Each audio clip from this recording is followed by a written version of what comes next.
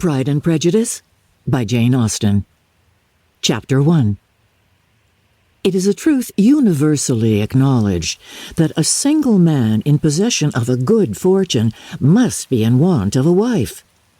However little known the feelings or views of such a man may be on his first entering a neighborhood, this truth is so well fixed in the minds of the surrounding families that he is considered the rightful property of some one or other of their daughters.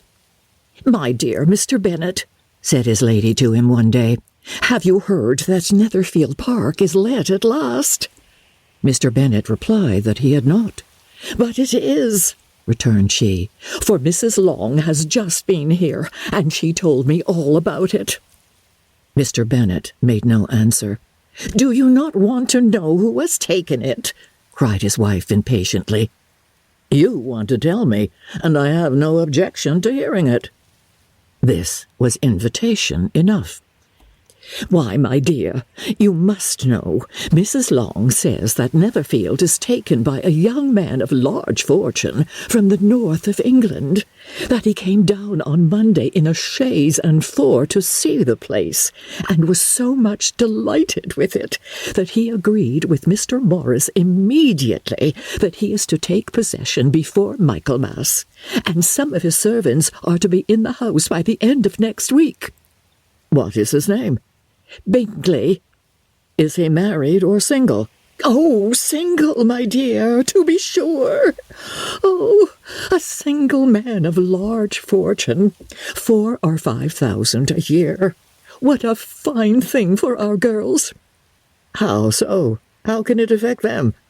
"My dear Mr. Bennet," replied his wife, "how can you be so tiresome? You must know that I am thinking of his marrying one of them." "Is that his design in settling here?" "Design? Oh, nonsense! How can you talk so?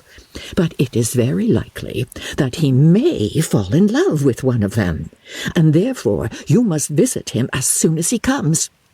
"I see no occasion for that.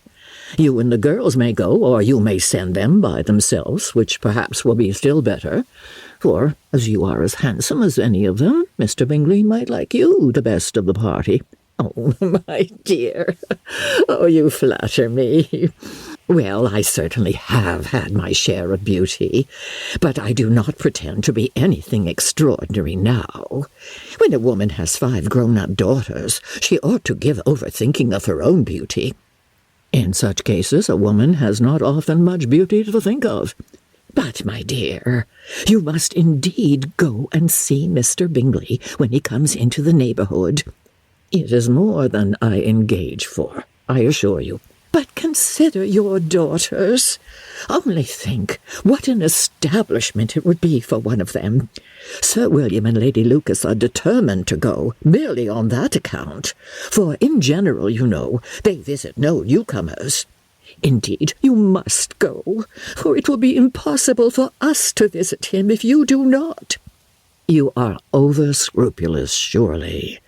I dare say Mr. Bingley will be very glad to see you, and I will send a few lines by you to assure him of my hearty consent to his marrying whichever he chooses of the girls, though I must throw in a good word for my little Lizzie."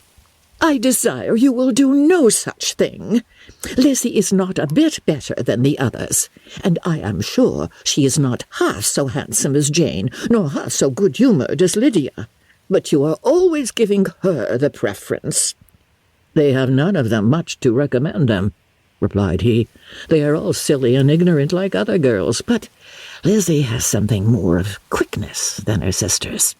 "Mr. Bennet, how can you abuse your own children in such a way? You take delight in vexing me. You have no compassion for my poor nerves." "You mistake me, my dear. I have a high respect for your nerves. They are my old friends. I have heard you mention them with consideration these last 20 years, at least. Oh, you do not know what I suffer. But I hope you will get over it, and live to see many young men of 4,000 a year come into the neighborhood." "It will be no use to us if 20 such should come, since you will not visit them." Depend upon it, my dear, that when there are 20, I will visit them all." Mr. Bennet was so odd a mixture of quick parts, sarcastic humour, reserve, and caprice, that the experience of 23 years had been insufficient to make his wife understand his character. Her mind was less difficult to develop. She was a woman of mean understanding, little information, and uncertain temper. When she was discontented, she fancied herself nervous. The business of her life was to get her daughters married. Its solace was visiting and news. Chapter 2. Mr. Bennet was among the earliest of those who waited on Mr. Bingley. He had always intended to visit him, though to the last always assuring his wife that he should not go. Until the evening after the visit was paid, she had no knowledge of it. It was then disclosed in the following manner. Observing his second daughter employed in trimming a hat, he suddenly addressed her with, "I hope Mr. Bingley will like it, Lizzie." "We are not in a way to know what Mr. Bingley likes," said her mother resentfully, "since we are not to visit." "But you forget, mamma," said Elizabeth, "that we shall meet him at the assemblies, and that Mrs. Long promised to introduce him." "I do not believe Mrs. Long will do any such thing. She has 2 nieces of her own. She is a selfish, hypocritical woman, and I have no opinion of her." "No more have I," said Mr. Bennet, "and I am glad to find that you do not depend on her serving you." Mrs. Bennet deigned not to make any reply, but, unable to contain herself, began scolding one of her daughters. "Don't keep coughing so, Kitty, for heaven's sakes. Have a little compassion on my nerves. You tear them to pieces." "Kitty has no discretion in her coughs," said her father. "She times them ill." "I do not cough for my own amusement," replied Kitty fretfully. "When is your next ball to be, Lizzie?" "Tomorrow fortnight." "Aye, so it is," cried her mother.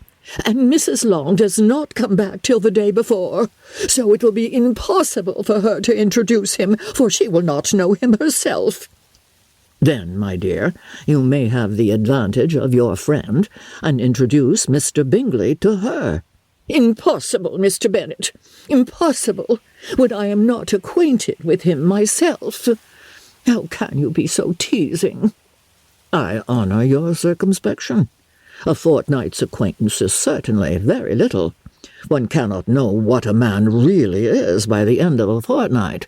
But if we do not venture, somebody else will. And after all, Mrs. Long and her daughters must stand their chance, and therefore she will think it an act of kindness. If you decline the office, I will take it on myself." The girls stared at their father. Mrs. Bennet said only, "Nonsense, nonsense."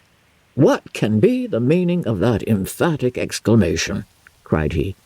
"Do you consider the forms of introduction, and the stress that is laid on them, as nonsense? I cannot quite agree with you there. What say you, Mary? For you are a young lady of deep reflection, I know, and read great books and make extracts." Mary wished to say something sensible, but knew not how. "And while Mary is adjusting her ideas," he continued, "let us return to Mr. Bingley." "I am sick of Mr. Bingley," cried his wife. "Well, I am sorry to hear that. But why did you not tell me that before?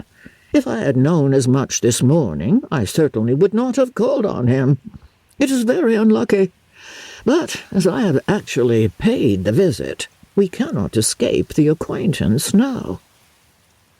The astonishment of the ladies was just what he wished, that of Mrs. Bennet perhaps surpassing the rest, though when the first tumult of joy was over, she began to declare that it was what she had expected all the while. "Oh, how good it was in you, my dear Mr. Bennet! Oh, but I knew I should persuade you at last. I was sure you loved your girls too well to neglect such an acquaintance. Well, how pleased I am! And it is such a good joke, too, that you should have gone this morning and never said a word about it till now." "Now, Kitty, you may cough as much as you choose," said Mr. Bennet, and as he spoke, he left the room, fatigued with the raptures of his wife. "What an excellent father you have, girls," said she, when the door was shut. "I do not know how you will ever make him amends for his kindness, or me either. For that matter, at our time of life, it is not so pleasant, I can tell you, to be making new acquaintances every day. But for your sakes, we would do anything. Oh, Lydia, my love, though you are the youngest, I dare say Mr. Bingley will dance with you at the next ball." "Oh," said Lydia stoutly, "I am not afraid, for though I am the youngest, I'm the tallest." The rest of the evening was spent in conjecturing how soon he would return Mr. Bennet's visit, and determining when they should ask him to dinner. Chapter 3. Not all that Mrs. Bennet, however, with the assistance of her 5 daughters, could ask on the subject, was sufficient to draw from her husband any satisfactory description of Mr. Bingley. They attacked him in various ways, with barefaced questions, ingenious suppositions, and distant surmises, but he eluded the skill of them all, and they were at last obliged to accept the second-hand intelligence of their neighbour, Lady Lucas. Her report was highly favourable. Sir William had been delighted with him. He was quite young, wonderfully handsome, extremely agreeable, and, to crown the whole, he meant to be at the next assembly with a large party. Nothing could be more delightful. To be fond of dancing was a certain step towards falling in love, and very lively hopes of Mr. Bingley's heart were entertained. "If I can but see one of my daughters happily settled at Netherfield," said Mrs. Bennet to her husband, "and all the others equally well married, I shall have nothing to wish for." In a few days, Mr. Bingley returned Mr. Bennet's visit, and sat about 10 minutes with him in his library.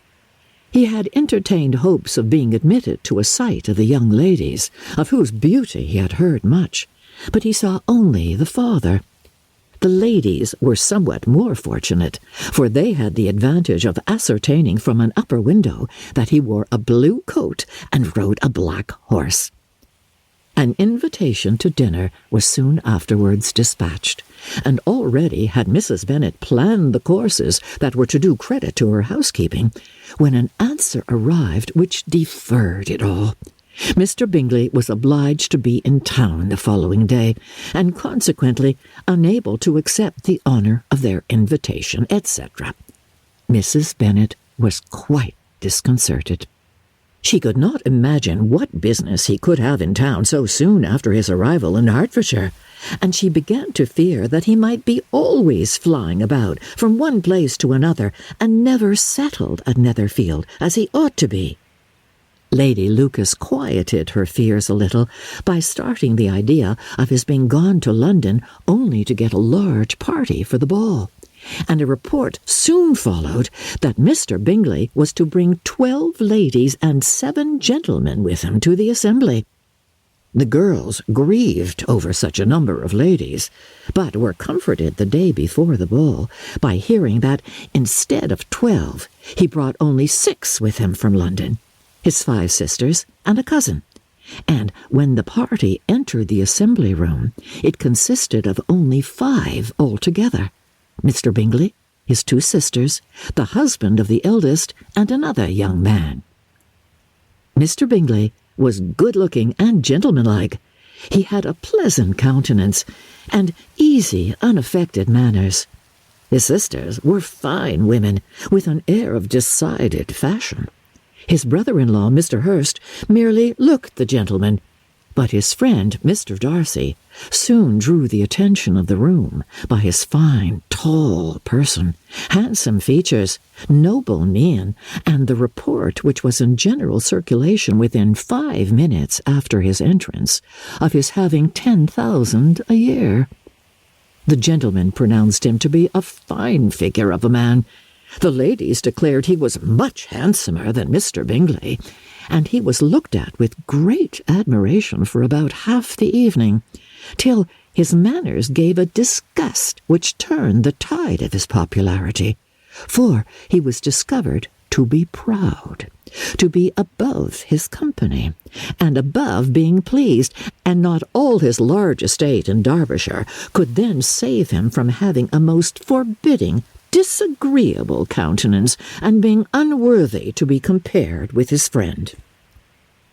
Mr. Bingley had soon made himself acquainted with all the principal people in the room. He was lively and unreserved, danced every dance, was angry that the ball closed so early, and talked of giving one himself at Netherfield. Such amiable qualities must speak for themselves. What a contrast between him and his friend!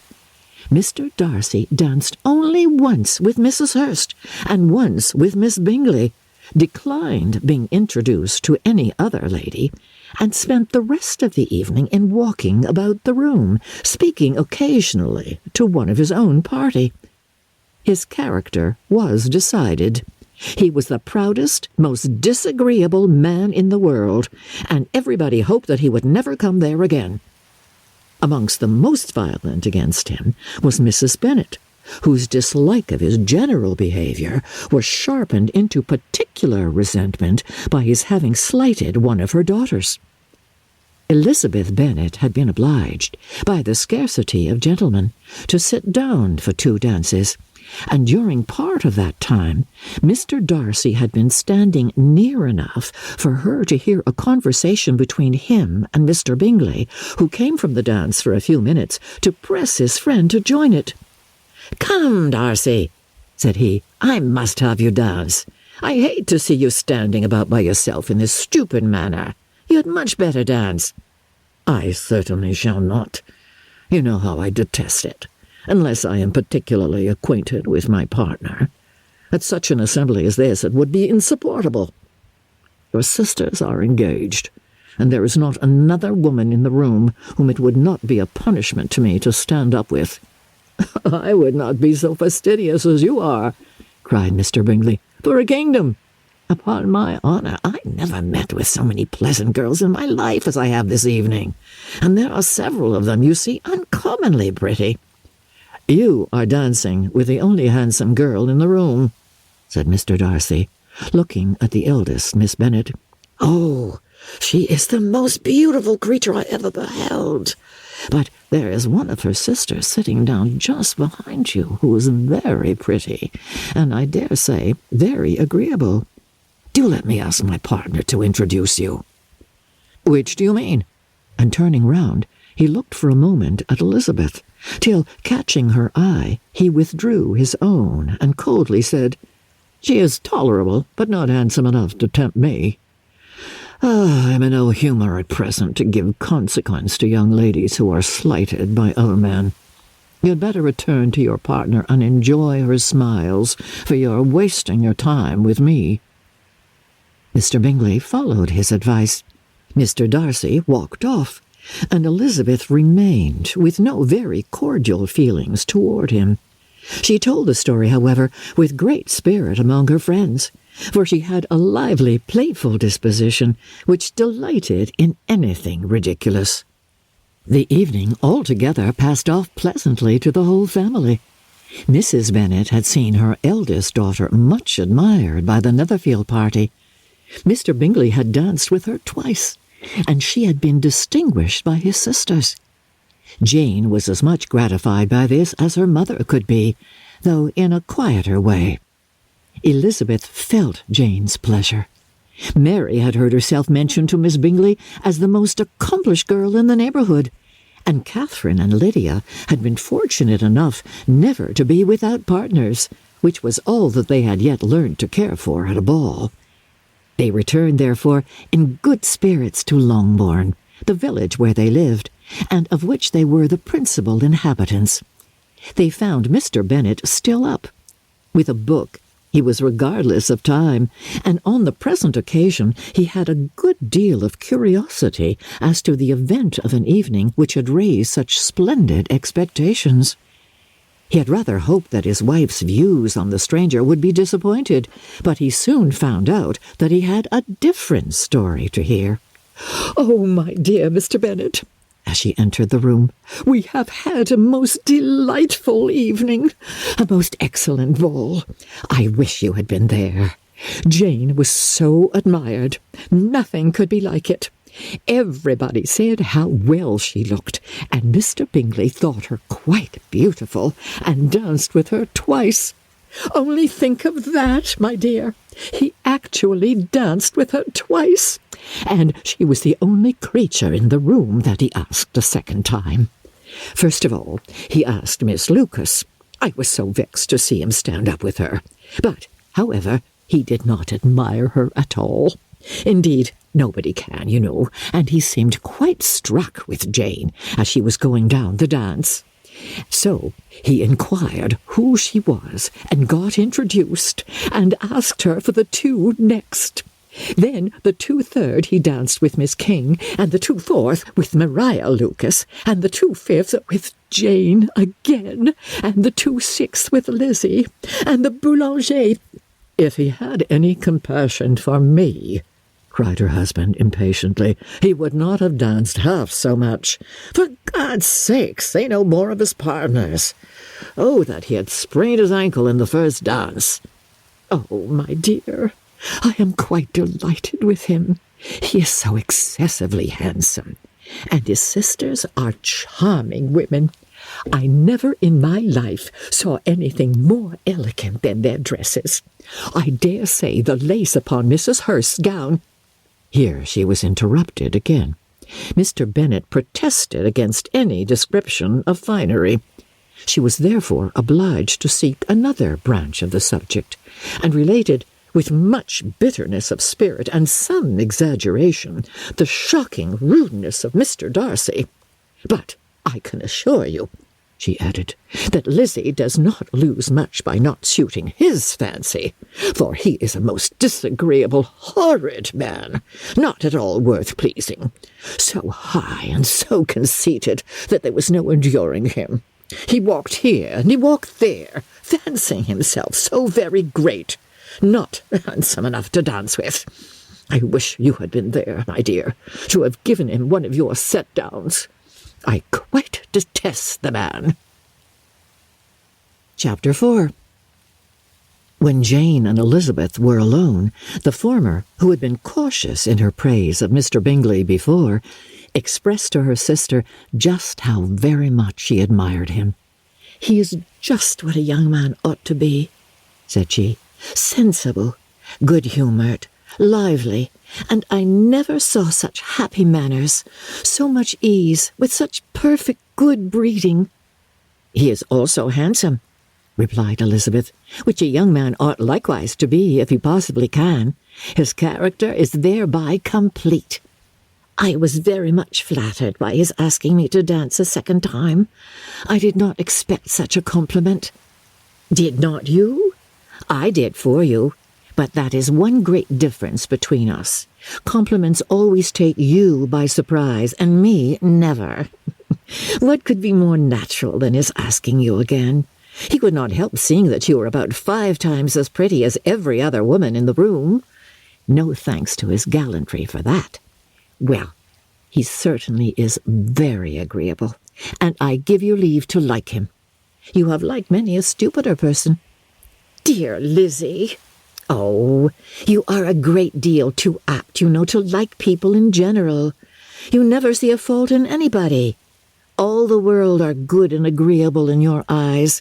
I never heard you speak ill of a human being in your life." "I would not wish to be hasty in censuring anyone, but I always speak what I think." "I know you do, and it is that which makes the wonder. With your good sense, to be so honestly blind to the follies and nonsense of others. Affectation of candour is common enough. One meets with it everywhere.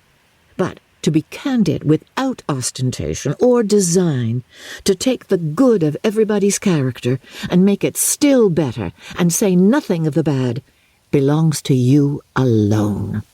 And so you like this man's sisters too, do you? Their manners are not equal to his." Well, certainly not at first, but they are very pleasing women when you converse with them. Miss Bingley is to live with her brother and keep his house, and I am much mistaken if we shall not find a very charming neighbour in her." Elizabeth listened in silence, but was not convinced. Their behaviour at the assembly had not been calculated to please in general, and with more quickness of observation and less pliancy of temper than her sister, and with a judgment too unassailed by any attention to herself, she was very little disposed to approve them. They were, in fact, very fine ladies, not deficient in good humour when they were pleased, nor in the power of making themselves agreeable when they chose it, but proud and conceited. They were rather handsome, had been educated in one of the first private seminaries in town, had a fortune of £20,000, were in the habit of spending more than they ought, and of associating with people of rank, and were therefore, in every respect, entitled to think well of themselves, and meanly of others. They were of a respectable family in the north of England, a circumstance more deeply impressed on their memories than that their brother's fortune and their own had been acquired by trade. Mr. Bingley inherited property to the amount of nearly £100,000 from his father, who had intended to purchase an estate, but did not live to do it. Mr. Bingley intended it likewise, and sometimes made choice of his county. But as he was now provided with a good house and the liberty of a manor, it was doubtful to many of those who best knew the easiness of his temper whether he might not spend the remainder of his days at Netherfield, and leave the next generation to purchase. His sisters were anxious for his having an estate of his own, but though he was now only established as a tenant, Miss Bingley was by no means unwilling to preside at his table. Nor was Mrs. Hurst, who had married a man of more fashion than fortune, less disposed to consider his house as her home when it suited her. Mr. Bingley had not been of age 2 years when he was tempted by an accidental recommendation to look at Netherfield House. He did look at it, and into it for half an hour, was pleased with the situation and the principal rooms, satisfied with what the owner said in its praise, and took it immediately. Between him and Darcy there was a very steady friendship, and in spite of great opposition of character. Bingley was endeared to Darcy by the easiness, openness, and ductility of his temper, though no disposition could offer a greater contrast to his own, and though with his own he never appeared dissatisfied. On the strength of Darcy's regard, Bingley had the firmest reliance, and of his judgment the highest opinion. In understanding, Darcy was the superior. Bingley was by no means deficient, but Darcy was clever. He was at the same time haughty, reserved, and fastidious, and his manners, though well-bred, were not inviting. In that respect, his friend had greatly the advantage. Bingley was sure of being liked wherever he appeared. Darcy was continually giving offence. The manner in which they spoke of the Meryton assembly was sufficiently characteristic. Bingley had never met with more pleasant people or prettier girls in his life. Everybody had been most kind and attentive to him. There had been no formality, no stiffness. He had soon felt acquainted with all the room, and as to Miss Bennet, he could not conceive an angel more beautiful. Darcy, on the contrary, had seen a collection of people in whom there was little beauty and no fashion, for none of whom he had felt the smallest interest, and from none received either attention or pleasure. Miss Bennet he acknowledged to be pretty, but she smiled too much. Mrs. Hurst and her sister allowed it to be so, but still they admired her, and liked her, and pronounced her to be a sweet girl, and one whom they would not object to know more of. Miss Bennet was therefore established as a sweet girl, and their brother felt authorized by such commendation to think of her as he chose. Chapter 5. Within a short walk of Longbourn lived a family with whom the Bennets were particularly intimate. Sir William Lucas had been formerly in trade in Meryton, where he had made a tolerable fortune, and risen to the honour of knighthood by an address to the king during his mayoralty. The distinction had perhaps been felt too strongly.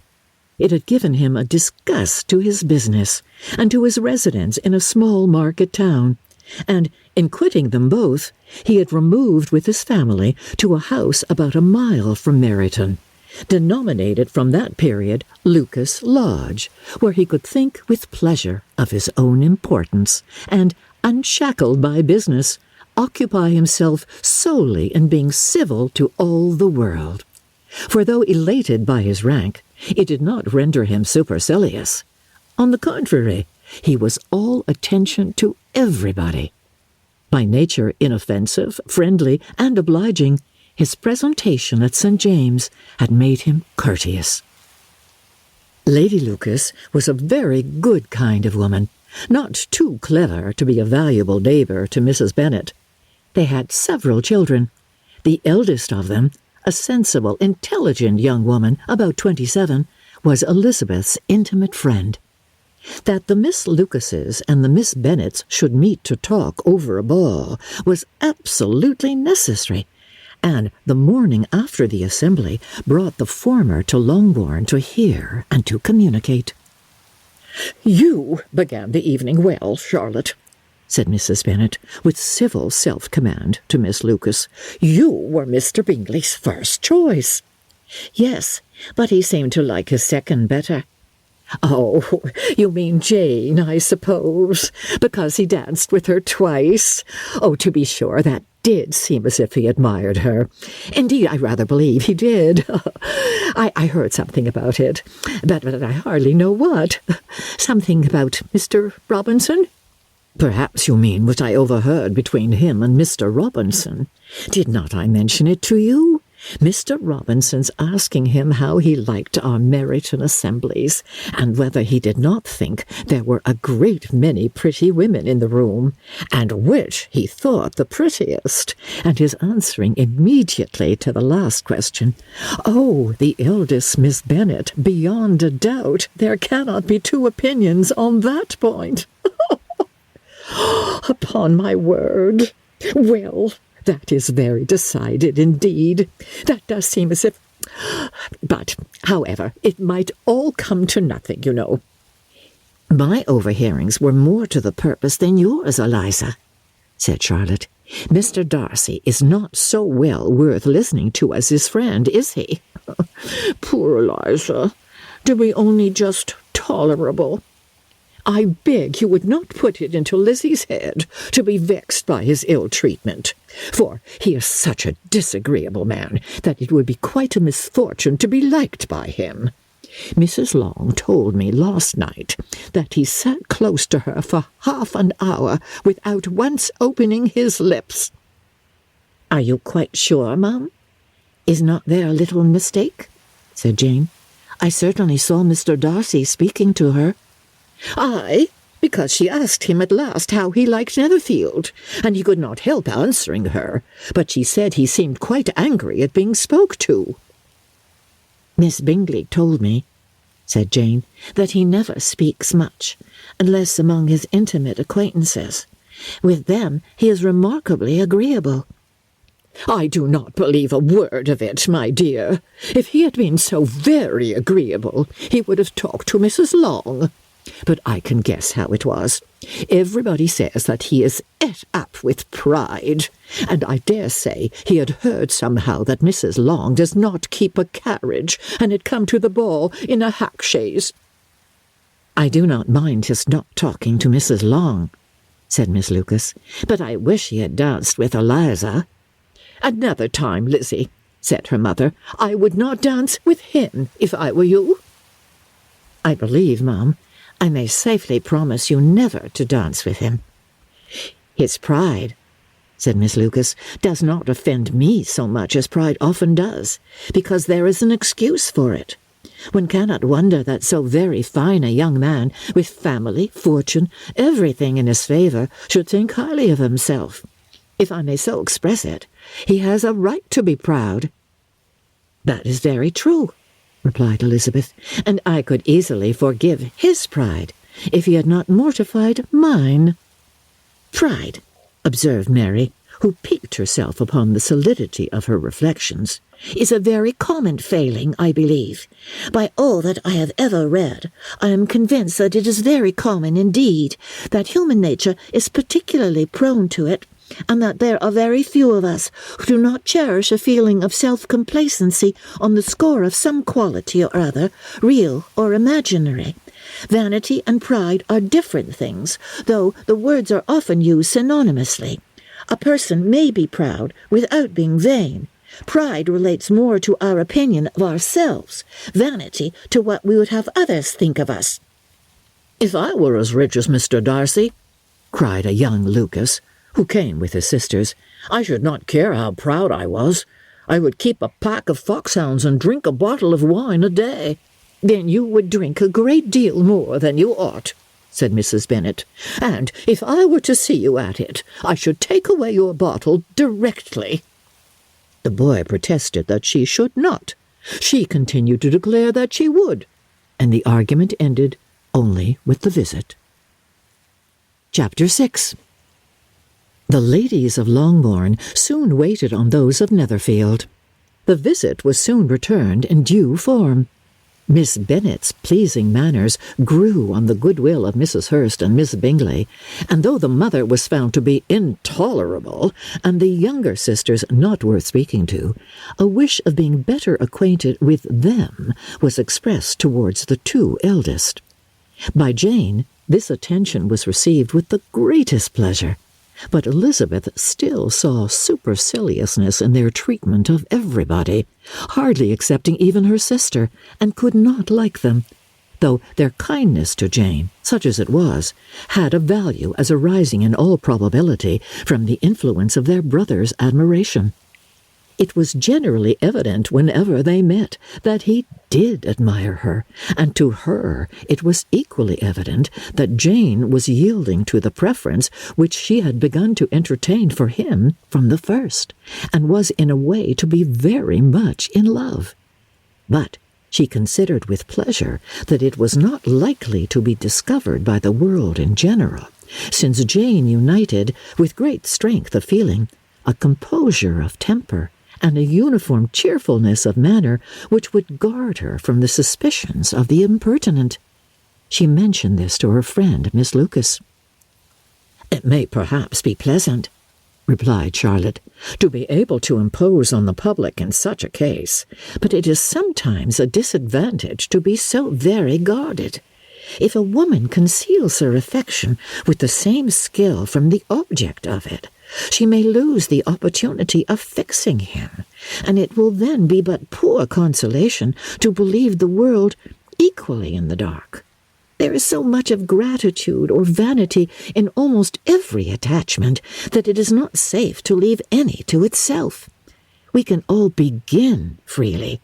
A slight preference is natural enough, but there are very few of us who have heart enough to be really in love without encouragement.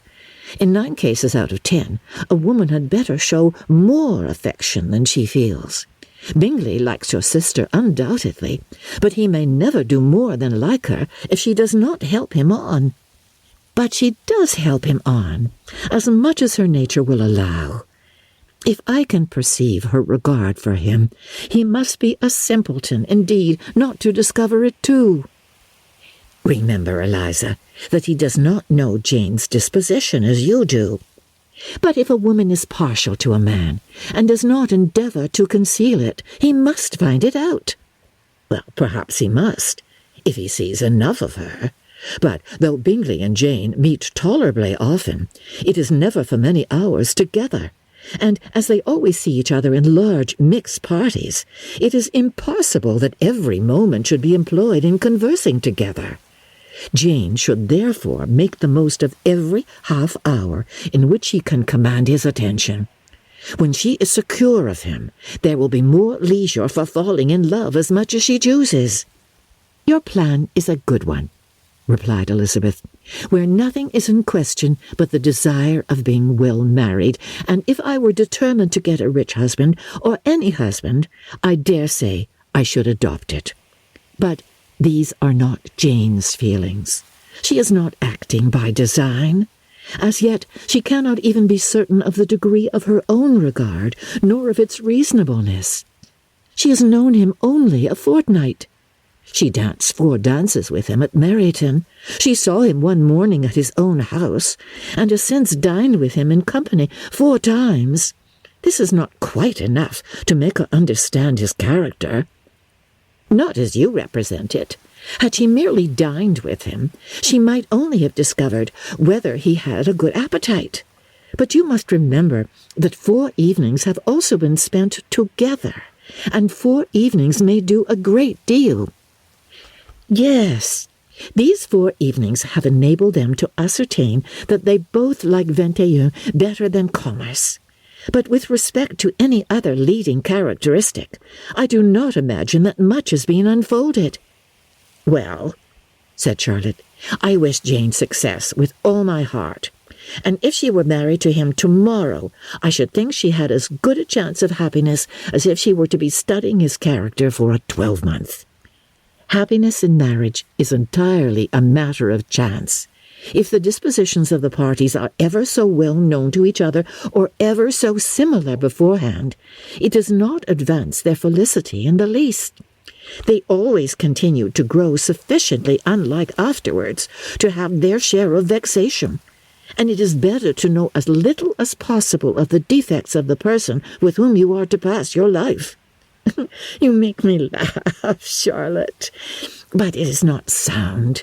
You know it is not sound, and that you would never act in this way yourself." Occupied in observing Mr. Bingley's attention to her sister, Elizabeth was far from suspecting that she was herself becoming an object of some interest in the eyes of his friend. Mr. Darcy had at first scarcely allowed her to be pretty. He had looked at her without admiration at the ball, and when they next met, he looked at her only to criticize. But no sooner had he made it clear to himself and his friends that she had hardly a good feature in her face, than he began to find it was rendered uncommonly intelligent by the beautiful expression of her dark eyes. To this discovery succeeded some others equally mortifying. Though he had detected with a critical eye more than one failure of perfect symmetry in her form, he was forced to acknowledge her figure to be light and pleasing, and in spite of his asserting that her manners were not those of the fashionable world, he was caught by their easy playfulness. Of this she was perfectly unaware. To her, he was only the man who made himself agreeable nowhere, and who had not thought her handsome enough to dance with. He began to wish to know more of her, and as a step towards conversing with her himself, attended to her conversation with others. His doing so drew her notice. It was at Sir William Lucas's, where a large party were assembled. "What does Mr. Darcy mean," said she to Charlotte, "by listening to my conversation with Colonel Forster?" "That is a question which Mr. Darcy only can answer. But if he does it any more, I shall certainly let him know that I see what he is about. He has a very satirical eye, and if I do not begin by being impertinent myself, I shall soon grow afraid of him." On his approaching them soon afterwards, though without seeming to have any intention of speaking, Miss Lucas defied her friend to mention such a subject to him, which immediately provoking Elizabeth to do it, she turned to him and said, "Do you not think, Mr. Darcy, that I expressed myself uncommonly well just now, when I was teasing Colonel Forster to give us a ball at Meryton?" "With great energy, but it is always a subject which makes a lady energetic." "You are severe on us." "It will be her turn soon to be teased," said Miss Lucas.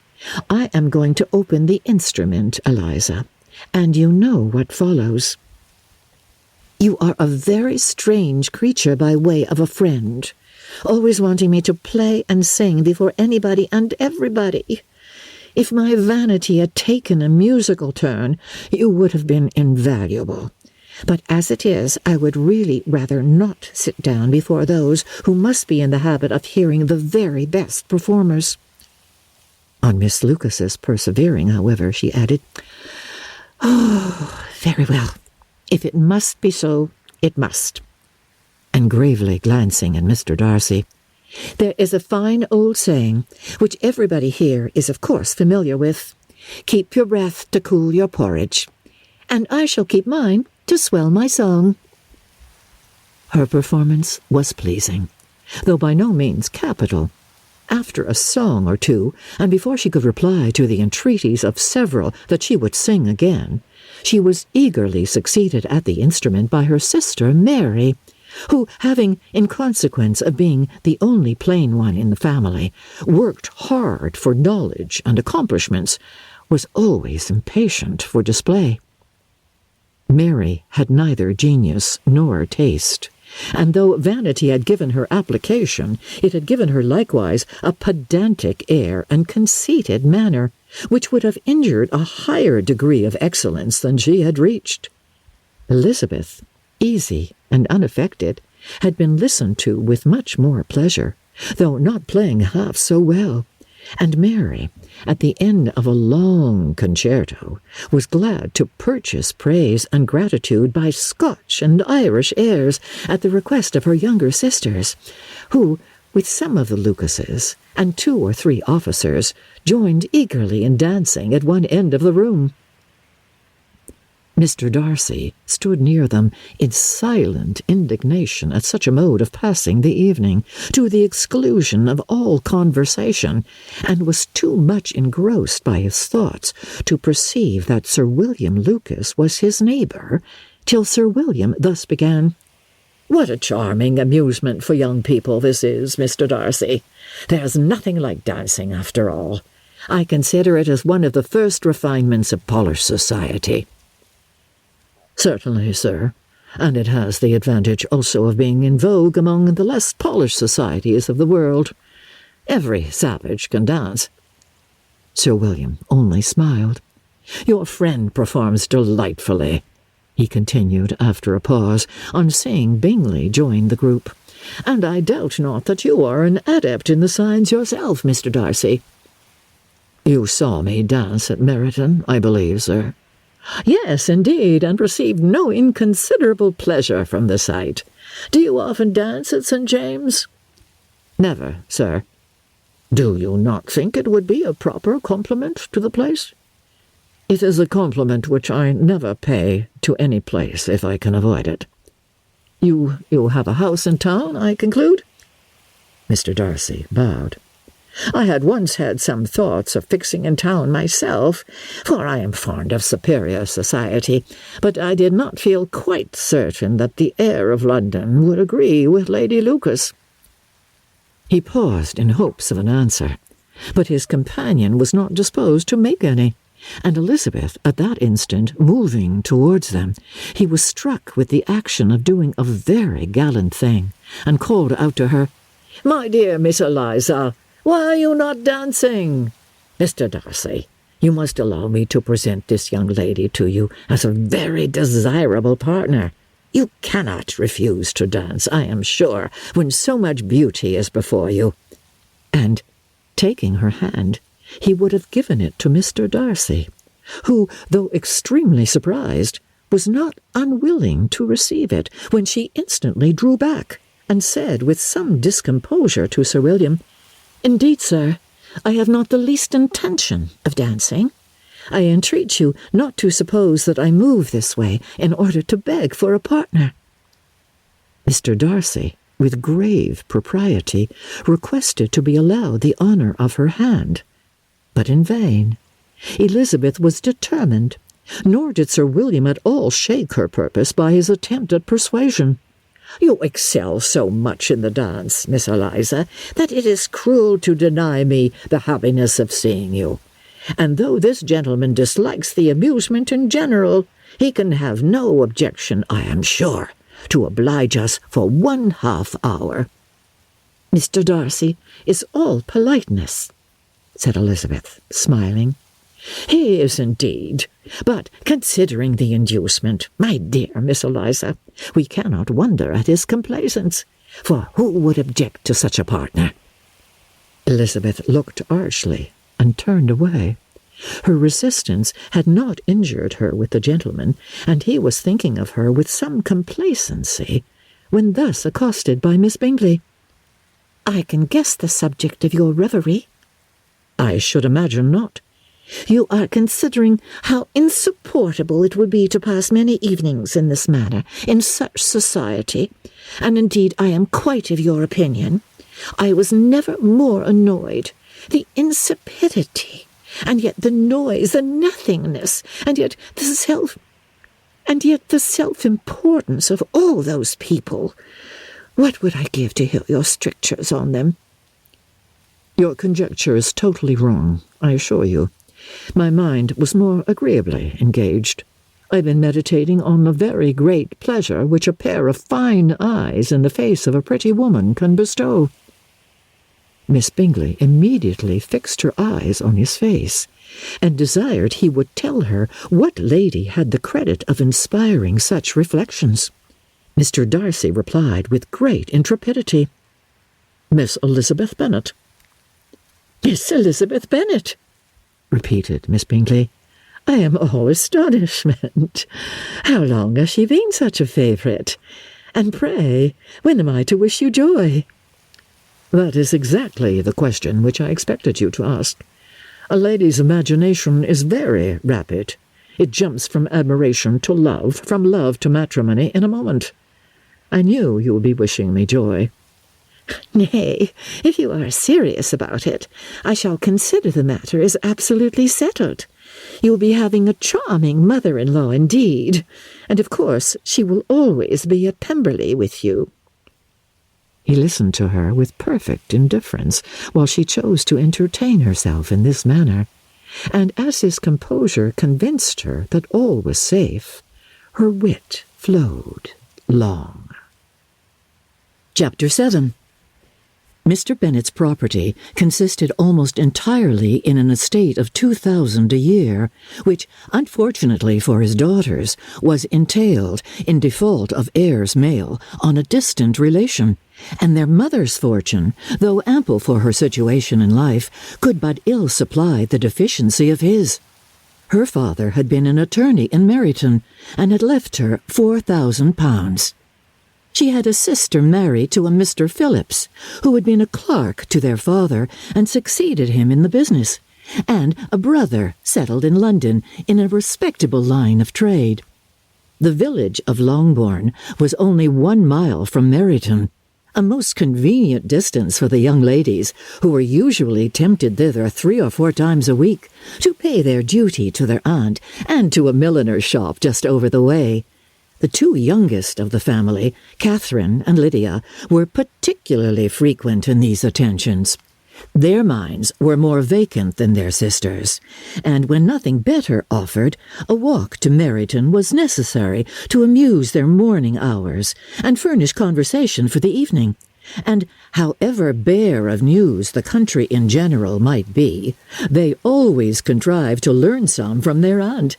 At present, indeed, they were well supplied both with news and happiness by the recent arrival of a militia regiment in the neighbourhood. It was to remain the whole winter, and Meryton was the headquarters. Their visits to Mrs. Phillips were now productive of the most interesting intelligence. Every day added something to their knowledge of the officers' names and connections. Their lodgings were not long a secret, and at length they began to know the officers themselves. Mr. Phillips visited them all, and this opened to his nieces a store of felicity unknown before. They could talk of nothing but officers, and Mr. Bingley's large fortune, the mention of which gave animation to their mother, was worthless in their eyes when opposed to the regimentals of an ensign. After listening one morning to their effusions on this subject, Mr. Bennet coolly observed, "From all that I can collect by your manner of talking, you must be two of the silliest girls in the country. I have suspected it some time, but I am now convinced." Catherine was disconcerted and made no answer, but Lydia, with perfect indifference, continued to express her admiration of Captain Carter, and her hope of seeing him in the course of the day, as he was going the next morning to London. "I am astonished, my dear," said Mrs. Bennet, "that you should be so ready to think your own children silly. If I wish to think slightingly of anybody's children, it should not be of my own, however." "If my children are silly, I must hope to be always sensible of it." "Yes, but as it happens, they are all of them very clever." "This is the only point, I flatter myself, on which we do not agree. I had hoped that our sentiments coincided in every particular, but I must so far differ from you as to think our two youngest daughters uncommonly foolish." "Oh, my dear Mr. Bennet, you must not expect such girls to have the sense of their father and mother. When they get to our age, I dare say they will not think about officers any more than we do. I remember the time when I liked a red coat myself very well, and indeed so I do still at my heart. And if a smart young colonel with 5,000 or 6,000 a year should want one of my girls, I shall not say nay to him. And I thought Colonel Forster looked very becoming the other night at Sir William's in his regimentals." "Mamma," cried Lydia, "my aunt says that Colonel Forster and Captain Carter do not go so often to Miss Watson's as they did when they first came. She sees them now very often standing in Clark's library." Mrs. Bennet was prevented replying by the entrance of the footman with a note for Miss Bennet. It came from Netherfield, and the servant waited for an answer. Mrs. Bennet's eyes sparkled with pleasure, and she was eagerly calling out while her daughter read, "Well, Jane, who is it from? What is it about? What does he say? Oh, well, Jane, make haste and tell us. Make haste, my love." "It is from Miss Bingley," said Jane, and then read it aloud. "My dear friend, if you are not so compassionate as to dine today with Louisa and me, we shall be in danger of hating each other for the rest of our lives, for a whole day's tete-a-tete between two women can never end without a quarrel. Come as soon as you can on receipt of this. My brother and the gentleman are to dine with the officers. Yours ever, Caroline Bingley." "With the officers!" cried Lydia. "I wonder my aunt did not tell us of that." "Dining out," said Mrs. Bennet. "That is very unlucky." "Can I have the carriage?" said Jane. "No, my dear, you had better go on horseback, because it seems likely to rain, and then you must stay all night." "That would be a good scheme," said Elizabeth, "if you were sure that they would not offer to send her home." "Oh, but the gentlemen will have Mr. Bingley's chaise to go to Meryton, and the hearse have no horses to theirs." "I had much rather go in the coach." "But, my dear, your father cannot spare the horses, I am sure. They are wanted in the farm, Mr. Bennet, are they not?" "They are wanted in the farm much oftener than I can get them." "But if you have got them today," said Elizabeth, "my mother's purpose will be answered."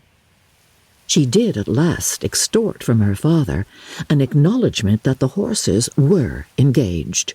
Jane was therefore obliged to go on horseback, and her mother attended her to the door with many cheerful prognostics of a bad day. Her hopes were answered. Jane had not been gone long before it rained. Hard. Her sisters were uneasy for her, but her mother was delighted. The rain continued the whole evening without intermission. Jane certainly could not come back. "This was a lucky idea of mine, indeed," said Mrs. Bennet more than once, as if the credit of making it rain were all her own. Till the next morning, however, she was not aware of all the felicity of her contrivance. Breakfast was scarcely over when a servant from Netherfield brought the following note for Elizabeth. My dearest Lizzie, I find myself very unwell this morning, which I suppose is to be imputed to my getting wet through yesterday. My kind friends will not hear of my returning until I am better. They insist also on my seeing Mr. Jones. Therefore, do not be alarmed if you should hear of his having been to me. And, excepting a sore throat and headache, there is not much the matter with me. Yours, etc. Well, my dear, said Mr. Bennet, when Elizabeth had read the note aloud, if your daughter should have a dangerous fit of illness, if she should die, it would be a comfort to know that it was all in pursuit of Mr. Bingley, and under your orders. Oh, I am not afraid of her dying. People do not die of little trifling colds. She will be taken good care of.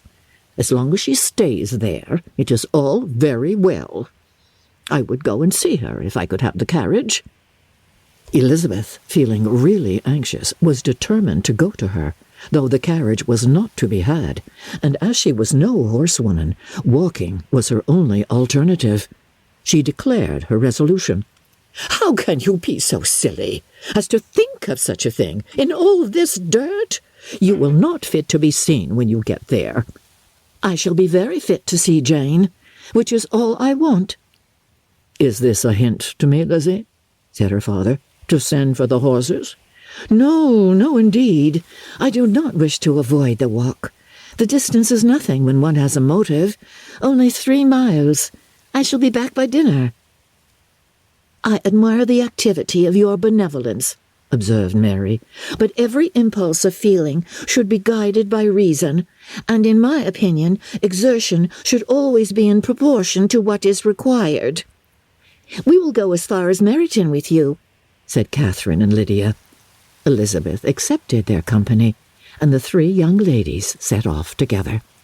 If we make haste, said Lydia, as they walked along, perhaps we may see something of Captain Carter before he goes. In Meryton they parted. The 2 youngest repaired to the lodgings of one of the officers' wives, and Elizabeth continued her walk alone, crossing field after field at a quick pace, jumping over stiles and springing over puddles with impatient activity, and finding herself at last within view of the house, with weary ankles, dirty stockings, and a face glowing with the warmth of exercise. She was shown into the breakfast parlour, where all but Jane were assembled, and where her appearance created a great deal of surprise. That she should have walked 3 miles so early in the day, in such dirty weather, and by herself, was almost incredible to Mrs. Hurst and Miss Bingley, and Elizabeth was convinced that they held her in contempt for it. She was received, however, very politely by them, and in their brother's manners there was something better than politeness. There was good humour and kindness. Mr. Darcy said very little, and Mr. Hurst nothing at all. The former was divided between admiration of the brilliancy which exercise had given to her complexion, and doubt as to the occasion justified her coming so far alone. The latter was thinking only of his breakfast. Her inquiries after her sister were not very favourably answered. Miss Bennet had slept ill, and though up, was very feverish and not well enough to leave her room. Elizabeth was glad to be taken to her immediately, and Jane, who had only been withheld by the fear of giving alarm or inconvenience from expressing in her note how much she longed for such a visit, was delighted at her entrance. She was not equal, however, to much conversation, and when Miss Bingley left them together, could attempt little besides expressions of gratitude for the extraordinary kindness she was treated with. Elizabeth silently attended her. When breakfast was over, they were joined by the sisters, and Elizabeth began to like them herself when she saw how much affection and solicitude they showed for Jane. The apothecary came, and having examined his patient, said, as might be supposed, that she had caught a violent cold, and that they must endeavour to get the better of it.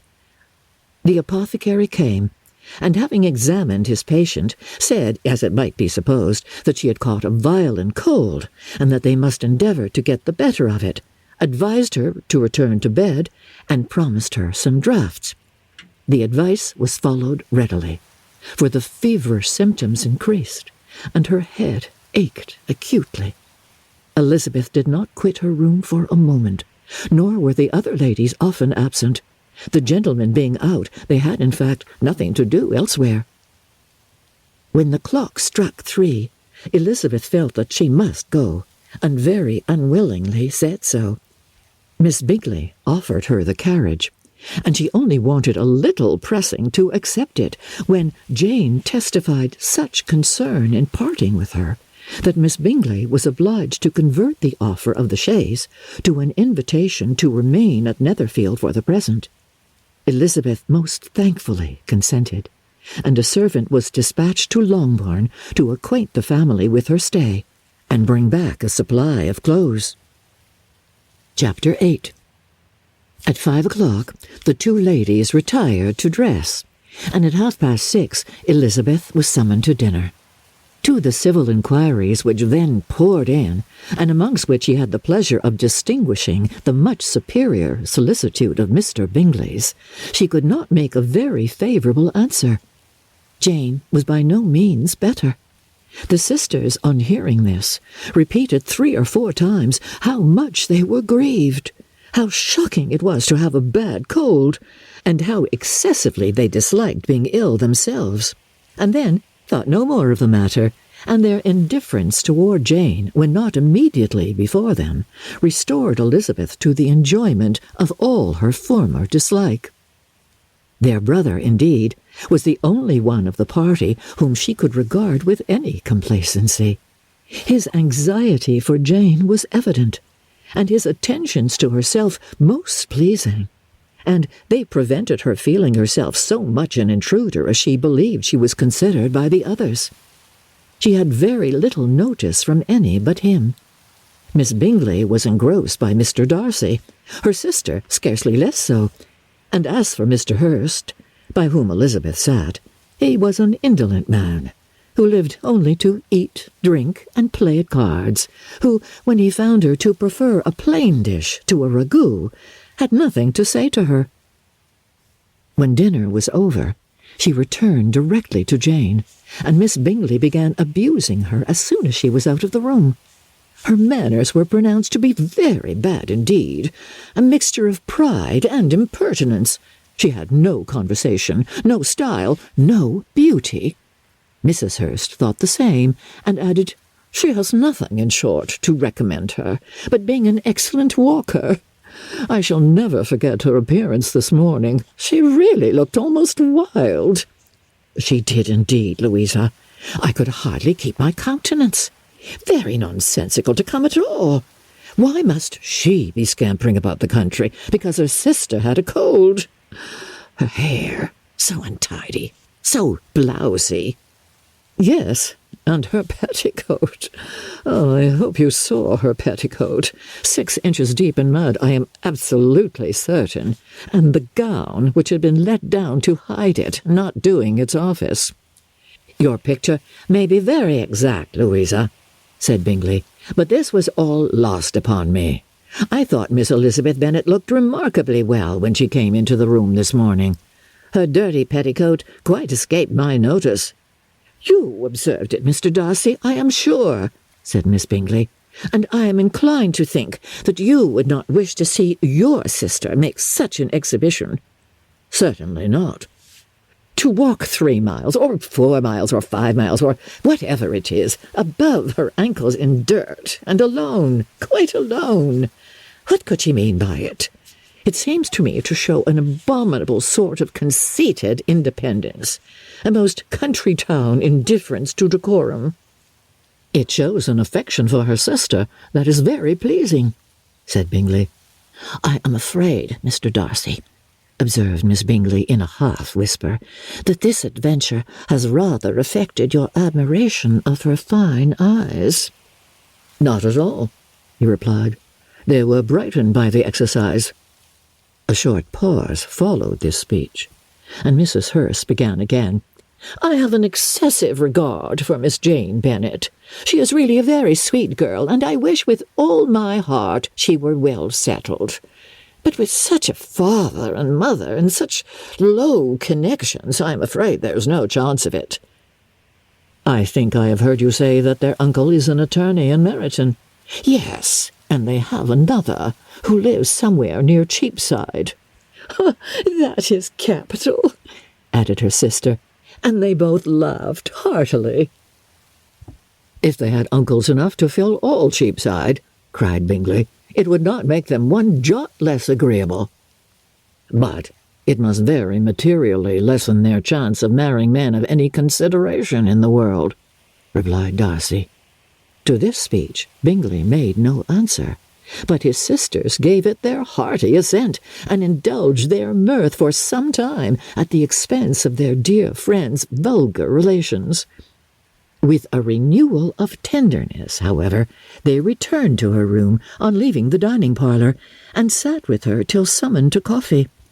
She was still very poorly, and Elizabeth would not quit her at all till late in the evening, when she had the comfort of seeing her sleep, and when it seemed to her rather right than pleasant that she should go downstairs herself. On entering the drawing-room, she found the whole party at loo, and was immediately invited to join them, but, suspecting them to be playing high, she declined it, and, making her sister the excuse, said she would amuse herself for the short time she could stay below with a book. Mr. Hurst looked at her with astonishment. "Do you prefer reading to cards?" said he. "That is rather singular." "Miss Eliza Bennet," said Miss Bingley, "despises cards. She is a great reader, and has no pleasure in anything else." "I deserve neither such praise nor such censure," cried Elizabeth. "I am not a great reader, and I have pleasure in many things." "In nursing your sister, I am sure you have pleasure," said Bingley, "and I hope it will soon be increased by seeing her quite well." Elizabeth thanked him from her heart, and then walked toward the table where a few books were lying. He immediately offered to fetch her others, all that his library afforded. "And I wish my collection were larger for your benefit and my own credit. But I am an idle fellow, and, though I have not many, I have more than I have ever looked into." Elizabeth assured him that she could suit herself perfectly with those in the room. "I am astonished," said Miss Bingley, "that my father should have left so small a collection of books. What a delightful library you have at Pemberley, Mr. Darcy." "It ought to be good," he replied. "It has been the work of many generations." "And then you have added so much to it yourself. You are always buying books." "I cannot comprehend the neglect of a family library in such days as these." "Oh, neglect! I am sure you neglect nothing that can add to the beauties of that noble place. Charles, when you build your house, I wish it may be half as delightful as Pemberley." "I wish it may." "But I would really advise you to make your purchase in the neighbourhood, and take Pemberley for a kind of model. There is not a finer county in England than Derbyshire." "With all my heart. I will buy Pemberley itself if Darcy will sell it." "I am talking of possibilities, Charles."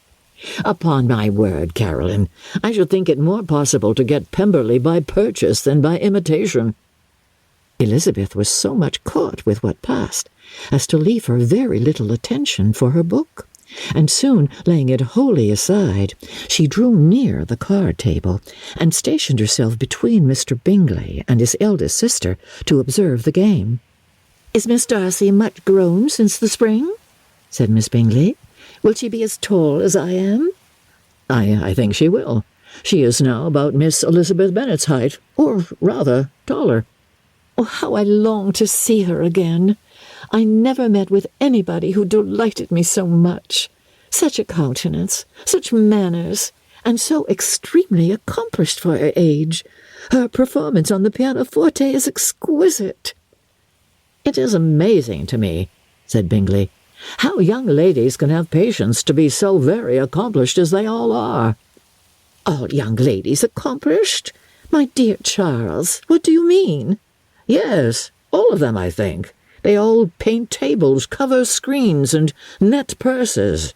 I scarcely know anyone who cannot do all this, and I am sure I never heard a young lady spoken of for the first time without being informed that she was very accomplished." "Your list of the common extent of accomplishments," said Darcy, "has too much truth. The word is applied to many a woman who deserves it no otherwise than by netting a purse or covering a screen. But I am very far from agreeing with you in your estimation of ladies in general. I cannot boast of knowing more than half a dozen in the whole range of my acquaintance that are really accomplished." "Nor I am sure," said Miss Bingley. "Then," observed Elizabeth, "you must comprehend a great deal in your idea of an accomplished woman." "Yes, I do comprehend a great deal in it." "Oh, certainly," cried his faithful assistant. "No one can be really esteemed accomplished who does not generally surpass what is usually met with. A woman must have a thorough knowledge of music, singing, drawing, dancing, and the modern languages to deserve the word. And besides all this, she must possess a certain something in her air and manner of walking, the tone of her voice, her address and expressions, or the word will be but half deserved."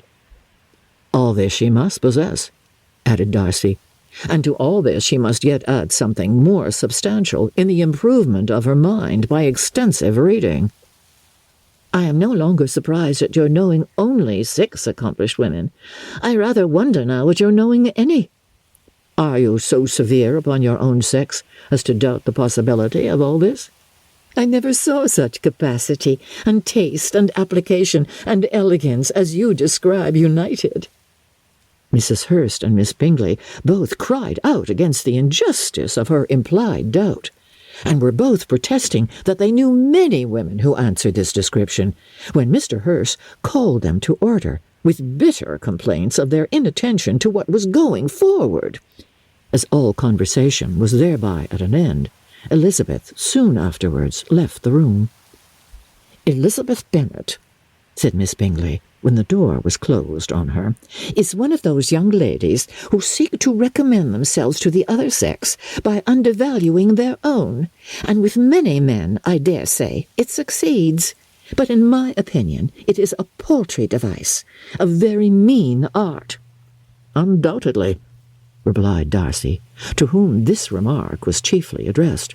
"There is a meanness in all the arts which ladies sometimes condescend to employ for captivation. Whatever bears affinity to cunning is despicable." Miss Bingley was not so entirely satisfied with this reply as to continue the subject. Elizabeth joined them again, only to say that her sister was worse, and that she could not leave her. Bingley urged Mr. Jones being sent for immediately, while his sisters, convinced that no country advice could be of any service, recommended an express to town for one of the most eminent physicians. This she would not hear of, but she was not so unwilling to comply with their brother's proposal, and it was settled that Mr. Jones should be sent for early in the morning, if Miss Bennet were not decidedly better. Bingley was quite uncomfortable. His sisters declared that they were miserable. They solaced their wretchedness, however, by duets after supper, while he could find no better relief to his feelings than by giving his housekeeper directions that every attention might be paid to the sick lady and her sister. Chapter 9. Elizabeth passed the chief of the night in her sister's room, and in the morning had the pleasure of being able to send a tolerable answer to the inquiries which she very early received from Mr. Bingley by a housemaid, and sometimes afterwards from the 2 elegant ladies who waited on his sisters. In spite of this amendment, however, she requested to have a note sent to Longbourn, desiring her mother to visit Jane, and form her own judgment of her situation. The note was immediately dispatched, and its contents as quickly complied with. Mrs. Bennet, accompanied by her 2 youngest girls, reached Netherfield soon after the family breakfast. Had she found Jane in any apparent danger, Mrs. Bennet would have been very miserable, but being satisfied on seeing her that her illness was not alarming, she had no wish of her recovering immediately, as her restoration to health would probably remove her from Netherfield. She would not listen, therefore, to her daughter's proposal of being carried home. Neither did the apothecary, who arrived about the same time, think it at all advisable. After sitting a little while with Jane, on Miss Bingley's appearance and invitation, the mother and 3 daughters all attended her into the breakfast parlour. Bingley met them with hopes that Mrs. Bennet had not found Miss Bennet worse than she expected. "Indeed I have, sir," was her answer. "She is a great deal too ill to be moved. Mr. Jones says we must not think of moving her. We must trespass a little longer on your kindness." "Removed!" cried Bingley. "It must not—" "Removed!" cried Bingley. "It must not be thought of. My sister, I am sure, will not hear of her removal." "You may depend upon it, madam," said Miss Bingley, with cold civility, "that Miss Bennet will receive every possible attention while she remains with us." Mrs. Bennet was profuse in her acknowledgments. "I am sure," she added, "if it was not for such good friends, I do not know what would have become of her, for she is very ill indeed, and suffers a vast deal, though with the greatest patience in the world, which is always the way with her, for she has, without exception, the sweetest temper I have ever met with. I often tell my other girls that they are nothing to her."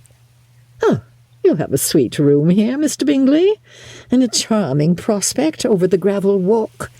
I do not know a place in the country that is equal to Netherfield. You will not think of quitting it in a hurry, I hope, though you have but a short lease." "Whatever I do is done in a hurry," replied he, "and therefore, if I should resolve to quit Netherfield, I should probably be off in 5 minutes. At present, however, I consider myself as quite fixed here." "That is exactly what I should have supposed of you," said Elizabeth. "You begin to comprehend me, do you?" cried he, turning towards her. Oh, yes, I understand you perfectly."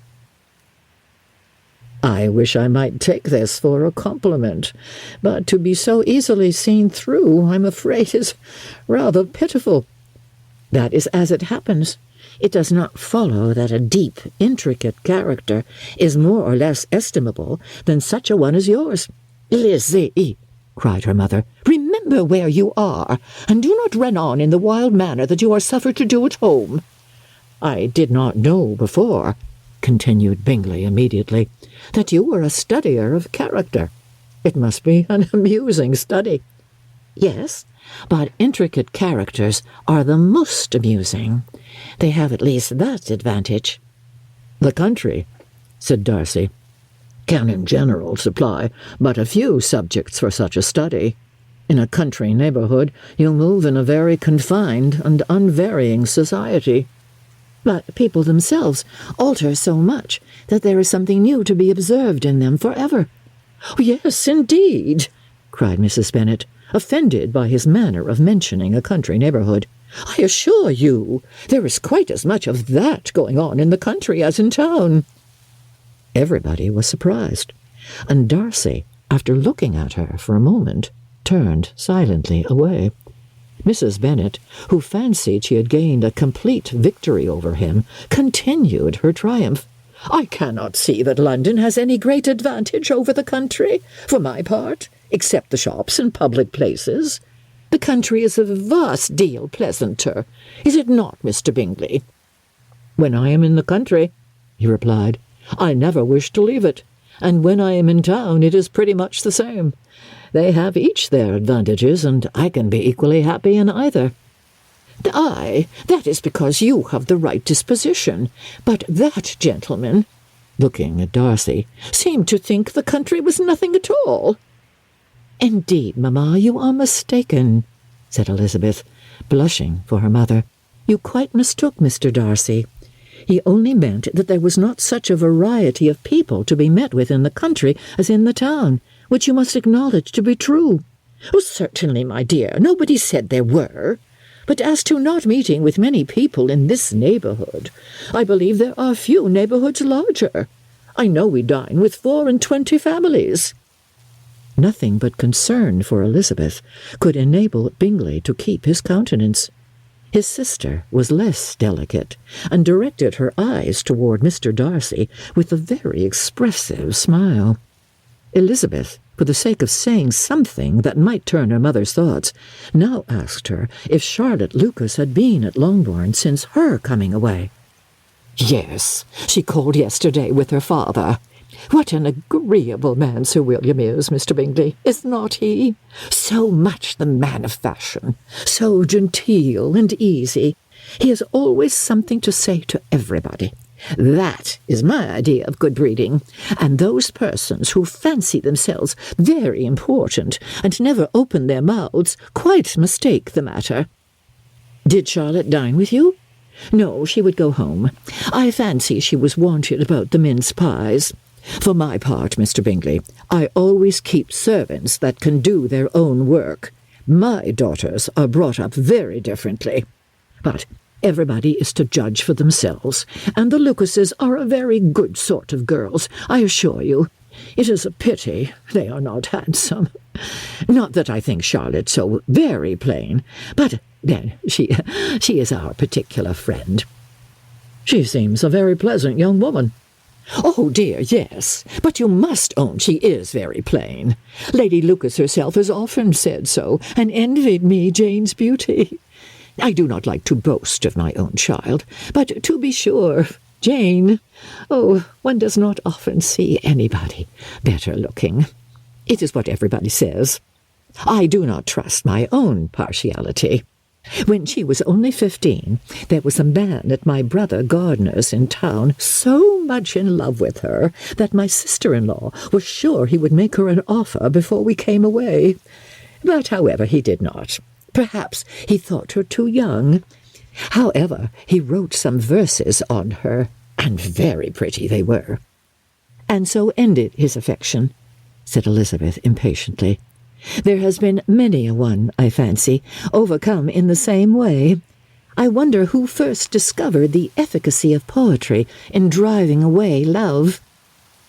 "I have been used to consider poetry as the food of love," said Darcy. "Of a fine, stout, healthy love, it may. Everything nourishes what is strong already. But if it be only a slight, thin sort of inclination, I am convinced that one good sonnet will starve it entirely away." Darcy only smiled, and the general pause which ensued made Elizabeth tremble, lest her mother should be exposing herself again. She longed to speak, but could think of nothing to say, and after a short silence, Mrs. Bennet began repeating her thanks to Mr. Bingley for his kindness to Jane, with an apology for troubling him also with Lizzie. Mr. Bingley was unaffectedly civil in his answer, and forced his younger sister to be civil also, and say what the occasion required. She performed her part indeed without much graciousness, but Mrs. Bennet was satisfied, and soon afterwards ordered her carriage. Upon this signal, the youngest of her daughters put herself forward. The two girls had been whispering to each other during the whole visit, and the result of it was that the youngest should tax Mr. Bingley with having promised on his first coming into the country to give a ball at Netherfield. Lydia was a stout, well-grown girl of 15, with a fine complexion and good-humoured countenance, a favourite with her mother, whose affection had brought her into public at an early age. She had high animal spirits and a sort of natural self-consequence which the attention of the officers, to whom her uncle's good dinners and her own easy manners recommended her, had increased into assurance. She was very equal, therefore, to address Mr. Bingley on the subject of the ball, and abruptly reminded him of his promise, adding that it would be the most shameful thing in the world if he did not keep it. His answer to this sudden attack was delightful to their mother's ear. I am perfectly ready, I assure you, to keep my engagement. And when your sister is recovered, you shall, if you please, name the very day of the ball. But you would not wish to be dancing when she is ill." Lydia declared herself satisfied. "Oh, yes, it would be much better to wait till Jane was well, and by that time most likely Captain Carter would be at Meryton again. And when you have given your ball," she added, "I shall insist on their giving one also.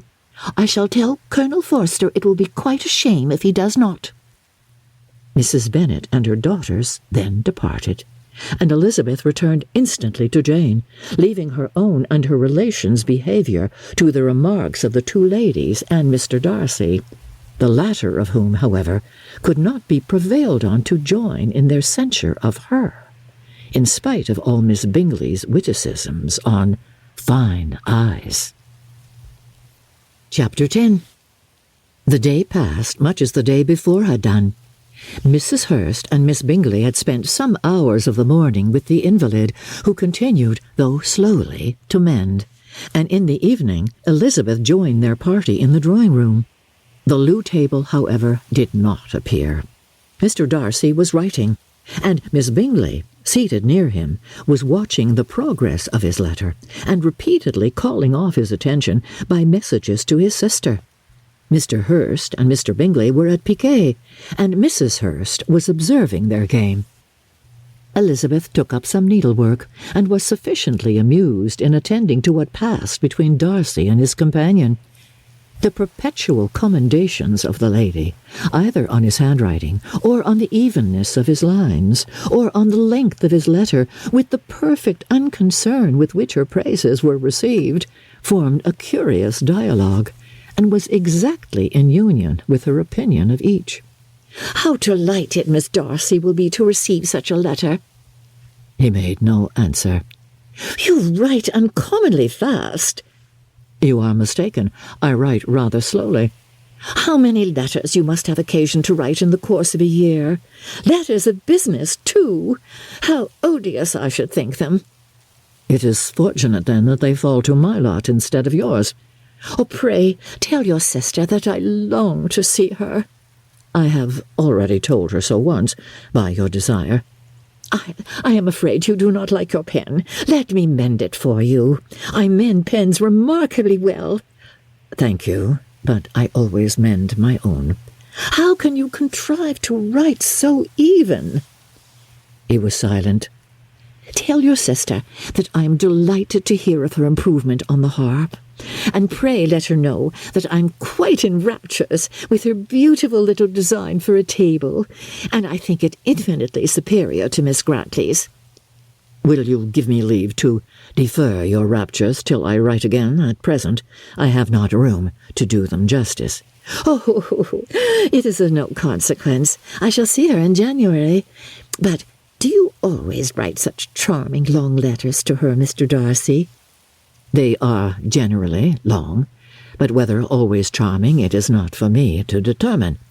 "It is a rule with me that a person who can write a long letter with ease cannot write ill." "That will not do for a compliment to Darcy, Caroline," cried her brother, "because he does not write with ease. He studies too much for words of 4 syllables. Do you not, Darcy?" "My style of writing is very different from yours." "Oh," cried Miss Bingley, "Charles writes in the most careless way imaginable. He leaves out half his words and blots the rest." "My ideas flow so rapidly that I have not time to express them, by which means my letters sometimes convey no ideas at all to my correspondents." "Your humility, Mr. Bingley," said Elizabeth, "must disarm reproof."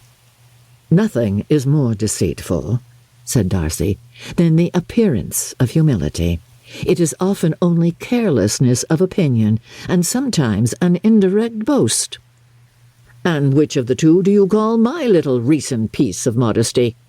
"The indirect boast, for you are really proud of your defects in writing, because you consider them as proceeding from a rapidity of thought and carelessness of execution, which, if not estimable, you think at least highly interesting." The power of doing anything with quickness is always prized much by the possessor, and often without any attention to the imperfection of the performance. When you told Mrs. Bennet this morning that if you ever resolved upon quitting Netherfield you should be gone in 5 minutes, you meant it to be a sort of panegyric, of compliment to yourself. And yet what is there so very laudable in a precipitance which must leave very necessary business undone, and can be of no real advantage to yourself or anyone else? Nay, cried Bingley, this is too much, to remember at night all the foolish things that were said in the morning. And yet, upon my honour, I believe what I said of myself to be true, and I believe it at this moment. At least, therefore, I did not assume the character of needless precipitance merely to show off before the ladies. I dare say you believed it, but I am by no means convinced that you would be gone with such celerity. Your conduct would be quite as dependent on chance as that of any man I know. And if, as you were mounting on your horse, a friend were to say, Bingley, you had better stay till next week, you would probably do it. You would probably not go, and at another word might stay a month. You have only proved by this, cried Elizabeth, that Mr. Bingley did not do justice to his own disposition. You have shown him off now much more than he did himself. I am exceedingly gratified, said Bingley, by your converting what my friend says into a compliment on the sweetness of my temper. But I'm afraid you're giving it a turn which that gentleman did by no means intend, for he would certainly think better of me if under such a circumstance I were to give a flat denial and ride off as fast as I could.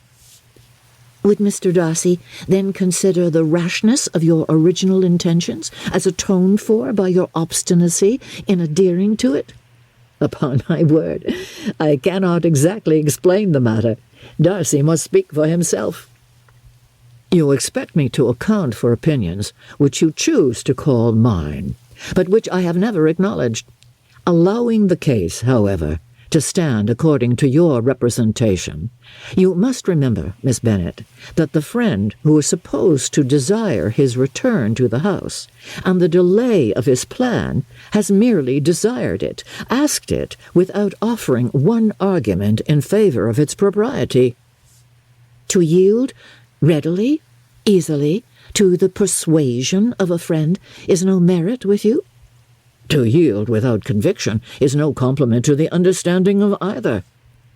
You appear to me, Mr. Darcy, to allow nothing for the influence of friendship and affection. A regard for the requester would often make one readily yield to a request, without waiting for arguments to reason one into it. I am not particularly speaking of such a case as you have supposed about Mr. Bingley. We may as well wait, perhaps, till the circumstance occurs before we discuss the discretion of his behaviour thereupon. But in general and ordinary cases, between friend and friend, where one of them is desired by the other to change a resolution of no very great moment, should you think ill of that person for complying with the desire, without waiting to be argued into it?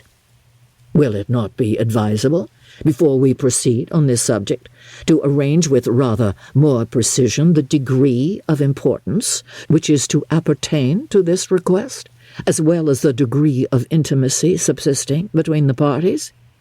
By all means, cried Bingley, let us hear all the particulars, not forgetting their comparative height and size, for that will have more weight in the argument, Miss Bennet, than you may be aware of. I assure you that if Darcy were not such a great tall fellow in comparison with myself, I should not pay him half so much deference. I declare I do not know a more awful object than Darcy, on particular occasions, and in particular places, at his own house especially, and of a Sunday evening when he has nothing to do. Mr. Darcy smiled, but Elizabeth thought she could perceive that he was rather offended, and therefore checked her laugh. Miss Bingley warmly resented the indignity he had received in an expostulation with her brother for talking such nonsense. I see your design, Bingley, said his friend. You dislike an argument, and want to silence this. Perhaps I do. Arguments are too much like disputes. If you and Miss Bennet will defer yours till I am out of the room, I shall be very thankful, and then you may say whatever you like of me." "What you ask," said Elizabeth, "is no sacrifice on my side, and Mr. Darcy had much better finish his letter." Mr. Darcy took her advice, and did finish his letter. When that business was over, he applied to Miss Bingley and Elizabeth for an indulgence of some music. Miss Bingley moved with some alacrity to the pianoforte, and after a polite request that Elizabeth would lead the way, which the other as politely and more earnestly negatived, she seated herself. Mrs. Hurst sang with her sister, and while they were thus employed, Elizabeth could not help observing, as she turned over some music books that lay on the instrument, how frequently Mr. Darcy's eyes were fixed on her. She hardly knew how to suppose that she could be an object of admiration to so great a man, and yet that he should look at her because he disliked her was still more strange. She could only imagine, however, at last that she drew his notice, because there was something more wrong and reprehensible, according to his idea of right, than in any other person present. The supposition did not pain her. She liked him too little to care for his approbation. After playing some Italian songs, Miss Bingley varied the charm by a lively Scotch air, and soon afterwards Mr. Darcy, drawing near Elizabeth, said to her, "Do you not feel a great inclination, Miss Bennet, to see such an opportunity of dancing a reel?" She smiled, but made no answer. He repeated the question with some surprise at her silence. "Oh," said she, "I heard you before, but I could not immediately determine what to say in reply.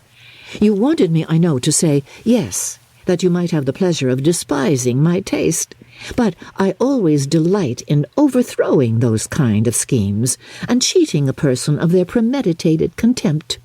I have therefore made up my mind to tell you that I do not want to dance a reel at all. And now, despise me if you dare." "Indeed, I do not dare."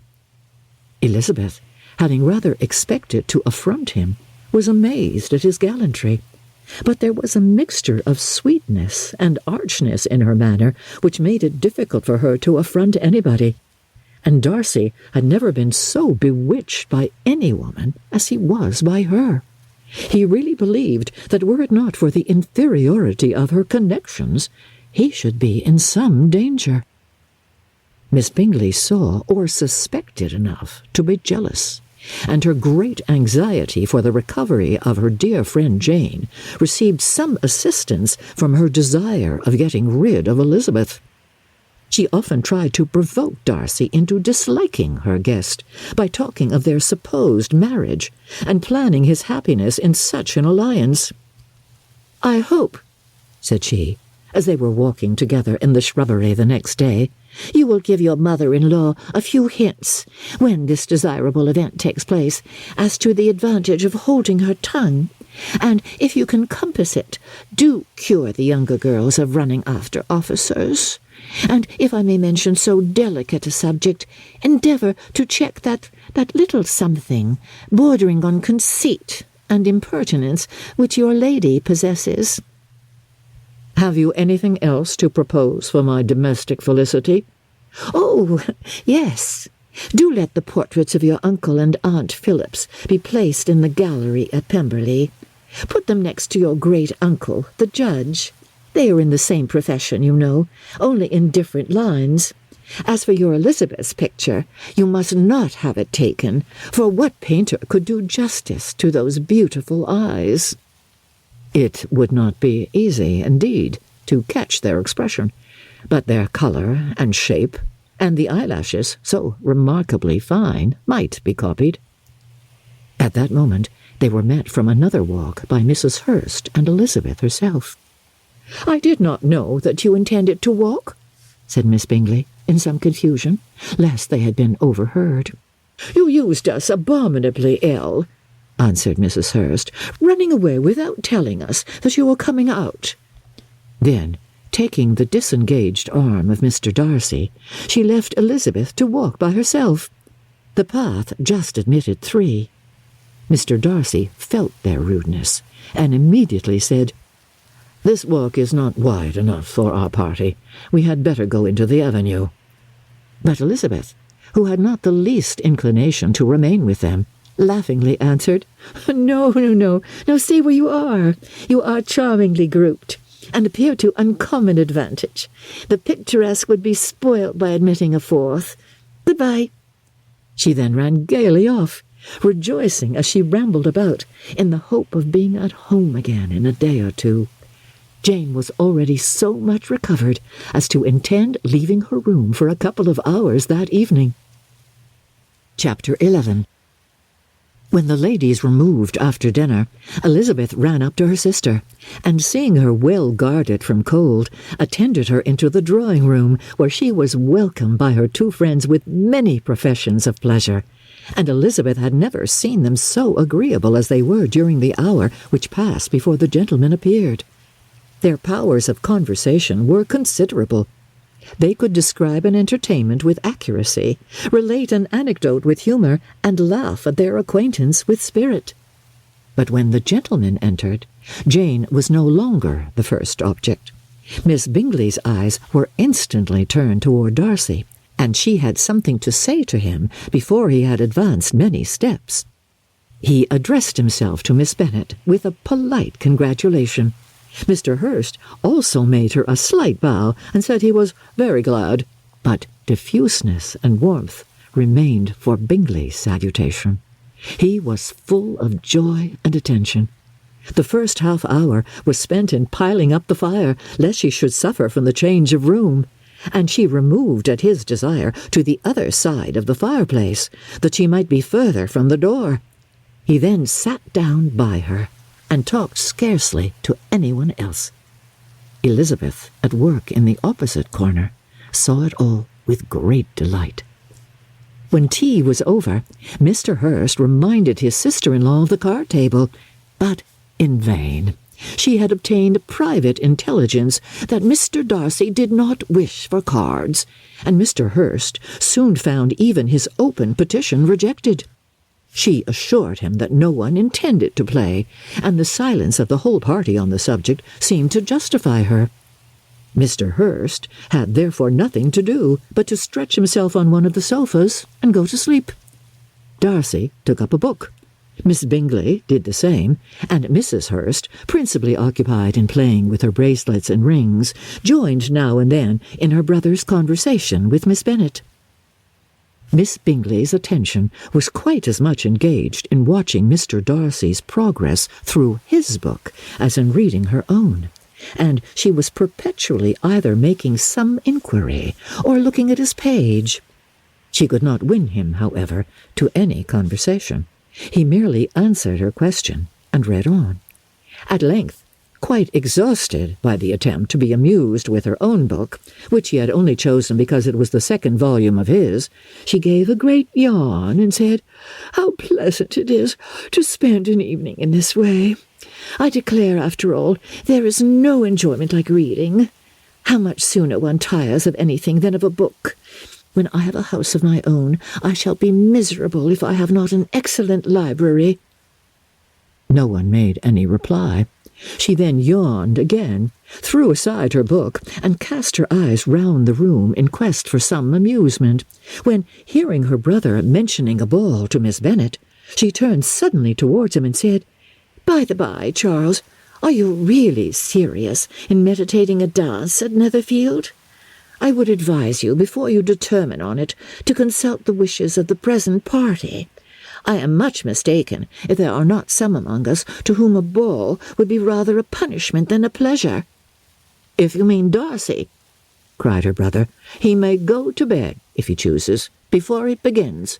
But as for the ball, it is quite a settled thing, and as soon as Nichols has made white soup enough, I shall send round my cards." "I should like balls infinitely better," she replied, "if they were carried on in a different manner. But there is something insufferably tedious in the usual process of such a meeting. It would surely be much more rational if conversation instead of dancing were made the order of the day." Much more rational, my dear Caroline, I dare say, but it would not be near so much like a ball." Miss Bingley made no answer, and soon afterwards she got up and walked about the room. Her figure was elegant, and she walked well, but Darcy, at whom it was all aimed, was still inflexibly studious. In the desperation of her feelings, she resolved on one effort more, and turning to Elizabeth said, "Miss Eliza Bennet, let me persuade you to follow my example and take a turn about the room. I assure you it is very refreshing after sitting so long in one attitude." Elizabeth was surprised, but agreed to it immediately. Miss Bingley succeeded no less in the real object of her civility. Mr. Darcy looked up. He was as much awake to the novelty of attention in that quarter as Elizabeth herself could be, and unconsciously closed his book. He was directly invited to join their party, but he declined it, observing that he could imagine but two motives for their choosing to walk up and down the room together, with either of which motives his joining them would interfere. Oh, what could he mean? She was dying to know what could be his meaning, and asked Elizabeth whether she could at all understand him. "Not at all," was her answer, "but depend upon it, he means to be severe on us, and our surest way of disappointing him will be to ask nothing about it." Miss Bingley, however, was incapable of disappointing Mr. Darcy in anything, and persevered, therefore, in requiring an explanation of his two motives. "I have not the smallest objection to explaining them," said he, as soon as she allowed him to speak. "You either choose this method of passing the evening because you are in each other's confidence and have secret affairs to discuss, or because you are conscious that your figures appear to the greatest advantage in walking. If the first, I would be completely in your way, and if the second, I can admire you much better as I sit by the fire." "Oh, shocking!" cried Miss Bingley. "I never heard anything so abominable. How shall we punish him for such a speech?" "Nothing so easy, if you have but the inclination," said Elizabeth. "We can all plague and punish one another. Tease him, laugh at him. Intimate as you are, you must know how it is done." "But, upon my honour, I do not. I do assure you that my intimacy has not yet taught me that. Tease calmness of manner and presence of mind? No, no, I feel he may defy us there. And as to laughter, we will not expose ourselves, if you please, by attempting to laugh without a subject. Mr. Darcy may hug himself." "Mr. Darcy is not to be laughed at," cried Elizabeth. "That is an uncommon advantage, and uncommon I hope it will continue, for it would be a great loss to me to have many such acquaintances. I dearly love a laugh." "Miss Bingley," said he, "has given me more credit than can be. The wisest and the best of men, nay, the wisest and best of their actions, may be rendered ridiculous by a person whose first object in life is a joke." "Certainly," replied Elizabeth. "There are such people, but I hope I am not one of them. I hope I never ridicule what is wise and good. Follies and nonsense and whims and inconsistencies do divert me, I own, and I laugh at them whenever I can. But these, I suppose, are precisely what you are without."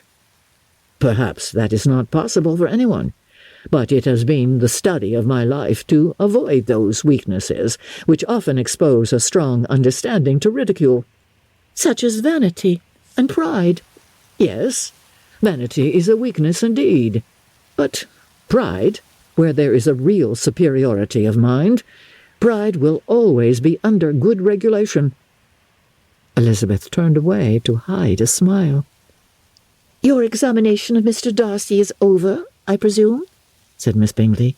"And pray, what is the result?" "I am perfectly convinced by it that Mr. Darcy has no defect. He owns it himself without disguise." "No," said Darcy, "I have made no such pretension. I have faults enough, but they are not, I hope, of understanding. My temper I dare not vouch for. It is, I believe, too little yielding, certainly too little for the convenience of the world. I cannot forget the follies and vices of others so soon as I ought, nor their offences against myself. My feelings are not puffed about with every attempt to move them.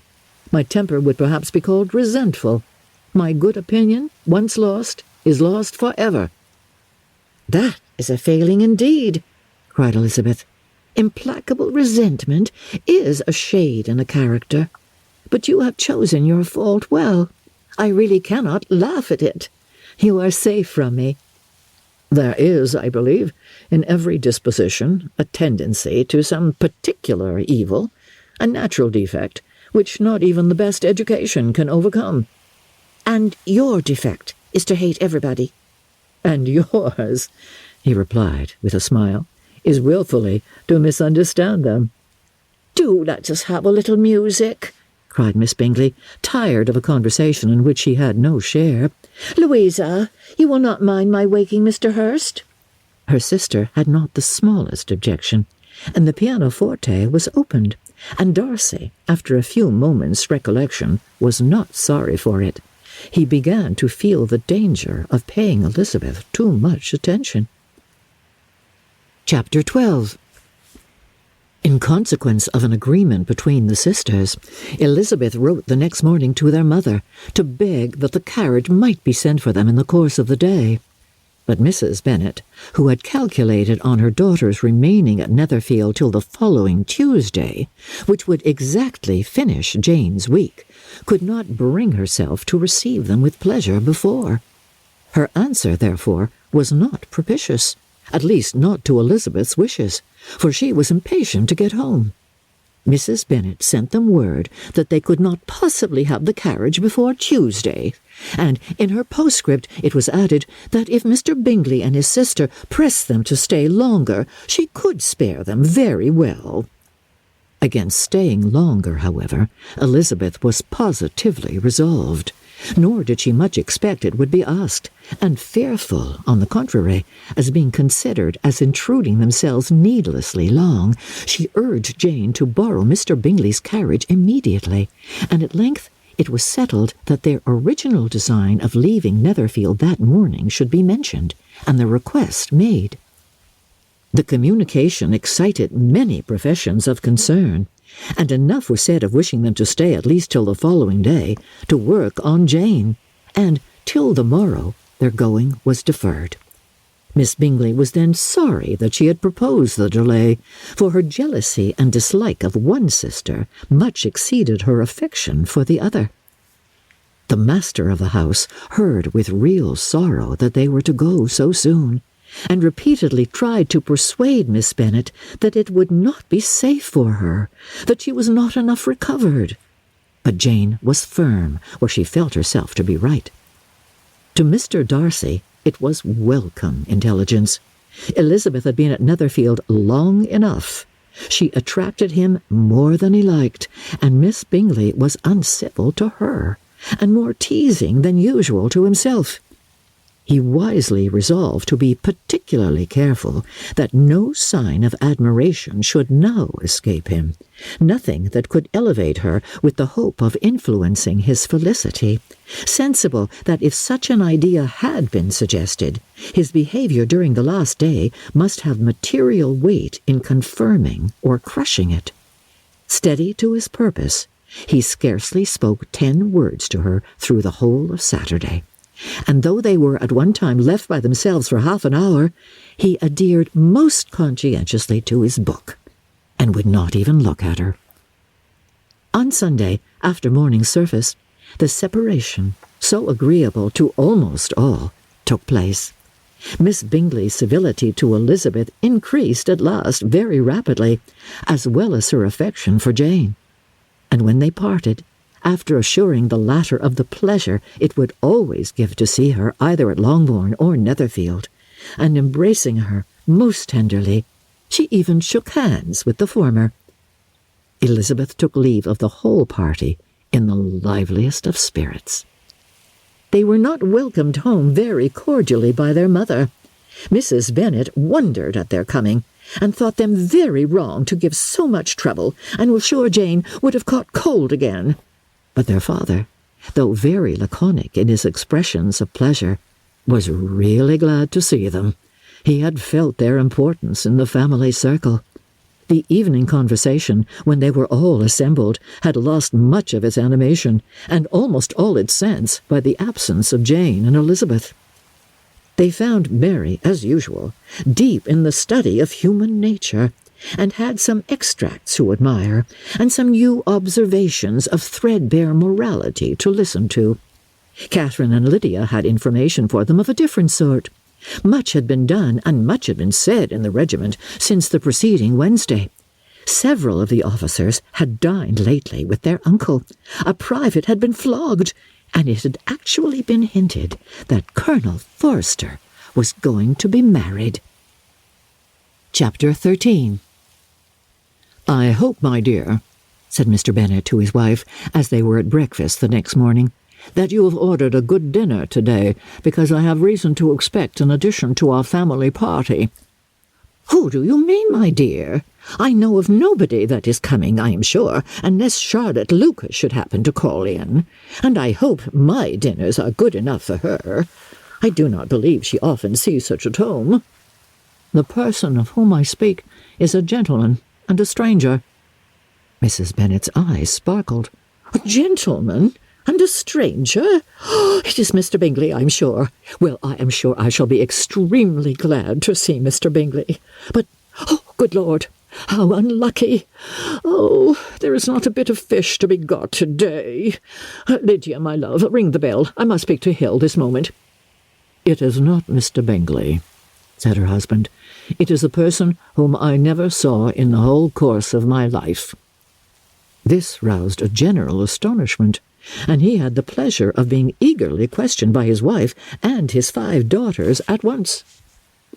After amusing himself some time with their curiosity, he thus explained: "About a month ago I received this letter, and about a fortnight ago I answered it, for I thought it a case of some delicacy and requiring early attention. It is from my cousin, Mr. Collins, who, when I am dead, may turn you all out of his house as soon as he pleases." "Oh, my dear," cried his wife, "I cannot bear to hear that mentioned. Pray, do not talk of that odious man. I do think it is the hardest thing in the world that your estate should be entailed away from your own children. And I am sure if I had been you, I should have tried long ago to do something or other about it." Jane and Elizabeth tried to explain to her the nature of an entail. They had often attempted to do it before, but it was a subject on which Mrs. Bennet was beyond the reach of reason, and she continued to rail bitterly against the cruelty of settling an estate away from a family of 5 daughters in favour of a man whom nobody cared anything about. "It certainly is a most iniquitous affair," said Mr. Bennet, "and nothing can clear Mr. Collins from the guilt of inheriting Longbourn. But if you will listen to his letter, you may perhaps be a little softened by his manner of expressing himself." "No, that I am sure I shall not. And I think it is very impertinent of him to write to you at all, and very hypocritical. I hate such false friends. Why could he not keep on quarrelling with you, as his father did before him?" "Why, indeed. He does seem to have had some filial scruples on that head, as you will hear. Hunsford, near Westerham, Kent, 15th October. Dear Sir, the disagreement subsisting between yourself and my late honoured father always gave me much uneasiness, and since I have had the misfortune to lose him, I have frequently wished to heal the breach, but for some time I was kept back by my own doubts, fearing lest it might seem disrespectful to his memory for me to be on good terms with anyone with whom it had always pleased him to be at variance. There, Mrs. Bennet. My mind, however, is now made up on the subject, for having received ordination at Easter, I have been so fortunate as to be distinguished by the patronage of the Right Honourable Lady Catherine de Bourgh, widow of Sir Louis de Bourgh, whose bounty and beneficence has preferred me to the valuable rectory of this parish, where it shall be my earnest endeavour to demean myself with grateful respect towards her ladyship, and be ever ready to perform those rites and ceremonies which are instituted by the Church of England. As a clergyman, moreover, I feel it my duty to promote and establish the blessing of peace in all families within the reach of my influence, and on these grounds I flatter myself that my present overtures are highly commendable, and that the circumstance of my being next in the entail of Longbourn estate will be kindly overlooked on your side, and not lead you to reject the offered olive branch. I cannot be otherwise than concerned at being the means of injuring your amiable daughters, and beg leave to apologize for it, as well as to assure you of my readiness to make them every possible amends, but of this hereafter. If you should have no objection to receive me into your house, I propose myself the satisfaction of waiting on you and your family Monday, November 18th, by 4 o'clock, and shall probably trespass on your hospitality till the Saturday 7 night following, which I can do without any inconvenience, as Lady Catherine is far from objecting to my occasional absence on a Sunday, provided that some other clergyman is engaged to do the duty of the day. I remain, dear sir, with respectful compliments to your lady and daughters, your well-wisher and friend, William Collins. At 4 o'clock, therefore, we may expect this peacemaking gentleman, said Mr. Bennet, as he folded up the letter. He seems to be a most conscientious and polite young man, upon my word, and I doubt not will prove a valuable acquaintance, especially if Lady Catherine should be so indulgent as to let him come to us again. There is some sense in what he says about the girls, however, and if he is disposed to make them any amends, I shall not be the person to discourage him. Though it is difficult, said Jane, to guess in what way he can mean to make us the atonement he thinks our due. The wish is certainly to his credit. Elizabeth was chiefly struck by his extraordinary deference for Lady Catherine, and his kind intention of christening, marrying, and burying his parishioners whenever it were required. "He must be an oddity, I think," said she. "I cannot make him out. There is something very pompous in his style, and what can he mean by apologizing for being next in the entail? We cannot suppose he would help it if he could. Could he be a sensible man, sir?" "No, my dear, I think not.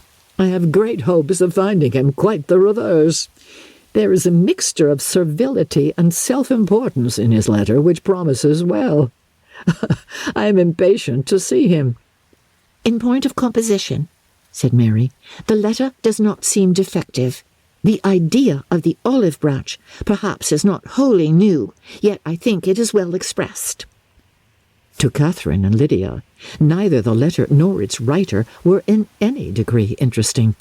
It was next to impossible that their cousin should come in a scarlet coat, and it was now some weeks since they had received pleasure from the society of a man in any other colour.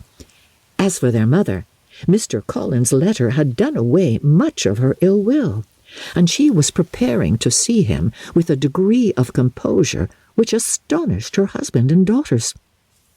Mr. Collins was punctual to his time, and was received with great politeness by the whole family. Mr. Bennet indeed said little, but the ladies were ready enough to talk, and Mr. Collins seemed neither in need of encouragement nor inclined to be silent himself. He was a tall, heavy-looking young man of 25. His air was grave and stately, and his manners were very formal.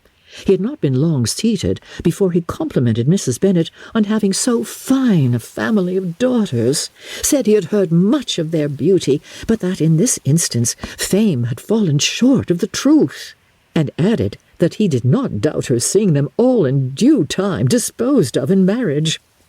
This gallantry was not much to the taste of some of his hearers, but Mrs. Bennet, who quarrelled with no compliments, answered most readily, Oh, you are very kind, I am sure, and I wish with all my heart it may prove so, for else they will be destitute enough.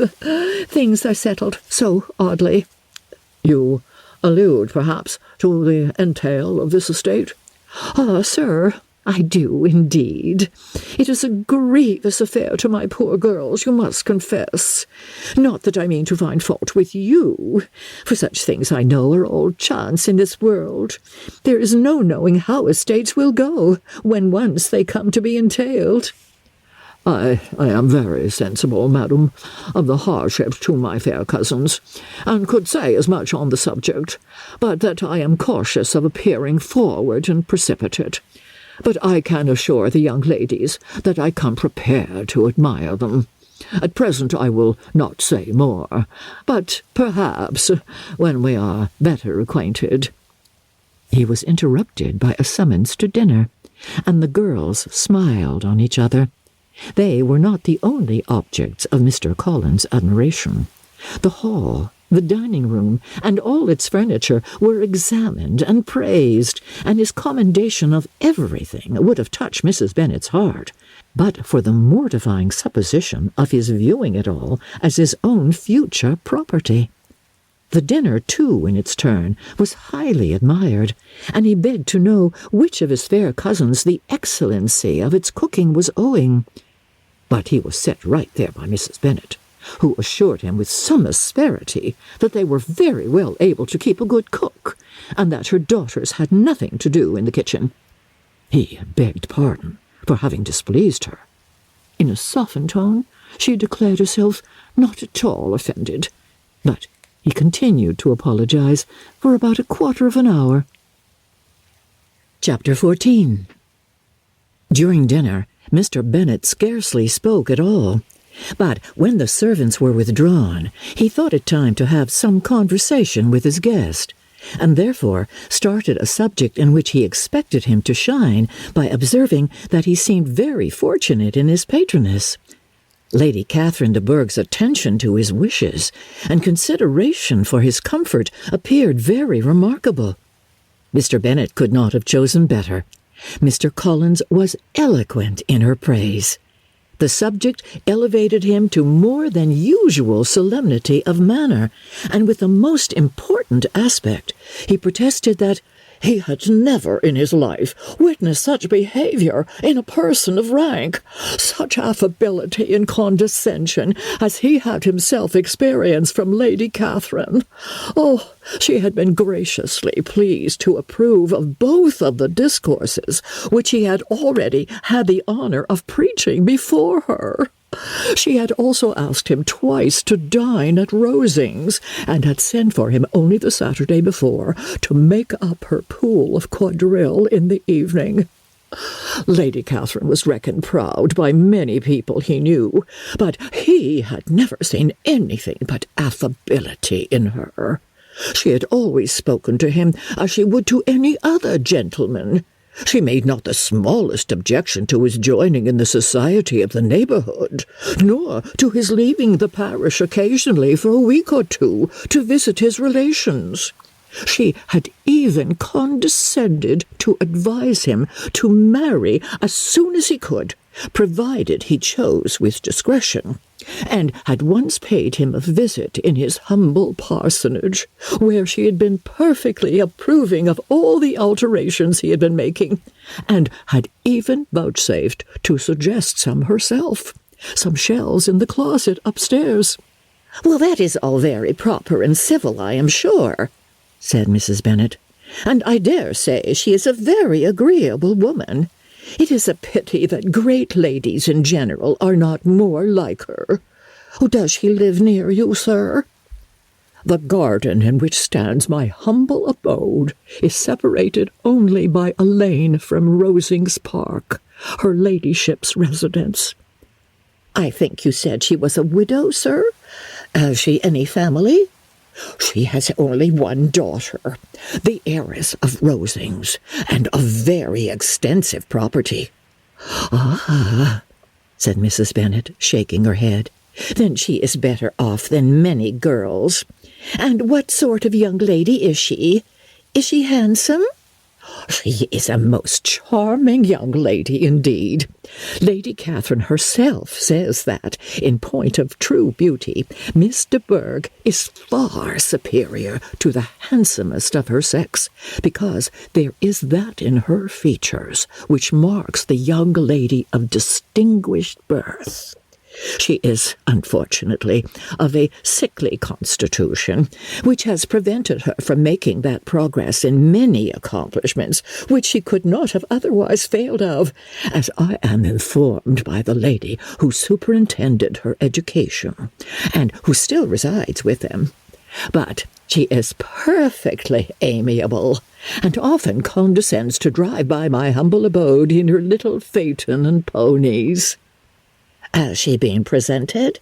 I do not remember her name among the ladies at court. Her indifferent state of health unhappily prevents her being in town, and by that means, as I told Lady Catherine one day, has deprived the British court of its brightest ornament. Her ladyship seemed pleased with the idea, and you may imagine that I am happy on every occasion to offer those little delicate compliments which are always acceptable to ladies. I have more than once observed to Lady Catherine that her charming daughter seemed born to be a duchess, and that the most elevated rank, instead of giving her consequence, would be adorned by her. These are the kind of little things which please her ladyship, and it is a sort of attention which I conceive myself peculiarly bound to pay." "You judge very properly," said Mr. Bennet, "and it is happy for you that you possess the talent of flattering with delicacy. May I ask whether these pleasing attentions proceed from the impulse of the moment, or are they the result of previous study?" "They arise chiefly from what is passing at the time, and though I sometimes amuse myself with suggesting and arranging such little elegant compliments as may be adapted to ordinary occasions, I always wish to give them as unstudied an air as possible." Mr. Bennet's expectations were fully answered. His cousin was as absurd as he had hoped, and he listened to him with the keenest enjoyment, maintaining at the same time the most resolute composure of countenance, and except in an occasional glance at Elizabeth, requiring no partner in his pleasure.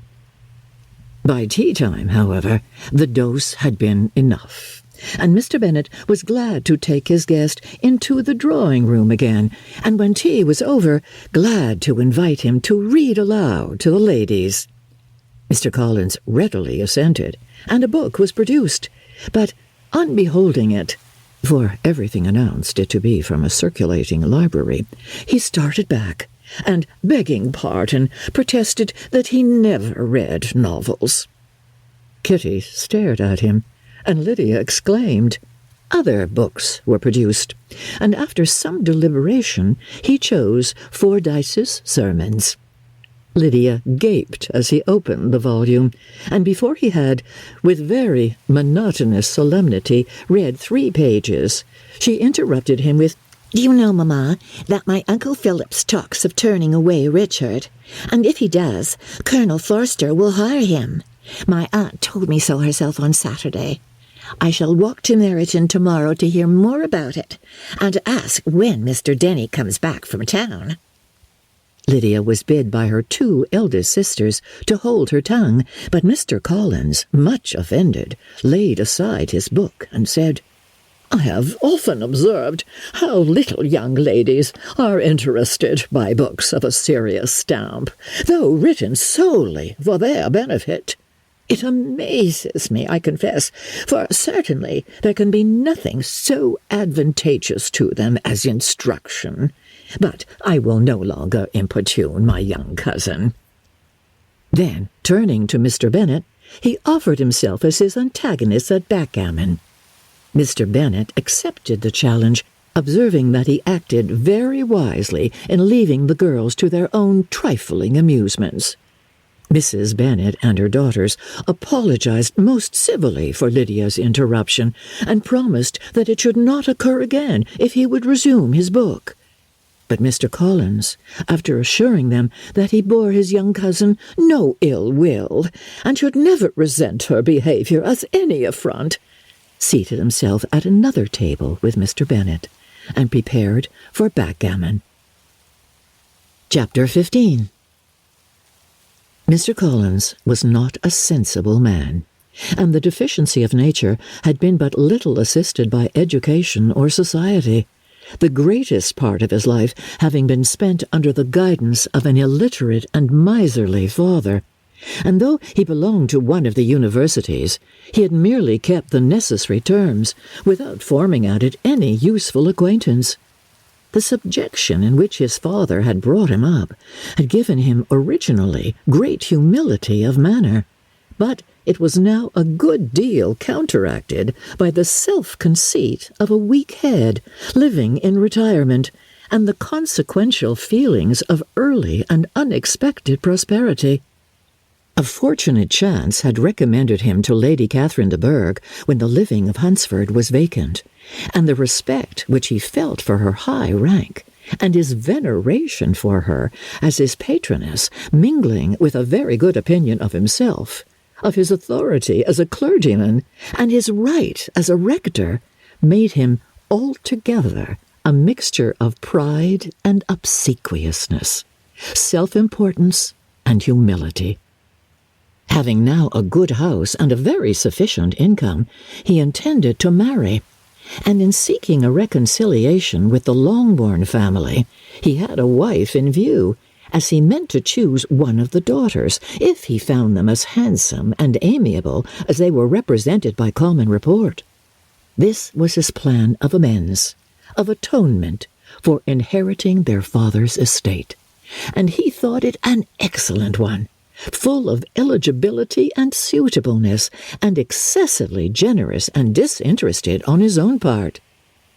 His plan did not vary on seeing them.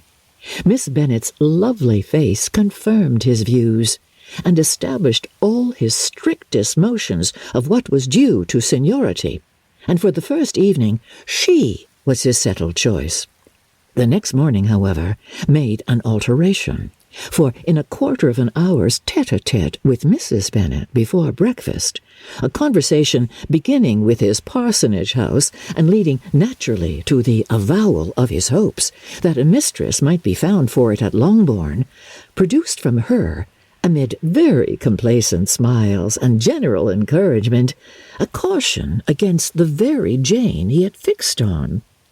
As to her younger daughters, she could not take upon her to say, she could not positively answer, but she did not know of any prepossession. Her eldest daughter she must just mention. She felt it incumbent on her to hint, was likely to be very soon engaged. Mr. Collins had only to change from Jane to Elizabeth, and it was soon done while Mrs. Bennet was stirring the fire. Elizabeth, equally next to Jane in birth and beauty, succeeded her, of course. Mrs. Bennet treasured up the hint, and trusted that she might soon have 2 daughters married, and the man whom she could not bear to speak of the day before was now high in her good graces. Lydia's intention of walking to Meryton was not forgotten. Every sister except Mary agreed to go with her, and Mr. Collins was to attend them at the request of Mr. Bennet, who was most anxious to get rid of him and have his library to himself, for thither Mr. Collins had followed him after breakfast, and there he would continue, nominally engaged with one of the largest folios in the collection, but really talking to Mr. Bennet with little cessation of his house and garden at Hunsford. Such doings discomposed Mr. Bennet exceedingly. In his library he had been always sure of leisure and tranquillity, and though prepared, as he told Elizabeth, to meet with folly and conceit in every other room of the house, he was used to be free from them there. His civility, therefore, was most prompt in inviting Mr. Collins to join his daughters in their walk, and Mr. Collins, being in fact much better fitted for a walker than a reader, was extremely pleased to close his large book and go. In pompous nothings on his side, and civil assents on that of his cousins, their time passed till they entered Meryton. The attention of the younger ones was then no longer to be gained by him. Their eyes were immediately wandering up in the street in quest of the officers, and nothing less than a very smart bonnet indeed, or a really new muslin in a shop window, could recall them. But the attention of every lady was soon caught by a young man, whom they had never seen before, of most gentlemanlike appearance, walking with another officer on the other side of the way.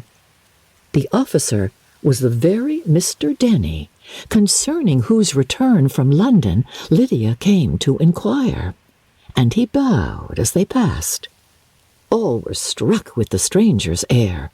All wondered who he could be, and Kitty and Lydia, determined if possible to find out, led the way across the street under pretence of wanting something in an opposite shop, and fortunately had just gained the pavement when the two gentlemen, turning back, had reached the same spot. Mr. Denny addressed them directly, and entreated permission to introduce his friend, Mr. Wickham, who had returned with him the day before from town, and he was happy to say had accepted a commission in their corps. This was exactly as it should be, for the young man wanted only regimentals to make him completely charming. His appearance was greatly in his favor. He had all the best part of beauty, a fine countenance, a good figure, and very pleasing address. The introduction was followed up on his side by a happy readiness of conversation, a readiness at the same time perfectly correct and unassuming, and the whole party were still standing and talking together very agreeably when the sound of horses drew their notice, and Darcy and Bingley were seen riding down the street. On distinguishing the ladies of the group, the two gentlemen came directly toward them, and began the usual civilities. Bingley was the principal spokesman, and Miss Bennet the principal object. He was then, he said, on his way to Longbourn on purpose to inquire after her. Mr. Darcy corroborated it with a bow, and was beginning to determine not to fix his eyes on Elizabeth, when they were suddenly arrested by the sight of the stranger, and Elizabeth, happening to see the countenance of both as they looked at each other, was all astonishment at the effect of the meeting. Both changed colour. One looked white, the other red. Mr. Wickham, after a few moments, touched his hat, a salutation which Mr. Darcy just deigned to return. What could be the meaning of it? It was impossible to imagine. It was impossible not to long to know. In another minute, Mr. Bingley, but without seeming to have noticed what passed, took leave and rode on with his friend. Mr. Denny and Mr. Wickham walked with the young ladies to the door of Mr. Phillips's house, and then made their bows, in spite of Miss Lydia's pressing entreaties that they should come in, and even in spite of Mrs. Phillips throwing up the parlour window and loudly seconding the invitation. Mrs. Phillips was always glad to see her nieces, and the two eldest, from their recent absence, were particularly welcome, and she was eagerly expressing her surprise at their sudden return home, which, as their own carriage had not fetched them, she should have known nothing about, if she had not happened to see Mr. Jones's shop-boy in the street, who had told her that they were not to send any more drafts to Netherfield, because the Miss Bennets were come away, when her civility was claimed towards Mr. Collins by Jane's introduction of him. She received him with her very best politeness, which he returned with as much more, apologizing for his intrusion without any previous acquaintance with her, which he could not help flattering himself, however, might be justified by his relationship to the young ladies who introduced him to her notice. Mrs. Phillips was quite awed by such an excess of good breeding, but her contemplation of one stranger was soon put to an end by exclamations and inquiries about the other, of whom, however, she could only tell her nieces what they already knew, that Mr. Denny had brought him from London, and that he was to have a lieutenant's commission in the regiment. She had been watching him the last hour, she said, as he walked up and down the street, and had Mr. Wickham appeared, Kitty and Lydia would certainly have continued the occupation, but unluckily no one passed windows now except a few of the officers, who, in comparison with the stranger, were become stupid, disagreeable fellows. Some of them were to dine with the Phillipses the next day, and their aunt promised to make her husband call on Mr. Wickham and give him an invitation also, if the family from Longbourn would come in the evening. This was agreed to, and Mrs. Phillips protested that they would have a nice, comfortable, noisy game of lottery tickets, and a little bit of hot supper afterwards. The prospect of such delights was very cheering, and they parted in mutual good spirits. Mr. Collins repeated his apologies in quitting the room, and was assured with unwearying civility that they were perfectly needless. As they walked home, Elizabeth related to Jane what she had seen pass between the two gentlemen, but though Jane would have defended either or both had they appeared to be in the wrong, she could no more explain such behaviour than her sister. Mr. Collins, on his return, highly gratified Mrs. Bennet by admiring Mrs. Phillips's manners and politeness. He protested that, except Lady Catherine and her daughter, he had never seen a more elegant woman, for she had not only received him with the utmost civility, but even pointedly included him in her invitation for the next evening, although utterly unknown to her before. Something, he supposed, might be attributed to his connection with them, but yet he had never met with so much attention in the whole course of his life. Chapter 16. As no objection was made to the young people's engagement with their aunt, and all Mr. Collins' scruples of leaving Mr. and Mrs. Bennet for a single evening during his visit were most steadily resisted, the coach conveyed him and his 5 cousins at a suitable hour to Meryton, and the girls had the pleasure of hearing, as they entered the drawing-room, that Mr. Wickham had accepted their uncle's invitation and was then in the house. When this information was given, and they had all taken their seats, Mr. Collins was at leisure to look around him and admire, and he was so much struck with the size and furniture of the apartment that he declared he might almost have supposed himself in the small summer breakfast parlour at Rosings, a comparison that did not at first convey much gratification. But when Mrs. Phillips understood from him what Rosings was, and who was its proprietor, when she had listened to the description of only one of Lady Catherine's drawing-rooms, and found that the chimney-piece alone had cost £800, she felt all the force of the compliment, and would hardly have resented a comparison with the housekeeper's room.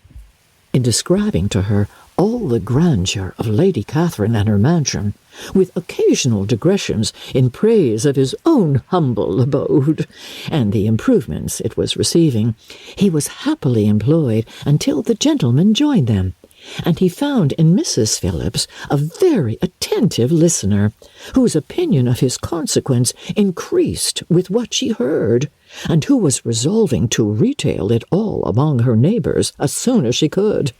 To the girls, who could not listen to their cousin, and who had nothing to do but to wish for an instrument, and examine their own indifferent imitations of china on the mantelpiece, the interval of waiting appeared very long. It was over at last, however, The gentleman did approach, and when Mr. Wickham walked into the room, Elizabeth felt that she had neither been seeing him before nor thinking of him since with the smallest degree of unreasonable admiration. The officers of the regiment were in general a very creditable, gentlemanlike set, and the best of them were of the present party. But Mr. Wickham was as far beyond them all in person, countenance, air, and walk, as they were superior to the broad-faced, stuffy Uncle Phillips, breathing port wine, who followed them into the room. Mr. Wickham was the happy man towards whom almost every female eye was turned, and Elizabeth was the happy woman by whom he finally seated himself, and the agreeable manner in which he immediately fell into conversation, though it was only on its being a wet night, made her feel that the commonest, dullest, most threadbare topic might be rendered interesting by the skill of the speaker. With such rivals for the notice of the fair as Mr. Wickham and the officers, Mr. Collins seemed to sink into insignificance. To the young ladies he certainly was nothing, but he had still, at intervals, a kind listener in Mrs. Phillips, and was by her watchfulness most abundantly supplied with coffee and muffin. When the card tables were placed, he had the opportunity of obliging her in turn by sitting down to whist. "I know little of the game at present," said he, "but I shall be glad to improve myself, for in my situation in life—" Mrs. Phillips was very glad for his compliance, but could not wait for his reason. Mr. Wickham did not play at whist, and with ready delight was he received at the other table between Elizabeth and Lydia.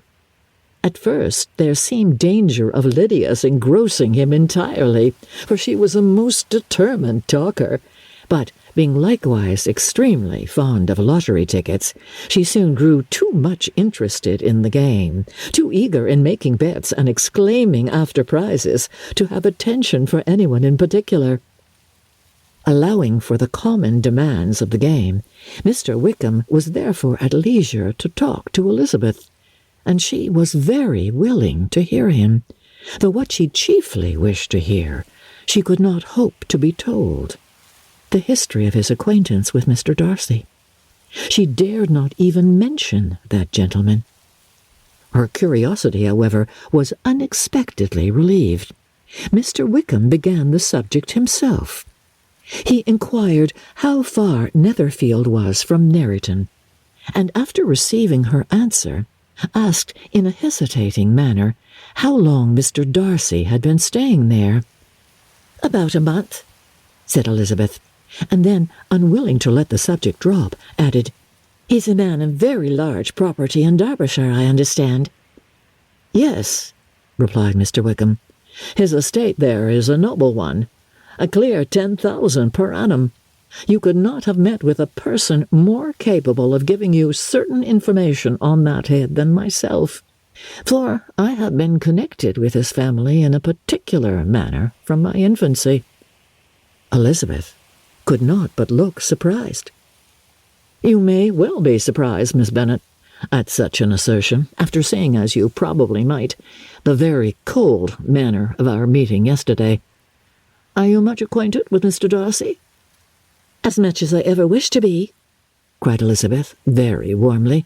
"I have spent 4 days in the same house with him, and I think him very disagreeable." "I have no right to give my opinion," said Wickham, "as to his being agreeable or otherwise. I am not qualified to form one. I have known him too long and too well to be a fair judge. It is impossible for me to be impartial. But I believe your opinion of him would in general astonish, and perhaps you would not express it quite so strongly anywhere else. Here you are in your own family."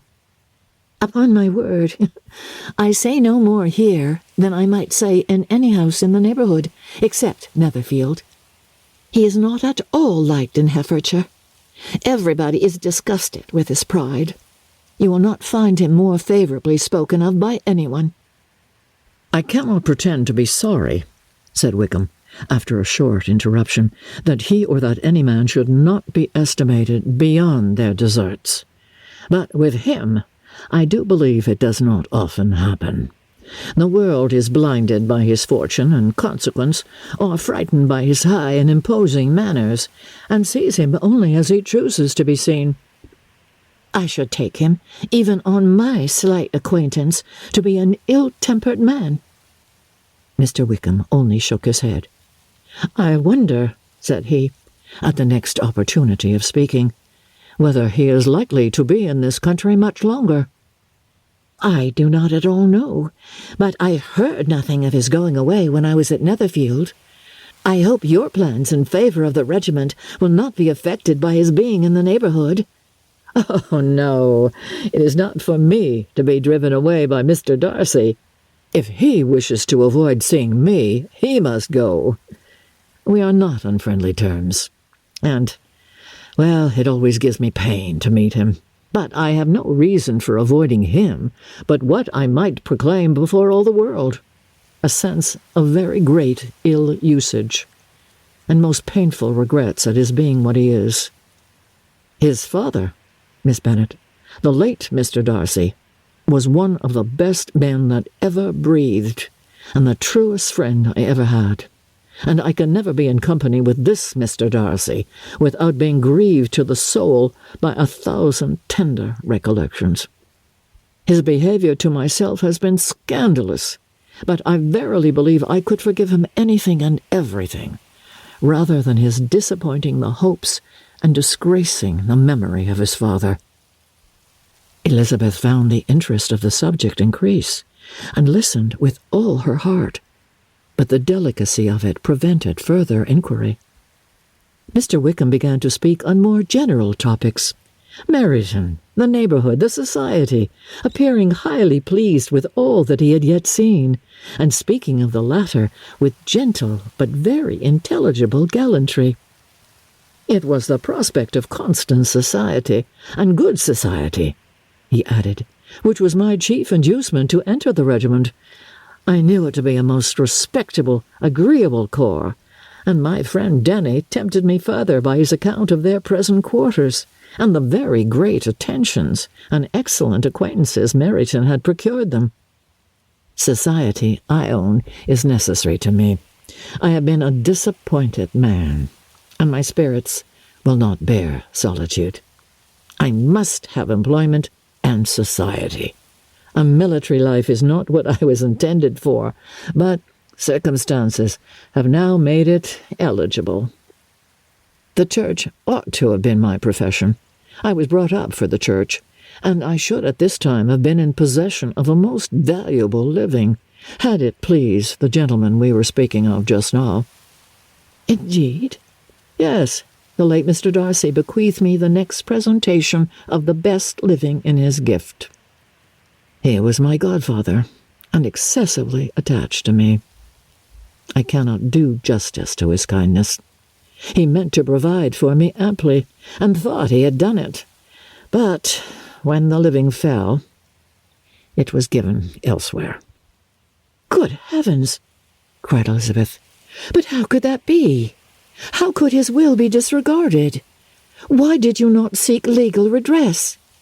"There was just such an informality in the terms of the bequest as to give me no hope from law. A man of honour could not have doubted the intention, but Mr. Darcy chose to doubt it, or to treat it as a merely conditional recommendation, and to assert that I had forfeited all claim to it by extravagance, imprudence, in short, anything or nothing. Certain it is that the living became vacant 2 years ago, exactly as I was of an age to hold it, and that it was given to another man. And no less certain is it that I cannot accuse myself of having really done anything to deserve to lose it. I have a warm, unguarded temper, and I may have spoken my opinion of him and to him too freely. I can recall nothing worse. But the fact is, well, we are very different sort of men, and he hates me." "Oh, this is quite shocking. He deserves to be publicly disgraced. Well, some time or other he will be, but it shall not be by me. Till I can forget his father, I can never defy or expose him." Elizabeth honoured him for such feelings, and thought him handsomer than ever as he expressed them. "But what," said she after a pause, "can have been his motive? What can have induced him to behave so cruelly?" "A thorough, determined dislike of me, a dislike which I cannot but attribute in some measure to his jealousy. Had the late Mr. Darcy liked me less, his son might have borne with me better. But his father's uncommon attachment to me irritated him, I believe, very early in life. He had not a temper to bear the sort of competition in which we stood, the sort of preference which was oft given me." I had not thought Mr. Darcy as bad as this. Though I have never liked him, I had not thought so very ill of him. I had supposed him to be despising his fellow creatures in general, but did not suspect him of descending to such malicious revenge, such injustice, such inhumanity as this." After a few minutes' reflection, however, she continued, "I do remember his boasting one day at Netherfield of the implacability of his resentments, of his having an unforgiving temper. His disposition must be dreadful." I will not trust myself on the subject," replied Wickham. "I can hardly be just to him." Elizabeth was again deep in thought, and after a time exclaimed, "To treat in such a manner the godson, the friend, the favourite of his father!" She could have added, "A young man, too, like you, whose very countenance may vouch for your being amiable." But she contented herself with, "And one, too, who had probably been his companion from childhood, connected together, as I think you said, in the closest manner." "We were born in the same parish, within the same park. The greatest part of our youth was passed together, inmates of the same house, sharing the same amusements, objects of the same parental care. My father began life in the profession which your uncle, Mr. Phillips, appears to do so much credit to, but he gave up everything to be of use to the late Mr. Darcy, and devoted all his time to the care of the Pemberley property. He was most highly esteemed by Mr. Darcy, a most intimate, confidential friend. Mr. Darcy often acknowledged himself to be under the greatest obligations to my father's active superintendence, and when, immediately before my father's death, Mr. Darcy gave him a voluntary promise of providing for me, I am convinced that he felt it to be as much a debt of gratitude to him as of his affection to myself." "How strange!" cried Elizabeth. "How abominable! I wonder that the very pride of this Mr. Darcy has not made him just to you, if from no better motive, that he should not have been too proud to be dishonest, for dishonesty I must call it." "It is wonderful," replied Wickham, "for almost all his actions may be traced to pride, and pride has often been his best friend. It has connected him nearer with virtue than with any other feeling. But we are none of us consistent, and in his behaviour to me there were, well, stronger impulses even than pride." "Can such abominable pride as his have ever done him good?" "Yes, it has often led him to be liberal and generous, to give his money freely, to display hospitality, to assist his tenants and relieve the poor. Family pride and filial pride, for he is very proud of what his father was, have done this. Not to appear to disgrace his family, to degenerate from the popular qualities or lose the influence of the Pemberley house, is a powerful motive. He has also brotherly pride, which, with some brotherly affection, makes him a very kind and careful guardian of his sister, and you will hear him generally cried up as the most attentive and best of brothers. What sort of girl is Miss Darcy?" He shook his head. "Oh, I wish I could call her amiable. It gives me pain to speak ill of a Darcy, but she is too much like her brother. Very, very proud. As a child, she was affectionate and pleasing, and extremely fond of me, and I have devoted hours and hours to her amusement. But she is nothing to me now. She's a handsome girl, about 15 or 16, and, I understand, highly accomplished.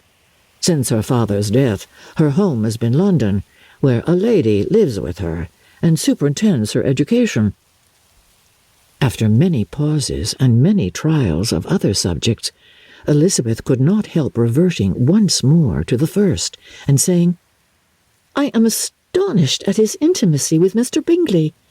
How can Mr. Bingley, who seems good humour itself, and is, I really believe, truly amiable, be in friendship with such a man?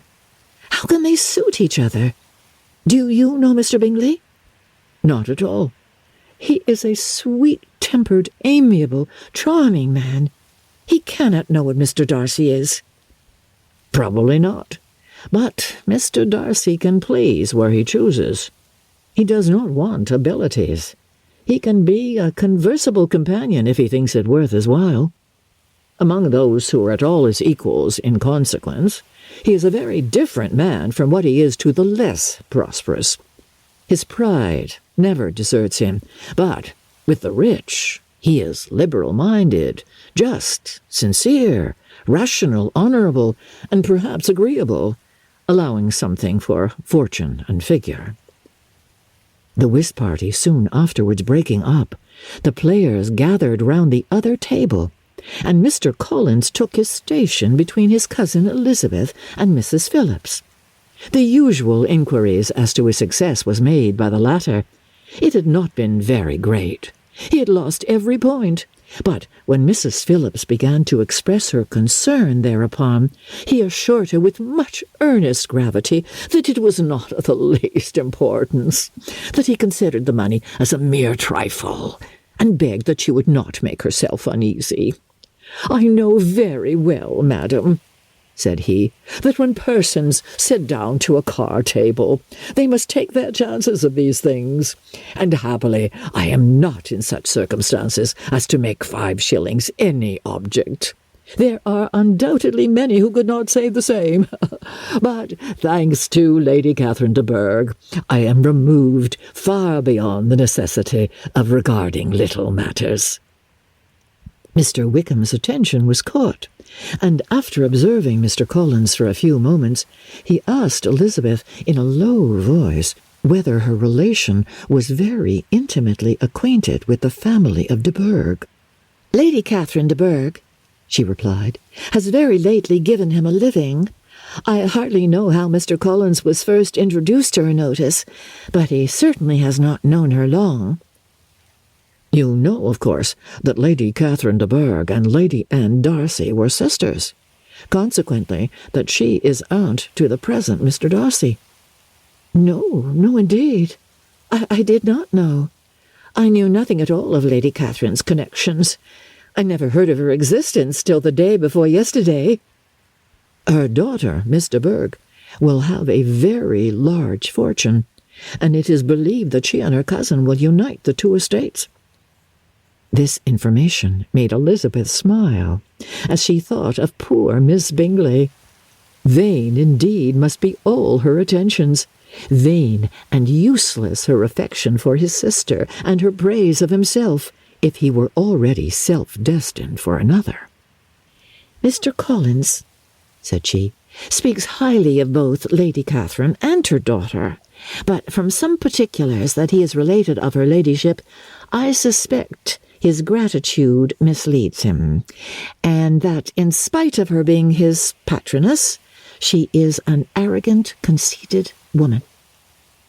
"I believe her to be both in great degree," replied Wickham. "I have not seen her for many years, but I very well remember that I never liked her, and that her manners were dictatorial and insolent.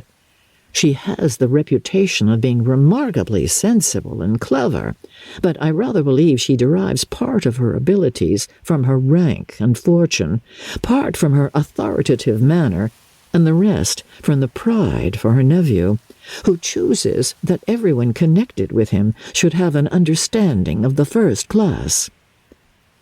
Elizabeth allowed that he had given a very rational account of it, and they continued talking together with mutual satisfaction till supper put an end to cards, and gave the rest of the ladies their share of Mr. Wickham's attentions. There could be no conversation in the noise of Mrs. Phillips's supper party, but his manners recommended him to everybody. Whatever he said was said well, and whatever he did, done gracefully. Elizabeth went away with her head full of him. She could think of nothing but of Mr. Wickham, and of what he had told her all the way home. But there was not time for her even to mention his name as they went, for neither Lydia nor Mr. Collins were once silent. Lydia talked incessantly of lottery tickets, of the fish she had lost and the fish she had won, and Mr. Collins, in describing the civility of Mr. and Mrs. Phillips, protesting that he did not in the least regard his losses at whist, enumerating all the dishes at supper, and repeatedly fearing that he crowded his cousins, had more to say than he could well manage before the carriage stopped at Longbourn House. Chapter 17. Elizabeth related to Jane the next day what had passed between Mr. Wickham and herself.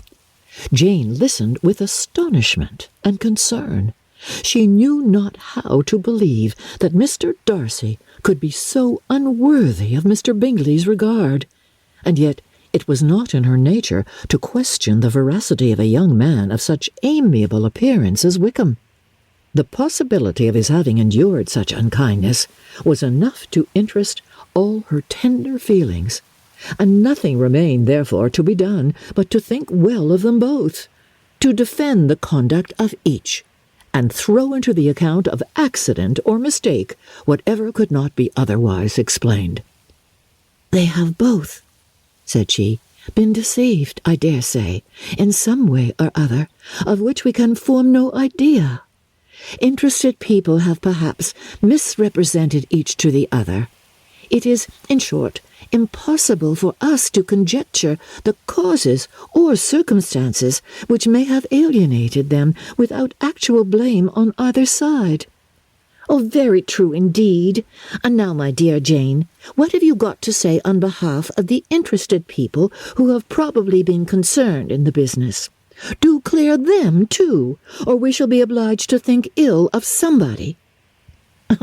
"Laugh as much as you choose, but you will not laugh me out of my opinion. My dearest Lizzie, do but consider in what a disgraceful light it places Mr. Darcy to be treating his father's favourite in such a manner, one whom his father had promised to provide for. It is impossible. No man of common humanity, no man who had any value for his character, could be capable of it. Can his most intimate friends be so excessively deceived in him? Oh, no. I can much more easily believe Mr. Bingley's being imposed on than that Mr. Wickham should invent such a history of himself as he gave me last night. Names, facts, everything mentioned without ceremony. If it be not so, let Mr. Darcy contradict it. Besides, there was truth in his looks. It is difficult indeed. It is distressing. One does not know what to think. I beg your pardon, one knows exactly what to think." But Jane could think with certainty on only one point, that Mr. Bingley, if he had been imposed on, would have much to suffer when the affair became public. The two young ladies were summoned from the shrubbery, where this conversation passed, by the arrival of the very persons of whom they had been speaking. Mr. Bingley and his sisters came to give their personal invitation for the long-expected ball at Netherfield, which was fixed for the following Tuesday. The two ladies were delighted to see their dear friend again, called it an age since they had met, and repeatedly asked what she had been doing with herself since their separation. To the rest of the family they paid little attention, avoiding Mrs. Bennet as much as possible, saying not much to Elizabeth, and nothing at all to the others. They were soon gone again, rising from their seats with an activity which took their brother by surprise, and hurrying off as if eager to escape from Mrs. Bennet's civilities. The prospect of the Netherfield ball was extremely agreeable to every female of the family. Mrs. Bennet chose to consider it as given in compliment to her eldest daughter, and was particularly flattered by receiving the invitation from Mr. Bingley himself, instead of a ceremonious card. Jane pictured to herself a happy evening in the society of her two friends and the attentions of their brother, and Elizabeth thought with pleasure of dancing a great deal with Mr. Wickham, and of seeing a confirmation of everything in Mr. Darcy's look and behaviour. The happiness anticipated by Catherine and Lydia depended less on any single event or any particular person, for though they each, like Elizabeth, meant to dance half the evening with Mr. Wickham, he was by no means the only partner who could satisfy them, and a ball was, at any rate, a ball. And even Mary could assure her family that she had no disinclination for it. "While I can have my mornings to myself," said she, "it is enough. I think it is no sacrifice to join occasionally in evening engagements. Society has claims on us all, and I profess myself one of those who consider intervals of recreation and amusement as desirable for everybody." Elizabeth's spirits were so high on this occasion that though she did not often speak unnecessarily to Mr. Collins, she could not help asking him whether he intended to accept Mr. Bingley's invitation, and if he did, whether he would think it proper to join in the evening's amusement. And she was rather surprised to find that he entertained no scruple whatever on that head, and was very far from dreading a rebuke either from the Archbishop or Lady Catherine de Bourgh by venturing to dance. "I am by no means of the opinion, I assure you," said he, "that a ball of this kind, given by a young man of character to respectable people, can have any evil tendency, and I am so far from objecting to dancing myself that I shall hope to be honoured with the hands of all my fair cousins in the course of the evening, and I take this opportunity of soliciting yours, Miss Elizabeth, for the first two dances especially, a preference which I trust my cousin Jane will attribute to the right cause, and not to any disrespect for her." Elizabeth felt herself completely taken in. She had fully proposed being engaged by Mr. Wickham for those very dances, and to have Mr. Collins instead. Oh! Her liveliness had never been worse timed. There was no help for it, however. Mr. Wickham's happiness and her own were perforce delayed a little longer, and Mr. Collins' proposal accepted with as good a grace as she could. She was not the better pleased with his gallantry from the idea it suggested of something more. It now first struck her that she was selected from among her sisters as worthy of being mistress of Hunsford Parsonage, and of assisting to form a quadrille table at Rosings in the absence of more eligible visitors. The idea soon reached to conviction as she observed his increasing civilities toward herself, and heard his frequent attempt at a compliment on her wit and vivacity, and though more astonished than gratified herself by this effect of her charms, It was not long before her mother gave her to understand that the probability of their marriage was extremely agreeable to her. Elizabeth, however, did not choose to take the hint, being well aware that a serious dispute must be the consequence of any reply.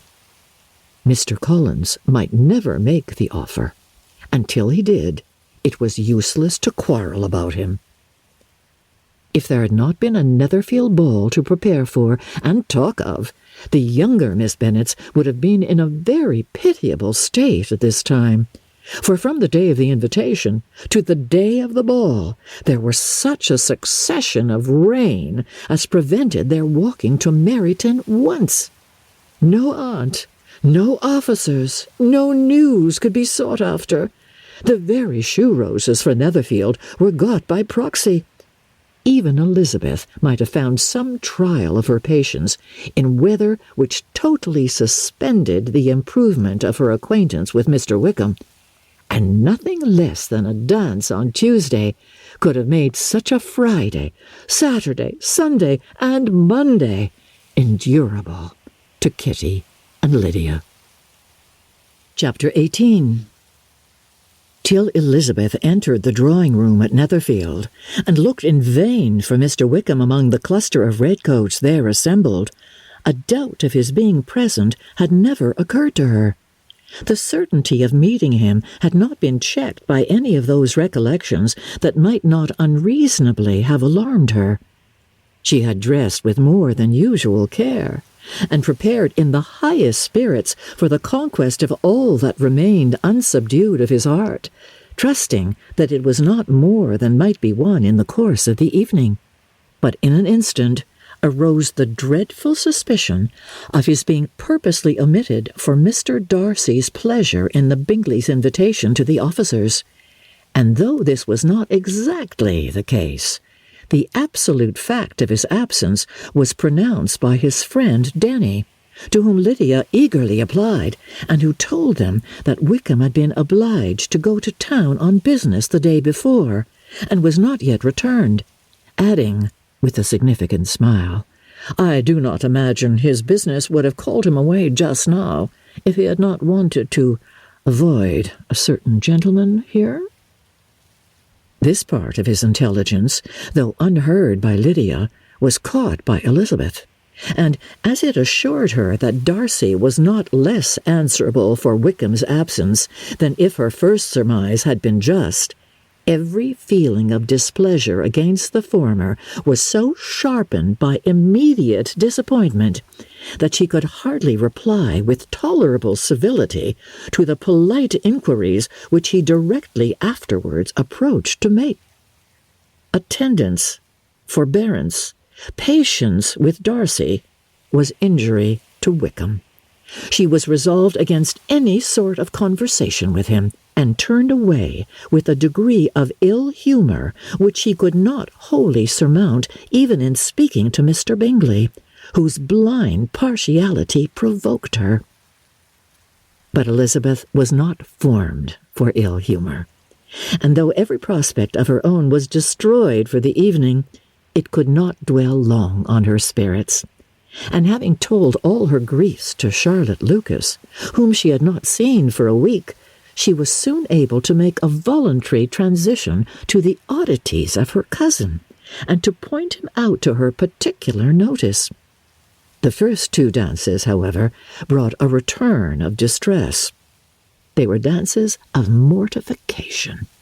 Mr. Collins, awkward and solemn, apologizing instead of attending, and often moving wrong without being aware of it, gave her all the shame and misery which a disagreeable partner for a couple of dances can give. The moment of her release from him was ecstasy.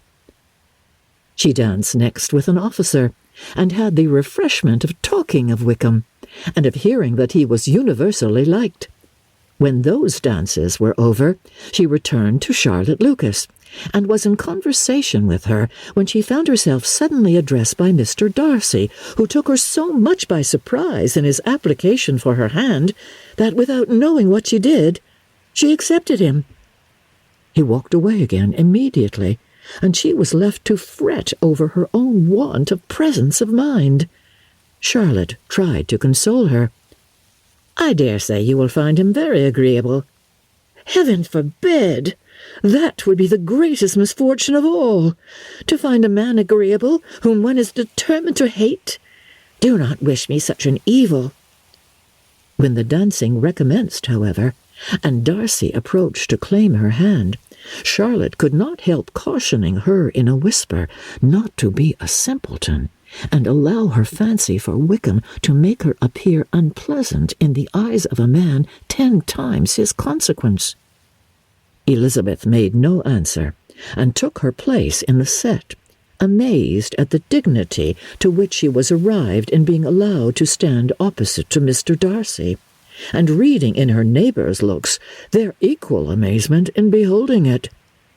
They stood for some time without speaking a word, and she began to imagine that their silence was to last through the 2 dances, and at first was resolved not to break it, till suddenly fancying that it would be the greater punishment to her partner to oblige him to talk, she made some slight observation on the dance. He replied, and was again silent. After a pause of some minutes, she addressed him a second time with, "It is your turn to say something now, Mr. Darcy. I talked about the dance, and you ought to make some sort of remark on the size of the room, or the number of couples." He smiled, and assured her that whatever she wished him to say should be said. "Very well. That reply will do for the present. Perhaps by and by I may observe that private balls are much pleasanter than public ones, but now we may be silent." "Do you talk by rule, then, while you are dancing?" "Sometimes. One must speak a little, you know. It would look odd to be entirely silent for half an hour together, and yet for the advantage of some, conversation ought to be so arranged as that they may have the trouble of saying as little as possible." "Are you consulting your own feelings in the present case, or do you imagine that you are gratifying mine?" "Both," replied Elizabeth archly, "for I have always seen a great similarity in the turn of our minds. We are each of an unsocial, taciturn disposition, unwilling to speak unless we expect to say something that will amaze the whole room, and to be handed down to posterity with all the éclat of a proverb." "This is no very striking resemblance of your own character, I am sure," said he. "How near it may be to mine, I cannot pretend to say. You think it a faithful portrait, undoubtedly." "I must not decide on my own performance." He made no answer, and they were again silent until they had gone down the dance, when he asked her if she and her sisters did not very often walk to Meryton. She answered in the affirmative, and, unable to resist the temptation, added, "When you met us there the other day, we had just been forming a new acquaintance." The effect was immediate. A deeper shade of hauteur overspread his features, but he said not a word, and Elizabeth, though blaming herself for her own weakness, could not go on. At length Darcy spoke, and in a constrained manner said, "Mr. Wickham is blessed with such happy manners as may ensure his making friends. Whether he may be equally capable of retaining them is less certain." "He has been so unlucky as to lose your friendship," replied Elizabeth with emphasis, "and in a manner which he is likely to suffer from all his life." Darcy made no answer, and seemed desirous of changing the subject. At that moment Sir William Lucas appeared close to them, meaning to pass through the set to the other side of the room, but on perceiving Mr. Darcy, he stopped with a bow of superior courtesy to compliment him on his dancing and his partner. "I have been most highly gratified indeed, my dear sir. Such very superior dancing is not often seen. It is evident that you belong to the first circles. Allow me to say, however, that your fair partner does not disgrace you, and that I must hope to have this pleasure often repeated, especially when a certain desirable event, my dear Eliza," glancing at her sister and Bingley, "shall take place. What congratulations will then flow in! I appeal to you, Mr. Darcy. But let me not interrupt you, sir. You will not thank me for detaining you from the bewitching converse of that young lady, whose bright eyes are also upbraiding me." The latter part of this address was scarcely heard by Darcy, but Sir William's allusion to his friend seemed to strike him forcibly, and his eyes were directed with a very serious expression towards Bingley and Jane, who were dancing together. Recovering himself shortly, he turned to his partner and said, "Sir William's interruption has made me forget what we were talking of." "I do not think we were speaking at all. Sir William could not have interrupted two people in the room who had less to say for themselves. We have tried 2 or 3 subjects already without success, and what we are to talk of next I cannot imagine." "What think you of books?" said he, smiling. "Books? Oh, no, no. I am sure we never read the same, or not with the same feelings." "I am sorry you think so, but if that be the case, there can at least be no want of subject. We may compare our different opinions." "No, no. I cannot talk of books in a ballroom. My head is always full of something else." "The present always occupies you in such scenes, does it?" said he, with a look of doubt. "Yes, always," she replied, without knowing what she said, for her thoughts had wandered far from the subject, as soon afterwards appeared by her suddenly exclaiming, "I remember hearing you once say, Mr. Darcy, that you hardly ever forgave, that your resentment, once created, was unappeasable. You are very cautious, I suppose, as to its being created." "I am," said he, with a firm voice. "And never allow yourself to be blinded by prejudice?" I hope not."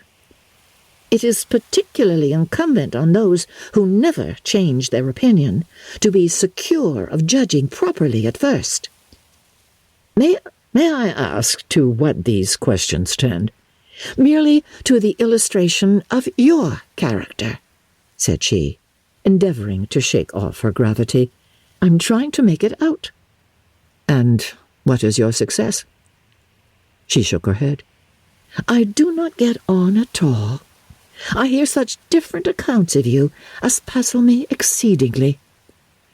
"I can readily believe," answered he gravely, "that reports may vary greatly with respect to me, and I could wish, Miss Bennet, that you were not to sketch my character at the present moment, as there is reason to fear that the performance would reflect no credit on either." "But if I do not take your likeness now, I may never have another opportunity." "I would by no means suspend any pleasure of yours," he coldly replied. She said no more, and they went down the other dance and parted in silence, and on each side dissatisfied, though not to an equal degree, for in Darcy's breast there was a tolerable, powerful feeling towards her, which soon procured her pardon, and directed all his anger against another. They had not long separated when Miss Bingley came towards her, and with an expression of civil disdain accosted her. "So, Miss Eliza, I hear you are quite delighted with George Wickham. Your sister has been talking to me about him and asking me 1,000 questions, and I find that the young man quite forgot to tell you, among his other communication, that he was the son of old Wickham, the late Mr. Darcy's steward. Let me recommend you, however, as a friend, not to give implicit confidence to all his assertions, for as to Mr. Darcy's using him ill, it is perfectly false, for on the contrary he has always been remarkably kind to him, though George Wickham has treated Mr. Darcy in a most infamous manner. I do not know the particulars, but I know very well that Mr. Darcy is not in the least to blame, that he cannot bear to hear George Wickham mentioned, and that though my brother thought that he could not well avoid including him in his invitation to the officers, he was excessively glad to find that he had taken himself out of the way. His coming into the country at all is a most insolent thing. Indeed, I wonder how he could presume to do it. I pity you, Miss Eliza, for this discovery of your favourite's guilt. But really, considering his descent, one could not expect much better. His guilt and his descent appear by your account to be the same, said Elizabeth angrily, for I have heard you accuse him of nothing worse than of being the son of Mr. Darcy's steward, and of that, I can assure you, he informed me himself. I beg your pardon, replied Miss Bingley, turning away with a sneer. Excuse my interference. It was kindly meant. Insolent girl, said Elizabeth to herself. You are much mistaken if you expect to influence me by such a paltry attack as this. I see nothing in it but your own wilful ignorance and the malice of Mr. Darcy. She then sought her older sister, who had undertaken to make inquiries on the same subject of Bingley. Jane met her with a smile of such sweet complacency, a glow of such happy expression, as sufficiently marked how well she was satisfied with the occurrences of the evening. Elizabeth instantly read her feelings, and at that moment solicitude for Wickham, resentment against his enemies, and everything else gave way before the hope of Jane's being in the fairest way for happiness. I want to know, said she, with a countenance no less smiling than her sister's, what you have learned about Mr. Wickham. But perhaps you have been too pleasantly engaged to think of any third person, in which case you may be sure of my pardon. No, replied Jane, I have not forgotten him, but I have nothing satisfactory to tell you.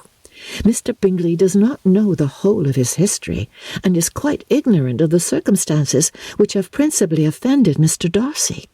But he will vouch for the good conduct, the probity and honour of his friend, and is perfectly convinced that Mr. Wickham has deserved much less attention from Mr. Darcy than he has received. And I am sorry to say, by his account as well as his sister's, Mr. Wickham is by no means a respectable young man. I am afraid he has been very imprudent, and has deserved to lose Mr. Darcy's regard. Mr. Bingley does not know Mr. Wickham himself? No, he never saw him till the other morning at Meryton. This account, then, is what he has received from Mr. Darcy. I am satisfied. But what does he say of the living? He does not exactly recollect the circumstances, though he has heard them from Mr. Darcy more than once, but he believes that it was left to him conditionally only. I have not a doubt of Mr. Bingley's sincerity, said Elizabeth warmly, but you must excuse my not being convinced by assurances only. Mr. Bingley's defence of his friend was a very able one, I dare say, but since he is unacquainted with several parts of the story, and has learnt the rest from that friend himself, I shall venture to still think of both gentlemen as I did before. She then changed the discourse to one more gratifying to each, and on which there could be no difference of sentiment. Elizabeth listened with delight to the happy, though modest hopes which Jane entertained of Mr. Bingley's regard, and said all in her power to heighten her confidence in it. On their being joined by Mr. Bingley himself, Elizabeth withdrew to Miss Lucas, to whose inquiry after the pleasantness of her last partner she had scarcely replied, before Mr. Collins came up to them, and told her with great exultation that he had just been so fortunate as to make a most important discovery. I have found out, said he, by a singular accident, that there is now in the room a near relation of my patroness.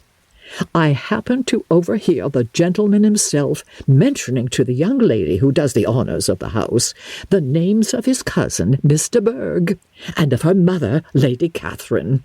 Oh, how wonderfully these sorts of things occur! Who would have thought of my meeting with, perhaps, a nephew of Lady Catherine de Bourgh in this assembly?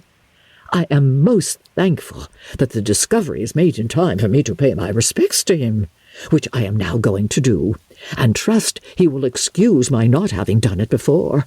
My total ignorance of the connection must plead my apology. You're not going to introduce yourself to Mr. Darcy? Oh, indeed I am.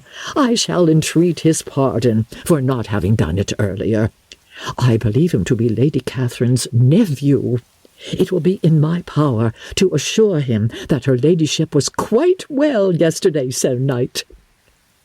Elizabeth tried hard to dissuade him from such a scheme, assuring him that Mr. Darcy would consider his addressing him without introduction as an impertinent freedom, rather than a compliment to his aunt, that it was not in the least necessary there should be any notice on either side, and that if it were, it must belong to Mr. Darcy, the superior, in consequence, to begin the acquaintance. Mr. Collins listened to her with the determined air of following his own inclination, and when she ceased speaking, replied thus: "My dear Miss Elizabeth, I have the highest opinion in the world in your excellent judgment in all matters within the scope of your understanding. But permit me to say that there must be a wide difference between the established forms of ceremony amongst the laity and those which regulate the clergy. For give me leave to observe that I consider the clerical office as equal in point of dignity with the highest rank in the kingdom, provided that a proper humility of behaviour is at the same time maintained. You must therefore allow me to follow the dictates of my conscience on this occasion, which leads me to perform what I look on as a point of duty. Pardon me for neglecting to profit by your advice, which on every other subject shall be my constant guide, though in the case before us I consider myself more fitted by education and habitual study to decide on what is right than a young lady like yourself." And with a low bow he left her to attack Mr. Darcy, whose reception of his advances she eagerly watched, and whose astonishment at being so addressed was very evident. Her cousin prefaced his speech with a solemn bow, and though she could not hear a word of it, she felt as if hearing it all, and saw in the motion of his lips the words apology, Hunsford, and Lady Catherine de Bourgh. It vexed her to see him expose himself to such a man. Mr. Darcy was eyeing him with unrestrained wonder, and when at last Mr. Collins allowed him time to speak, replied with an air of distant civility. Mr. Collins, however, was not discouraged from speaking again, and Mr. Darcy's contempt seemed abundantly increasing with the length of his second speech, and at the end of it he only made him a slight bow and moved another way. Mr. Collins then returned to Elizabeth. "I have no reason, I assure you," said he, "to be dissatisfied with my reception. Mr. Darcy seemed much pleased with the attention. He answered me with the utmost civility, and even paid me the compliment of saying that he was so well convinced of Lady Catherine's discernment as to be certain she could never bestow a favour unworthily. It was really a very handsome thought. Upon the whole, I am much pleased with him."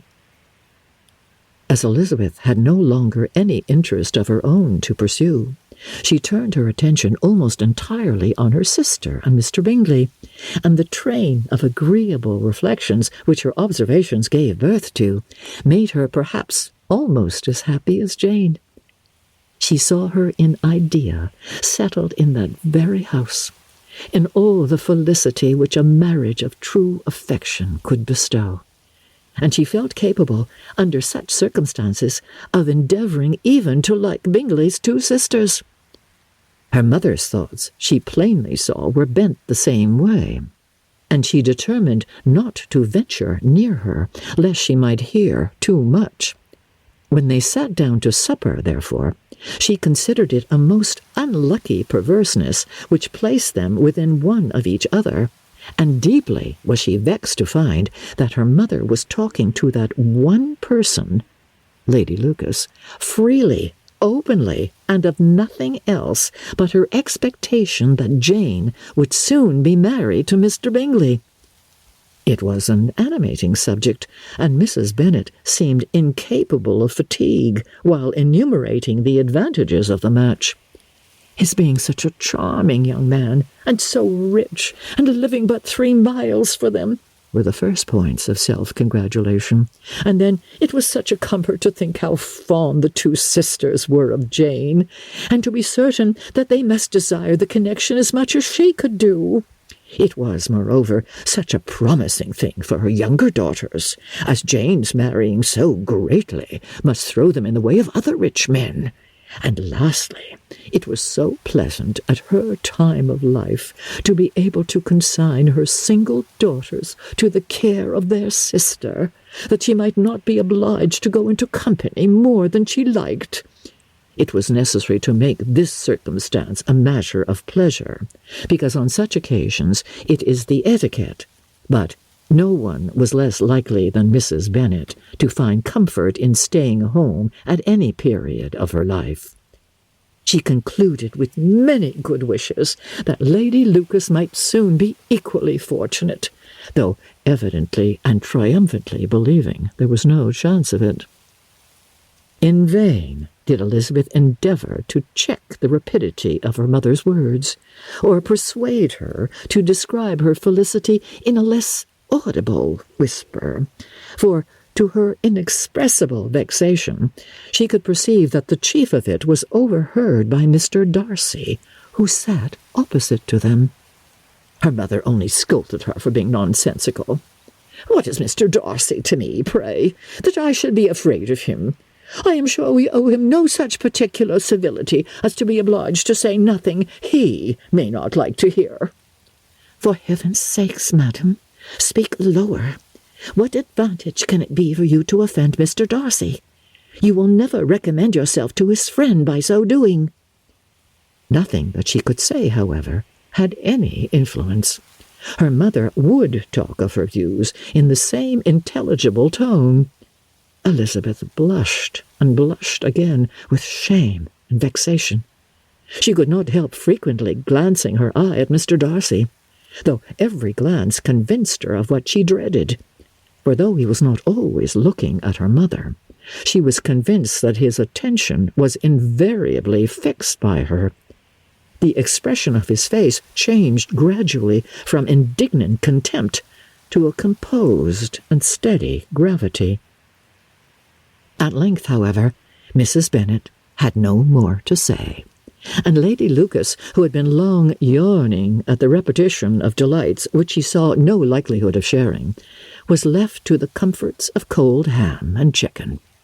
Elizabeth now began to revive, but not long was the interval of tranquillity, for when supper was over, singing was talked of, and she had the mortification of seeing Mary, after very little entreaty, preparing to oblige the company.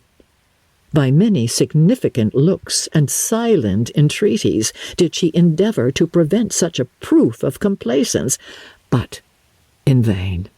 Mary would not understand them. Such an opportunity of exhibiting was delightful to her, and she began her song. Elizabeth's eyes were fixed on her with most painful sensations, and she watched her progress through the several stanzas with an impatience which was very ill rewarded at their close, for Mary, on receiving, amongst the thanks of the table, the hint of a hope that she might be prevailed on to favour them again, after the pause of half a minute, began another. Mary's powers were by no means fitted for such a display. Her voice was weak, and her manner affected. Elizabeth was in agonies. She looked at Jane to see how she bore it, but Jane was very composedly talking to Bingley. She looked at his two sisters and saw them making signs of derision at each other, and at Darcy, who continued, however, imperturbably grave. She looked at her father to entreat his interference lest Mary should be singing all night. He took the hint, and when Mary had finished her second song, said aloud, "That will do extremely well, child. You have delighted us long enough. Let the other young ladies have time to exhibit." Mary, though, pretending not to hear, was somewhat disconcerted, and Elizabeth, sorry for her, and sorry for her father's speech, was afraid her anxiety had done no good. Others of the party were now applied to. "If I," said Mr. Collins, "were so fortunate as to be able to sing, I should have great pleasure, I am sure, in obliging the company with an air, for I consider music as a very innocent diversion, and perfectly compatible with the profession of a clergyman. I do not mean, however, to assert that we can be justified in devoting too much of our time to music, for there are certainly other things to be attended to. The rector of a parish has much to do. In the first place, he must make such an agreement for tithes as may be beneficial to himself and not offensive to his patron. He must write his own sermons, and the time that remains will not be too much for his parish duties, and the care and improvement of his dwelling, which he cannot be excused from making as comfortable as possible. And I do not think it of light importance that he should have attentive and conciliatory manners towards everybody, especially towards those to whom he owes his preferment. I cannot acquit him of that duty, nor could I think well of the man who should omit on occasion of testifying his respect towards anybody connected with the family." And with a bow to Mr. Darcy, he concluded his speech, which had been spoken so loud as to be heard by half the room. Many stared, many smiled, but no one looked more amused than Mr. Bennet himself, while his wife seriously commended Mr. Collins for having spoken so sensibly, and observed in a half-whisper to Lady Lucas that he was a remarkably clever, good kind of young man. To Elizabeth, it appeared that, had her family made an agreement to expose themselves as much as they could during the evening, it would have been impossible for them to play their parts with more spirit or finer success. And happy did she think it for Bingley and her sister that some of the exhibition had escaped his notice, and that his feelings were not of a sort to be much distressed by the folly which he must have witnessed. That his two sisters and Mr. Darcy, however, should have such an opportunity of ridiculing her relations was bad enough, and she could not determine whether the silent contempt of the gentlemen or the insolent smiles of the ladies were more intolerable. The rest of the evening brought her little amusement. She was teased by Mr. Collins, who continued most perseveringly by her side, and though he could not prevail on her to dance with him again, put it out of her power to dance with others. In vain did she entreat him to stand up with somebody else, and offer to introduce him to any young lady in the room. He assured her that as to dancing, he was perfectly indifferent to it, that his chief object was by delicate attentions to recommend himself to her, and that he should therefore make a point of remaining close to her the whole evening. There was no arguing upon such a project. She owed her greatest relief to her friend Miss Lucas, who often joined them and good-naturedly engaged Mr. Collins' conversation to herself. She was at least free from the offence of Mr. Darcy's further notice, though often standing within a very short distance of her, quite disengaged, he never came near enough to speak. She felt it to be the probable consequence of her allusions to Mr. Wickham, and rejoiced in it. The Longbourn party were the last of all the company to depart, and by a manoeuvre of Mrs. Bennet had to wait for their carriage a quarter of an hour after everybody else was gone, which gave them time to see how heartily they were wished away by some of the family. Mrs. Hurst and her sister scarcely opened their mouths, except to complain of fatigue, and were evidently impatient to have the house to themselves. They repulsed every attempt of Mrs. Bennet at conversation, and by so doing threw a languor over the whole party, which was very little relieved by the long speeches of Mr. Collins, who was complimenting Mr. Bingley and his sisters on the elegance of their entertainment, and the hospitality and politeness which had marked their behaviour to their guests. Darcy said nothing at all. Mr. Bennet, in equal silence, was enjoying the scene. Mr. Bingley and Jane were standing together, a little detached from the rest, and talked only to each other. Elizabeth preserved as steady a silence as either Mrs. Hurst or Miss Bingley, and even Lydia was far too much fatigued to utter more than the occasional exclamation of, "Oh, Lord! Oh, how tired I am!" accompanied by a violent yawn. When at length they arose to take leave, Mrs. Bennet was most pressingly civil in her hope of seeing the whole family soon at Longbourn, and addressed herself especially to Mr. Bingley to assure him how happy he would make them by eating a family dinner with them at any time without the ceremony of a formal invitation.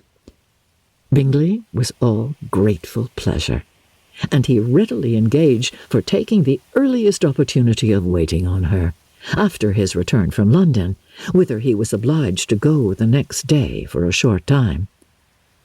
Mrs. Bennet was perfectly satisfied, and quitted the house under the delightful persuasion that, allowing for the necessary preparation of settlements, new carriages, and wedding clothes, she should undoubtedly see her daughter settled at Netherfield in the course of 3 or 4 months.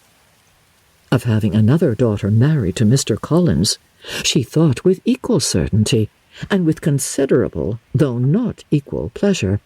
Elizabeth was the least dear to her of all her children, and though the man and the match were quite good enough for her, the worth of each was eclipsed by Mr. Bingley and Netherfield.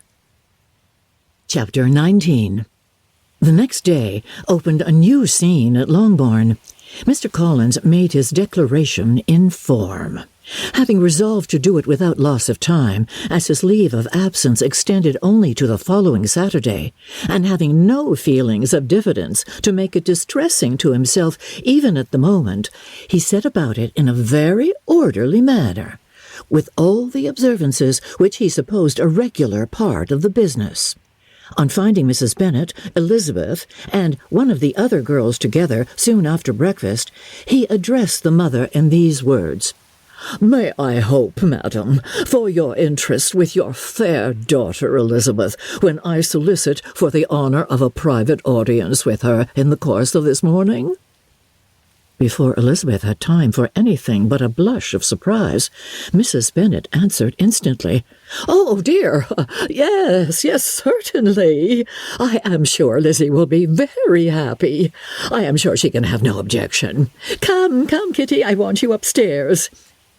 And gathering her work together, she was hastening away when Elizabeth called out, "Dear madam, do not go. I beg you will not go. Mr. Collins must excuse me. He can have nothing to say to me that anybody need not hear. I am going away myself." No, nonsense, Lizzie. I desire you to stay where you are." And upon Elizabeth's seeming really, with vexed and embarrassed looks, about to escape, she added, "Lizzie, I insist upon your staying and hearing Mr. Collins."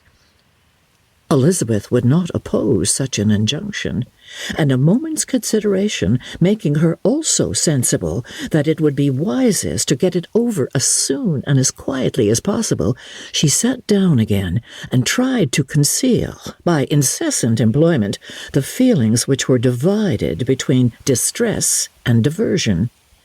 Mrs. Bennet and Kitty walked off, and as soon as they were gone, Mr. Collins began. "Believe me, my dear Miss Elizabeth, that your modesty, so far from doing you any disservice, rather adds to your other perfections. You would have been less amiable in my eyes had there not been this little unwillingness. But allow me to assure you that I have your respected mother's permission for this address. You can hardly doubt the purport of my discourse. However, your natural delicacy may lead you to dissemble. My attentions have been too marked to be mistaken. Almost as soon as I entered the house, I singled you out as the companion of my future life. But before I am run away with by my feelings on this subject, perhaps it would be advisable for me to state my reasons for marrying, and, moreover, for coming into Hertfordshire with the design of selecting a wife, as I certainly did." The idea of Mr. Collins, with all his solemn composure, being run away with by his feelings, made Elizabeth so near laughing that she could not use the short pause he allowed in any attempt to stop him further, and he continued, "My reasons for marrying are, first, that I think it a right thing for every clergyman in easy circumstances, like myself, to set the example of matrimony in his parish. Secondly, that I am convinced that it will add very greatly to my happiness. And thirdly, which perhaps I ought to have mentioned earlier, that it is the particular advice and recommendation of the very noble lady whom I have the honour of calling patroness. Twice has she condescended to give me her opinion, and asked, too, on this subject, and it was but the very Saturday night before I left Hunsford, between our pools at quadrille, while Mrs. Jenkinson was arranging Miss de Bourgh's footstool, that she said, 'Mr. Collins, you must marry. A clergyman like you must marry. Choose properly, choose a gentlewoman for my sake, and for your own. Let her be an active, useful sort of person, not brought up high, but able to make a small income go a good way. This is my advice. Find such a woman as soon as you can, bring her to Hunsford, and I will visit her. Allow me, by the way, to observe, my fair cousin, that I do not reckon the notice and kindness of Lady Catherine de Bourgh as among the least of the advantages in my power to offer. You will find her manners beyond anything I can describe, and your wit and vivacity, I think, must be acceptable to her, especially when tempered with the silence and respect which her rank will inevitably excite. Thus much for my general intention in favour of matrimony. It remains to be told why my views were directed towards Longbourn instead of my own neighbourhood, where I can assure you there are many amiable young women. But the fact is that, being as I am, to inherit this estate after the death of your honoured father, who, however, may live many years longer, I could not satisfy myself without resolving to choose a wife from among his daughters, that the loss to them might be as little as possible when the melancholy event takes place, which, however, as I have already said, may not be for several years. This has been my motive, my fair cousin, and I flatter myself it will not sink me in your esteem. And now nothing remains for me but to assure you in the most animated language of the violence of my affection. To fortune I am perfectly indifferent. and shall make no demand of that nature on your father, since I am well aware that it could not be complied with, and that £1,000 in the 4%, which will not be yours till after your mother's decease, is all that you may ever be entitled to. On that head, therefore, I shall be uniformly silent, and you may assure yourself that no ungenerous reproach shall ever pass my lips when we are married." It was absolutely necessary to interrupt him now. You are too hasty, sir," she cried. "You forget that I have made no answer. Let me do it without further loss of time. Accept my thanks for the compliment you are paying me. I am very sensible of the honour of your proposals, but it is impossible for me to do otherwise than to decline them." "I am not now to learn," replied Mr. Collins, with a formal wave of the hand, "that it is usual with young ladies to reject the addresses of the man whom they secretly mean to accept when he first applies for their favour, and that sometimes the refusal is repeated a second or even a third time. I am, therefore, by no means discouraged by what you have just said, and shall hope to lead you to the altar ere long." Upon my word, sir," cried Elizabeth, your hope is a rather extraordinary one after my declaration. I do assure you that I am not one of those young ladies, if such young ladies there are, who are so daring as to risk their happiness on the chance of being asked a second time. I am perfectly serious in my refusal. You could not make me happy, and I am convinced that I am the last woman in the world who could make you so. Nay, were your friend Lady Catherine to know me, I am persuaded she would find me in every respect ill-qualified for the situation." "Were it certain that Lady Catherine would think so," said Mr. Collins very gravely, "but I cannot imagine that her ladyship would at all disapprove of you. And you may be certain when I have the honour of seeing her again, I shall speak in the very highest terms of your modesty, economy, and other amiable qualification." Indeed, Mr. Collins, all praise of me will be unnecessary. You must give me leave to judge for myself, and pay me the compliment of believing what I say. I wish you very happy and very rich, and by refusing your hand, do all in my power to prevent you from being otherwise. In making me the offer, you must have satisfied the delicacy of your feelings with regard to my family, and may take possession of Longbourn Estate whenever it falls, without any self-reproach. This matter may be considered, therefore, as finally settled." And rising, as she thus spoke, she would have quitted the room had Mr. Collins not thus addressed her. "When I do myself the honour of speaking to you next on the subject, I shall hope to receive a more favourable answer than you have now given me, though I am far from accusing you of cruelty at present, because I know it to be the established custom of your sex to reject a man on the first application. And perhaps you have even now said as much to encourage my suit as would be consistent with the true delicacy of the female character." "Really, Mr. Collins," cried Elizabeth with some warmth, you puzzle me exceedingly. If what I have hitherto said can appear to you in the form of encouragement, I know not how to express my refusal in such a way as to convince you of its being one. You must give me leave to flatter myself, my dear cousin, that your refusal of my addresses is merely words, of course.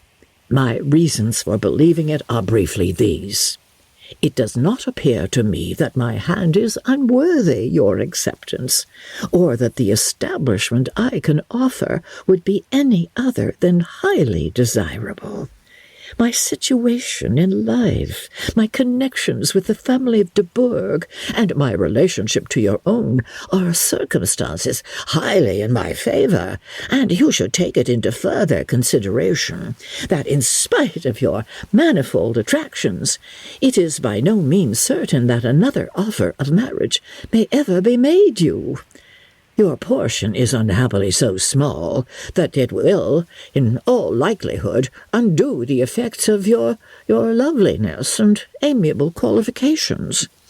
As I must therefore conclude that you are not serious in your rejection of me, I shall choose to attribute it to your wish of increasing my love by suspense, according to the usual practice of elegant females. Oh, I do assure you, sir, that I have no pretensions whatsoever to that kind of elegance which consists in tormenting a respectable man. I would rather be paid the compliment of being believed sincere. I thank you again and again for the honour you have done me in your proposals, but to accept them is absolutely impossible. My feelings in every respect forbid it.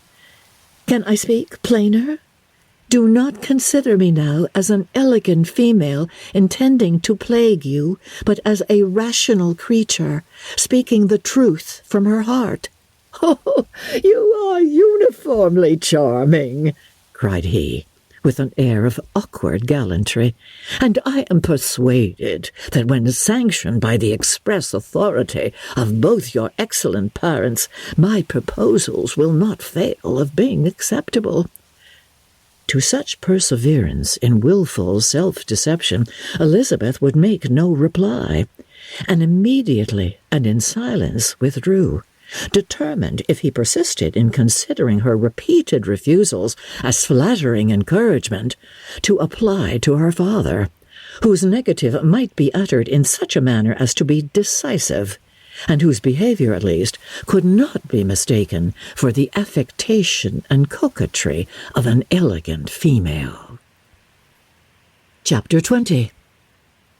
Mr. Collins was not left long to the silent contemplation of his successful love, for Mrs. Bennet, having dawdled about in the vestibule to watch for the end of the conference, no sooner saw Elizabeth open the door, and with quick step pass her towards the staircase, than she entered the breakfast-room, and congratulated both him and herself in warm terms on the happy prospect of their nearer connection.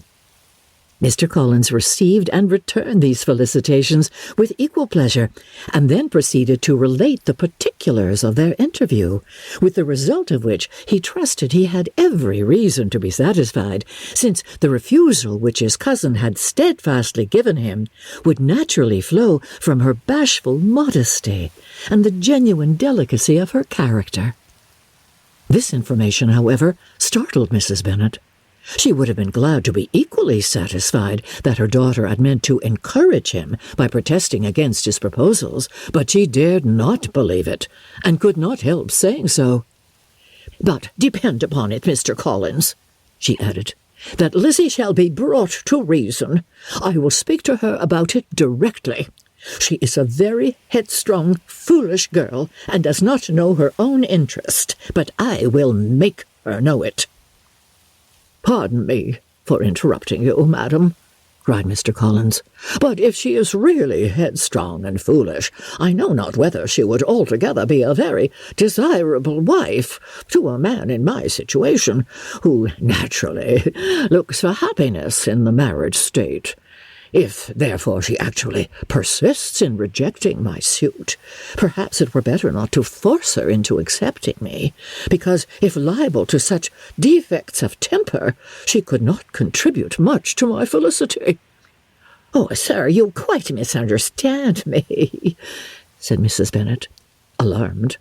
"Lizzie is only headstrong in such matters as these. In everything else she is as good-natured a girl as ever lived.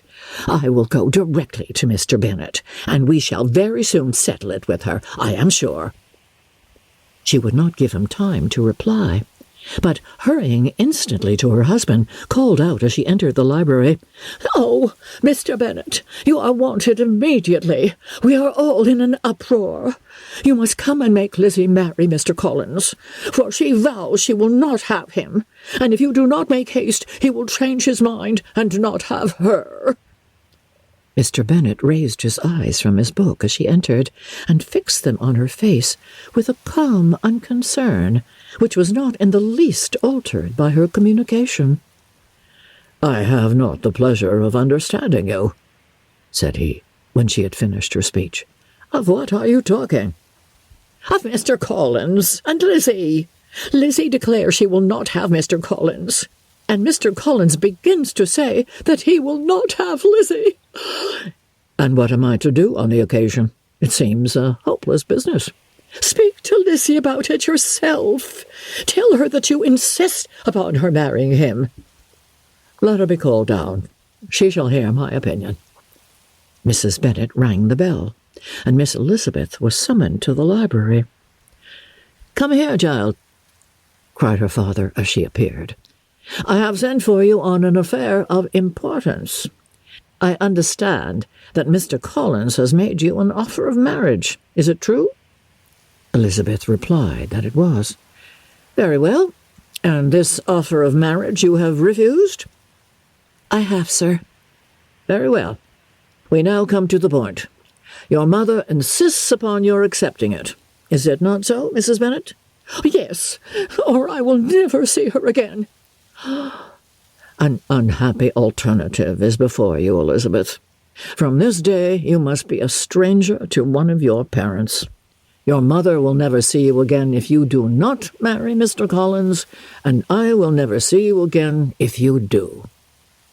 Elizabeth could not but smile at such a conclusion of such a beginning, but Mrs. Bennet, who had persuaded herself that her husband regarded the affair as she wished, was excessively disappointed. "What do you mean, Mr. Bennet, in talking this way? You promised me to insist upon her marrying him." "My dear," replied her husband, "I have two small favours to request. First, that you will allow me the free use of my understanding on the present occasion, and secondly, of my room. I shall be glad to have the library to myself as soon as may be." Not yet, however, in spite of her disappointment in her husband, did Mrs. Bennet give up the point. She talked to Elizabeth again and again, coaxed and threatened her by turns. She endeavoured to secure Jane in her interest, but Jane, with all possible mildness, declined interfering, and Elizabeth, sometimes with real earnestness, and sometimes with playful gaiety, replied to her attacks. Though her manner varied, however, her determination never did. Mr. Collins, meanwhile, was meditating in solitude on what had passed. He thought too well of himself to comprehend on what motives his cousin could refuse him, and though his pride was hurt, he suffered in no other way. His regard for her was quite imaginary, and the possibility of her deserving her mother's reproach prevented his feeling any regret. While the family were in this confusion, Charlotte Lucas came to spend the day with them. She was met in the vestibule by Lydia, who, flying to her, cried in a half-whisper, "Oh, I'm glad you are come, for there is such fun here. What do you think has happened this morning? Mr. Collins has made an offer to Lizzie, and she will not have him." Charlotte hardly had time to answer before they were joined by Kitty, who came to tell the same news, and no sooner had they entered the breakfast-room, where Mrs. Bennet was alone, than she likewise began on the subject, calling on Miss Lucas for her compassion, and entreating her to persuade her friend Lizzie to comply with the wishes of all her family. "Oh, pray do, my dear Miss Lucas," she added in a melancholy tone, "for nobody is on my side. Nobody takes part with me. I am cruelly used. Nobody feels for my poor nerves." Charlotte's reply was spared by the entrance of Jane and Elizabeth. "Aye, there she comes," continued Mrs. Bennet, looking as unconcerned as may be, and caring no more for us than if we were at York, provided she could have her own way. But I tell you, Miss Lizzie, if you take it into your head to go on refusing every offer of marriage in this way, you will never get a husband at all, and I am sure I do not know who is to maintain you when your father is dead. I shall not be able to keep you, and so I warn you. I have done with you from this very day. I told you in the library, you know, that I should never speak to you again, and you will find me as good as my word. I have no pleasure in talking to undutiful children. Not that I have much pleasure, indeed, in talking to anybody. People who suffer as I do from nervous complaints can have no great inclination for talking. Nobody can tell what I suffer. But it is always so. Those who do not complain are never pitied. Her daughters listened in silence to this effusion, sensible that any attempt to reason with her or soothe her would only increase her irritation. She talked on, therefore, without interruption from any of them, till they were joined by Mr. Collins, who entered the room with an air more stately than usual, and on perceiving whom, she said to the girls, "Now, I do insist upon it, that you, all of you, hold your tongues, and let me and Mr. Collins have a little conversation together." Elizabeth passed quietly out of the room.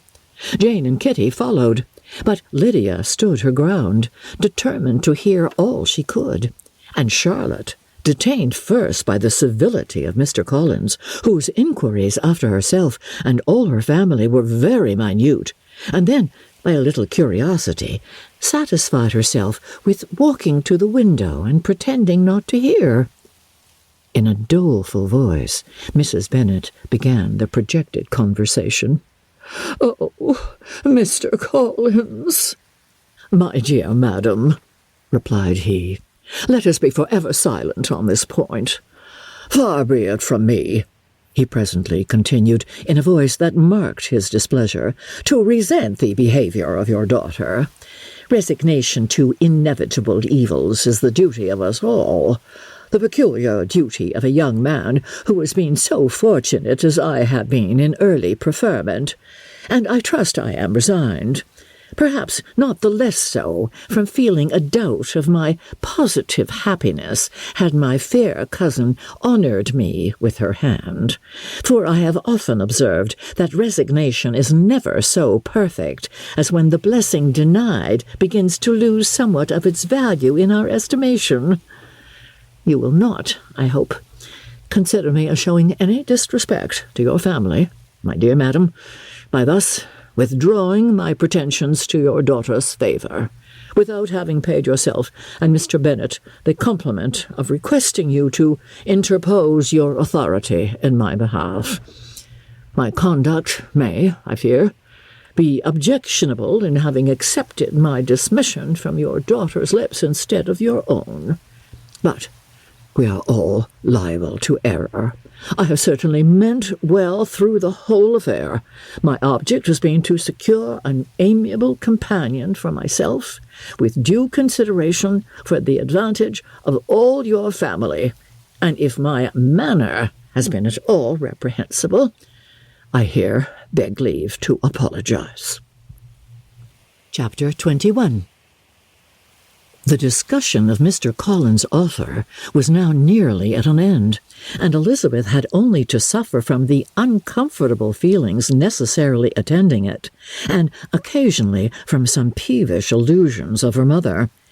As for the gentleman himself, his feelings were chiefly expressed not by embarrassment or dejection, or by trying to avoid her, but by stiffness of manner and resentful silence. He scarcely ever spoke to her, and the assiduous attentions which he had been so sensible of himself were transferred for the rest of the day to Miss Lucas, whose civility in listening to him was a seasonable relief to them all, and especially to her friend. The morrow produced no abatement of Mrs. Bennet's ill-humour or ill-health. Mr. Collins was also in the same state of angry pride. Elizabeth had hoped that his resentment might shorten his visit, but his plan did not appear in the least affected by it. He was always to have gone on Saturday, and to Saturday he meant to stay. After breakfast, the girls walked to Meryton to inquire if Mr. Wickham were returned, and to lament over his absence from the Netherfield ball. He joined them on their entering the town, and attended them to their aunt's, where his regret and vexation and the concern of everybody was well talked over. To Elizabeth, however, he voluntarily acknowledged that the necessity of his absence had been self-imposed. "I found," said he, "as the time drew near, that I had better not meet Mr. Darcy, that to be in the same room, the same party with him for so many hours together, might be more than I could bear, and that scenes might arise unpleasant to more than myself." She highly approved his forbearance, and they had leisure for a full discussion of it, and for all the commendation which they civilly bestowed on each other, as Wickham and another officer walked back with them to Longbourn, and during the walk he particularly attended to her. His accompanying them was a double advantage. She felt all the compliment it offered to herself, and it was most acceptable as an occasion of introducing him to her father and mother. Soon after their return, a letter was delivered to Miss Bennet. It came from Netherfield. The envelope contained a sheet of elegant, little, hot-pressed paper, well covered with a lady's fair, flowing hand, and Elizabeth saw her sister's countenance change as she read it, and saw her dwelling intently on some particular passages. Jane recollected herself soon, and putting the letter away, tried to join with her usual cheerfulness in the general conversation, but Elizabeth felt an anxiety on the subject, which drew off her attention even from Wickham, and no sooner had he and his companion taken leave than a glance from Jane invited her to follow her upstairs. When they had gained their own room, Jane, taking up the letter, said, "This is from Caroline Bingley. What it contains has surprised me a good deal. The whole party have left Netherfield by this time, and are on their way to town, and without any intention of coming back again. You shall hear what she says." She then read the first sentence aloud, which comprised the information of their having just resolved to follow their brother to town directly, and of their meaning to dine in Grosvenor Street, where Mr. Hurst had a house. The next was in these words: "I do not pretend to regret anything I shall leave in Herefordshire, except your society, my dearest friend. But we will hope, at some future period, to enjoy many returns of that delightful intercourse we have known, and in the meanwhile may lessen the pain of separation by a very frequent and most unreserved correspondence. I depend on you for that." To these high-flown expressions, Elizabeth listened with all the insensibility of distrust, and though the suddenness of their removal surprised her, she saw nothing in it really to lament.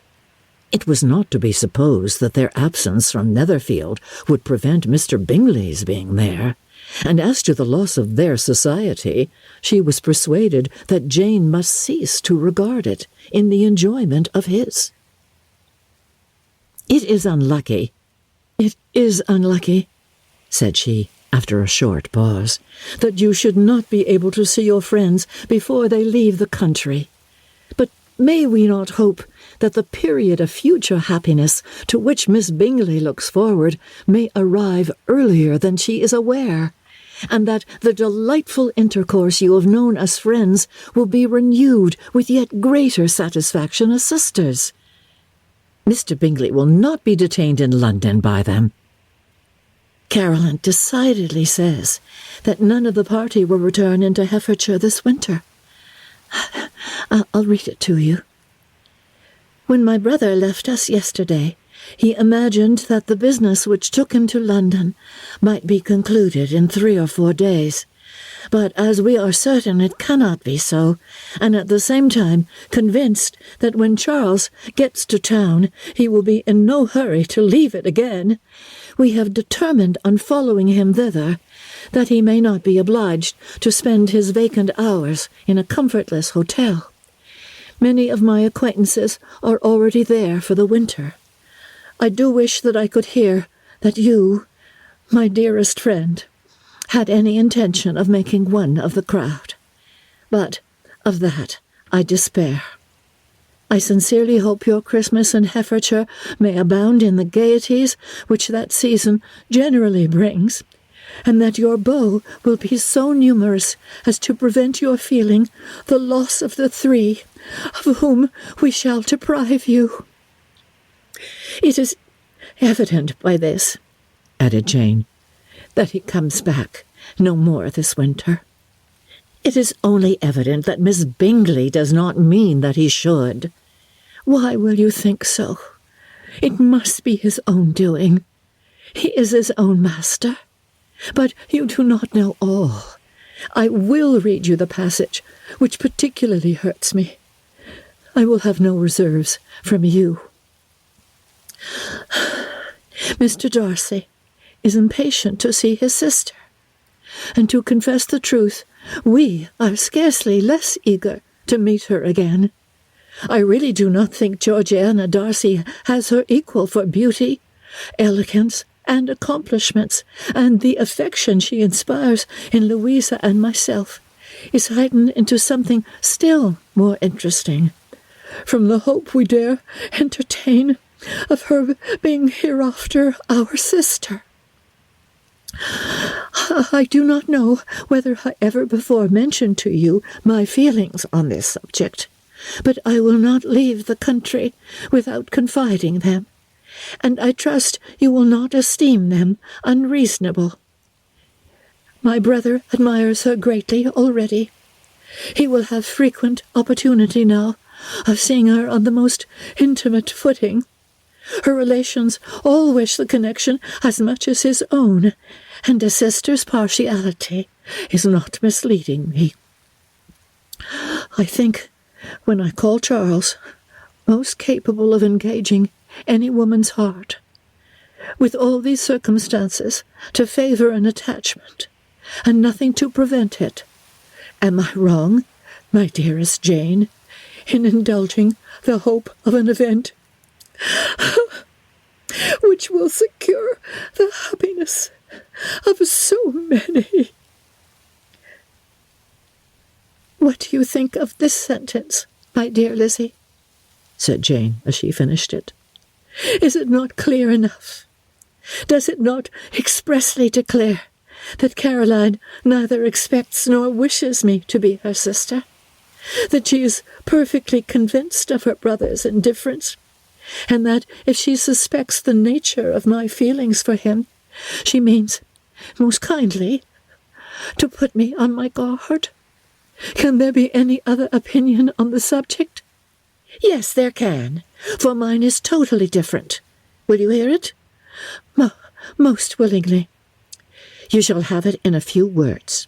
Miss Bingley sees that her brother is in love with you, and wants him to marry Miss Darcy. She follows him to town in hope of keeping him there, and tries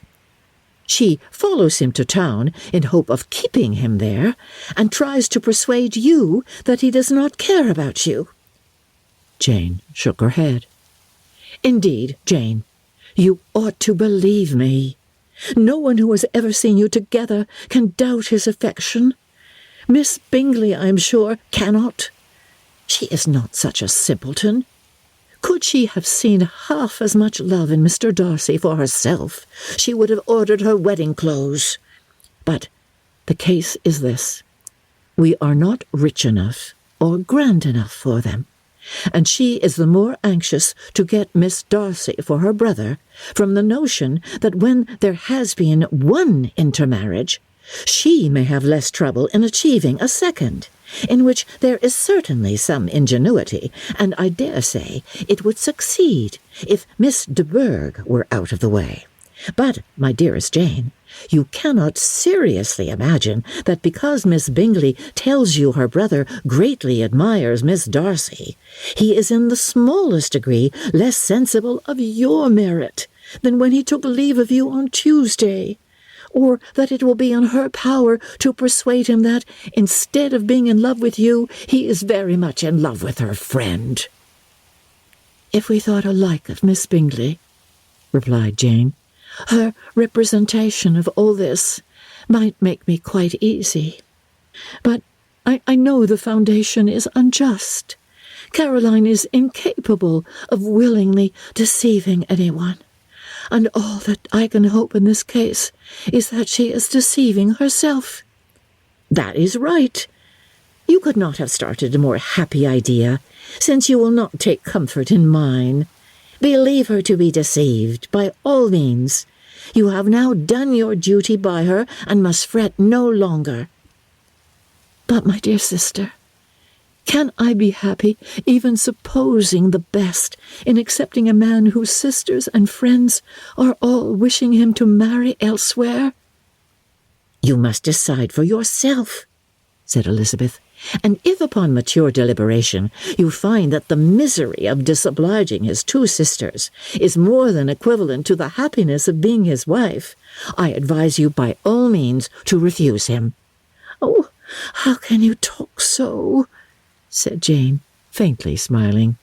"You must know that though I should be exceedingly grieved at their disapprobation, I could not hesitate." "I did not think you would, and that being the case, I cannot consider your situation with much compassion." "But if he returns no more this winter, my choice will never be required. 1,000 things may arise in 6 months." The idea of his returning no more Elizabeth treated with the utmost contempt. It appeared to her merely the suggestion of Caroline's interested wishes, and she could not for a moment suppose that those wishes, however openly or artfully spoken, could influence a young man so totally independent of everyone. She represented to her sister as forcibly as possible what she felt on the subject, and had soon the pleasure of seeing its happy effect. Jane's temper was not desponding, and she was gradually led to hope, though the diffidence of affection sometimes overcame the hope, that Bingley would return to Netherfield and answer every wish of her heart. They agreed that Mrs. Bennet should only hear of the departure of the family without being alarmed on the score of the gentleman's conduct, but even this partial communication gave her a great deal of concern, and she bewailed it as exceedingly unlucky that the lady should happen to go away just as they were all getting so intimate together. After lamenting it, however, at some length, she had the consolation that Mr. Bingley would soon be down again, and soon dining at Longbourn, and the conclusion of all was the comfortable declaration that though he had been invited only to a family dinner, she would take care to have 2 full courses. Chapter 22. The Bennets were engaged to dine with the Lucases, and again during the chief of the day was Miss Lucas so kind as to listen to Mr. Collins. Elizabeth took an opportunity of thanking her. "It keeps him in good humour," said she, "and I am more obliged to you than I can express." Charlotte assured her friend of her satisfaction in being useful, and that it amply repaid her for the little sacrifice of her time. This was very amiable, but Charlotte's kindness extended farther than Elizabeth had any conception of. Its object was nothing else than to secure her from any return of Mr. Collins' addresses by engaging them towards herself. Such was Miss Lucas's scheme, and appearances were so favourable that when they parted at night, she would have felt almost secure of success if he had not been to leave Herefordshire so very soon. But here she did injustice to the fire and independence of his character, for it led him to escape out of Longbourn House the next morning with admirable slyness, and hasten to Lucas Lodge to throw himself at her feet. He was anxious to avoid the notice of his cousins, from a conviction that if they saw him depart, they could not fail to conjecture his design, and he was not willing to have the attempt known till its success might be known likewise. For though feeling almost secure, and with reason, for Charlotte had been tolerably encouraging, he was comparatively diffident since the adventure of Wednesday. His reception, however, was of the most flattering kind. Miss Lucas perceived him from an upper window as he walked toward the house, and instantly set out to meet him accidentally in the lane. But little had she dared to hope that so much love and eloquence awaited her there. In as short a time as Mr. Collins' long speeches would allow, everything was settled between them to the satisfaction of both, and as they entered the house, he earnestly entreated her to name the day that was to make him the happiest of men. And though such a solicitation must be waived for the present, the lady felt no inclination to trifle with his happiness. The stupidity with which he was favoured by nature must guard his courtship from any charm that could make a woman wish for its continuance. And Miss Lucas, who accepted him solely from the pure and disinterested desire of an establishment, cared not how soon that establishment were gained. Sir William and Lady Lucas were speedily applied to for their consent, and it was bestowed with a most joyful alacrity. Mr. Collins' present circumstances made it a most eligible match for their daughter, to whom they could give little fortune, and his prospects of future wealth were exceedingly fair. Lady Lucas began directly to calculate, with more interest than the matter had ever excited before, how many years longer Mr. Bennet was likely to live, and Sir William gave it as his decided opinion that whenever Mr. Collins should be in possession of the Longbourn estate, it would be highly expedient that both he and his wife should make their appearance at St. James. The whole family, in short, were properly overjoyed on the occasion. The younger girls formed hopes of coming out a year or two sooner than they might otherwise have done, and the boys were relieved from their apprehension of Charlotte's dying an old maid. Charlotte herself was tolerably composed. She had gained her point, and had time to consider of it. Her reflections were in general satisfactory. Mr. Collins, to be sure, was neither sensible nor agreeable. His society was irksome, and his attachment to her must be imaginary. But still, he would be her husband. Without thinking highly either of men or matrimony, marriage had always been her object. It was the only provision for well-educated young women of small fortune, and however uncertain of giving happiness, must be their pleasantest preservative from want. This preservative she had now obtained, and at the age of 27, without having ever been handsome, she felt all the good luck of it.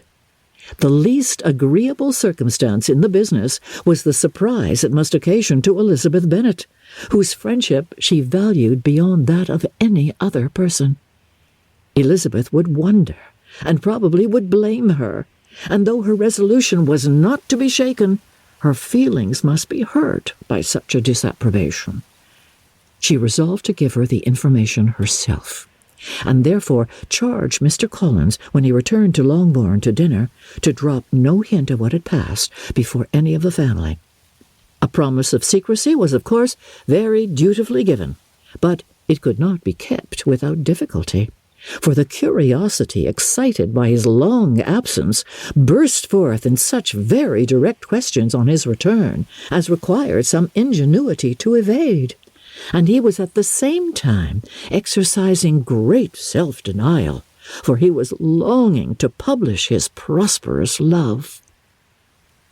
As he was to begin his journey too early on the morrow to see any of the family, the ceremony of leave-taking was performed when the ladies moved for the night, and Mrs. Bennet, with great politeness and cordiality, said how happy they should be to see him at Longbourn again, whenever his engagements might allow him to visit them. "My dear madam," he replied, "this invitation is particularly gratifying, because it is what I have been hoping to receive, and you may be very certain that I shall avail myself of it as soon as possible." They were all astonished, and Mr. Bennet, who could by no means wish for so speedy a return, immediately said, "But is there not danger of Lady Catherine's disapprobation here, my good sir? You had better neglect your relations than run the risk of offending your patroness." "My dear sir," replied Mr. Collins, "I am particularly obliged to you for this friendly caution, and you may depend upon my not taking so material a step without her ladyship's concurrence. You cannot be too much upon your guard. Risk anything rather than her displeasure, and if you find it likely to be raised by your coming to us again, which I should think exceedingly probable, stay quietly at home and be satisfied that we shall take no offence." "Oh, believe me, my dear sir, my gratitude is warmly excited by such affectionate attention, and depend upon it, you will speedily receive from me a letter of thanks for this, and for every other mark of your regard during my stay in Herefordshire. As for my fair cousins, though my absence may not be long enough to render it necessary, I shall now take the liberty of wishing them health and happiness, not excepting my cousin Elizabeth." With proper civilities, the ladies then withdrew, all of them equally surprised that he meditated a quick return. Mrs. Bennet wished to understand by it that he thought of paying his addresses to one of her younger girls, and Mary might have been prevailed on to accept him. She rated his abilities much higher than any of the others. There was a solidity in his reflections which often struck her, and though by no means so clever as herself, she thought that, if encouraged to read and improve himself by such an example as hers, he might become a very agreeable companion. But on the following morning, every hope of this kind was done away. Miss Lucas called soon after breakfast, and in a private conference with Elizabeth, related the event of the day before. The possibility of Mr. Collins fancying himself in love with her friend had once occurred to Elizabeth within the last day or two, but that Charlotte could encourage him seemed almost as far from possibility as she could encourage him herself, and her astonishment was consequently so great as to overcome at first the bounds of decorum, and she could not help crying out, "Engaged to Mr. Collins? Oh, my dear Charlotte, impossible!" The steady countenance which Miss Lucas had commanded in telling her story gave way to a momentary confusion here on receiving so direct a reproach, though, as it was no more than she expected, she soon regained her composure, and calmly replied, "Why should you be surprised, my dear Eliza? Do you think it incredible that Mr. Collins should be able to procure any woman's good opinion because he was not so happy as to succeed with you?" But Elizabeth had now recollected herself, and making a strong effort for it, was able to assure with tolerable firmness that the prospect of their relationship was highly grateful to her, and that she wished her all imaginable happiness. "I see what you are feeling," replied Charlotte. "You must be surprised, very much surprised, so lately as Mr. Collins was wishing to marry you. But when you have had time to think it over, I hope you will be satisfied with what I have done. I am not romantic, you know. I never was. I ask only a comfortable home, and considering Mr. Collins' character, connection, and situation in life, I am convinced that my chance of happiness with him is as fair as most people can boast on entering the marriage state." Elizabeth quietly answered, "Undoubtedly," and after an awkward pause, they returned to the rest of the family. Charlotte did not stay much longer, and Elizabeth was then left to reflect on what she had heard. It was a long time before she became at all reconciled to the idea of so unsuitable a match. The strangeness of Mr. Collins making 2 offers of marriage within 3 days was nothing in comparison of his now being accepted. She had always felt that Charlotte's opinion of matrimony was not exactly like her own, but she had not supposed it to be possible that, when called into action, she would have sacrificed every better feeling to worldly advantage. Charlotte, the wife of Mr. Collins, was a most humiliating picture.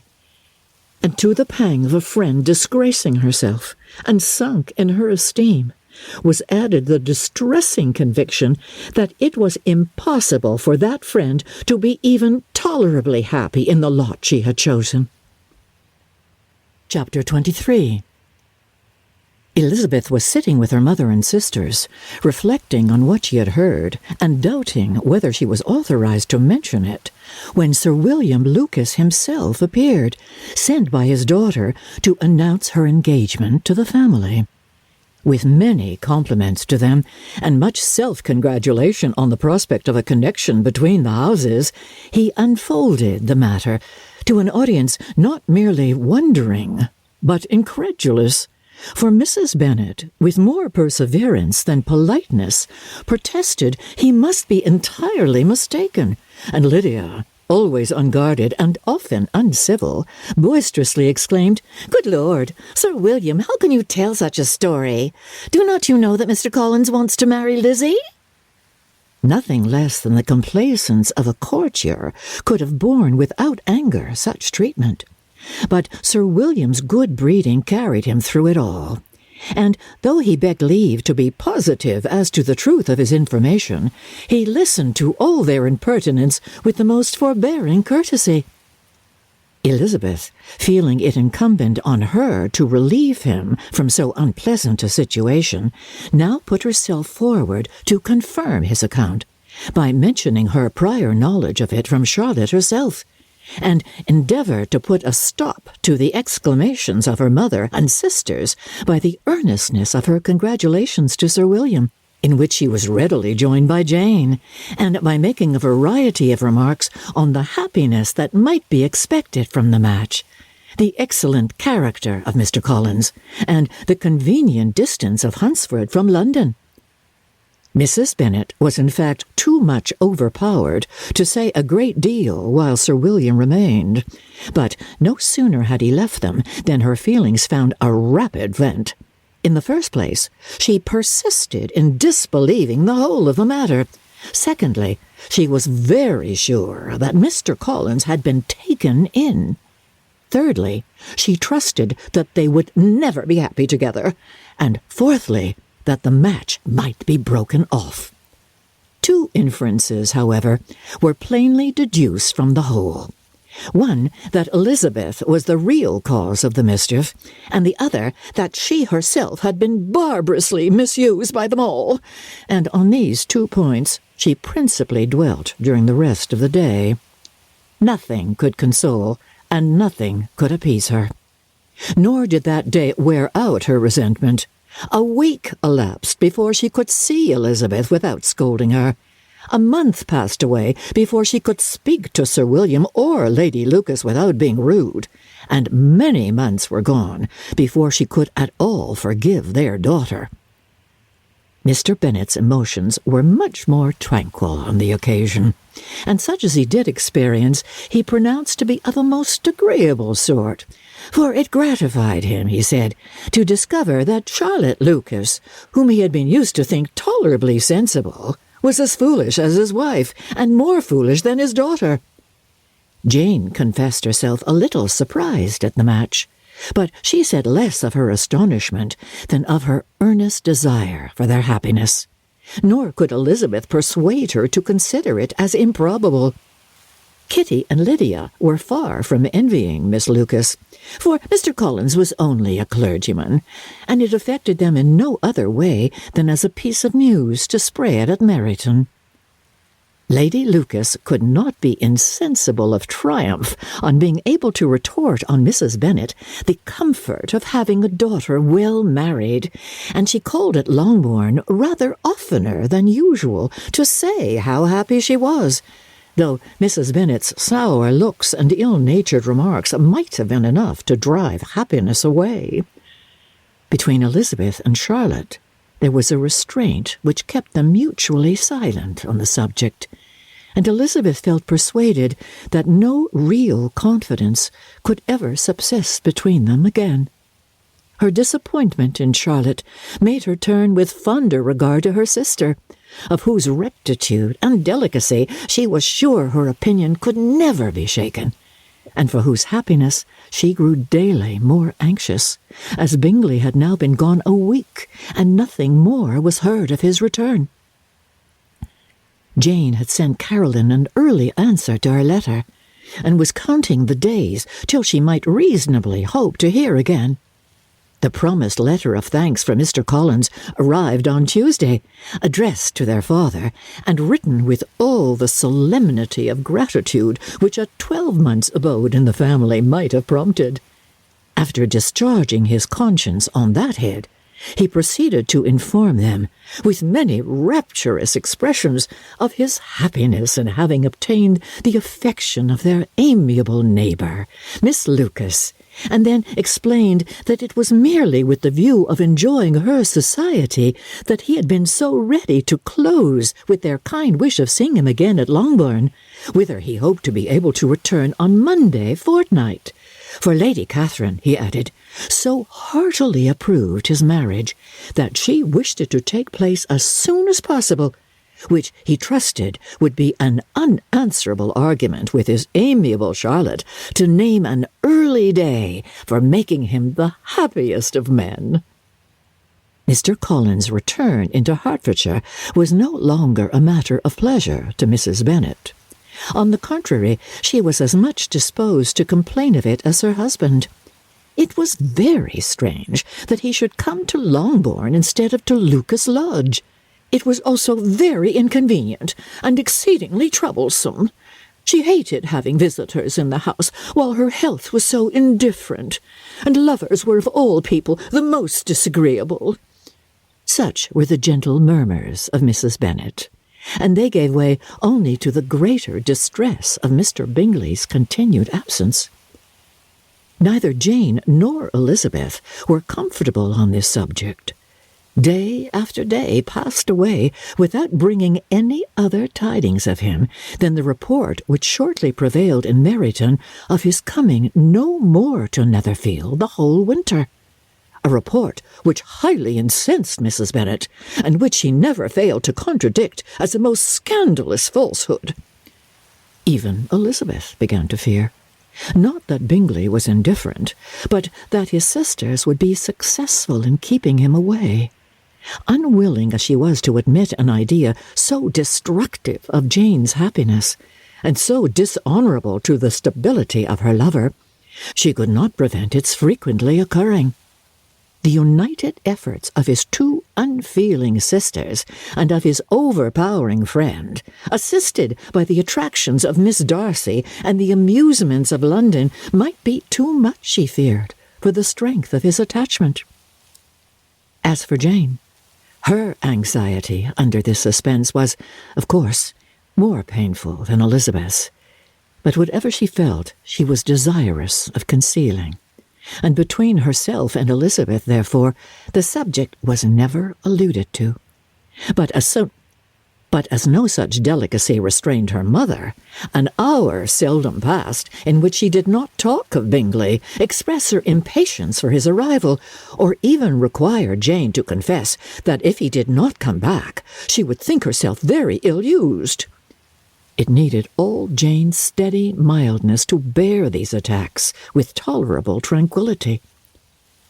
Mr. Collins returned most punctually on Monday fortnight, but his reception at Longbourn was not quite so gracious as it had been on his first introduction. He was too happy, however, to need much attention, and luckily for the others, the business of love-making relieved them from a great deal of his company. The chief of every day was spent by him at Lucas Lodge, and he sometimes returned to Longbourn only in time to make an apology for his absence before the family went to bed. Mrs. Bennet was really in a most pitiable state. The very mention of anything concerning the match threw her into an agony of ill humour, and wherever she went, she was sure of hearing it talked of. The sight of Miss Lucas was odious to her.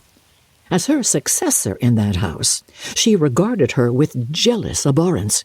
Whenever Charlotte came to see them, she concluded her to be anticipating the hour of possession, and whenever she spoke in a low voice to Mr. Collins, was convinced that they were talking of the Longbourn estate, and resolving to turn herself and her daughters out of the house as soon as Mr. Bennet were dead.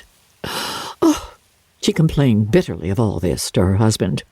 "Indeed, Mr. Bennet," said she, "it is very hard to think that Charlotte Lucas should ever be mistress of this house, that I should be forced to make way for her, and live to see her take her place in it." "My dear, do not give way to such gloomy thoughts. Let us hope for better things. Let us flatter ourselves that I may be the survivor." This was not very consoling to Mrs. Bennet, and therefore, instead of making any answer, she went on as before.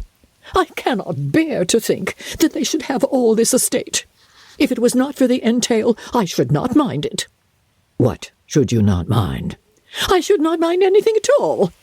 "Let us be thankful that you are preserved from a state of such insensibility." "I can never be thankful, Mr. Bennet, for anything about the entail. How could anyone have the conscience to entail away an estate from one's own daughters? I cannot understand. And all for the sake of Mr. Collins, too. Why should he have it more than anybody else?" "I leave it to yourself to determine," said Mr. Bennet. Chapter 24. Miss Bingley's letter arrived, and put an end to doubt. The very first sentence conveyed the assurance of their being all settled in London for the winter, and concluded with her brother's regret at not having had time to pay his respects to his friends in Hertfordshire before he left the country. Hope was over, entirely over, and when Jane could attend to the rest of the letter, she found little, except the professed affection of the writer, that could give her any comfort. Miss Darcy's praise occupied the chief of it. Her many attractions were again dwelt on, and Caroline boasted joyfully of their increasing intimacy, and ventured to predict the accomplishment of the wishes which had been unfolded in her former letter. She wrote also with great pleasure of her brother's being an inmate of Mr. Darcy's house, and mentioned with raptures some plans of the latter with regard to new furniture. Elizabeth, to whom Jane very soon communicated the chief of all this, heard it in silent indignation. Her heart was divided between concern for her sister and resentment against all others. To Caroline's assertion of her brother's being partial to Miss Darcy, she paid no credit. That he was really fond of Jane, she doubted no more than she had ever done, and much as she had always been disposed to like him, she could not think without anger, hardly without contempt, on that easiness of temper, that want of proper resolution, which now made him the slave of his designing friends, and led him to sacrifice of his own happiness to the caprice of their inclination. Had his own happiness, however, been the only sacrifice, he might have been allowed to sport with it in whatever manner he thought best. But her sister's was involved in it, as she thought he must be sensible himself. It was a subject, in short, on which reflection would be long indulged, and must be unavailing. She could think of nothing else, and yet, whether Bingley's regard had really died away, or were suppressed by his friend's interference, whether he had been aware of Jane's attachment, or whether it had escaped his observation. Whatever were the case, though her opinion of him must be materially affected by the difference, her sister's situation remained the same, her peace equally wounded. A day or two passed before Jane had courage to speak of her feelings to Elizabeth, but at last, on Mrs. Bennet's leaving them together, after a longer irritation than usual about Netherfield and its master, she could not help saying, "Oh, that my dear mother had more command over herself.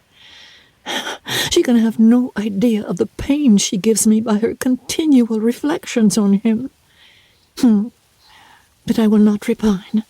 It cannot last long. He will be forgot, and we shall all be as we were before." Elizabeth looked at her sister with incredulous solicitude, but said nothing. "You doubt me," cried Jane, slightly colouring. "Indeed, you have no reason. He may live in my memory as the most amiable man of my acquaintance. But that is all. I have nothing either to hope or fear, and nothing to reproach him with. Thank God I have not that pain. A little time, therefore. I shall certainly try to get the better." With a stronger voice, she soon added, "I have this comfort immediately, that it has not been more of an error of fancy on my side, and that it has done no harm to anyone but myself." "My dear Jane," exclaimed Elizabeth, "you are too good. Your sweetness and disinterestedness are really angelic. I do not know what to say to you. I feel as if I had never done you justice, or loved you as you deserve." Miss Bennet eagerly disclaimed all extraordinary merit, and threw back the praise on her sister's warm affection. "Nay," said Elizabeth, "that is not fair. You wish to think all the world respectable, and are hurt if I speak ill of anybody. I only want to think you perfect, and you set yourself against it. Do not be afraid of my running into any excess, of my encroaching on your privilege of universal goodwill. You need not. There are few people whom I really love, and still fewer of whom I think well. The more I see of the world, the more am I dissatisfied with it, and every day confirms my belief of the inconsistency of all human characters, and of the little dependence that can be placed on the appearance of merit or sense. I have met with 2 instances lately. One I will not mention. The other is Charlotte's marriage. It is unaccountable. It is in every view unaccountable. My dear Lizzie, do not give way to such feelings as these. They will ruin your happiness. You do not make allowance enough for difference of situation and temper. Consider Mr. Collins's respectability, and Charlotte's steady, prudent character. Remember that she is one of a large family, that, as to fortune, it is a most eligible match, and be ready to believe, for everybody's sake, that she may feel something like regard and esteem for our cousin. To oblige you, I would try to believe almost anything, but no one else could be benefited by such a belief as this. For were I persuaded that Charlotte had any regard for him, I should only think worse of her understanding than I do now of her heart. My dear Jane, Mr. Collins is a conceited, pompous, narrow-minded, silly man. You know he is, as well as I do. And you must feel, as well as I do, that the woman who married him cannot have a proper way of thinking. You shall not defend her, though it is Charlotte Lucas. You shall not, for the sake of one individual, change the meanings of principle and integrity, nor endeavour to persuade yourself or me that selfishness is prudence, and insensibility of danger security for happiness. I must think your language too strong in speaking of both, replied Jane, and I hope you will be convinced of it by seeing them happy together. But enough of this. You alluded to something else. You mentioned 2 instances. I cannot misunderstand you, but I entreat you, dear Lizzie, not to pain me by thinking that person to blame, and saying your opinion of him is sunk. We must not be so ready to fancy ourselves intentionally injured. We must not expect a lively young man to be always so guarded and circumspect. It is very often nothing but our own vanity that deceives us. Women fancy admiration means more than it does. And men take care that they should. If it is designedly done, they cannot be justified. But I have no idea of there being so much design in the world as some persons imagine. I am far from attributing any part of Mr. Bingley's conduct to design, said Elizabeth. But without scheming to do wrong, or to make others unhappy, there may be error, and there may be misery. Thoughtlessness, want of attention to other people's feelings, and want of resolution will do the business. And do you impute it to either of these? Yes, to the last. But if I go on, I shall displease you by saying what I think of persons you esteem. Stop me whilst you can. You persist, then, in supposing his sisters influence him? Yes, in conjunction with his friend. I cannot believe it. Why should they try to influence him? They can only wish his happiness, and if he is attached to me, no other woman can secure it. Your position is false. They may wish many things beside his happiness. They may wish his increase of wealth and consequence. They may wish him to marry a girl who has all the importance of money, great connections, and pride. Beyond a doubt, they do wish him to choose Miss Darcy, replied Jane. But this may be from better feelings than you are supposing.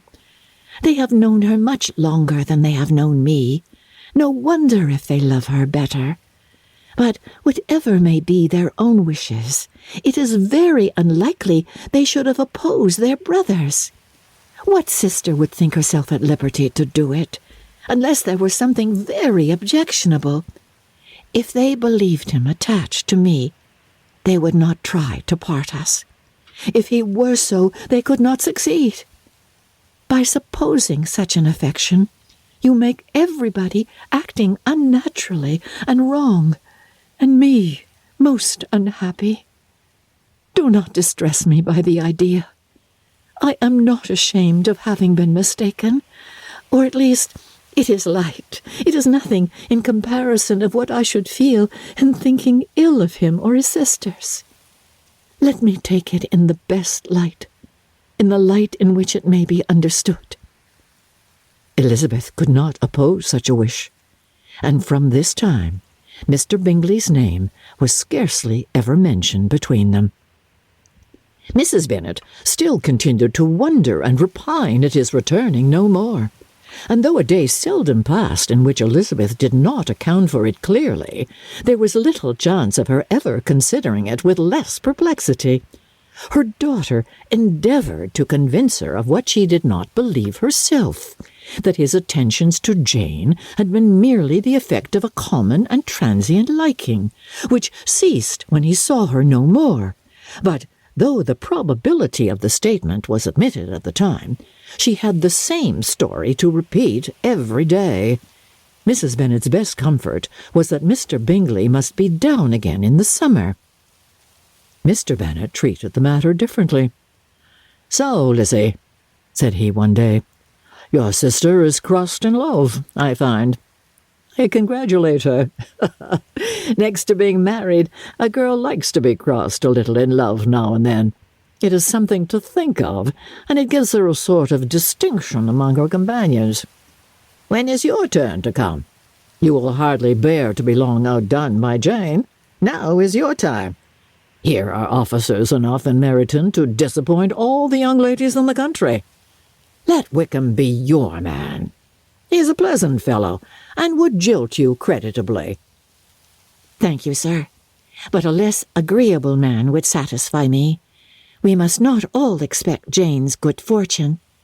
"True," said Mr. Bennet, but it is a comfort to think that, whatever of that kind may befall you, you have an affectionate mother who will make the most of it." Mr. Wickham's society was of material service in dispelling the gloom which the late perverse occurrences had thrown on many of the Longbourn family. They saw him often, and to his other recommendations was now added that of general unreserve. The whole of what Elizabeth had already heard, his claims on Mr. Darcy, and all that he had suffered from him, was now openly acknowledged and publicly canvassed, and everybody was pleased to know how much they had always disliked Mr. Darcy before they had known anything of the matter. Miss Bennet was the only creature who could suppose there might be any extenuating circumstances in the case, unknown to the society of Hertfordshire. Her mild and steady candour always pleaded for allowances, and urged the possibility of mistakes, but by everybody else, Mr. Darcy was condemned as the worst of men. Chapter 25. After a week spent in professions of love and schemes of felicity, Mr. Collins was called from his amiable Charlotte by the arrival of Saturday. The pain of separation, however, might be alleviated on his side by preparations for the reception of his bride, as he had reason to hope that shortly after his return into Hertfordshire the day would be fixed that was to make him the happiest of men. He took leave of his relations at Longbourn with as much solemnity as before, wished his fair cousins health and happiness again, and promised their father another letter of thanks. On the following Monday, Mrs. Bennet had the pleasure of receiving her brother and his wife, who came as usual to spend the Christmas at Longbourn. Mr. Gardiner was a sensible, gentlemanlike man, greatly superior to his sister, as well by nature as education. The Netherfield ladies would have had difficulty in believing that a man who lived by trade and within view of his own warehouses could have been so well-bred and agreeable. Mrs. Gardiner, who was several years younger than Mrs. Bennet and Mrs. Phillips, was an amiable, intelligent, elegant woman, and a great favourite with all her Longbourn nieces. Between the two eldest and herself especially, there subsisted a particular regard. They had frequently been staying with her in town. The first part of Mrs. Gardiner's business on her arrival was to distribute her presents and describe the newest fashions. When this was done, she had a less active part to play. It became her turn to listen. Mrs. Bennet had many grievances to relate, and much to complain of. They had all been very ill-used since she last saw her sister. 2 of her girls had been upon the point of marriage, and after all there was nothing in it. "I do not blame Jane," she continued, "for Jane would have got Mr. Bingley if she could. But Lizzie, oh, sister, it is very, very hard to think that she might have been Mr. Collins's wife by this time, had it not been for her own perverseness. He made her an offer in this very room, and she refused him. The consequence of it is that Lady Lucas will have a daughter married before I have, and that the Longbourn estate is just as much entailed as ever. The Lucases are very artful people indeed, sister. They are all for what they can get. I am sorry to say it of them, but so it is. It makes me very nervous and poorly to be thwarted so in my own family, and to have neighbours who think of themselves before anybody else. However, your coming just at this time is the greatest of comforts, and I am very glad to hear what you tell us of long sleeves." Mrs. Gardiner, to whom the chief of this news had been given before, in the course of Jane and Elizabeth's correspondence with her, made her sister a slight answer, and in compassion to her nieces turned the conversation. When alone with Elizabeth afterwards, she spoke more on the subject. "It seems likely to have been a desirable match for Jane," said she. "I am sorry it went off. But these things happen so often. A young man such as you describe, Mr. Bingley, so easily falls in love with a pretty girl for a few weeks, and when accident separates them, so easily forgets her that these sort of inconsistencies are very frequent. An excellent consolation in its way, said Elizabeth, but it will not do for us. We do not suffer by accident.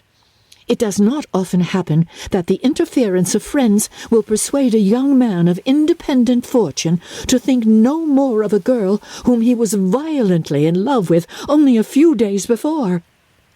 But that expression of violently in love is so hackneyed, so doubtful, so indefinite that it gives me very little idea. It is as often applied to feelings which arise from a half-hour's acquaintance as to a real strong attachment. Pray, how violent was Mr. Bingley's love? I never saw a more promising inclination. He was growing quite inattentive to other people, and wholly engrossed by her. Every time they met, it was more decided and remarkable. At his own ball, he offended 2 or 3 young ladies by not asking them to dance, and I spoke to him twice myself without receiving an answer. Could there be finer symptoms? Is not general incivility the very essence of love? Oh, yes, of that kind of love which I suppose him to have felt. Oh, poor Jane! I am sorry for her, because with her disposition she may not get over it immediately. It had better have happened to you, Lizzie. You would have laughed yourself out of it sooner. But do you think she would be prevailed upon to go back with us? Change of scene might be of service, and perhaps a little relief from home may be as useful as anything. Elizabeth was exceedingly pleased with this proposal, and felt persuaded of her sister's ready acquiescence. I hope, added Mrs. Gardiner, that no consideration with regard to this young man will influence her. We live in so different a part of town. All our connections are so different, and as you well know, we go out so little, that it is very improbable that they should meet at all, unless he really comes to see her. And that is quite impossible, for he is now in the custody of his friend, and Mr. Darcy would no more suffer him to call on Jane in such a part of London. Oh, my dear aunt, how could you think of it? Mr. Darcy may perhaps have heard of such a place as Gracechurch Street, but he would hardly think a month's ablution enough to cleanse him from its impurities were he once to enter it, and depend upon it, Mr. Bingley never stirs without him. So much the better. I hope they will not meet at all. But does not Jane correspond with his sister? She will not be able to help calling.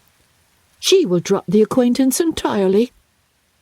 But in spite of the certainty in which Elizabeth affected to place this point, as well as the still more interesting one of Bingley's being withheld from seeing Jane, she felt a solicitude on the subject which convinced her, on examination, that she did not consider it entirely hopeless. It was possible, and sometimes she thought it probable, that his affection might be reanimated, and the influence of his friends successfully combated by the more natural influence of Jane's attractions. Miss Bennet accepted her aunt's invitation with pleasure, and the Bingleys were no otherwise in her thoughts at the same time than as she hoped by Caroline's not living in the same house with her brother, she might occasionally spend a morning with her, without any danger of seeing him. The Gardiners stayed a week at Longbourn, and what with the Phillipses, the Lucases, and the officers, there was not a day without its engagement. Mrs. Bennet had so carefully provided for the entertainment of her brother and sister that they did not once sit down to a family dinner. When the engagement was for home, some of the officers always made part of it, of which officers Mr. Wickham was sure to be one, and on these occasions Mrs. Gardiner, rendered suspicious by Elizabeth's warm commendation, narrowly observed them both, without supposing them, from what she saw, to be very seriously in love. Their preference of each other was plain enough to make her a little uneasy, and she resolved to speak to Elizabeth on the subject before she left Hertfordshire, and represent to her the imprudence of encouraging such an attachment. To Mrs. Gardiner, Wickham had one means of affording pleasure, unconnected with his general powers. About 10 or a dozen years ago, before her marriage, she had spent a considerable time in the very part of Derbyshire to which he belonged. They had, therefore, many acquaintances in common, and though Wickham had been little there since the death of Darcy's father, it was yet in his power to give her fresher intelligence of her former friends than she had been in the way of procuring. Mrs. Gardiner had seen Pemberley, and known the late Mr. Darcy by character perfectly well. Here, consequently, was an inexhaustible subject of discourse. In comparing her recollection of Pemberley with the minute description which Wickham could give, and in bestowing her tribute of praise on the character of its late possessor, she was delighting both him and herself.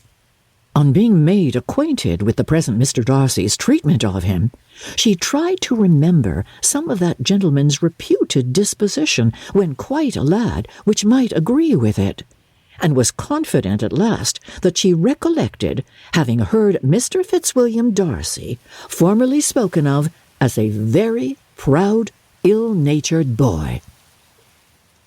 Chapter 26. Mrs. Gardiner's caution to Elizabeth was punctually and kindly given on the first favourable opportunity of speaking to her alone. After honestly telling her what she thought, she thus went on. "You are too sensible a girl, Lizzie, to fall in love merely because you are warned against it, and therefore I am not afraid of speaking openly. Seriously, I would have you be on your guard. Do not involve yourself, or endeavour to involve him, in an affection which the want of fortune would make so very imprudent. I have nothing to say against him. He is a most interesting young man, and if he had the fortune he ought to have, I should think you could do no better. But, as it is, you must not let your fancy run away with you. You have sense, and we all expect you to use it. Your father would depend on your resolution and good conduct, I am sure. You must not disappoint your father." "My dear aunt, this is being serious indeed." "Yes, and I hope to engage you to be serious likewise." "Well, then, you need not be under any alarm. I will take care of myself, and of Mr. Wickham, too. He shall not be in love with me, if I can prevent it." "Elizabeth, you are not serious now." "I beg your pardon. I will try again. At present, I am not in love with Mr. Wickham. No, I am certainly not. But he is, beyond all comparison, the most agreeable man I ever saw. And if he becomes really attached to me, I believe it will be better that he should not. I see the imprudence of it. Oh, that abominable Mr. Darcy! My father's opinion of me does me the greatest honour, and I should be miserable to forfeit it. My father, however, is partial to Mr. Wickham. In short, my dear aunt, I should be very sorry to be the means of making any of you unhappy.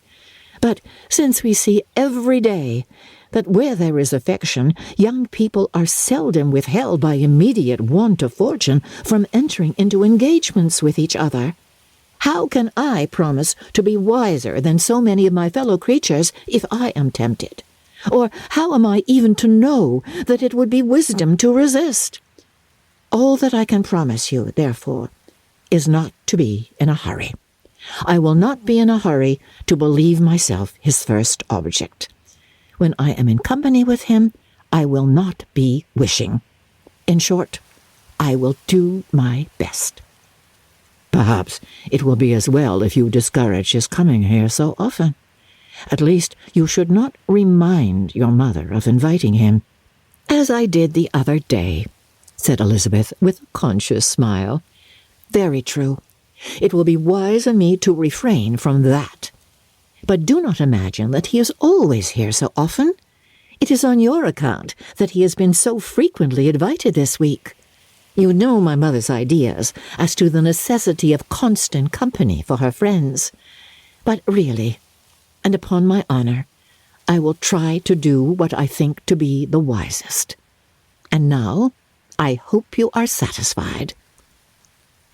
Her aunt assured her that she was, and Elizabeth, having thanked her for the kindness of her hints, they parted. A wonderful instance of advice being given on such a point without being resented. Mr. Collins returned into Hertfordshire soon after it had been quitted by the Gardiners and Jane, but as he took up his abode with the Lucases, his arrival was no great inconvenience to Mrs. Bennet. His marriage was now fast approaching, and she was at length so far resigned as to think it inevitable, and even repeatedly to say, in an ill-natured tone, that she wished they might be happy. Thursday was to be the wedding day, and on Wednesday Miss Lucas paid her farewell visit, and when she rose to take leave, Elizabeth, ashamed of her mother's ungracious and reluctant good wishes, and sincerely affected herself, accompanied her out of the room. As they went downstairs together, Charlotte said, "I shall depend on hearing from you very often, Eliza." "That you certainly shall." "And I have another favour to ask of you. Will you come and see me?" "We shall often meet, I hope, in Hertfordshire." "I am not likely to leave Kent for some time. Promise me, therefore, to come to Hunsford." Elizabeth could not refuse, though she foresaw little pleasure in the visit. "My father and Maria are coming to me in March," added Charlotte, "and I hope you will consent to be of the party. Indeed, Eliza, you will be as welcome as either of them." The wedding took place. The bride and bridegroom set off for Kent from the church door, and everybody had as much to say or to hear on the subject as usual. Elizabeth soon heard from her friend, and their correspondence was as regular and frequent as it had ever been. That it should be equally unreserved was impossible. Elizabeth could never address her without feeling that all the comfort of intimacy was over, and though determined not to slacken as a correspondent, it was for the sake of what had been, rather than what was. Charlotte's first letters were received with a good deal of eagerness. There could not but be curiosity to know how she would speak of her new home, how she would like Lady Catherine, and how happy she would dare pronounce herself to be, though, when the letters were read, Elizabeth felt that Charlotte expressed herself on every point exactly as she might have foreseen. She wrote cheerfully, seemed surrounded with comforts, and mentioned nothing which she could not praise. The house, furniture, neighbourhood, and roads were all to her taste, and Lady Catherine's behaviour was most friendly and obliging. It was Mr. Collins' picture of Hunsford and Rosings rationally softened, and Elizabeth perceived that she must wait for her own visit there to know the rest. Jane had already written a few lines to her sister to announce their safe arrival in London, and when she wrote again, Elizabeth hoped it would be in her power to say something of the Bingleys. Her impatience for this second letter was as well rewarded as impatience generally is. Jane had been a week in town, without either seeing or hearing from Caroline. She accounted for it, however, by supposing that her last letter to her friend from Longbourn had by some accident been lost.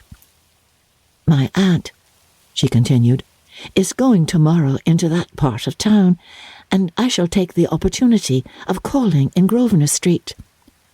She wrote again when the visit was paid, and she had seen Miss Bingley. "I did not think Caroline in spirits," were her words, "but she was very glad to see me, and reproached me for giving her no notice of my coming to London. I was right, therefore. My last letter had never reached her. I inquired after their brother, of course. He was well, but so much engaged with Mr. Darcy that they scarcely ever saw him. I found that Miss Darcy was expected to dinner. I wish I could see her. My visit was not long, as Caroline and Mrs. Hurst were going out. I dare say I shall see them soon here." Elizabeth shook her head over this letter. It convinced her that accident only could discover to Mr. Bingley her sister's being in town. 4 weeks passed away, and Jane saw nothing of him. She endeavoured to persuade herself that she did not regret it, but she could no longer be blind to Miss Bingley's inattention. After waiting at home every morning for a fortnight, and inventing every evening a fresh excuse for her, the visitor did at last appear. But the shortness of her stay, and yet more, the alteration of her manner, would allow Jane to deceive herself no longer. The letter which she wrote on this occasion to her sister will prove what she felt. "My dearest Lizzie will, I am sure, be incapable of triumphing in her better judgment at my expense, when I confess myself to have been entirely deceived in Miss Bingley's regard for me. But, my dear sister, though the event has proved you right, do not think me obstinate if I still assert that, considering what her behaviour was, my confidence was as natural as your suspicion. I do not at all comprehend her reason for wishing to be intimate with me, but if the same circumstances were to happen again, I am sure I shall be deceived again. Caroline did not return my visit till yesterday, and not a note, not a line did I receive in the meantime. When she did come, it was very evident that she had no pleasure in it. She made a slight formal apology for not calling before, but said not a word of wishing to see me again, and was in every respect so altered a creature that when she went away I was perfectly resolved to continue the acquaintance no longer. I pity, though I cannot help blaming her. She was very wrong in singling me out as she did. I can safely say that every advance to intimacy began on her side. But I do pity her, because she must feel that she has been acting wrong, and because I am very sure that anxiety for her brother is the cause of it. And though we know this anxiety to be quite needless, yet if she feels it, it will easily account for her behaviour to me. And so deservedly dear as he is to his sister, whatever anxiety she must feel on his behalf is natural and amiable. I cannot but wonder, however, at her having felt any such fears now, because if he had at all cared about me, we must have met long ago. He knows of my being in town, I am certain, from something she said herself, and yet it would seem by her manner of talking as if she wanted to persuade herself that he is really partial to Miss Darcy. I cannot understand it. If I were not afraid of judging harshly, I should be almost tempted to say that there is a strong appearance of duplicity in all this.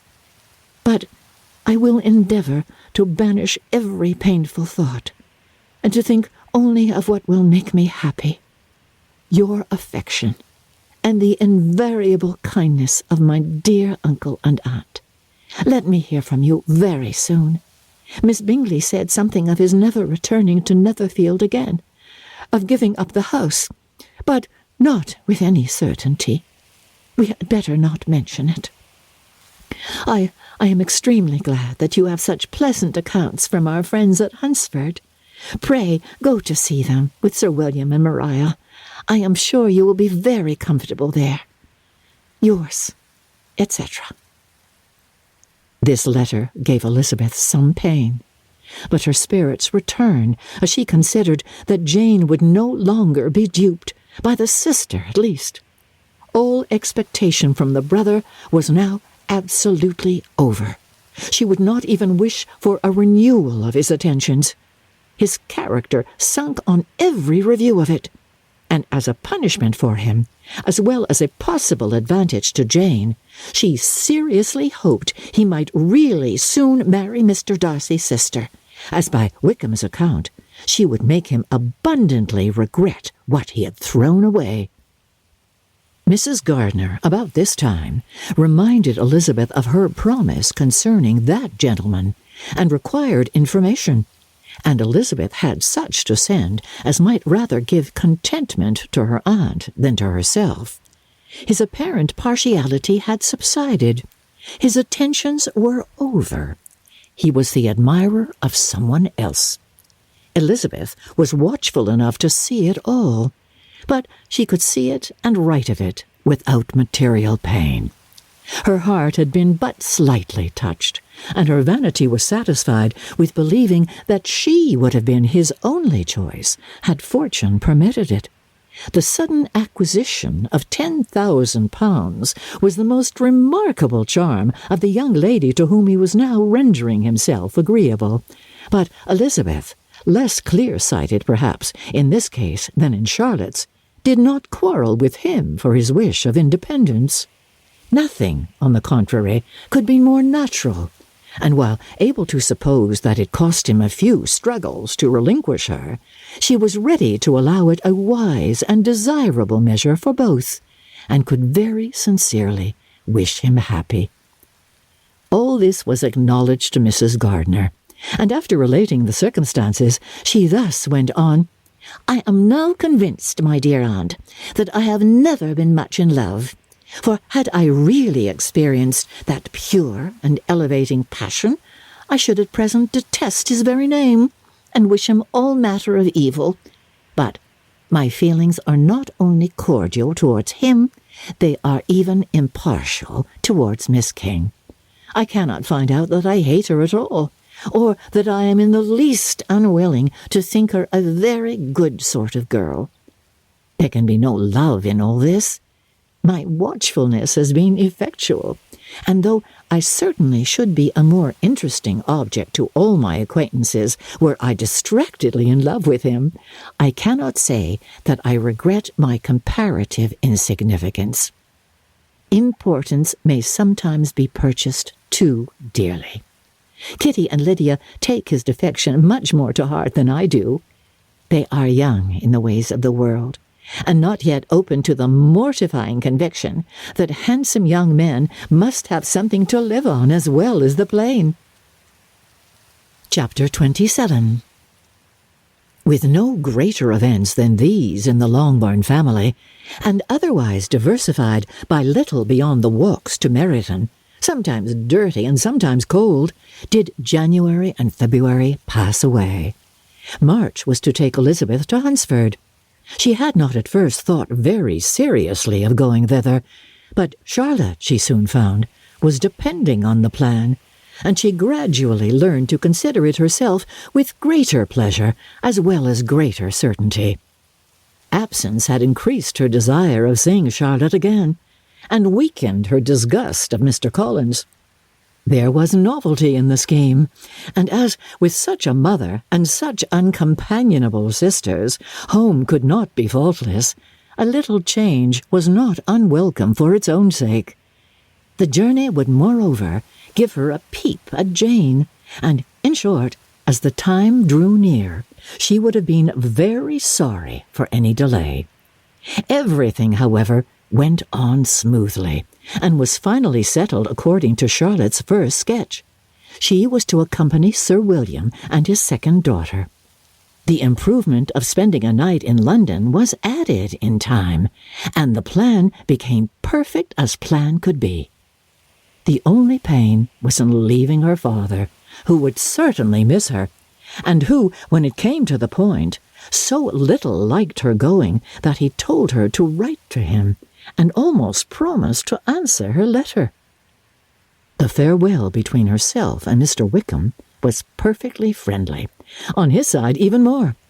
His prison pursuit could not make him forget that Elizabeth had been the first to excite and to deserve his attention, the first to listen and to pity, the first to be admired, and in his manner of bidding her adieu, wishing her every enjoyment, reminding her of what she was to expect in Lady Catherine de Bourgh, and trusting their opinion of her, their opinion of everybody, would always coincide. There was a solicitude, an interest which he felt must ever attach her to him with the most sincere regard, and she parted from him convinced that, whether married or single, he must always be her model of the amiable and pleasing. Her fellow travellers the next day were not of a kind to make her think him less agreeable. Sir William Lucas and his daughter Maria, a good-humoured girl, but as empty-headed as himself, had nothing to say that could be worth hearing, and were listened to with about as much delight as the rattle of the chaise. Elizabeth loved absurdities, but she had known Sir William's too long. He could tell her nothing new of the wonders of his presentation and knighthood, and his civilities were worn out, like his information. It was a journey of only 24 miles, and they began it so early as to be in Gracechurch Street by noon. As they drove to Mr. Gardner's door, Jane was at a drawing-room window watching their arrival. When they entered the passage, she was there to welcome them, and Elizabeth, looking earnestly in her face, was pleased to see it healthful and lovely as ever. On the stairs were a troop of little boys and girls, whose eagerness for their cousin's appearance would not allow them to wait in the drawing-room, and whose shyness, as they had not seen her for a 12-month, prevented their coming lower. All was joy and kindness. The day passed most pleasantly away, the morning in bustle and shopping, and the evening at one of the theatres. Elizabeth then contrived to sit by her aunt. Their first object was her sister, and she was more grieved than astonished to hear, in reply to her minute inquiries, that though Jane always struggled to support her spirits, there were periods of dejection. It was reasonable, however, to hope that they would not continue long. Mrs. Gardner gave her the particulars also of Miss Bingley's visit in Gracechurch Street, and repeated conversations occurring at different times between Jane and herself, which proved that the former had, from her heart, given up the acquaintance. Mrs. Gardner then rallied her niece on Wickham's desertion, and complimented her on bearing it so well. "But, my dear Elizabeth," she added, "what sort of girl is Miss King? I should be sorry to think our friend mercenary." "Pray, my dear aunt, what is the difference in matrimonial affairs between the mercenary and the prudent motive? Where does discretion end and avarice begin? Last Christmas you were afraid of his marrying me because it would be imprudent, and now, because he is trying to get a girl with only £10,000, you want to find out that he is mercenary. If you will only tell me what sort of girl Miss King is, I shall know what to think." "She is a very good kind of girl, I believe. I know no harm of her." "But he paid her not the smallest attention till her grandfather's death made her mistress of this fortune." "No, but why should he? If it were not allowable for him to gain my affections because I had no money, what occasion could there be for making love to a girl whom he did not care about, and who was equally poor? But there seems an indelicacy in directing his attentions towards her so soon after the event. A man in distressed circumstances has not time for all those elegant decorums which other people may observe. If she does not object to it, why should we?" "Her not objecting does not justify him. It only shows her being deficient in something herself, sense or feeling." "Well," cried Elizabeth, "have it as you choose. He shall be mercenary, and she shall be foolish." "No, Lizzie, that is what I do not choose. I should be sorry, you know, to think ill of a young man who has lived so long in Derbyshire." "Oh, if that is all, I have a very poor opinion of young men who live in Derbyshire, and their intimate friends who live in Hertfordshire are not much better. I am sick of them all. Thank heaven, I am going tomorrow, where I shall find a man who has not one agreeable quality, who has neither manner nor sense to recommend him. Stupid men are the only ones worth knowing, after all. Oh, take care, Lizzie. That speech savours strongly of disappointment. Before they were separated by the conclusion of the play, she had the unexpected happiness of an invitation to accompany her uncle and aunt in a tour of pleasure, which they proposed taking in the summer. "We have not determined how far it shall carry us," said Mrs. Gardiner, "but perhaps to the lakes." No scheme could have been more agreeable to Elizabeth, and her acceptance of the invitation was most ready and grateful. "Oh, my dear, dear aunt," she rapturously cried, "what delight! What felicity! You give me fresh life and vigour. Adieu to disappointment and spleen. What are young men to rocks and mountains? Oh, what hours of transport we shall spend! And when we do return, it shall not be like other travellers, without being able to give one accurate idea of anything. We will know where we have gone. We will recollect what we have seen. Lakes and mountains and rivers shall not be jumbled together in our imaginations, nor, when we attempt to describe any particular scene, will we begin quarrelling about its relative situation. Let our first effusions be less insupportable than those of the generality of travellers." Chapter 28.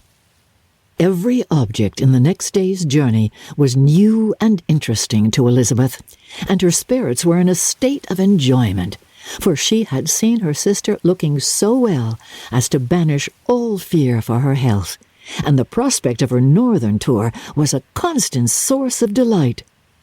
When they left the high road for the lane to Hunsford, every eye was in search of the parsonage, and every turning expected to bring it into view. The palings of Rosings Park was their boundary on one side. Elizabeth smiled at the recollection of all that she had heard of its inhabitants. At length the parsonage was discernible. The garden sloping to the road, the house standing in it, the green pales, and the laurel hedge, everything declared they were arriving. Mr. Collins and Charlotte appeared at the door, and the carriage stopped at the small gate which led by a short gravel walk to the house, amidst the nods and smiles of the whole party. In a moment they were all out of the chaise, rejoicing at the sight of each other.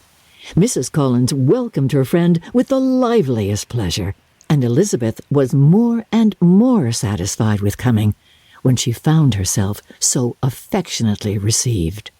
She saw instantly that her cousin's manners were not altered by his marriage. His formal civility was just what it had been, and he detained her some minutes at the gate to hear and satisfy his inquiries after all her family. They were then, with no other delay than his pointing out the neatness of the entrance, taken into the house, and as soon as they were in the parlour, he welcomed them a second time, with ostentatious formality, to his humble abode, and punctually repeated all his wife's offers of refreshment. Elizabeth was prepared to see him in his glory, and she could not help in fancying that in displaying the good proportion of the room, its aspect, and its furniture, he addressed himself particularly to her, as if wishing to make her feel what she had lost in refusing him. But though everything seemed neat and comfortable, she was not able to gratify him by any sign of repentance, and rather looked with wonder at her friend that she could have so cheerful an air with such a companion. When Mr. Collins said anything of which his wife might reasonably be ashamed, which certainly was not unseldom, she involuntarily turned her eye on Charlotte. Once or twice she could discern a faint blush, but in general Charlotte wisely did not hear. After sitting long enough to admire every article of furniture in the room, from the sideboard to the fender, To give an account of their journey and of all that had happened in London, Mr. Collins invited them to take a stroll in the garden, which was large and well laid out, and to the cultivation of which he attended himself. To work in this garden was one of his most respectable pleasures, and Elizabeth admired the command of countenance with which Charlotte talked of the healthfulness of the exercise, and owned she encouraged it as much as possible.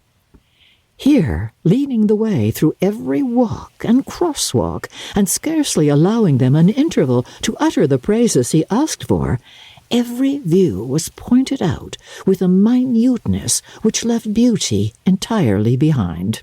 He could number the fields in every direction, and could tell how many trees there were in the most distant clump. But of all the views which his garden, or which the country or kingdom could boast, none were to be compared with the prospect of Rosings, afforded by an opening in the trees that bordered the park nearly opposite the front of his house. It was a handsome modern building, well situated on rising ground. From his garden, Mr. Collins would have led them round his 2 meadows, but the ladies, not having shoes to encounter the remains of a white frost, turned back, and while Sir William accompanied him, Charlotte took her sister and friend over the house, extremely well pleased, probably, to have the opportunity of showing it without her husband's help. It was rather small, but well built and convenient, and everything was fitted up and arranged with a neatness and consistency of which Elizabeth gave Charlotte all the credit. When Mr. Collins could be forgotten, there was really an air of great comfort throughout, and by Charlotte's evident enjoyment of it, Elizabeth supposed he must be often forgotten. She had already learnt that Lady Catherine was still in the country. It was spoken of again while they were at dinner, when Mr. Collins, joining in, observed, "Yes, Miss Elizabeth, you will have the honour of seeing Lady Catherine de Bourgh on the ensuing Sunday at church, and I need not say you will be delighted with her. She is all affability and condescension, and I doubt not but you will be honoured with some portion of her notice when service is over. I have scarcely any hesitation in saying she will include you and my sister Maria in every invitation with which she honours us during your stay here. Her behaviour to my dear Charlotte is charming. Oh, we dine at Rosings twice every week, and are never allowed to walk home. Her ladyship's carriage is regularly ordered for us. I should say one of her ladyship's carriages, for she has several. Lady Catherine is a very sensible, respectable woman indeed," added Charlotte, "and a most attentive neighbour." "Very true, my dear. That is exactly what I say. She is the sort of woman whom one cannot regard with too much deference." The evening was spent chiefly in talking over Hertfordshire news, and telling again what had already been written, and when it closed, Elizabeth, in the solitude of her chamber, had to meditate upon Charlotte's degree of contentment, to understand her address in guiding and composure in bearing with her husband, and to acknowledge that it was all done very well. She had also to anticipate how her visit would pass. The quiet tenor of their usual employments, the vexatious interruptions of Mr. Collins, and the gaieties of their intercourse with Rosings. A lively imagination soon settled it all. About the middle of the next day, as she was in her room getting ready for a walk, a sudden noise below seemed to speak the whole house in confusion, and after listening a moment, she heard somebody running upstairs in a violent hurry and calling loudly after her. She opened the door and met Maria in the landing-place, who, breathless with agitation, cried out, "Oh, my dear Eliza, pray make haste and come into the dining-room. Oh, for there is such a sight to be seen. I will not tell you what it is. Make haste and come down this moment." Elizabeth asked questions in vain. Maria would tell her nothing more, and down they ran into the dining room, which fronted the lane, in quest of this wonder. It was two ladies stopping in a low phaeton at the garden gate. "And is this all?" cried Elizabeth. "I expected at least that the pigs were got into the garden, and here is nothing but Lady Catherine and her daughter." "Ah, my dear," said Maria, quite shocked at the mistake, "it is not Lady Catherine. The old lady is Mrs. Jenkinson, who lives with them. The other is Miss de Bourgh. Only look at her. She is quite a little creature. Who would have thought that she could be so thin and small?" "Well, she is abominably rude to keep Charlotte out of doors in all this wind. Why does she not come in?" "Oh, Charlotte says she hardly ever does. It is the greatest of favours when Miss de Bourgh comes in." "I like her appearance," said Elizabeth, struck with other ideas. "She looks sickly and cross. Yes, she will do for him very well. She will make him a very proper wife." Mr. Collins and Charlotte were both standing at the gate in conversation with the ladies, and Sir William, to Elizabeth's high diversion, was stationed in the doorway in earnest contemplation of the greatness before him, and constantly bowing whenever Miss de Bourgh looked that way. At length there was nothing more to be said. The ladies drove on, and the others returned into the house. Mr. Collins no sooner saw the two girls than he began to congratulate them on their good fortune, which Charlotte explained by letting them know that the whole party was asked to dine at Rosings the next day. Chapter 29. Mr. Collins' triumph, in consequence of this invitation, was complete. The power of displaying the grandeur of his patroness to his wondering visitors, and of letting them see her civility towards himself and his wife, was exactly what he had wished for, and that an opportunity of doing it should be given so soon was such an instance of Lady Catherine's condescension as he knew not how to admire enough. "I confess," said he, "that I should not have been at all surprised by her ladyship's asking us on Sunday to drink tea and spend the evening at Rosings. I rather expected, from my knowledge of her affability, that it would happen. But who could have foreseen such an attention as this? Who could have imagined that we should receive an invitation to dine there? An invitation, moreover, including the whole party, so immediately after your arrival." "I am the less surprised at what has happened," replied Sir William, "from the knowledge of what the manners of the great really are, which my situation in life has allowed me to acquire. About the court, such instances of elegant breeding are not uncommon." Scarcely anything was talked of the whole day or the next morning but their visit to Rosings. Mr. Collins was carefully instructing them in what they were to expect, that the sight of such rooms, so many servants, and so splendid a dinner might not wholly overpower them. When the ladies were separating for the toilette, he said to Elizabeth, "Do not make yourself uneasy, my dear cousin, about your apparel. Lady Catherine is far from requiring that elegance of dress in us which becomes herself and her daughter. I would advise you merely to put on whatever of your clothes is superior to the rest. There is no occasion for anything more. Lady Catherine will not think the worse of you for being simply dressed. She likes to have the distinction of rank preserved."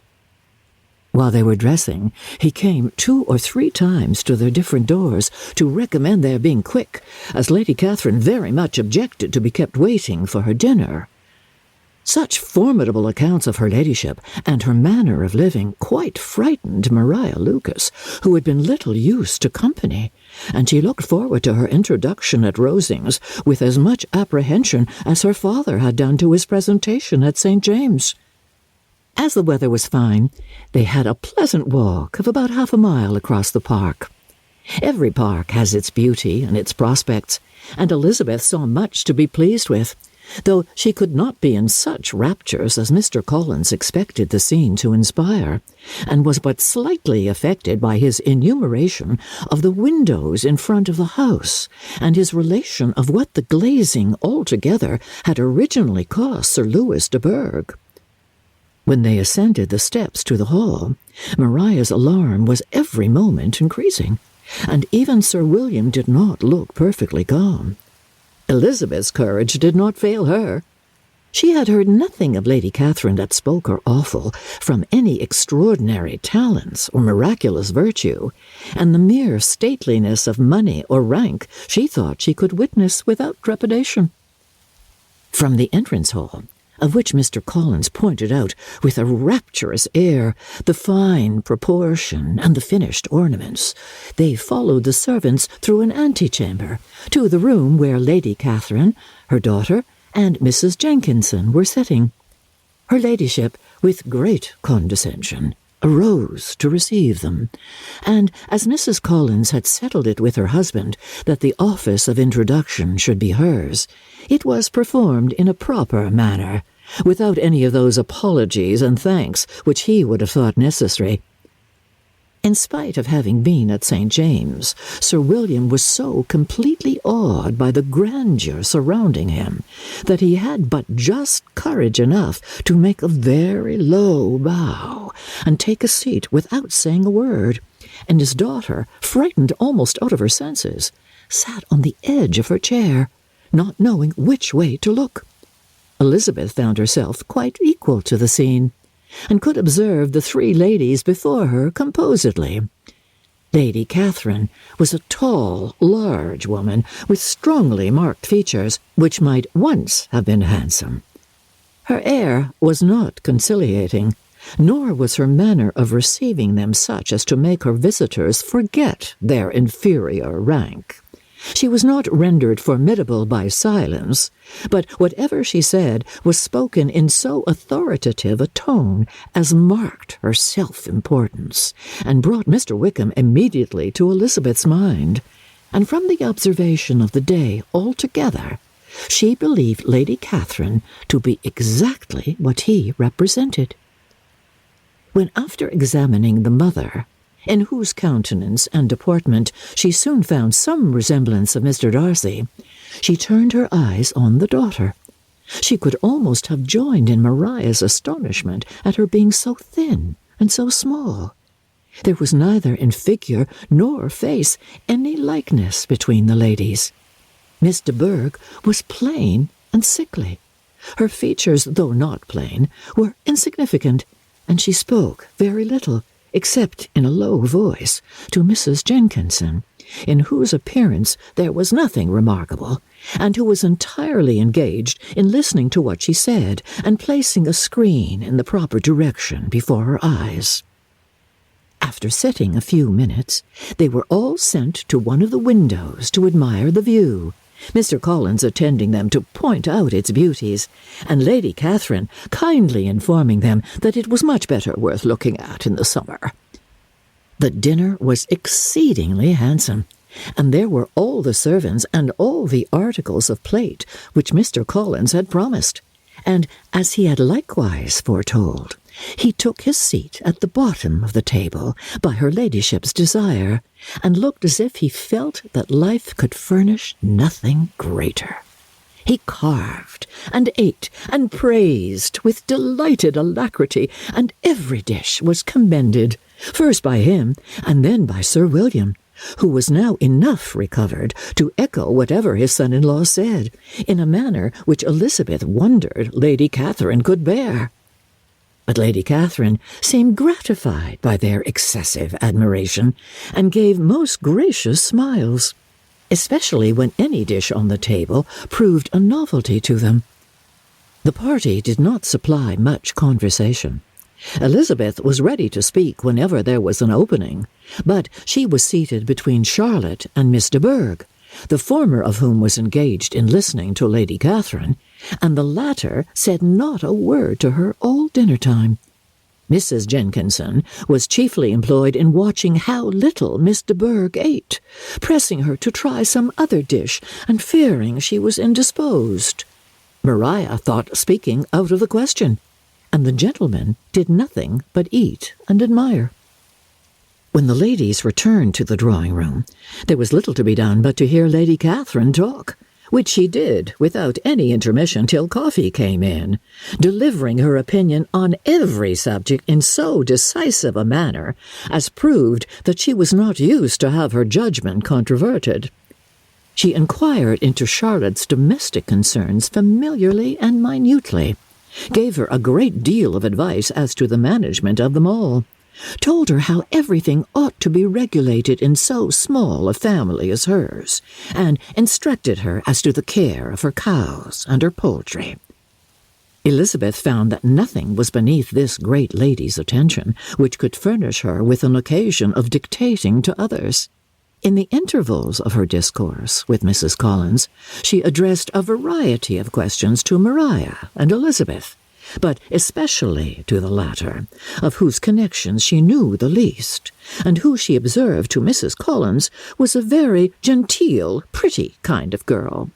She asked her at different times how many sisters she had, whether they were older or younger than herself, whether any of them were likely to be married, whether they were handsome, where they had been educated, what carriage her father kept, and what had been her mother's maiden name. Elizabeth felt all the impertinence of her questions, but answered them very composedly. Lady Catherine then observed, "Your father's estate is entailed on Mr. Collins, I think. For your sake," turning to Charlotte, "I am glad of it. But otherwise, I see no occasion for entailing estates from the female line. It was not thought necessary in Sir Louis de Bourgh's family. Do you play and sing, Miss Bennet?" "A little." "Oh, then some time or other we shall be happy to hear you. Our instrument is a capital one, probably superior to— you shall try it some day. Do your sisters play and sing?" "One of them does." "Why did not you all learn? You ought all to have learned. The Miss Webbs all play, and their father has not so good an income as yours. Do you draw?" "No, not at all." "What? None of you?" "Not one." "Oh, that is very strange. But I suppose you had no opportunity. Your mother should have taken you to town every spring for the benefit of masters." "My mother would have had no objection, but my father hates London." "Has your governess left you?" "We never had any governess." "No governess? Oh, how was that possible? 5 daughters brought up at home without a governess? I never heard of such a thing. Your mother must have been quite a slave to your education." Elizabeth could hardly help smiling as she assured her that had not been the case. "Then who taught you? Who attended to you? Without a governess, you must have been neglected." "Compared with some families, I believe we were, but such of us as wished to learn never wanted the means. We were always encouraged to read, and had all the masters that were necessary. Those who chose to be idle certainly might." "Aye, no doubt, but that is what a governess will prevent. And if I had known your mother, I should have advised her most strenuously to engage one.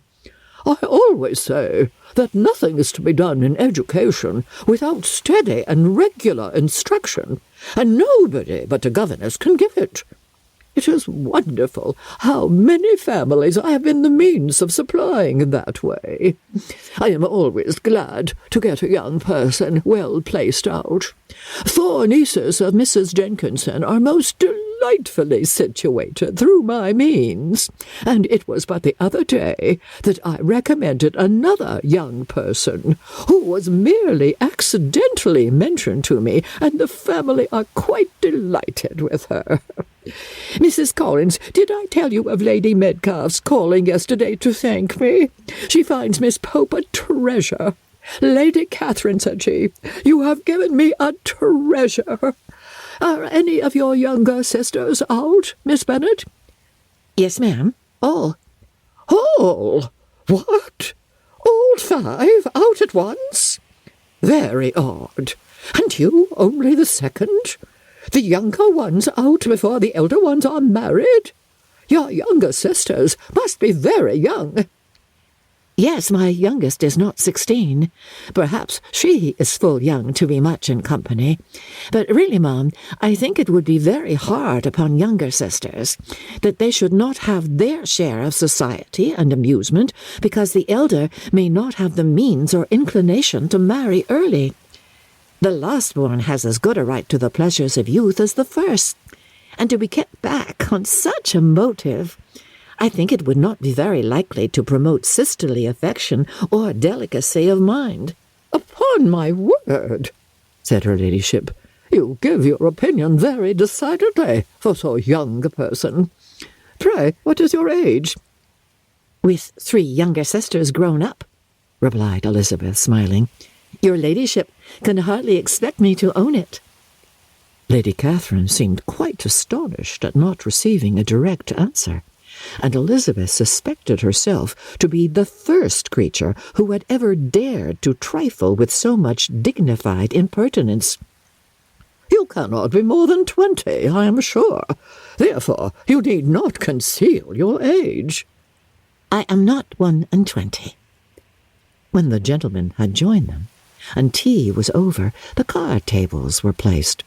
Lady Catherine, Sir William, and Mr. and Mrs. Collins sat down to quadrille, and as Miss de Bourgh chose to play at casino, the 2 girls had the honour of assisting Mrs. Jenkinson to make up her party.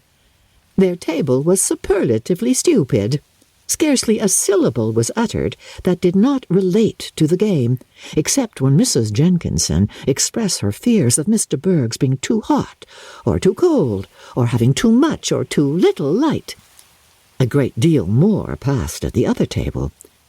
Lady Catherine was, generally speaking, stating the mistakes of the 3 others, or relating some anecdote of herself. Mr. Collins was employed in agreeing to everything her ladyship said, thanking her for every fish he won, and apologizing if he thought he won too many. Sir William did not say much. He was storing his memory with anecdotes and noble names. When Lady Catherine and her daughter had played as long as they chose, the tables were broken up. The carriage was offered to Mrs. Collins, gratefully accepted, and immediately ordered. The party then gathered round the fire to hear Lady Catherine determine what weather they were to have on the morrow. From these instructions they were summoned by the arrival of the coach, and with many speeches of thankfulness on Mr. Collins' side, and as many bows on Sir William's, they departed. As soon as they had driven from the door, Elizabeth was called on by her cousin to give her opinion of all that she had seen at Rosings, which, for Charlotte's sake, she made more favourable than it really was. But her commendation, though costing her some trouble, could by no means satisfy Mr. Collins, and he was very soon obliged to take her ladyship's praise into his own hands. Chapter 30. Sir William stayed only a week at Hunsford, but his visit was long enough to convince him of his daughter's being most comfortably settled, and of her possessing such a husband and such a neighbour as were not often met with. While Sir William was with them, Mr. Collins devoted his morning to driving him out in his gig and showing him the country.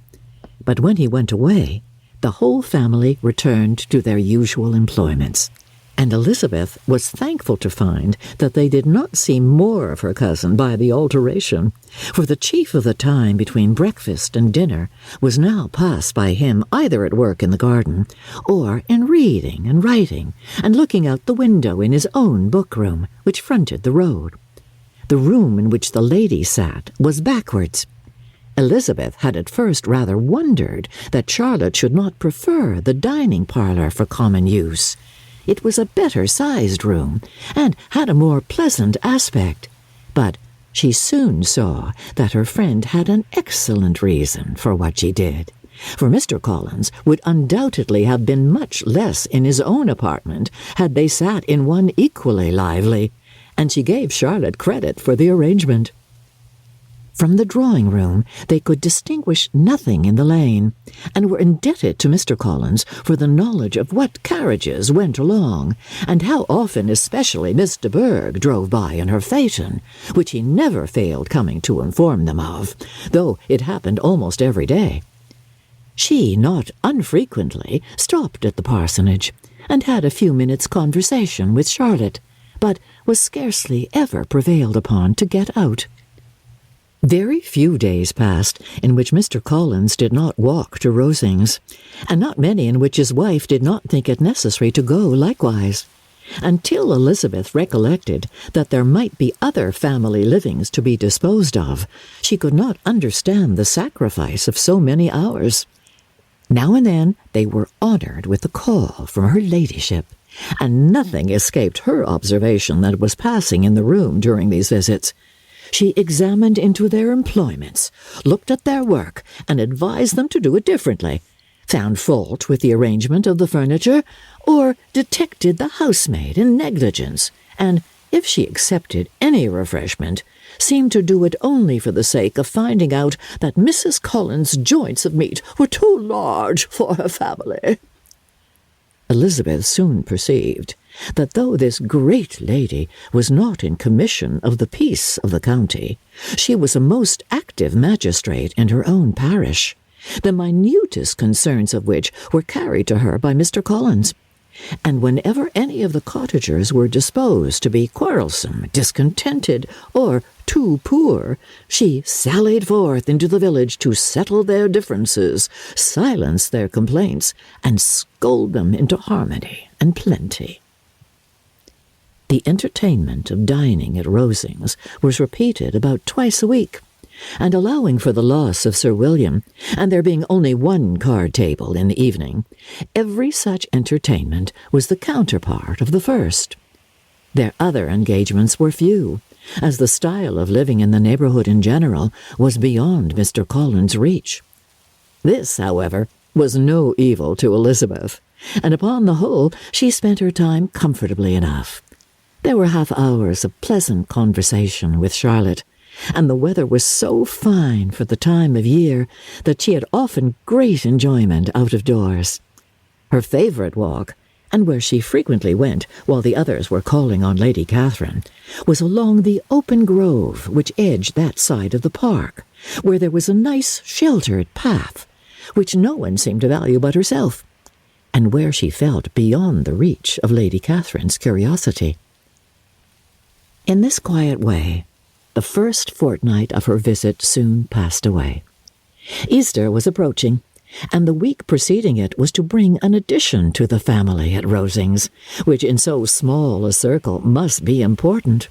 Elizabeth had heard soon after her arrival that Mr. Darcy was expected there in the course of a few weeks, and though there were not many of her acquaintances whom she did not prefer, his coming would furnish one comparatively new to look at in their Rosings parties, and she might be amused in seeing how hopeless Miss Bingley's designs on him were by his behaviour to his cousin, for whom he was evidently destined by Lady Catherine, who talked of his coming with the greatest satisfaction, spoke of him in terms of the highest admiration, and seemed almost angry to find that he had already been frequently seen by Miss Lucas and herself.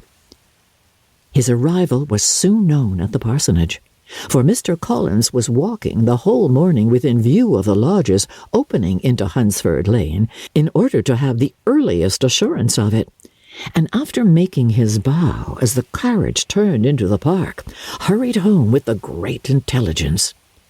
On the following morning he hastened to Rosings to pay his respects. There were 2 nephews of Lady Catherine to require them, for Mr. Darcy had brought with him a Colonel Fitzwilliam, the younger son of his uncle, and, to the great surprise of all the party, when Mr. Collins returned, the gentleman accompanied him. Charlotte had seen them from her husband's room, crossing the road, and immediately running into the other, told the girls what an honour they might expect, adding, "I may thank you, Eliza, for this piece of civility. Mr. Darcy would never have come so soon to wait upon me."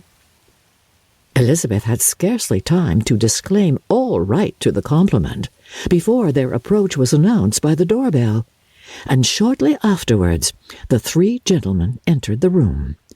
Colonel Fitzwilliam, who led the way, was about 30, not handsome, but in person and address most truly the gentleman. Mr. Darcy looked just as he had been used to look in Hertfordshire, paid his compliments, with his usual reserve, to Mrs. Collins, and whatever might be his feelings toward her friend, met her with every appearance of composure. Elizabeth merely curtsied to him, without saying a word. Colonel Fitzwilliam entered into conversation directly with the readiness and ease of a well-bred man, and talked very pleasantly. But his cousin, after having addressed a slight observation on the house and garden to Mrs. Collins, sat for some time without speaking to anybody. At length, however, his civility was so far awakened as to inquire of Elizabeth after the health of her family. She answered him in the usual way, and after a moment's pause added, "My eldest sister has been in town these 3 months.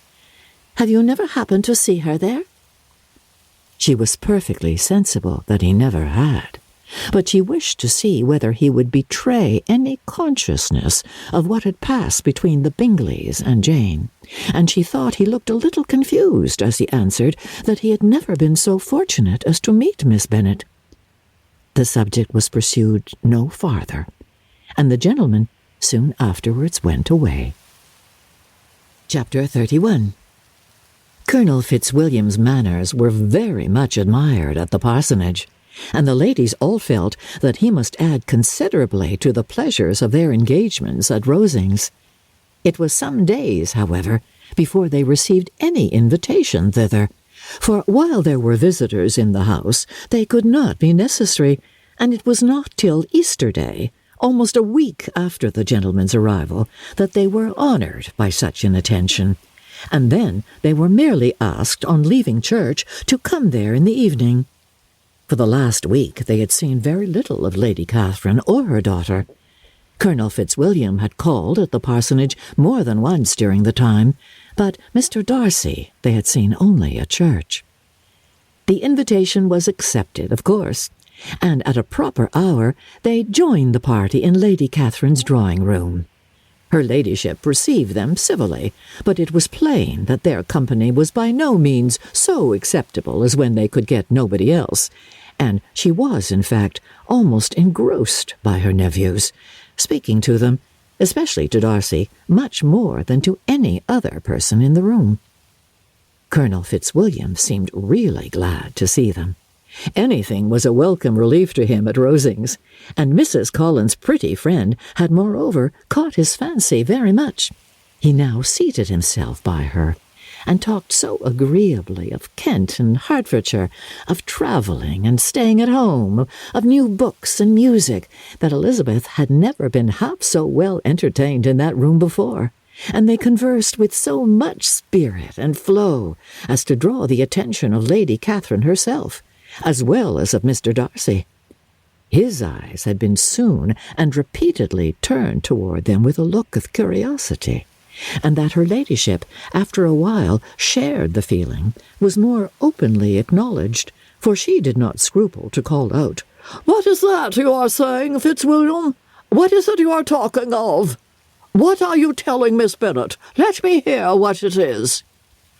"We are speaking of music, madam," said he, when no longer able to avoid a reply. "Oh, of music! Then pray speak aloud. It is of all subjects my delight. I must have my share in the conversation if you are speaking of music. There are few people in England, I suppose, who have more true enjoyment of music than myself, or a better natural taste. If I had ever learnt, I should have been a great proficient, and so would Anne if her health had allowed her to apply. I am confident that she would have performed delightfully. How does Georgiana get on, Darcy?" Mr. Darcy spoke with affectionate praise of his sister's proficiency. "I am very glad to hear such a good account of her," said Lady Catherine.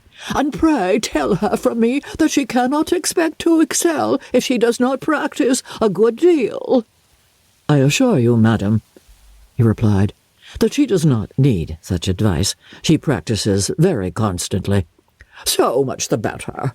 It cannot be done too much, and when I next write her, I shall charge her not to neglect it on any account. I often tell young ladies that no excellence in music is to be acquired without constant practice. I have told Miss Bennet several times that she will never play really well unless she practices more, and though Mrs. Collins has no instrument, she is very welcome, as I have often told her, to come to Rosings every day and play on the pianoforte in Mrs. Jenkinson's room. She would be in nobody's way, you know, in that part of the house." Mr. Darcy looked a little ashamed of his aunt's ill-breeding, and made no answer. When coffee was over, Colonel Fitzwilliam reminded Elizabeth of having promised to play to him, and she sat down directly to the instrument. He drew a chair near her. Lady Catherine listened to half a song, and then talked, as before, to her other nephew, till the latter walked away from her, and making with his usual deliberation towards the pianoforte, stationed himself so as to command a full view of the fair performer's countenance. Elizabeth saw what he was doing, and at the first convenient pause turned to him with an arch smile and said, "You mean to frighten me, Mr. Darcy, by coming in all this state to hear me? I will not be alarmed, though your sister does play so well. There is a stubbornness about me that never can bear to be frightened at the will of others.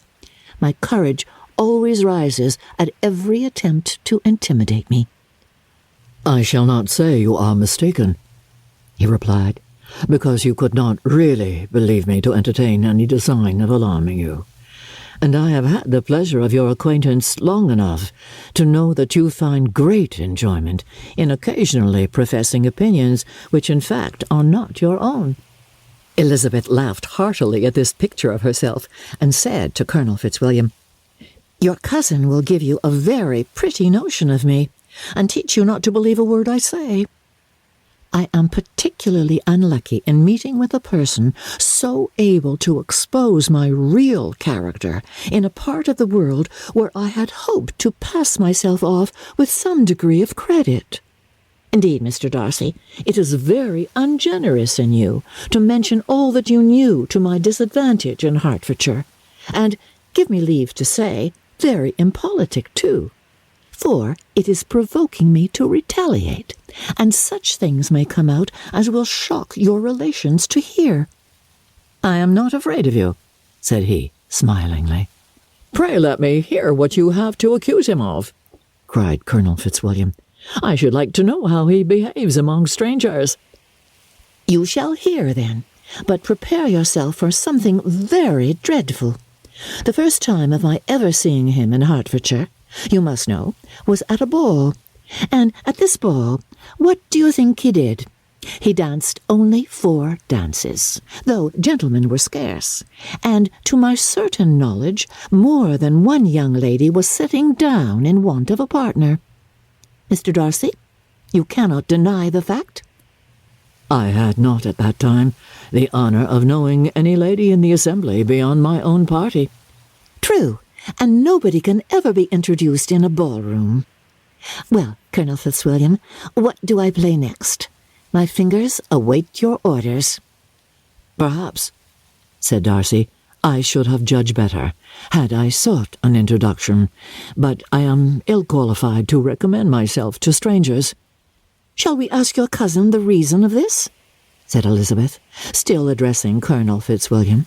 "Shall we ask him why a man of sense and education, and who has lived in the world, is ill-qualified to recommend himself to strangers?" "I can answer your question," said Fitzwilliam, "without applying to him. It is because he will not give himself the trouble." "I certainly have not the talent which some people possess," said Darcy, "of conversing easily with those I have never seen before. I cannot catch their tone of conversation, or appear interested in their concerns, as I often see done." "My fingers," said Elizabeth, "do not move over this instrument in the masterly manner which I see so many women's do. They have not the same force or rapidity, and do not produce the same expression. But then I have always supposed it to be my own fault, because I will not take the trouble of practicing. It is not that I do not believe my fingers as capable as any other woman's of superior execution." Darcy smiled and said, "You are perfectly right. You have employed your time much better. No one admitted to the privilege of hearing you can think anything wanting. We neither of us perform to strangers." Here they were interrupted by Lady Catherine, who called out to know what they were talking of. Elizabeth immediately began playing again. Lady Catherine approached, and after listening for a few minutes, said to Darcy, "Miss Bennet would not play at all, miss, if she practised more, and could have the advantage of a London master. She has a very good notion of fingering, though her taste is not equal to Anne's, and would have been a delightful performer, had her health allowed her to learn." Elizabeth looked at Darcy to see how cordially he assented to his cousin's praise, but neither at that moment nor at any other could she discern any symptom of love, and from the whole of his behaviour to Miss de Bourgh she derived this comfort for Miss Bingley, that he might have been just as likely to marry her had she been his relation. Lady Catherine continued her remarks on Elizabeth's performance, mixing with them many instructions on execution and taste. Elizabeth received them with all the forbearance of civility, and, at the request of the gentleman, remained at the instrument till her ladyship's carriage was ready to take them all home. Chapter 32. Elizabeth was sitting by herself the next morning and writing to Jane, while Mrs. Collins and Maria were gone on business into the village, when she was startled by a ring at the door, the certain signal of a visitor. As she had heard no carriage, she thought it not unlikely to be Lady Catherine, and under that apprehension was putting away her half-finished letter that she might escape all impertinent questions, when the door opened, and, to her very great surprise, Mr. Darcy, and Mr. Darcy only, entered the room. He seemed astonished, too, on finding her alone, and apologized for his intrusion by letting her know that he had understood all the ladies were to be within. They then sat down, and when her inquiries after Rosings were made, seemed in danger of sinking into total silence. It was absolutely necessary, therefore, to think of something, and in this emergence, recollecting when she had seen him last in Hertfordshire, and feeling curious to know what he would say on the subject of their hasty departure, she observed, "How very suddenly you all quitted Netherfield last November, Mr. Darcy. It must have been a most agreeable surprise to Mr. Bingley to see you all after him so soon, for, if I recollect right, he went but the day before. He and his sisters were well, I hope, when you left London?" "Perfectly so, I thank you." She found that she was to receive no other answer, and after a short pause added, "I think I have understood that Mr. Bingley has not much idea of ever returning to Netherfield again?" "I have never heard him say so, but it is probable that he may spend very little of his time there in the future. He has many friends, and is at a time of life when friends and engagements are continually increasing." "If he means to be but little at Netherfield, it would be better for the neighbourhood that he should give up the place entirely, for then we might possibly get a settled family there. But perhaps Mr. Bingley did not take the house so much for the convenience of the neighbourhood as for his own, and we must expect him to keep it or quit it on the same principle." "I should not be surprised," said Darcy, "if he were to give it up as soon as any eligible purchase offers." Elizabeth made no answer. She was afraid of talking longer of his friend, and, having nothing else to say, was now determined to leave the trouble of finding a subject to him. He took the hint, and soon began with, This seems a very comfortable house. Lady Catherine, I believe, did a great deal to it when Mr. Collins first came to Hunsford. I believe she did, and I am sure she could not have bestowed her kindness on a more grateful object. Mr. Collins appears to be very fortunate in his choice of a wife. Yes, indeed. His friends may well rejoice in his having met with one of the very few sensible women who would have accepted him, or have made him happy if they had. My friend has an excellent understanding, though I am not certain that I consider her marrying Mr. Collins as the wisest thing she ever did. She seems perfectly happy, however, and in a prudential light, it is certainly a very good match for her. It must be very agreeable for her to be settled within so easy a distance of her own family and friends. An easy distance, do you call it? It is nearly 50 miles. And what is 50 miles of good road? Little more than half a day's journey. Yes, I call it a very easy distance. I should never have considered the distance as one of the advantages of the match, cried Elizabeth. I should never have said Mrs. Collins was settled near her family. It is a proof of your own attachment to Hertfordshire. Anything beyond the very neighbourhood of Longbourn, I suppose, would appear far. As he spoke, there was a sort of smile which Elizabeth fancied she understood.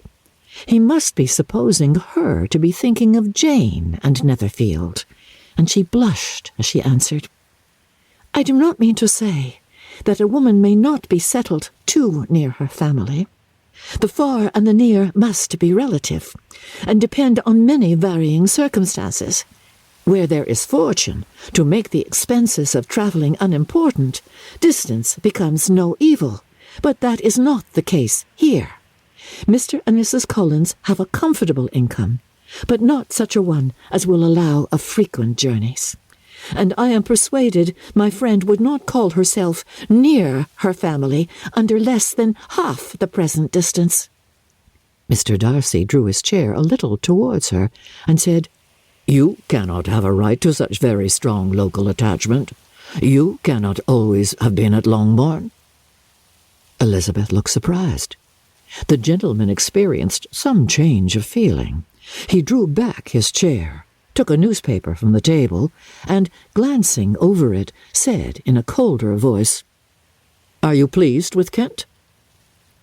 A short dialogue on the subject of the country ensued, on either side calm and concise, and soon put an end to by the entrance of Charlotte and her sister, just returned from her walk.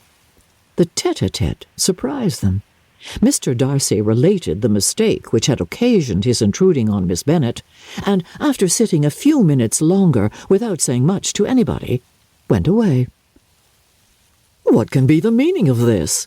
said Charlotte, as soon as he was gone. "My dear Eliza, he must be in love with you, or he would never have called us in this familiar way."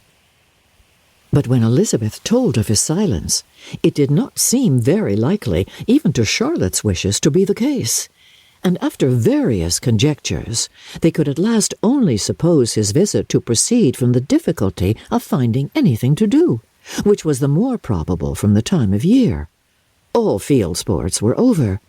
Within doors there was Lady Catherine, books, and a billiard table, but gentlemen cannot always be within doors, and in the nearness of the parsonage, or the pleasantness of the walk to it, or of the people who lived in it, the two cousins found a temptation from this period of walking thither almost every day.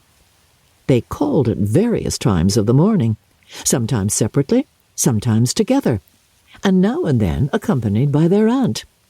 It was plain to them all that Colonel Fitzwilliam came because he had pleasure in their society, a persuasion which of course recommended him still more, and Elizabeth was reminded by her own satisfaction in being with him, as well as by his evident admiration of her former favourite George Wickham, and though, in comparing them, she saw there was less captivating softness in Colonel Fitzwilliam's manners, she believed he might have the best informed mind. But why Mr. Darcy came so often to the parsonage, it was more difficult to understand. It could not be for society, as he frequently sat there 10 minutes together without opening his lips, and when he did speak, it seemed the effect of necessity rather than of choice, a sacrifice to propriety, not a pleasure to himself. He seldom appeared really animated. Mrs. Collins knew not what to make of him. Colonel Fitzwilliam's occasionally laughing at his stupidity proved that he was generally different, which her own knowledge of him could not have told her, and as she would have liked to have believed this change the effect of love, and the object of that love her friend Eliza, she set herself seriously to work to find it out.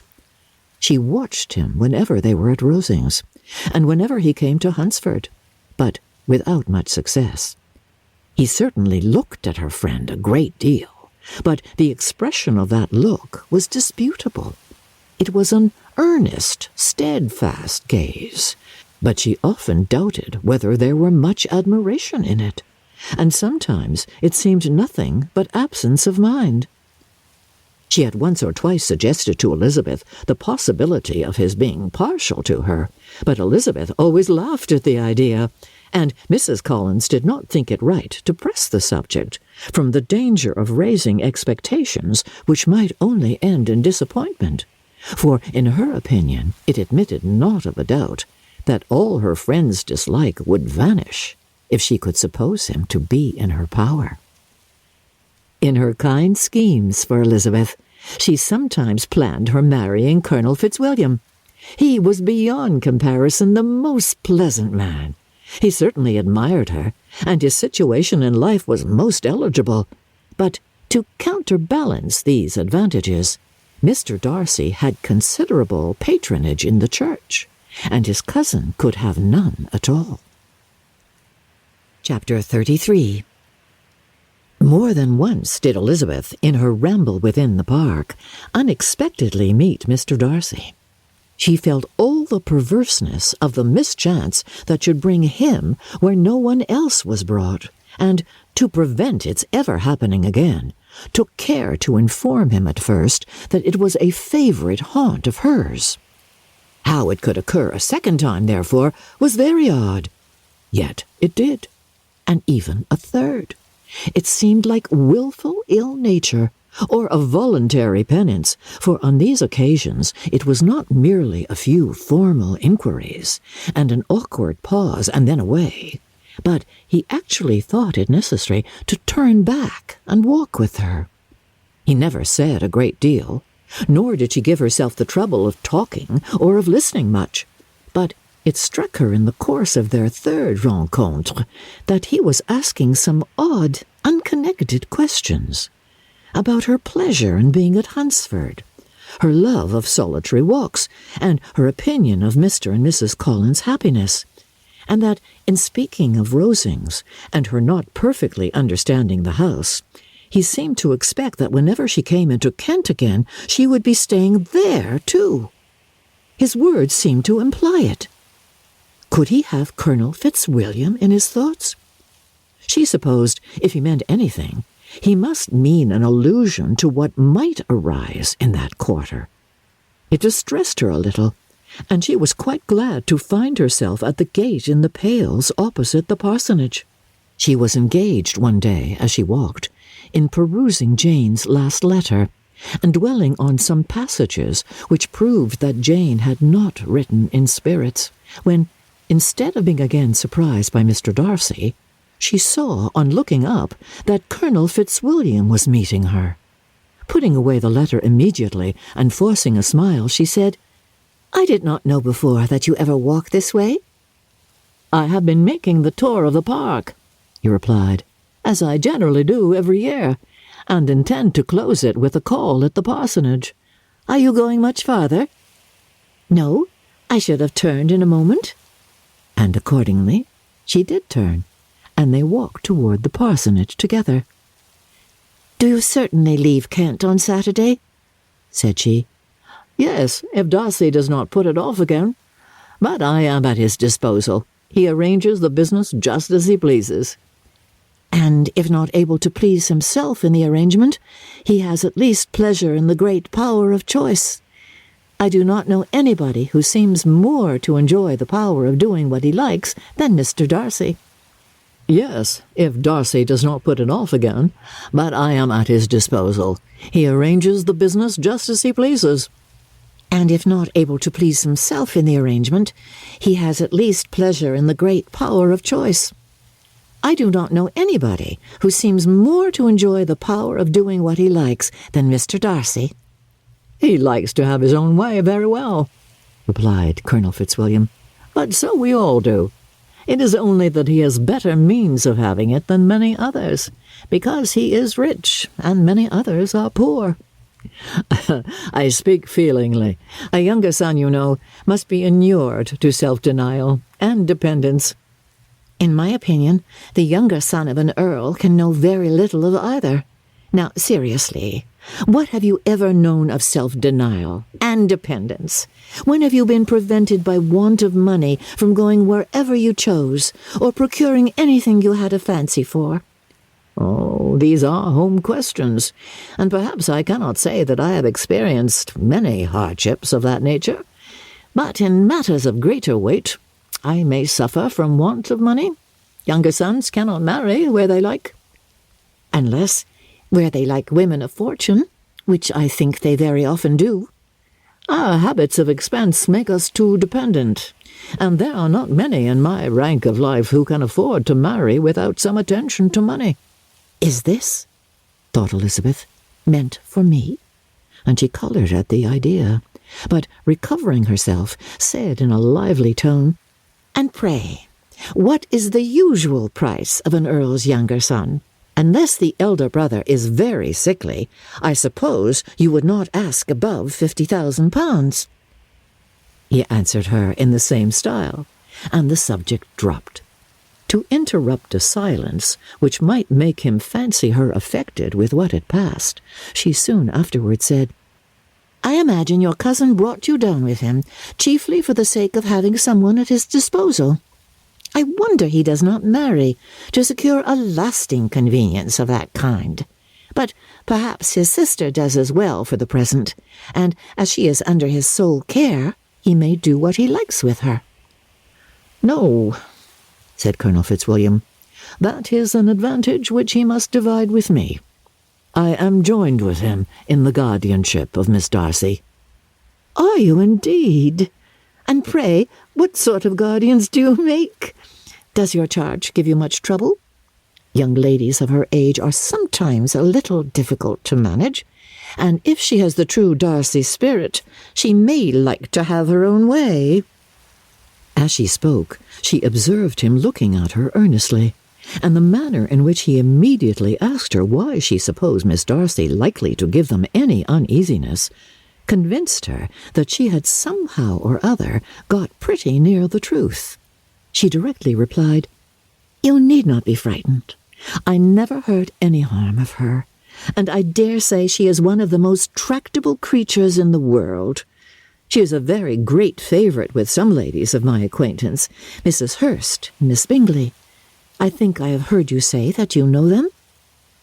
"I know them a little. Their brother is a pleasant, gentlemanlike man. He is a great friend of Darcy's." "Oh, yes," said Elizabeth dryly.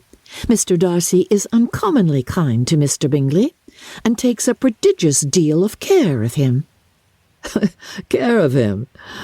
Ah, yes, I really believe Darcy does take care of him in those points where he most wants care. From something that he told me in our journey hither, I have reason to think Bingley very much indebted to him. But I ought to beg his pardon, for I have no right to suppose that Bingley was the person meant. It was all conjecture." "What is it you mean?" "It is a circumstance which Darcy could not wish to be generally known, because if it were to get round to the lady's family, it would be an unpleasant thing." "You may depend upon my not mentioning it." "And remember that I have not much reason for supposing it to be Bingley.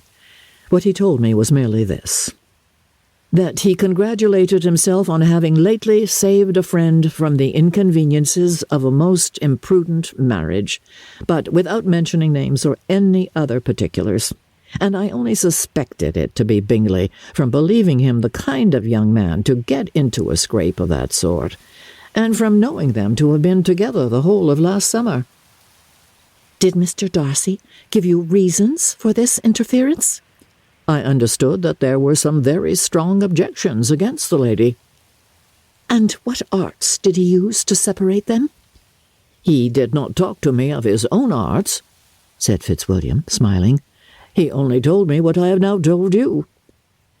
Elizabeth made no answer, and walked on, her heart swelling with indignation. After watching her a little, Fitzwilliam asked her why she was so thoughtful.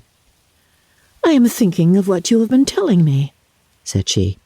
"Your cousin's conduct does not suit my feelings. Why was he to be the judge?" "You are rather disposed to call his interference officious?"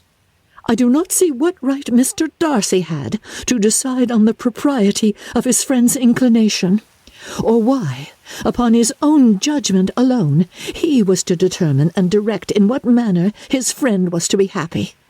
But," she continued, recollecting herself, "as we know none of the particulars, it is not fair to condemn him. It is not to be supposed that there was much affection in the case." "That is not an unnatural surmise," said Fitzwilliam, "but it is a lessening of the honour of my cousin's triumph, very sadly." This was spoken jestingly, but it appeared to her so just a picture of Mr. Darcy that she would not trust herself with an answer, and therefore, abruptly changing the conversation, talked on indifferent matters until they reached the parsonage. There, shut into her own room, as soon as their visitor left them, she could think without interruption of all that she had heard. It was not to be supposed that any other people could be meant than those with whom she was connected. There could not exist in the world 2 men over whom Mr. Darcy could have such boundless influence.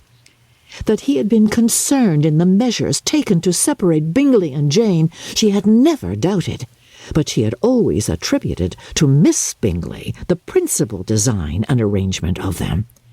If his own vanity, however, did not mislead him, he was the cause. His pride and caprice were the cause of all that Jane had suffered and still continued to suffer, and no one could say how lasting an evil he might have inflicted. "There were some very strong objections against the lady," were Colonel Fitzwilliam's words, and those strong objections probably were her having one uncle who was a country attorney and another who was in business in London. "To Jane herself," she exclaimed, "there could be no possibility of objection, all loveliness and goodness as she is. Her understanding excellent, her mind improved, and her manners captivating. Neither could anything be urged against my father, who, though with some peculiarities, has abilities Mr. Darcy himself need not disdain, and respectability which he will probably never reach." When she thought of her mother, her confidence gave way a little, but she would not allow that any objections there had material weight with Mr. Darcy, whose pride, she was convinced, would receive a deeper wound from the want of importance in his friends' connections than from their want of sense. And she was quite decided at last that he had been partly governed by this worst kind of pride, and partly by the wish of retaining Mr. Bingley for his sister. The agitation and tears which the subject occasioned brought on a headache, and it grew so much worse towards the evening that, added to her unwillingness to see Mr. Darcy, it determined her not to attend her cousins to Rosings, where they were engaged to drink tea. Mrs. Collins, seeing that she was really unwell, did not press her to go, and as much as possible prevented her husband from pressing her. But Mr. Collins could not conceal his apprehension of Lady Catherine's being rather displeased by her staying at home. Chapter 34. When they were gone, Elizabeth, as if intending to exasperate herself as much as possible against Mr. Darcy, chose for her employment the examination of all the letters which Jane had written to her since her being in Kent. They contained no actual complaint, nor was there any revival of past occurrences, or any communication of present suffering. But in all, and in almost every line of each, there was a want of that cheerfulness which had been used to characterize her style, and which, proceeding from the serenity of a mind at ease with itself, and kindly disposed towards everyone, had scarcely ever been clouded. Elizabeth noticed every sentence conveying the idea of uneasiness, with an attention which it had hardly received on the first perusal. Mr. Darcy's shameful boast of what misery he had been able to inflict gave her a keener sense of her sister's sufferings. It was some consolation to think that his visit to Rosings was to end on the day after the next, and a still greater that in less than a fortnight she should herself be with Jane again, and enabled to contribute to the recovery of her spirits by all that affection could do. She could not think of Darcy's leaving Kent without remembering that his cousin was to go with him. But Colonel Fitzwilliam had made it clear that he had no intentions at all, and agreeable as he was, she did not mean to be unhappy about him. While settling this point, she was suddenly roused by the sound of the doorbell, and her spirits were a little fluttered by the idea of its being Colonel Fitzwilliam himself, who had once before called late in the evening, and might now come to inquire particularly after her. But this idea was soon banished, and her spirits were very differently affected when, to her utter amazement, she saw Mr. Darcy walk into the room. In an unhurried manner, he immediately began an inquiry after her health, imputing his visit to a wish of hearing that she were better. She answered him with cold civility. He sat down for a few moments, and then, getting up, walked about the room. Elizabeth was surprised, but said not a word. After a silence of several minutes, he came towards her in an agitated manner, and thus began, "In vain I have struggled. No, it will not do. My feelings will not be repressed. You must allow me to tell you how ardently I admire and love you." Elizabeth's astonishment was beyond expression.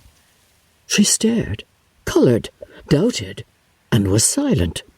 This he considered sufficient encouragement, and the avowal of all that he felt, and had long felt for her, immediately followed.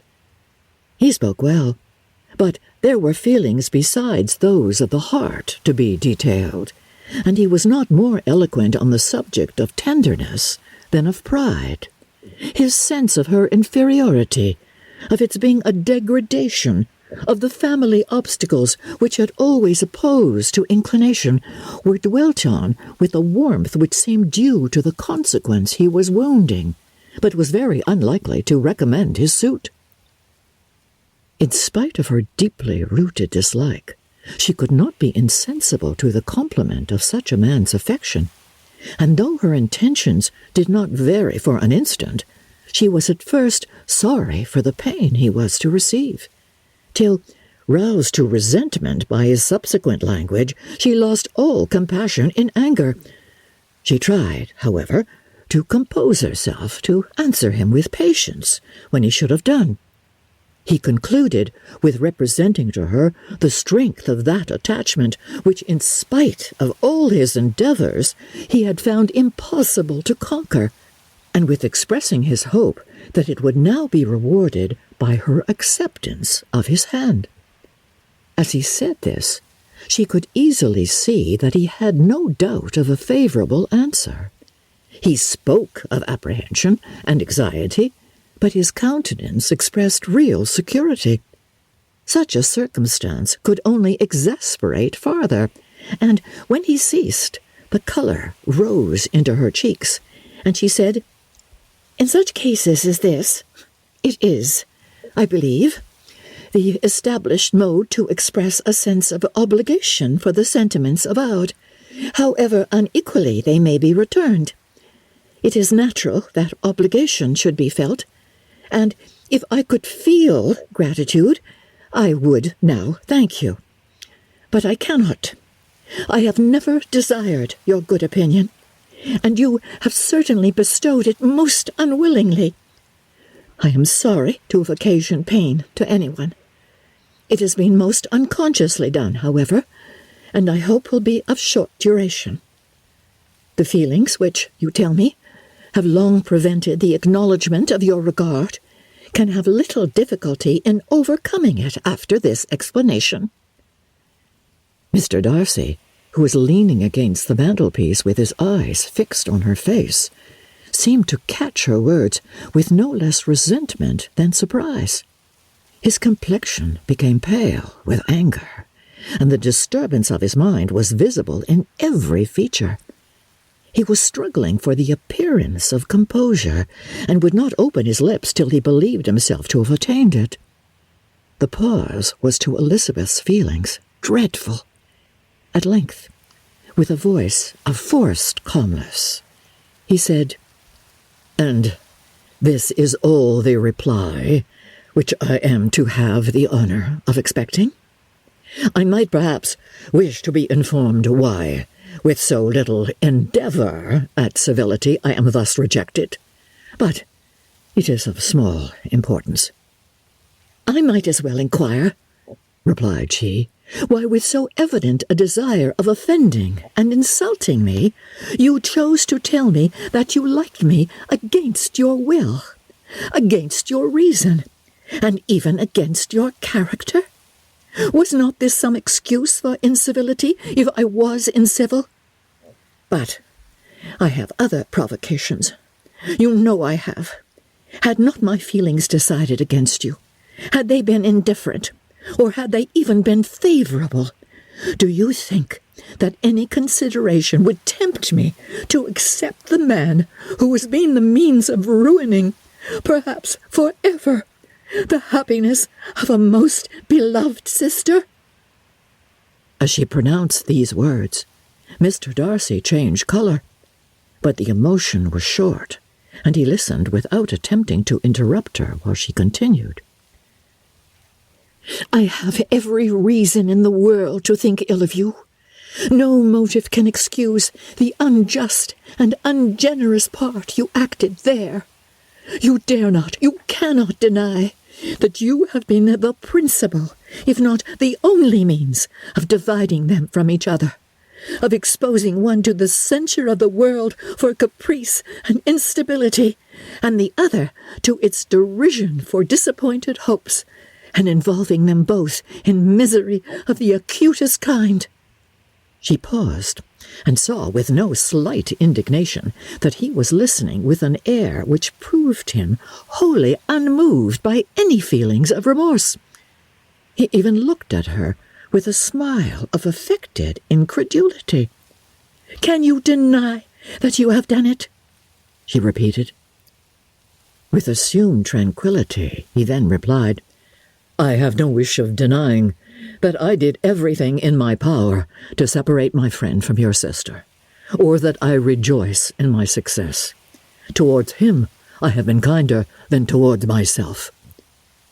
Elizabeth disdained the appearance of noticing this civil reflection, but its meaning did not escape, nor was it likely to conciliate her. "But it is not merely this affair," she continued, on which my dislike is founded. Long before it had taken place, my opinion of you was decided. Your character was unfolded in the recital which I received many months ago from Mr. Wickham. On this subject, what can you have to say? On what imaginary act of friendship can you here defend yourself? Or under what misrepresentation can you here impose upon others?" "You take an eager interest in that gentleman's concerns," said Darcy in a less tranquil tone, and with a heightened colour. "Who that knows what his misfortunes have been can help feeling an interest in him?" "His misfortunes!" repeated Darcy contemptuously. Yes, yes, his misfortunes have been great indeed. And of your infliction, cried Elizabeth with energy. You have reduced him to his present state of poverty, comparative poverty. You have withheld the advantages which you must know to have been designed for him. You have deprived the best years of his life of that independence which was no less his due than his desert. You have done all this, and yet you can treat the mention of his misfortune with contempt and ridicule. And this, cried Darcy, as he walked with quick steps across the room, is your opinion of me. This is the estimation in which you hold me. I thank you for explaining it so fully. My faults, according to this calculation, are heavy indeed. But perhaps, added he, stopping in his walk and turning towards her, these offences might have been overlooked, had not your pride been hurt by my honest confession of the scruples that had long prevented my forming any serious design. These bitter accusations might have been suppressed had I, with greater policy, concealed my struggles, and flattered you into the belief of my being impelled by unqualified, unalloyed inclination, by reason, by reflection, by everything. But disguise of every sort is my abhorrence, nor am I ashamed of the feelings I related.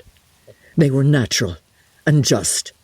Could you expect me to rejoice in the inferiority of your connections? To congratulate myself on the hope of relations whose condition in life is so decidedly beneath my own?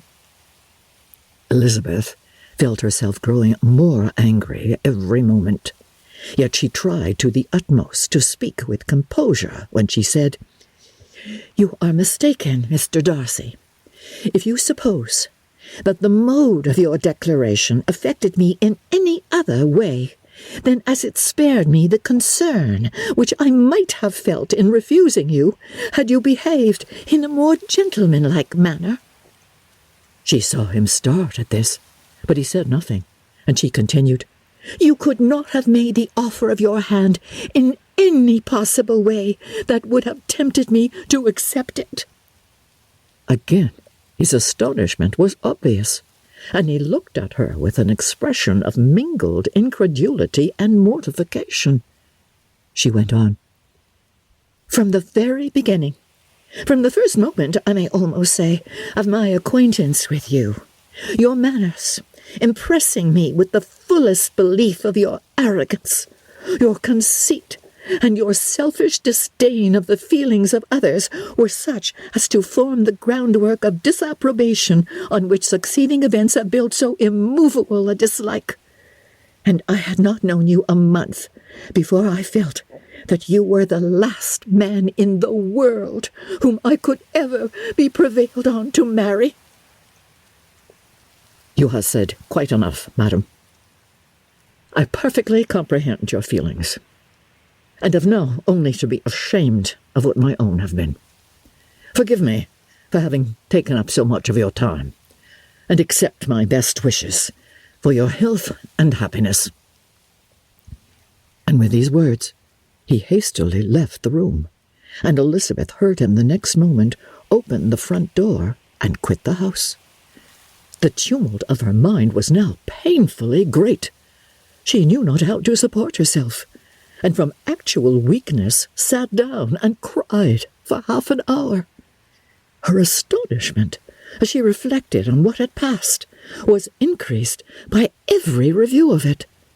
That she should receive an offer of marriage from Mr. Darcy?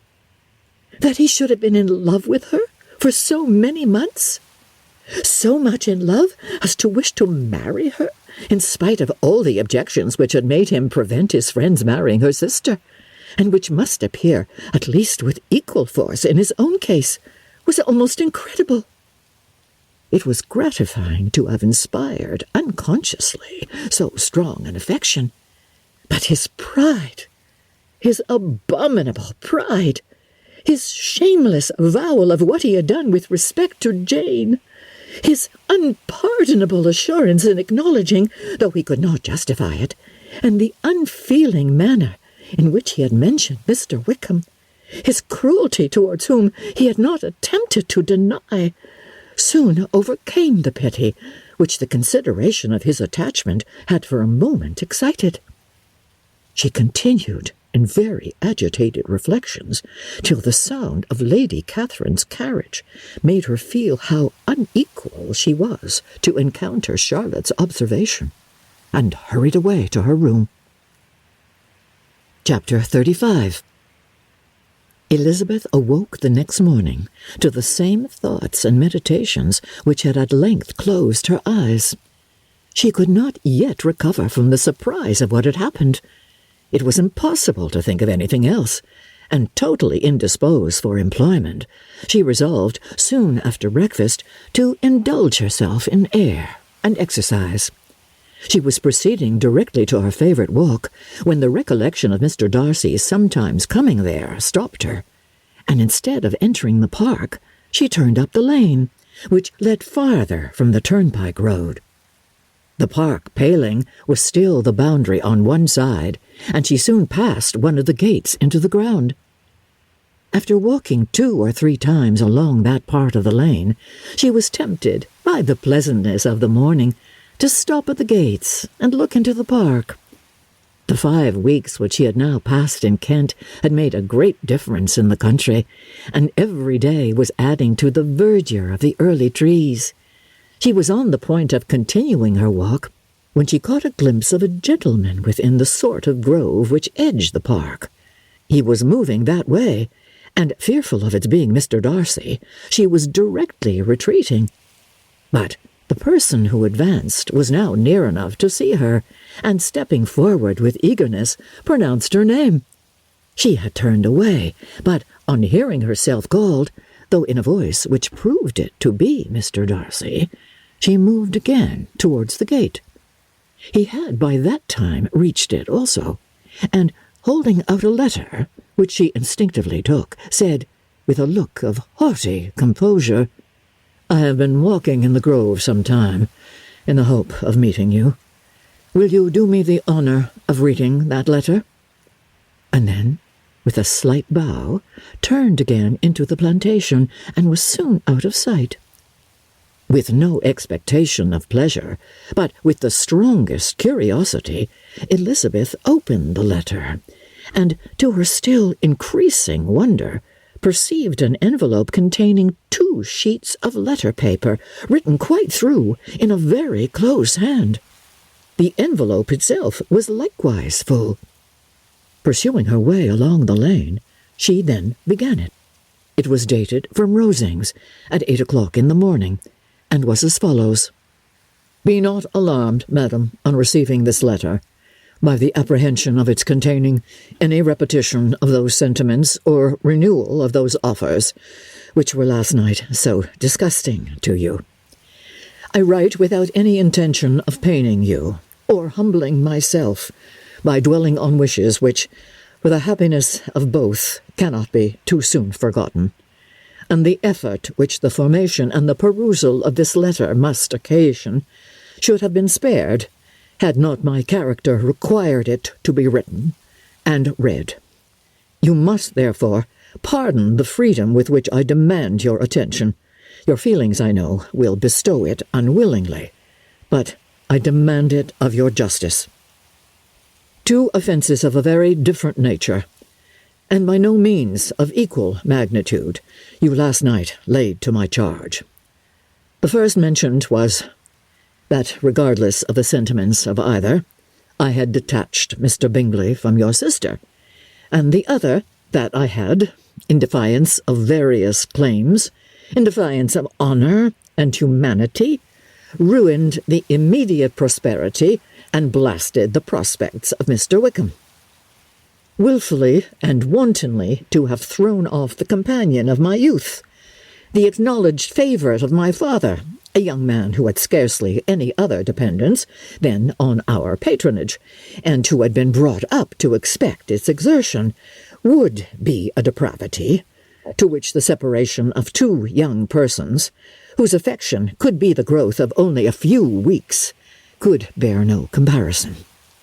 But from the severity of that blame which was last night so liberally bestowed, respecting each circumstance, I shall hope to be in the future secured, when the following account of my actions and their motives has been read.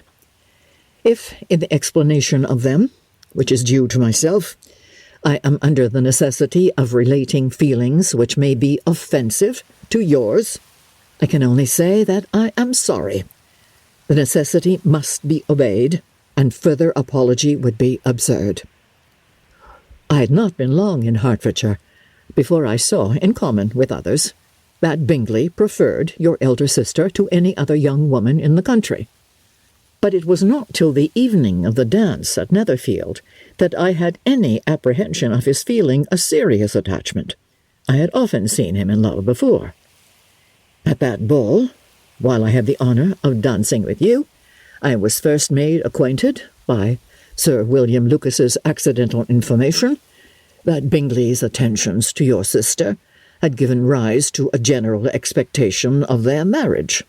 He spoke of it as a certain event, of which the time alone could be undecided. From that moment, I observed my friend's behaviour attentively, and I could then perceive that his partiality for Miss Bennet was beyond that I had ever witnessed in him. Your sister I also watched. Her look and manners were open, cheerful, and engaging as ever, but without any symptom of peculiar regard, and I remained convinced from the evening scrutiny that though she received his attentions with pleasure, she did not invite them by any participation of sentiment. If you have not been mistaken here, I must have been in error.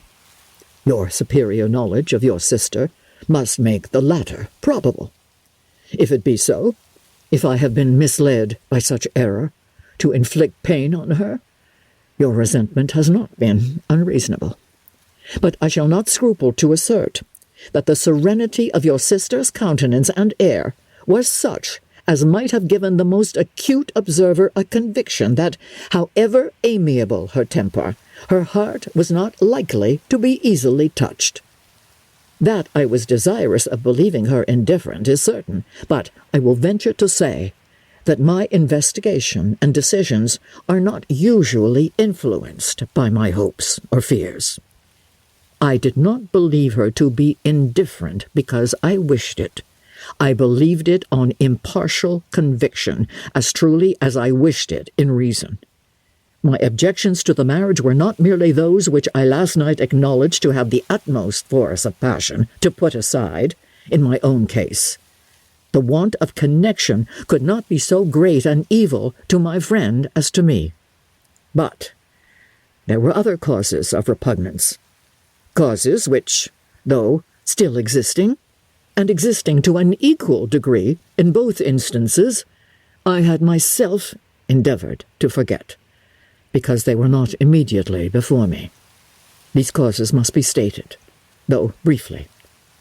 The situation of your mother's family, though objectionable, was nothing in comparison to that total want of propriety so frequently, so almost uniformly betrayed by herself, by your 3 younger sisters, and occasionally even by your father. Pardon me. It pains me to offend you.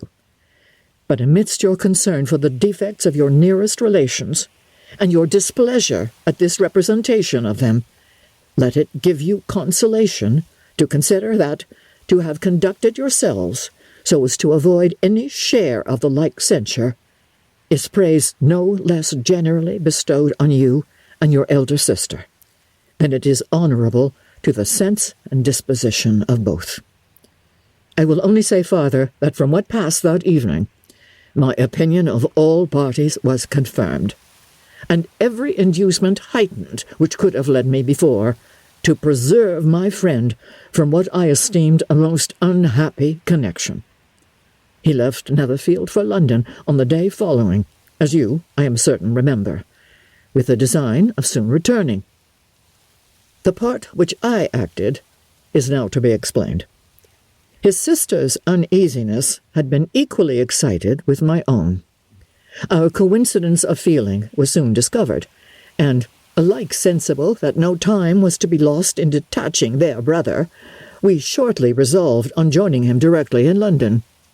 We accordingly went, and there I readily engaged in the office of pointing out to my friend the certain evils of such a choice.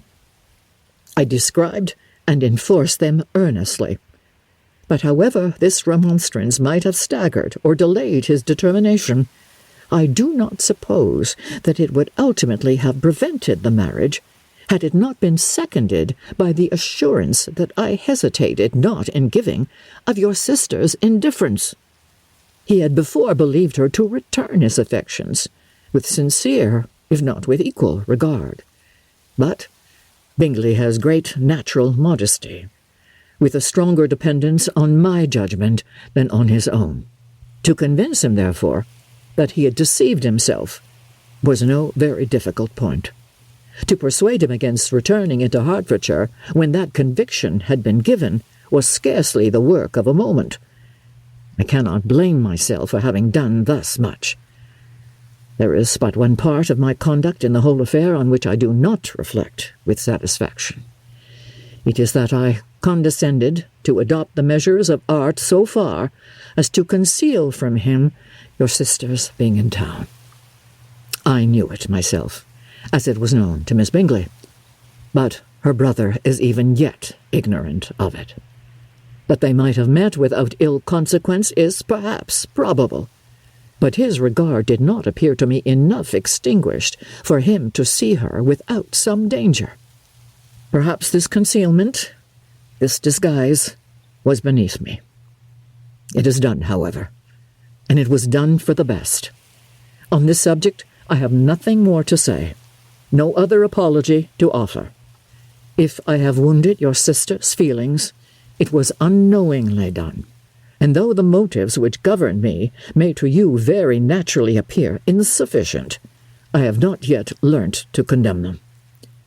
With respect to that other, more weighty accusation of having injured Mr. Wickham, I can only refute it by laying before you the whole of his connection with my family.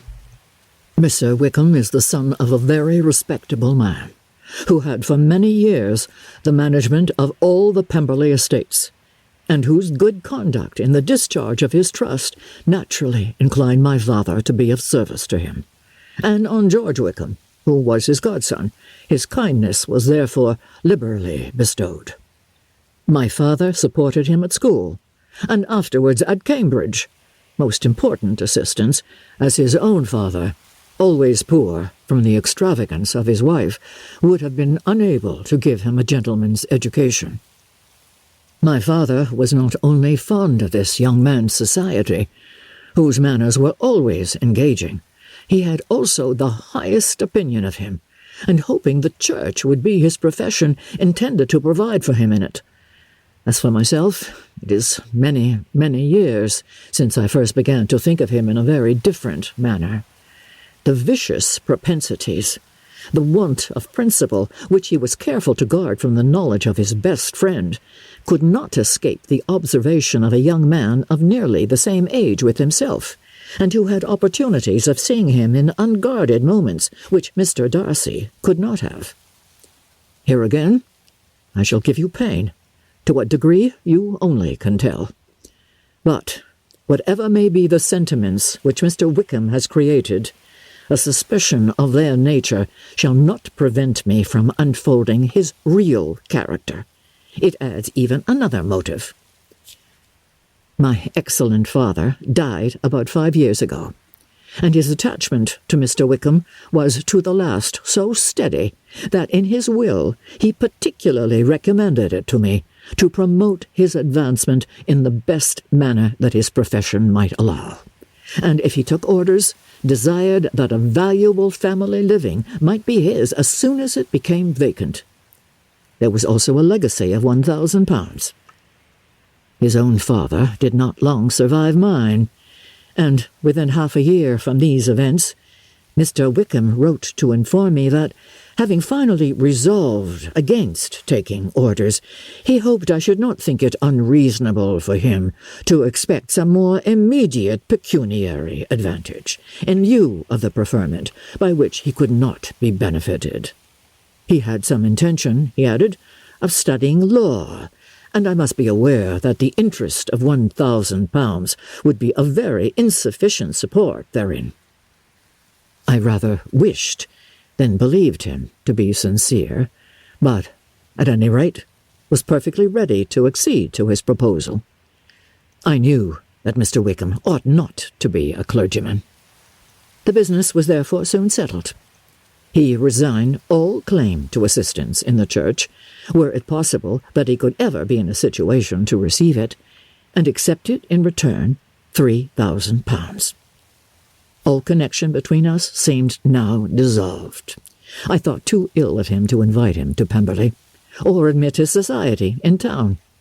In town, I believe he chiefly lived, but his studying the law was a mere pretence, and being now free from all restraint, his life was a life of idleness and dissipation. For about 3 years I heard little of him, but on the decease of the incumbent of the living which had been designed for him, he applied to me again by letter for the presentation. His circumstances, he assured me, and I had no difficulty in believing it, were exceedingly bad. He had found the law a most unprofitable study, and was now absolutely resolved on being ordained, if I would present him to the living in question, of which he trusted there could be little doubt, as he was well assured that I had no other person to provide for, and I could not have forgotten my revered father's intentions. You will hardly blame me for refusing to comply with this entreaty, or for resisting every repetition to it. His resentment was in proportion to the distress of his circumstances, and he was doubtless as violent in his abuse of me to others as in his reproaches to myself. After this period, every appearance of acquaintance was dropped. How he lived I know not, but last summer he was again most painfully obtruded on my notice. I must now mention a circumstance which I would wish to forget myself, and which no obligation less than the present should induce me to unfold to any human being. Having said thus much, I feel no doubt of your secrecy. My sister, who was more than 10 years my junior, was left to the guardianship of my mother's nephew, Colonel Fitzwilliam, and myself. About a year ago she was taken from school, and an establishment formed for her in London, and last summer she went with the lady who presided over it to Ramsgate, and thither also went Mr. Wickham, undoubtedly by design, for there proved to have been a prior acquaintance between him and Mrs. Young, in whose character we were most unhappily deceived, and by her connivance and aid he so far recommended himself to Georgiana, whose affectionate heart retained a strong impression of his kindness to her as a child, that she was persuaded to believe herself in love, and to consent to an elopement. She was then but 15, which must be her excuse, and after stating her imprudence, I am happy to add that I owed the knowledge of it to herself. I joined them unexpectedly a day or two before the intended elopement, and then Georgiana, unable to support the idea of grieving and offending a brother whom she almost looked up to as a father, acknowledged the whole to me. You may imagine what I felt, and how I acted. Regard for my sister's credit and feelings prevented any public exposure, but I wrote to Mr. Wickham, who left the place immediately, and Mrs. Young was of course removed from her charge. Mr. Wickham's chief object was unquestionably my sister's fortune, which is £30,000, but I cannot help supposing that the hope of revenging himself on me was a strong inducement. His revenge would have been complete indeed. This, madam, is a faithful narrative of every event in which we have been concerned together, and if you do not absolutely reject it as false, you will, I hope, acquit me henceforth of cruelty towards Mr. Wickham. I know not in what manner, under what form of falsehood he had imposed on you, but his success is not perhaps to be wondered at. Ignorant as you previously were of everything concerning either, detection could not be in your power, and suspicion certainly not in your inclination. You may possibly wonder why all this was not told you last night, but I was not then master enough of myself to know what could or ought to be revealed. For the truth of everything here related, I can appeal more particularly to the testimony of Colonel Fitzwilliam, who, from our near relationship and constant intimacy, and still more, as one of the executors of my father's will, has been unavoidably acquainted with every particular of these transactions. If your abhorrence of me should make my assertions valueless, you cannot be prevented by the same cause from confiding in my cousin, and that there may be the possibility of consulting him, I shall endeavour to find some opportunity of putting this letter in your hands in the course of the morning. I will only add, God bless you. Fitzwilliam Darcy. Chapter 36. If Elizabeth, when Mr. Darcy gave her the letter, did not expect it to contain a renewal of his offers, she had formed no expectation at all of its contents. But such as they were, it may well be supposed how eagerly she went through them, and what a contrariety of emotion they excited. Her feelings as she read were scarcely to be defined. With amazement did she first understand that he believed any apology to be in his power, and steadfastly was she persuaded that he could have no explanation to give which a just sense of shame would not conceal. With a strong prejudice against everything he might say, she began his account of what had happened at Netherfield. She read with an eagerness which hardly left her power of comprehension, and from impatience of knowing what the next sentence might bring, was incapable of attending to the sense of the one before her eyes. His belief of her sister's insensibility she instantly resolved to be false, and his account of the real, the worst objections to the match made her too angry to have any wish of doing him justice. He expressed no regret for what he had done which satisfied her. His style was not penitent, but haughty. It was all pride and insolence. But when this subject was succeeded by his account of Mr. Wickham, when she read with somewhat clearer attention a relation of events which, if true, must overthrow every cherished opinion of his worth, and which bore so alarming an affinity to his own history of himself, her feelings were yet more acutely painful, and more difficult of definition. Astonishment, apprehension, and even horror oppressed her. She wished to discredit it entirely, repeatedly exclaiming, "This must be false! This cannot be! This must be the grossest falsehood!" And when she had gone through the whole letter, though scarcely knowing anything of the last page or two, put it hastily away, protesting that she would not regard it, that she would never look in it again. In this perturbed state of mind, with thoughts that could rest on nothing, she walked on, but it would not do.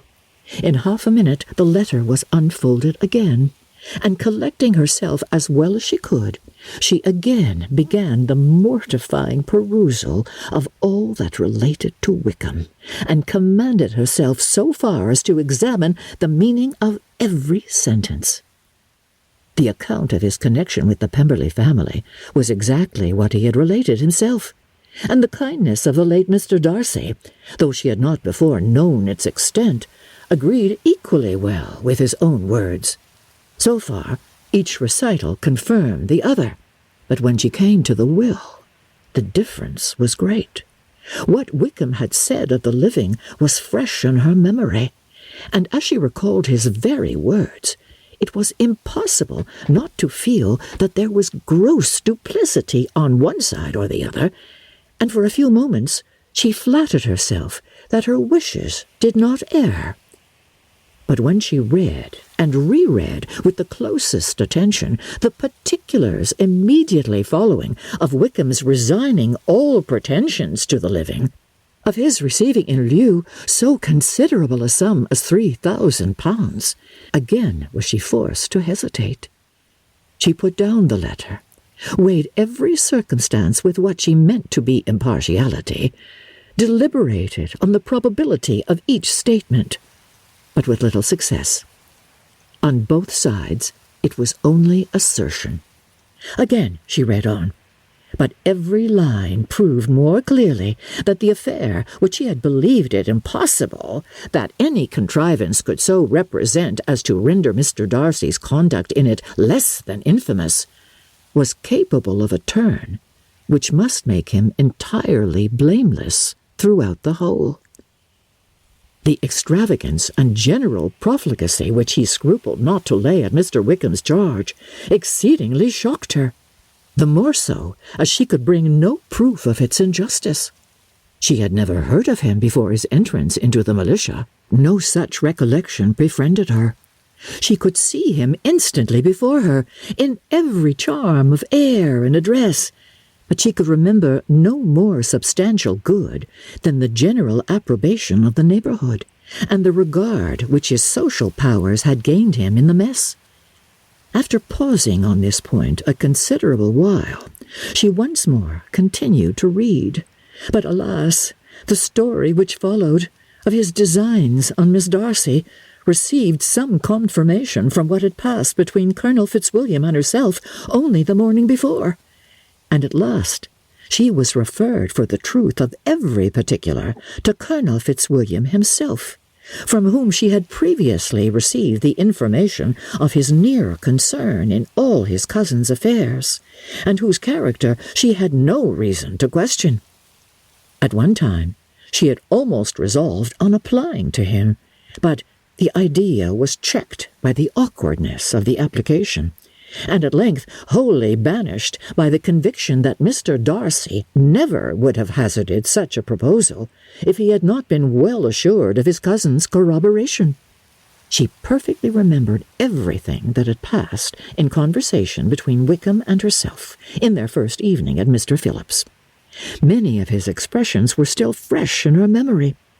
She was now struck with the impropriety of such communications to a stranger, and wondered it had escaped her before. She saw the indelicacy of putting himself forward as he had done, and the inconsistency of his professions with his conduct. She remembered that he had boasted of having no fear of seeing Mr. Darcy, that Mr. Darcy might leave the country, but that he should stand his ground. Yet he had avoided the Netherfield ball the very next week. She remembered also that, till the Netherfield family had quitted the country, he had told his story to no one but herself, but that after their removal it had been everywhere discussed, that he had then no reserves, no scruples in sinking Mr. Darcy's character, though he had assured her that respect for the father would always prevent his exposing the son. How differently did everything now appear in which he was concerned! His attentions to Miss King were now the consequence of views solely and hatefully mercenary, and the mediocrity of her fortune proved no longer the moderation of his wishes, but his eagerness to grasp at anything. His behaviour to herself could now have had no tolerable motive. He had either been deceived with regard to her fortune, or had been gratifying his vanity by encouraging the preference which he believed she had most incautiously shown. Every lingering struggle in his favour grew fainter and fainter, and in farther justification of Mr. Darcy, she could not but allow that Mr. Bingley, when questioned by Jane, had long ago asserted his blamelessness in the affair, that proud and repulsive as were his manners, she had never, in the whole course of their acquaintance, an acquaintance which had latterly brought them much together, and given her a sort of intimacy with his ways, seen anything that betrayed him to be unprincipled or unjust, anything that spoke him of irreligious or immoral habits, that among his own connections he was esteemed and valued, that even Wickham had allowed him merit as a brother, and that she had often heard him speak so affectionately of his sister as to prove him capable of some amiable feeling, that, had his actions been what Mr. Wickham represented them, so gross a violation of everything right could hardly have been concealed from the world, and that friendship between a person capable of it and such an amiable man as Mr. Bingley was incomprehensible.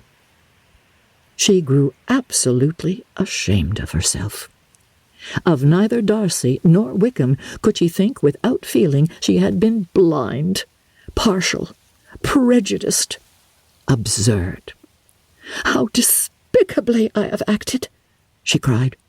"I, who have prided myself on my discernment, I, who have valued myself and my abilities, who have often disdained the generous candour of my sister, and gratified my vanity in useless or blamable mistrust. Oh, how humiliating is this discovery! Yet, how just a humiliation! Had I been in love, I could not have been more wretchedly blind. But vanity, not love, has been my folly. Pleased with the preference of one, and offended by the neglect of the other, on the very beginning of our acquaintance, I have courted prepossession and ignorance, and driven reason away where either were concerned. Till this moment, I never knew myself." From herself to Jane, from Jane to Bingley, her thoughts were in a line, which soon brought to her recollection that Mr. Darcy's explanation there had appeared very insufficient, and she read it again. Widely different was the effect of a second perusal. How could she deny that credit to his assertions in one instance, which he had been obliged to give in the other? He declared himself to be totally unsuspicious of her sister's attachment, and she could not help remembering what Charlotte's opinion had always been. Neither could she deny the justice of his description of Jane.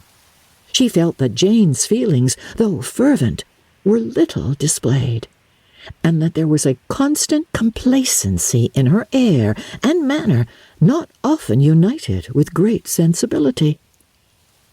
When she came to that part of the letter in which her family were mentioned in terms of such mortifying yet merited reproach, her sense of shame was severe. The justice of the charge struck her too forcibly for denial, and the circumstances to which he particularly alluded as having passed at the Netherfield ball, and as confirming all his first disapprobation, could not have made a stronger impression on his mind than on hers. The compliment to herself and her sister was not unfelt. It soothed, but it could not console her for the contempt which had thus been self-attracted by the rest of her family, and as she considered that Jane's disappointment had in fact been the work of her nearest relations, and reflected how materially the credit of both must be hurt by such impropriety of conduct, she felt depressed beyond anything she had ever known before. After wandering along the lane for 2 hours, giving way to every variety of thought, reconsidering events, determining probabilities, and reconciling herself, as well as she could, to a change so sudden and so important, fatigue and a recollection of her long absence made her at length return home, and she entered the house with the wish of appearing cheerful as usual, and the resolution of repressing such reflections as must make her unfit for conversation.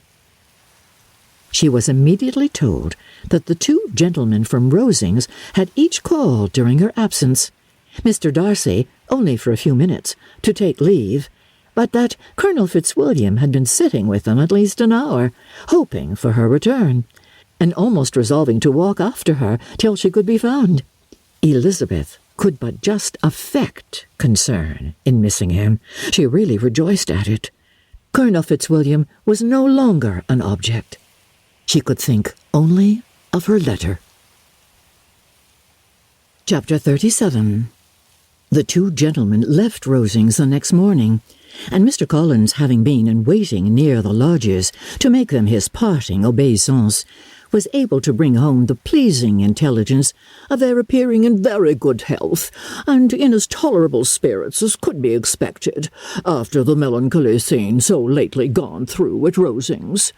To Rosings he then hastened to console Lady Catherine and her daughter, and on his return brought back, with great satisfaction, a message from her ladyship importing that she felt herself so dull as to make her very desirous of having them all to dine with her.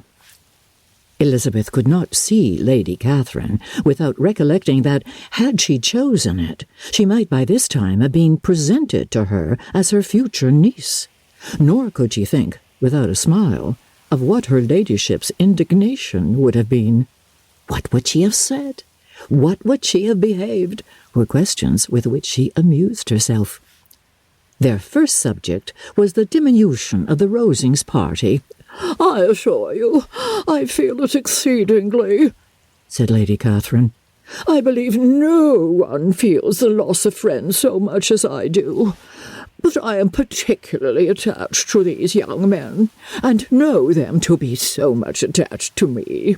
They were excessively sorry to go, but so they always are.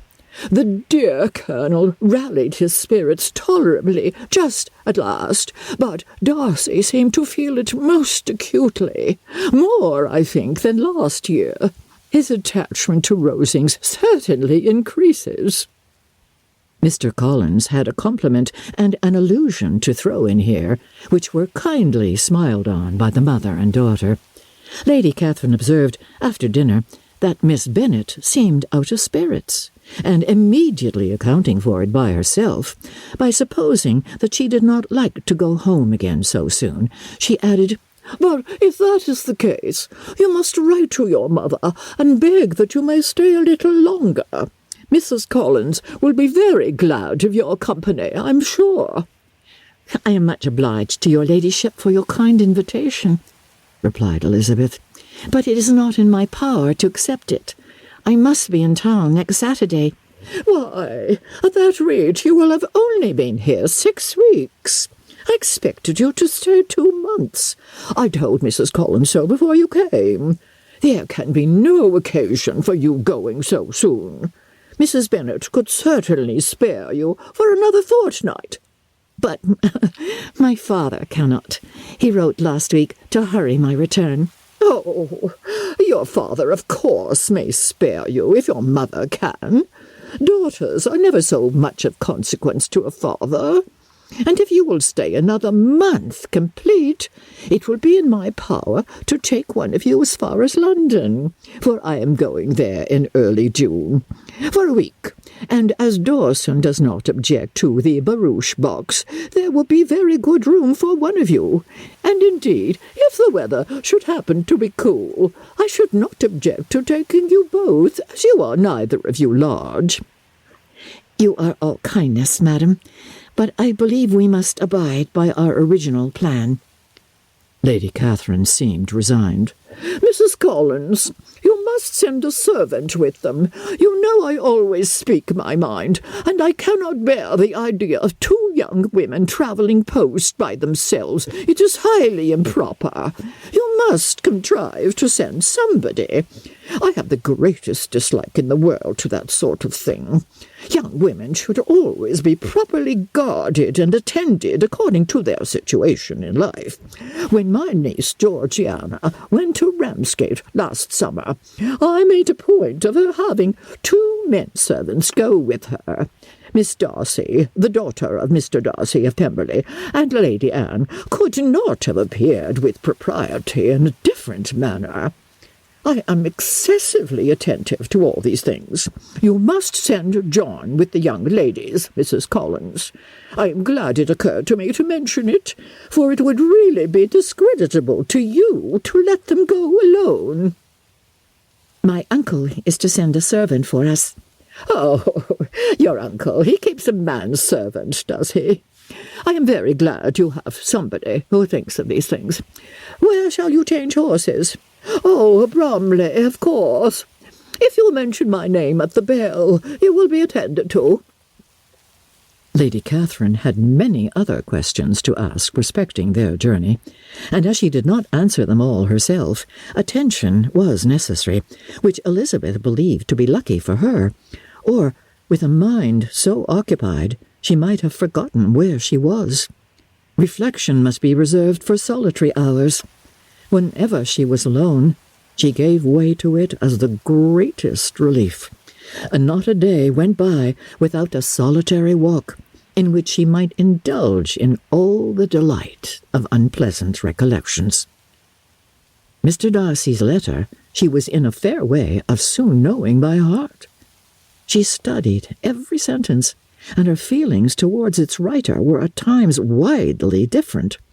When she remembered the style of his address, she was still full of indignation, but when she considered how unjustly she had condemned and upbraided him, her anger was turned against herself, and his disappointed feelings became the object of compassion.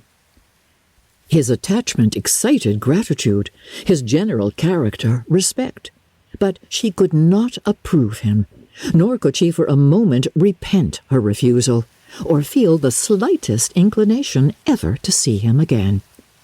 In her own past behaviour there was a constant source of vexation and regret, and in the unhappy defects of her family, a subject of yet heavier chagrin. They were hopeless of remedy. Her father, contented with laughing at them, would never exert himself to restrain the wild giddiness of his youngest daughters, and her mother, with manners so far from right herself, was entirely insensible of the evil. Elizabeth had frequently united with Jane in an endeavour to check the imprudence of Catherine and Lydia, but while they were supported by their mother's indulgence, what chance could there be of improvement? Catherine, weak-spirited, irritable, and completely under Lydia's guidance, had been always affronted by their advice, and Lydia, self-willed and careless, would scarcely give them a hearing. They were ignorant, idle, and vain. While there was an officer in Meryton, they would flirt with him, and while Meryton was within a walk of Longbourn, they would be going there forever.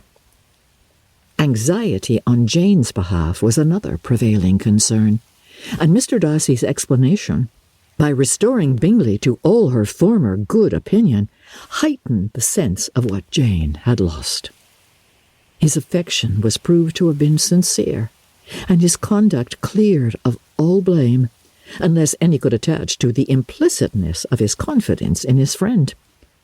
How grievous, then, was the thought that, of a situation so desirable in every respect, so replete with advantage, so promising for happiness, Jane had been deprived by the folly and indecorum of her own family.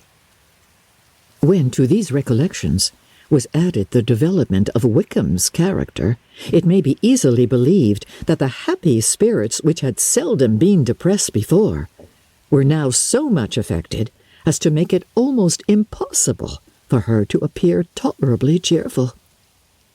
Their engagements at Rosings were as frequent during the last week of her stay as they had been at the first.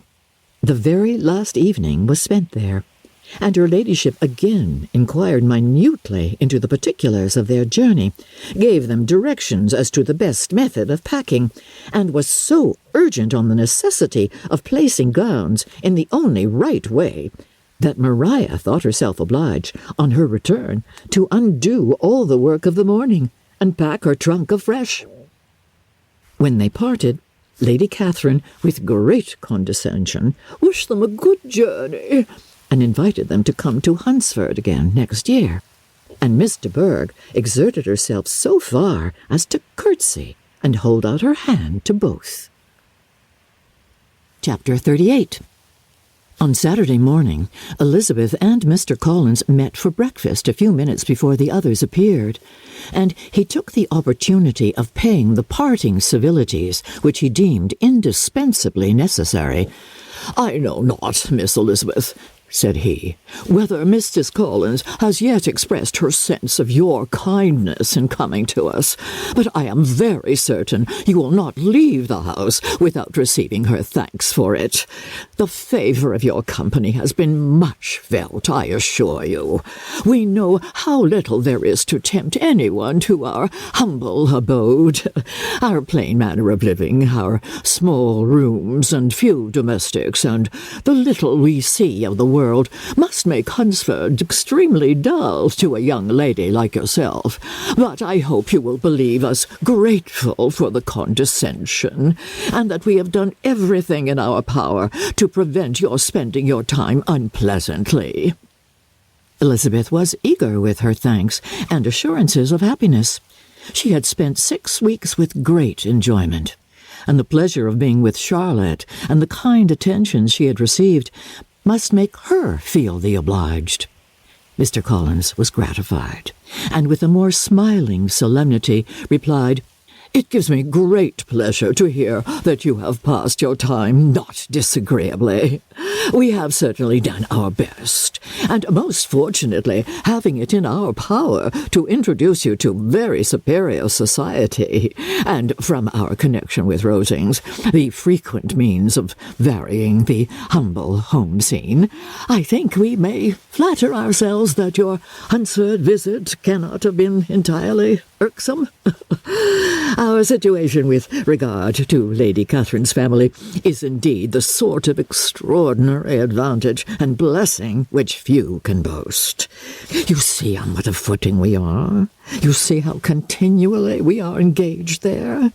In truth, I must acknowledge that with all the disadvantages of this humble parsonage, I should not think anyone abiding in it an object of compassion, while they are sharers of our intimacy at Rosings." Words were insufficient for the elevation of his feelings, and he was obliged to walk about the room, while Elizabeth tried to unite civility and truth in a few short sentences. "You may, in fact, carry a very favourable report of us into Hertfordshire, my dear cousin. I flatter myself, at least, that you will be able to do so. Lady Catherine's great attentions to Mrs. Collins you have been a daily witness of, and altogether I trust it does not appear that your friend has drawn an unfortunate... But on this point it will be as well to be silent. Only let me assure you, my dear Miss Elizabeth, that I can, from my heart, most cordially wish you equal felicity in marriage. My dear Charlotte and I have but one mind and one way of thinking. There is in everything a most remarkable resemblance of character and ideas between us. We seem to have been designed for each other." Elizabeth could safely say that it was a great happiness where that was the case, and with equal sincerity could add that she firmly believed and rejoiced in his domestic comforts. She was not sorry, however, to have the recital of them interrupted by the lady from whom they sprang. Poor Charlotte! It was melancholy to leave her to such society. But she had chosen it with her eyes open, and though evidently regretting that her visitors were to go, she did not seem to ask for compassion.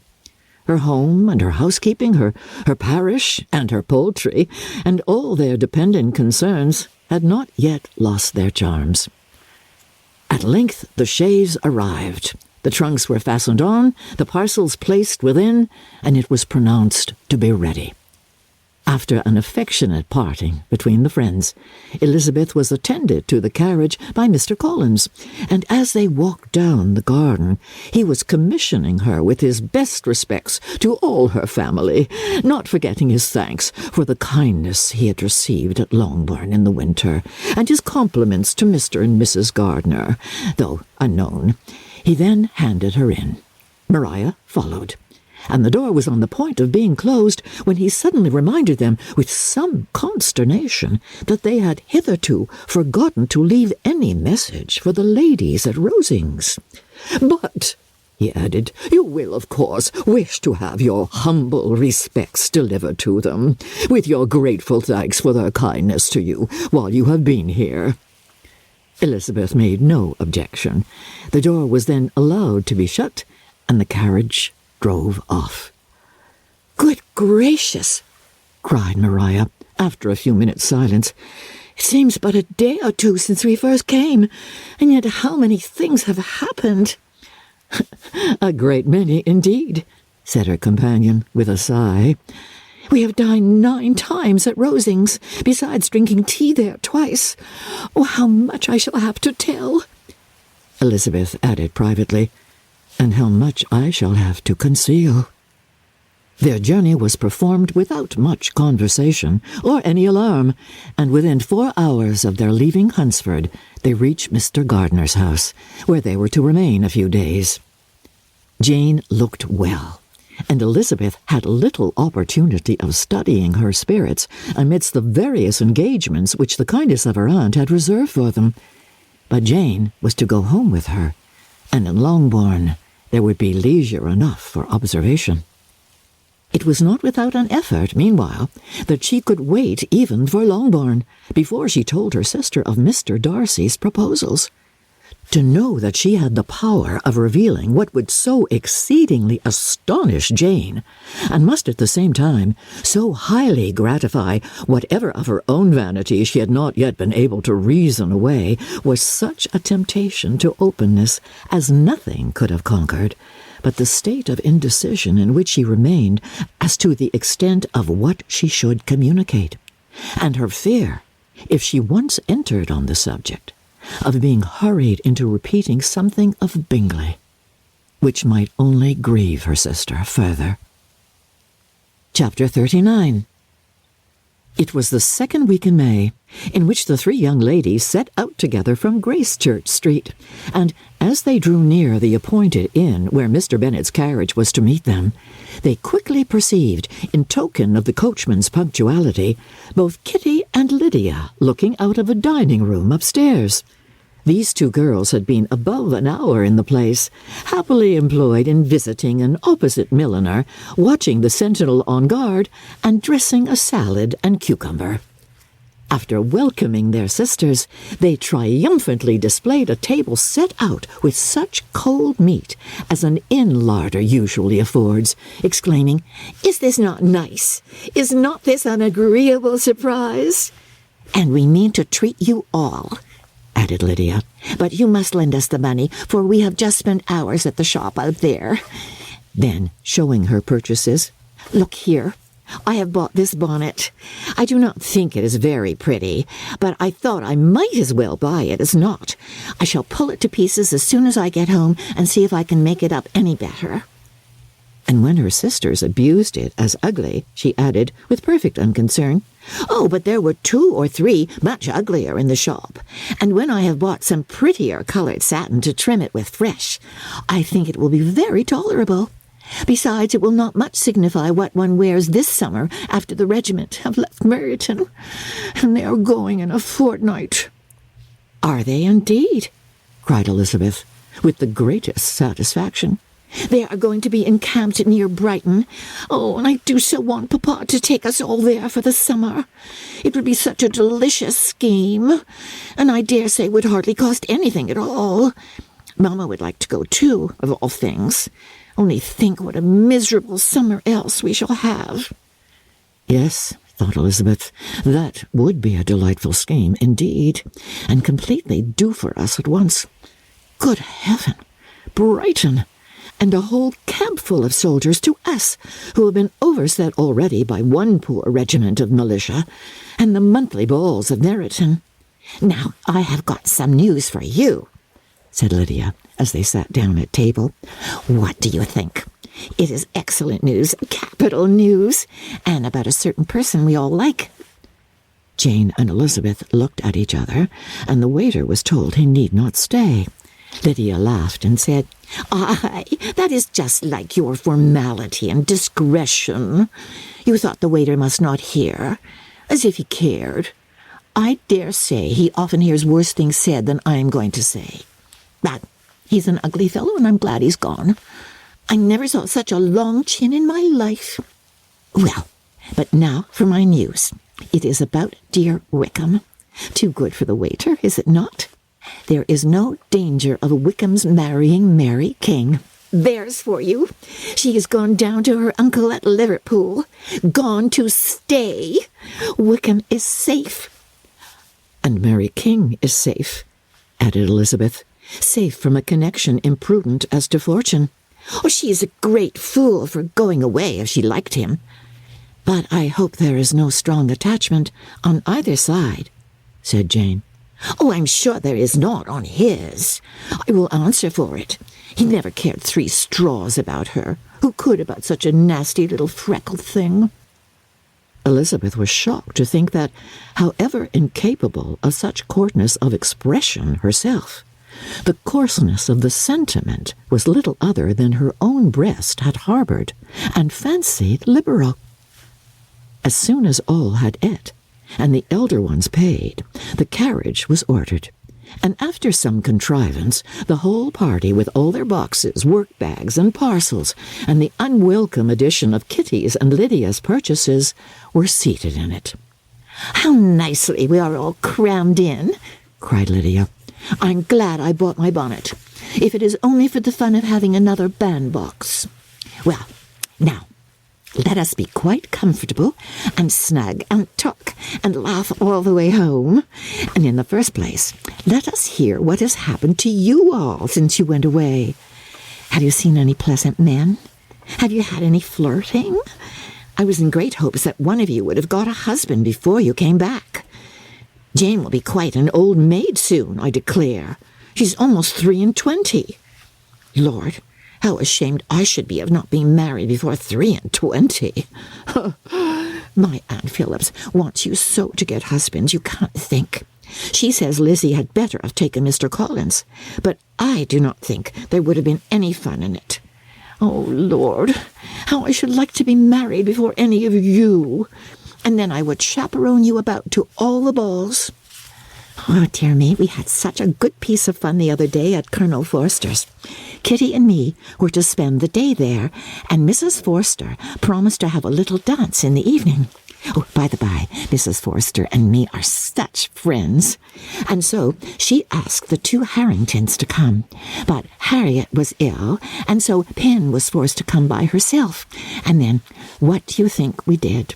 We dressed up Chamberlain in women's clothes on purpose to pass for a lady. Only think what fun!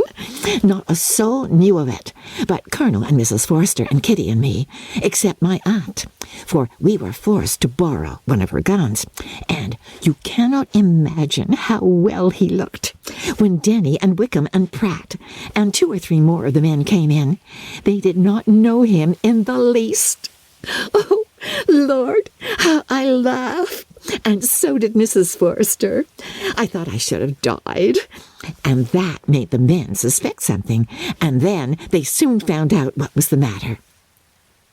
With such kinds of histories of their parties and good jokes did Lydia, assisted by Kitty's hints and additions, endeavour to amuse her companions all the way to Longbourn.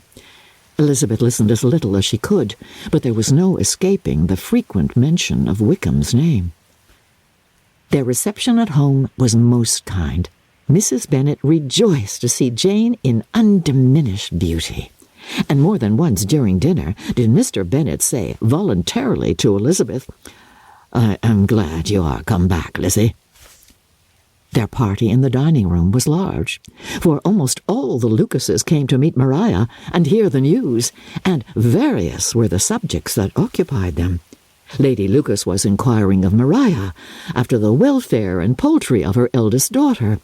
Mrs. Bennet was doubly engaged, on one hand collecting an account of the present fashions from Jane, who sat some way below her, and on the other retailing them all to the younger Lucases. And Lydia, in a voice rather louder than any other person's, was enumerating the various pleasures of the morning to anybody who would hear her. "Oh, Mary," said she, "I wish you had gone with us, for we had such fun. And as we went along, Kitty and I drew up the blinds and pretended there was nobody in the coach. And I should have gone so all the way if Kitty had not been sick. And when we got to the George, I do think we behaved very handsomely, for we treated the other three with the nicest cold luncheon in the world. And if you would have gone, we would have treated you too. And then, when we came away, it was such fun. I thought we never should have got into the coach. I was ready to die of laughter. And then we were so merry all the way home. We talked and laughed so loud that anybody might have heard us 10 miles off." To this, Mary very gravely replied, "Far be it from me, my dear sister, to depreciate such pleasures. They would doubtless be congenial with the generality of female minds, but I confess they would have no charms for me. I should infinitely prefer a book." But of this answer Lydia heard not a word. She seldom listened to anybody for more than half a minute, and never attended to Mary at all. In the afternoon, Lydia was urgent with the rest of the girls to walk to Meryton, and to see how everybody went on, but Elizabeth steadily opposed the scheme. It should not be said that the Miss Bennets could not be at home half a day before they were in pursuit of the officers. There was another reason, too, for her opposition. She dreaded seeing Mr. Wickham again, and was resolved to avoid it as long as possible. The comfort to her of the regiment's approaching removal was indeed beyond expression. In a fortnight they were to go, and once gone, she hoped there could be nothing more to plague her on this account. She had not been many hours at home before she found that the Brighton scheme, of which Lydia had given them a hint at the inn, was under frequent discussion between her parents. Elizabeth saw directly that her father had not the smallest intention of yielding, but his answers were at the same time so vague and equivocal that her mother, though often disheartened, had never yet despaired of succeeding at last. Chapter 40. Elizabeth's impatience to acquaint Jane with what had happened could no longer be overcome, and at length, resolving to suppress every particular in which her sister was concerned, and preparing her to be surprised, she related to her the next morning the chief of the scene between Mr. Darcy and herself. Miss Bennet's astonishment was soon lessened by the strong sisterly partiality which made any admiration of Elizabeth appear perfectly natural, and all surprise was shortly lost in other feelings. She was sorry that Mr. Darcy should have delivered his sentiments in a manner so little suited to recommend them, but still more was she grieved for the unhappiness which her sister's refusal must have given him.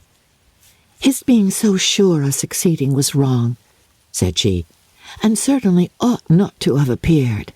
But consider how much it must increase his disappointment." "Indeed," replied Elizabeth, "I am heartily sorry for him, but he has other feelings which will probably soon drive away his regard for me. You do not blame me, however, for refusing him?" "Oh, blame you? Oh, no." "But you blame me for having spoken so warmly of Wickham?" "No, no. I do not know that you were wrong in saying what you did." "But you will know it when I tell you what happened the very next day." She then spoke of the letter, repeating the whole of its contents as far as they concerned George Wickham. What a stroke was this for poor Jane! Who would willingly have gone through the world without believing that so much wickedness existed in the whole race of mankind as was here collected in one individual? nor was Darcy's vindication, though grateful to her feelings, capable of consoling her for such discovery. Most earnestly did she labor to prove the probability of error, and seek to clear the one without involving the other. "This will not do," said Elizabeth. "You never will be able to make both of them good for anything.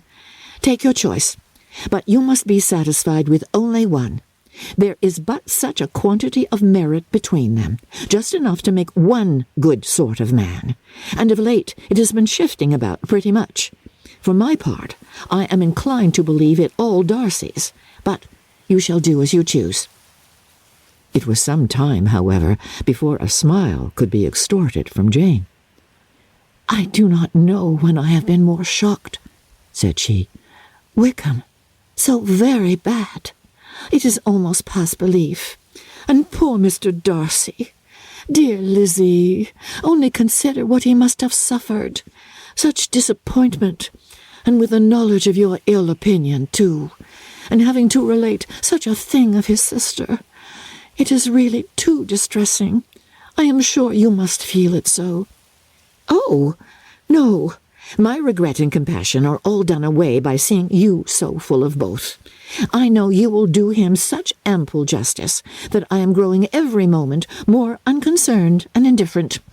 Your profusion makes me saving, and if you lament over him much longer, my heart will be as light as a feather. Poor Wickham! There is such an expression of goodness in his countenance, such an openness and gentleness in his manner. Well, there certainly was some great mismanagement in the education of those two young men. One has got all the goodness, and the other all the appearance of it. I never thought Mr. Darcy so deficient in the appearance of it as you used to do. And yet I meant to be uncommonly clever in taking so decided a dislike to him, without any reason. It is such a spur to one's genius, such an opening for wit, to have a dislike of that kind.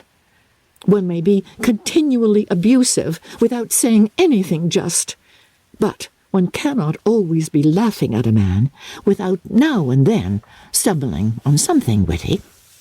Oh, Lizzie, when you first read that letter, I am sure you could not treat the matter as you do now. Well, indeed I could not. I was uncomfortable enough, I must say, unhappy, and with no one to speak to about what I felt. No Jane to comfort me, and say that I had not been so very weak and vain and nonsensical as I knew I had. Oh, how I wanted you! How unfortunate that you should have used such very strong expressions when speaking of Wickham to Mr. Darcy, for now they do appear wholly undeserved. Certainly, but the misfortune of speaking with bitterness is a most natural consequence of the prejudices I had been encouraging. There is one point on which I want your advice. I want to be told whether I ought or ought not to make our acquaintances in general understand Wickham's character. Miss Bennet paused a little, and then replied, "Surely there can be no occasion for exposing him so dreadfully. What is your opinion?" "That it ought not to be attempted. Mr. Darcy has not authorized me to make his communication public. On the contrary, every particular relative to his sister was meant to be kept as much as possible to myself. And if I endeavour to undeceive people as to the rest of his conduct, who will believe me? The general prejudice against Mr. Darcy is so violent that it would be the death of half the good people in Meryton to attempt to place him in an amiable light. I am not equal to it. Wickham will soon be gone, and therefore it will not signify to anyone here what he really is. Some time hence it will all be found out, and then we may laugh at their stupidity in not knowing it before. At present, I will say nothing about it. You're quite right. To have his errors made public might ruin him forever. He is now perhaps sorry for what he has done, and anxious to re-establish a character. We must not make him desperate. The tumult of Elizabeth's mind was allayed by this conversation. She had got rid of 2 of the secrets which had weighed on her for a fortnight, and was certain of a willing listener in Jane whenever she might wish to talk again of either. But there was still something lurking behind, of which prudence forbade the disclosure. She dared not relate the other half of Mr. Darcy's letter, nor explain to her sister how sincerely she had been valued by her friend. Here was knowledge in which no one could partake, and she was sensible that nothing less than a perfect understanding between the parties could justify her in throwing off this last encumbrance of mystery. "And then," said she, "if that very improbable event should ever take place, I shall merely be able to tell what Bingley might tell in a much more agreeable manner himself. The liberty of communication cannot be mine till it has lost all its value." She was now, on being settled at home, at leisure to observe the real state of her sister's spirits. Jane was not happy. She still cherished a very tender affection for Bingley. Having never even fancied herself in love before, her regard had all the warmth of first attachment, and from her age and disposition, greater steadiness than most first attachments often boast. And so fervently did she value his remembrance, and prefer him to every other man, that all her good sense and all her attention to the feelings of her friends were requisite to check the indulgence of those regrets which must have been injurious to her own health and their tranquillity. "Well, Lizzie," said Mrs. Bennet one day, "what is your opinion now of this sad business of Jane's? For my part, I am determined never to speak of it again to anybody. I told my sister Philip so the other day, but I cannot find out that Jane saw anything of him in London. Well, he is a very undeserving young man, and I do not suppose there's the least chance in the world of her ever getting him now. There is no talk of his coming to Netherfield again in the summer, and I have inquired of everybody, too, who is likely to know." "I do not believe he will ever live at Netherfield any more." "Oh, well, it is just as he chooses. Nobody wants him to come, though I shall always say he used my daughter extremely ill, and if I was her, I would not have put up with it. Well, my comfort is I am sure Jane will die of a broken heart, and then he will be sorry for what he has done." But as Elizabeth could not receive comfort from any such expectation, she made no answer. "Well, Lizzie," continued her mother, soon afterwards, "and so the Collinses live very comfortable, do they?" "Well, well, I only hope it will last." "And what sort of table do they keep?" "Charlotte is an excellent manager, I dare say. If she is half as sharp as her mother, she is saving enough. There is nothing extravagant in their housekeeping, I dare say." "No, nothing at all." "A great deal of good management, depend upon it. Yes, yes. They will take care not to outrun their income. They will never be distressed for money. Well, much good may it do them. And so I suppose they often talk of having Longbourn when your father is dead? They look upon it as quite their own, I dare say, whenever that happens." "It was a subject which they could not mention before me." No, it would have been strange if they had. But I make no doubt they often talk of it between themselves. Well, if they can be easy with an estate that is not lawfully their own, so much the better. I should be ashamed of having one that was only entailed on me." Chapter 41. The first week of their return was soon gone. The second began. It was the last of the regiment's stay in Meryton, and all the young ladies in the neighbourhood were drooping apace. The dejection was almost universal. The elder Miss Bennets alone were still able to eat, drink, and sleep, and pursue the usual course of their employments. Very frequently were they reproached for this insensibility by Kitty and Lydia, whose own misery was extreme, and who could not comprehend such hard-heartedness in any of the family. Oh, yes, if one could but go to Brighton. But Papa is so disagreeable. A little sea-bathing would set me up forever. And my Aunt Phillips is sure it would do me a great deal of good, added Kitty. Such were the kind of lamentations resounding perpetually through Longbourn House. Elizabeth tried to be diverted by them, but all sense of pleasure was lost in shame. She felt anew the justice of Mr. Darcy's objections, and never had she been so much disposed to pardon his interference in the views of his friend. But the gloom of Lydia's prospect was shortly cleared away, for she received an invitation from Mrs. Forster, the wife of the colonel of the regiment, to accompany her to Brighton. This invaluable friend was a very young woman, and very lately married. A resemblance in good humour and good spirits had recommended her and Lydia to each other, and out of their 3 months' acquaintance they had been intimate 2. The rapture of Lydia on this occasion, her adoration of Mrs. Forster, the delight of Mrs. Bennet, and the mortification of Kitty are scarcely to be described. Wholly inattentive to her sister's feelings, Lydia flew about the house in restless ecstasy, calling for everyone's congratulations and laughing and talking with more violence than ever, whilst the luckless Kitty continued in the parlour, repined at her fate in terms as unreasonable as her accent was peevish.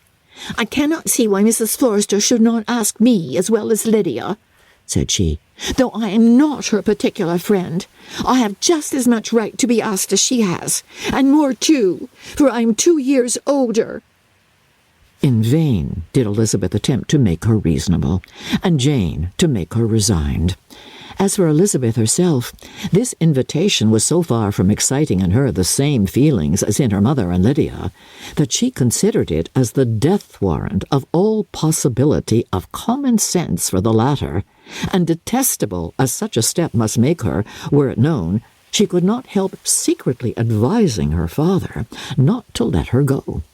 She represented to him all the improprieties of Lydia's general behaviour, the little advantage she could derive from the friendship of such a woman as Mrs. Forster, and the probability of her being yet more imprudent with such a companion at Brighton, where the temptations must be greater than at home. He heard her attentively, and then said, "Lydia will never be easy until she has exposed herself in some public place or other, and we can never expect her to do it with so little expense or inconvenience to her family as under the present circumstances." "If you were aware," said Elizabeth, "of the very great disadvantage to us all which must arise from the public notice of Lydia's unguarded and imprudent manner, nay, which has already risen from it, I am sure you would judge differently in the affair." "Already risen?" repeated Mr. Bennet. "What? Has she frightened away some of your lovers? Poor little Lizzie! But do not be cast down. Such squeamish youths as cannot bear to be connected with a little absurdity are not worth a regret. Come, let me see the list of pitiful fellows who have been kept aloof by Lydia's folly." "Oh, indeed you are mistaken. I have no such injuries to resent. It is not of particular but of general evils which I am now complaining. Our importance, our respectability in the world must be affected by the wild volatility, the assurance and disdain of all restraint which mark Lydia's character. Excuse me, for I must speak plainly. If you, my dear father, will not take the trouble of checking her exuberant spirits, and of teaching her that her present pursuits are not to be the business of her life, she will soon be beyond the reach of amendment. Her character will be fixed, and she will, at 16, be the most determined flirt that ever made herself or her family ridiculous. A flirt, too, in the worst and meanest degree of flirtation, without any attraction beyond youth and a tolerable person, and from the ignorance and emptiness of her mind, wholly unable to ward off any portion of that universal contempt which her rage for admiration will excite. In this danger, Kitty also is comprehended. She will follow wherever Lydia leads. Vain, ignorant, idle, and absolutely uncontrolled. Oh, my dear father, can you suppose it possible that they will not be censured and despised wherever they are known, and that their sisters will not be often involved in the disgrace? Mr. Bennet saw that her whole heart was in the subject, and, affectionately taking her hand, said in reply, "Do not make yourself uneasy, my love. Wherever you and Jane are known, you must be respected and valued, and you will not appear to less advantage for having a couple, or I may say 3, very silly sisters. We shall have no peace at Longbourn if Lydia does not go to Brighton. Let her go, then. Colonel Forster is a sensible man, and will keep her out of any real mischief, and she is luckily too poor to be an object of prey to anybody. At Brighton, she will be of less importance, even as a common flirt, than she has been here. The officers will find women better worth their notice. Let us hope, therefore, that her being there may teach her her own insignificance. At any rate, she cannot grow many degrees worse without authorizing us to lock her up for the rest of her life." With this answer, Elizabeth was forced to be content. But her own opinion continued the same, and she left him disappointed and sorry. It was not in her nature, however, to increase her vexations by dwelling on them. She was confident of having performed her duty, and to fret over unavoidable evils, or augment them by anxiety, was no part of her disposition. Had Lydia and her mother known the substance of her conference with her father, their indignation would hardly have found expression in their united volubility. In Lydia's imagination, a visit to Brighton comprised every possibility of earthly happiness. She saw, with the creative eye of fancy, the streets of that gay bathing place covered with officers. She saw herself the object of attention to tens and to scores of them at present unknown. She saw all the glories of the camp, its tents stretched forth in beauteous uniformity of lines, crowded with the young and the gay and dazzling with scarlet, and to complete the view, she saw herself, seated beneath a tent, tenderly flirting with at least 6 officers at once. Had she known her sister sought to tear her from such prospects and such realities as these, what would have been her sensations? They could have been understood only by her mother, who might have felt nearly the same. Lydia's going to Brighton was all that consoled her for her melancholy conviction of her husband's never intending to go there himself. But they were entirely ignorant of what had passed, and their raptures continued with little intermission to the very day of Lydia's leaving home. Elizabeth was now to see Mr. Wickham for the last time. Having been frequently in company with him since her return, agitation was pretty well over. The agitations of formal partiality entirely so. She had even learnt to detect, in the very gentleness which at first delighted her, an affectation and a sameness to disgust and weary. In his present behaviour to herself, moreover, she had a fresh source of displeasure, for the inclination he soon testified of renewing those intentions which had marked the early part of their acquaintance could only serve, after what had since passed, to provoke her. She lost all concern for him in finding herself thus selected as the object of such idle and frivolous gallantry, and while she steadily repressed it, could not but feel the reproof contained in his believing that however long, and for whatever cause, his attentions had been withdrawn, her vanity would be gratified, and her preference secured at any time by their renewal. On the very last day of the regiment's remaining at Meryton, he dined, with other of the officers, at Longbourn, and so little was Elizabeth disposed to part from him in good humour, that on his making some inquiry as to the manner in which her time had passed at Hunsford, she mentioned Colonel Fitzwilliam's and Mr. Darcy's having both spent 3 weeks at Rosings, and asked him if he was acquainted with the former. He looked surprised, displeased, alarmed, but with a moment's recollection and a returning smile, replied that he had formerly seen him often, and after observing that he was a very gentlemanlike man, asked her how she had liked him. Her answer was warmly in his favour. With an air of indifference, he soon afterwards added, "How long did you say he was at Rosings?" "Nearly 3 weeks." "And you saw him frequently?" "Yes, almost every day." "His manners are very different from his cousin's." Yes, very different. But I think Mr. Darcy improves upon acquaintance." "Indeed?" cried Mr. Wickham, with a look which did not escape her. "And pray may I ask—" But checking himself, he added, in a gayer tone, "Is it in address that he improves?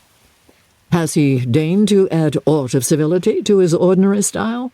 For I dare not hope," he continued, in a lower and more serious tone, "that he is improved in essentials." "Oh, no," said Elizabeth. "In essentials, I believe, he is very much what he ever was." While she spoke, Wickham looked as if scarcely knowing whether to rejoice over her words or to distrust their meaning.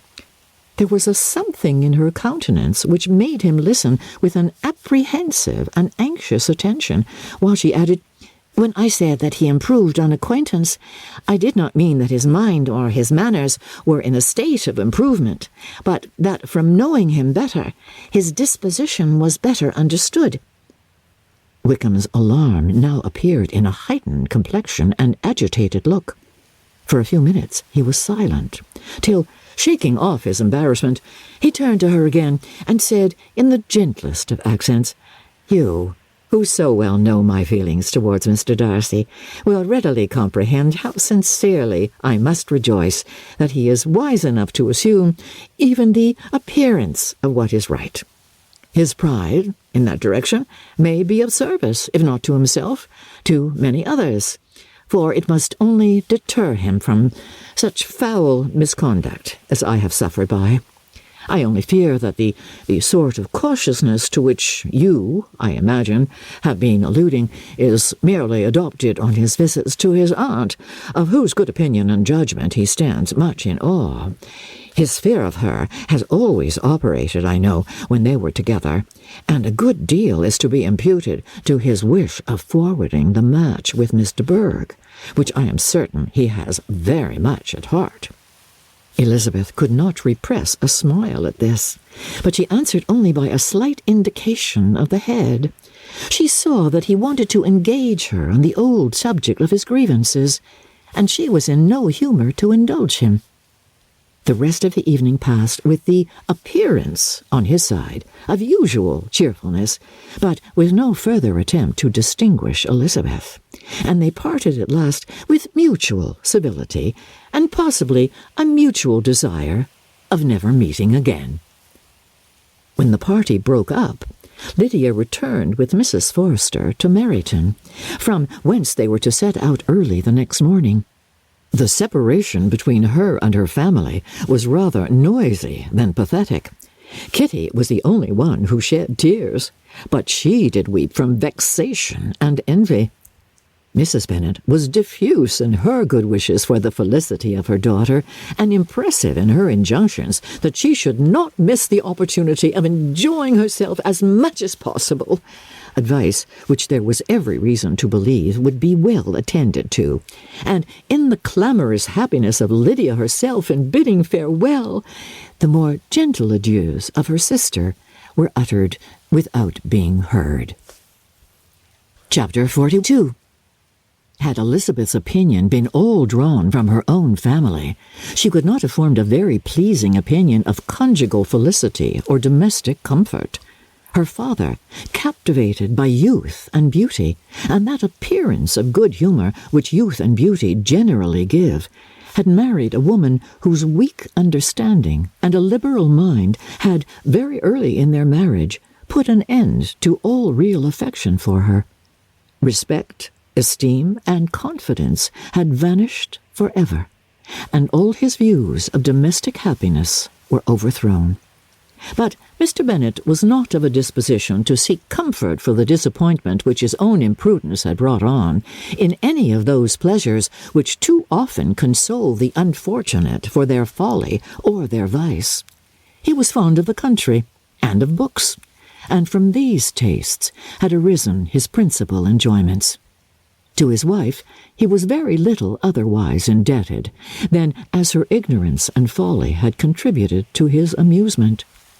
This is not the sort of happiness which a man would in general wish to owe to his wife, but where other powers of entertainment are wanting, the true philosopher will derive benefit from such as are given. Elizabeth, however, had never been blind to the impropriety of her father's behavior as a husband. She had always seen it with pain, but, respecting his abilities, and grateful for his affectionate treatment of herself, she endeavored to forget what she could not overlook, and to banish from her thoughts that continual breach of conjugal obligation and decorum which, in exposing his wife to the contempt of her own children, was so highly reprehensible. But she had never felt so strongly as now the disadvantages which must attend the children of so unsuitable a marriage, nor ever been so fully aware of the evils arising from so ill-judged a direction of talents which, rightly used, might at least have preserved the respectability of his daughters, even if incapable of enlarging the mind of his wife. When Elizabeth had rejoiced over Wickham's departure, she found little other cause for satisfaction in the loss of the regiment. Their parties abroad were less varied than before, and at home she had a mother and sister whose constant repinings of the dullness of everything around them threw a real gloom over their domestic circle. And though Kitty might in time regain her natural degree of sense, since the disturbers of her brain were removed, her other sister, from whose disposition greater evil might be apprehended, was likely to be hardened in all her folly and assurance by a situation of such double danger as a watering-place and a camp. Upon the whole, therefore, she found what has been sometimes found before, that an event to which he had been looking with impatient desire did not, in taking place, bring all the satisfaction she had promised herself. It was consequently necessary to name some other period for the commencement of actual felicity, to have some other point on which her wishes and hopes might be fixed, and by again enjoying the pleasure of anticipation, console herself for the present, and prepare for another disappointment. Her tour to the lakes was now the object of her happiest thoughts. It was her best consolation for all the uncomfortable hours which the discontentedness of her mother and Kitty made inevitable, and could she have included Jane in the scheme, every part of it would have been perfect. But it is fortunate, thought she, that I have something to wish for. Were the whole arrangement complete, my disappointment would be certain. But here, by carrying with me one ceaseless source of regret in my sister's absence, I may reasonably hope to have all my expectations of pleasure realized. A scheme of which every part promises delight can never be successful, and general disappointment is only warded off by the defense of some little peculiar vexation. When Lydia went away, she promised to write very often and very minutely to her mother and Kitty, but her letters were always long expected and always very short. Those to her mother contained little else than that they were just returned from the library where such and such officers had attended them, and where she had seen such beautiful ornaments as made her quite wild, that she had a new gown or a new parasol, which she would have described more fully, but was obliged to leave off in a violent hurry, as Mrs. Forster called her, and they were going off to the camp. And from her correspondence with her sister, there was still less to be learned, for her letters to Kitty, though rather longer, were much too full of lines under the words to be made public. After the first fortnight, or 3 weeks, of her absence, health, good humour, and cheerfulness began to reappear at Longbourn. Everything wore a happier aspect. The families who had been in town for the winter came back again, and summer finery and summer engagements arose. Mrs. Bennet was restored to her usual querulous serenity, and by the middle of June, Kitty was so much recovered as to be able to enter Meryton without tears, an event of such happy promise as to make Elizabeth hope that by the following Christmas she might be so tolerably reasonable as not to mention an officer above once a day, unless, by some cruel and malicious arrangement at the War Officer, another regiment should be quartered in Meryton. The time fixed for the beginning of their northern tour was now fast approaching, and a fortnight only was wanting of it when a letter arrived from Mrs. Gardiner, which at once delayed its commencement and curtailed its extent. Mr. Gardiner would be prevented by business from setting out till a fortnight later in July, and must be in London again within a month, and as that left too short a period for them to go so far and see so much as they had proposed, or at least to see it with the leisure and comfort they had built on, they were obliged to give up the lakes and substitute a more contracted tour, and, according to the present plan, were to go no further northward than Derbyshire. In that county there was enough to be seen to occupy the chief of their 3 weeks, and to Mrs. Gardiner it had a peculiarly strong attraction. The town where she had formerly passed some years of her life, and where they were now to spend a few days, was probably as great an object of her curiosity as all the celebrated beauties of Matlock, Chatsworth, Dovedale, or the Peak. Elizabeth was excessively disappointed. She had set her heart on seeing the lakes, and still thought there might have been enough time. But it was her business to be satisfied, and certainly her temper to be happy, and all was soon right again. With the mention of Derbyshire, there were many ideas connected. It was impossible for her to see the word without thinking of Pemberley and its owner. "But surely," said she, "I may enter his county with impunity, and rob it of a few petrified spars without his perceiving me." The period of expectation was now doubled. 4 weeks were to pass away before her uncle and aunt's arrival. But they did pass away, and Mr. and Mrs. Gardiner, with their 4 children, did at length appear at Longbourn. The children, 2 girls of 6 and 8 years old, and 2 younger boys, were to be left under the particular care of their cousin Jane, who was the general favourite, and whose steady sense and sweetness of temper exactly adapted her for attending to them in every way, teaching them, playing with them, and loving them. The Gardiners stayed only 1 night at Longbourn, and set off the next morning with Elizabeth in pursuit of novelty and amusement.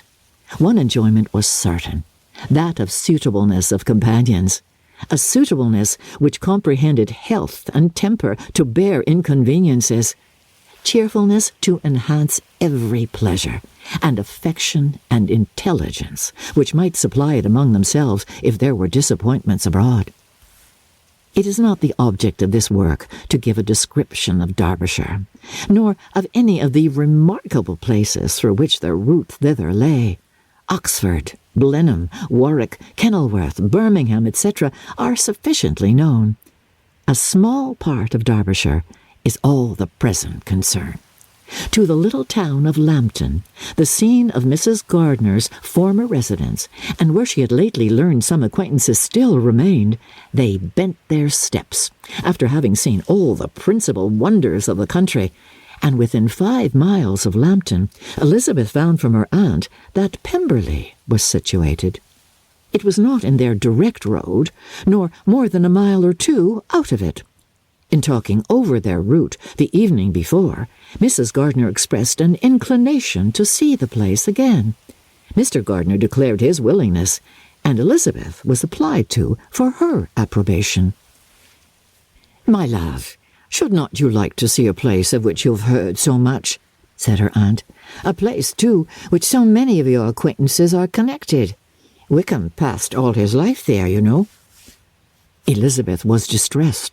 She felt that she had no business at Pemberley, and was obliged to assume a disinclination for seeing it. She must own that she was tired of seeing great houses after going over so many, and she really had no pleasure in fine carpets or satin curtains. Mrs. Gardiner abused her stupidity.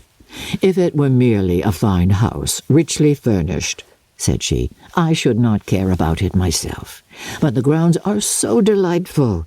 They have some of the finest woods in the country."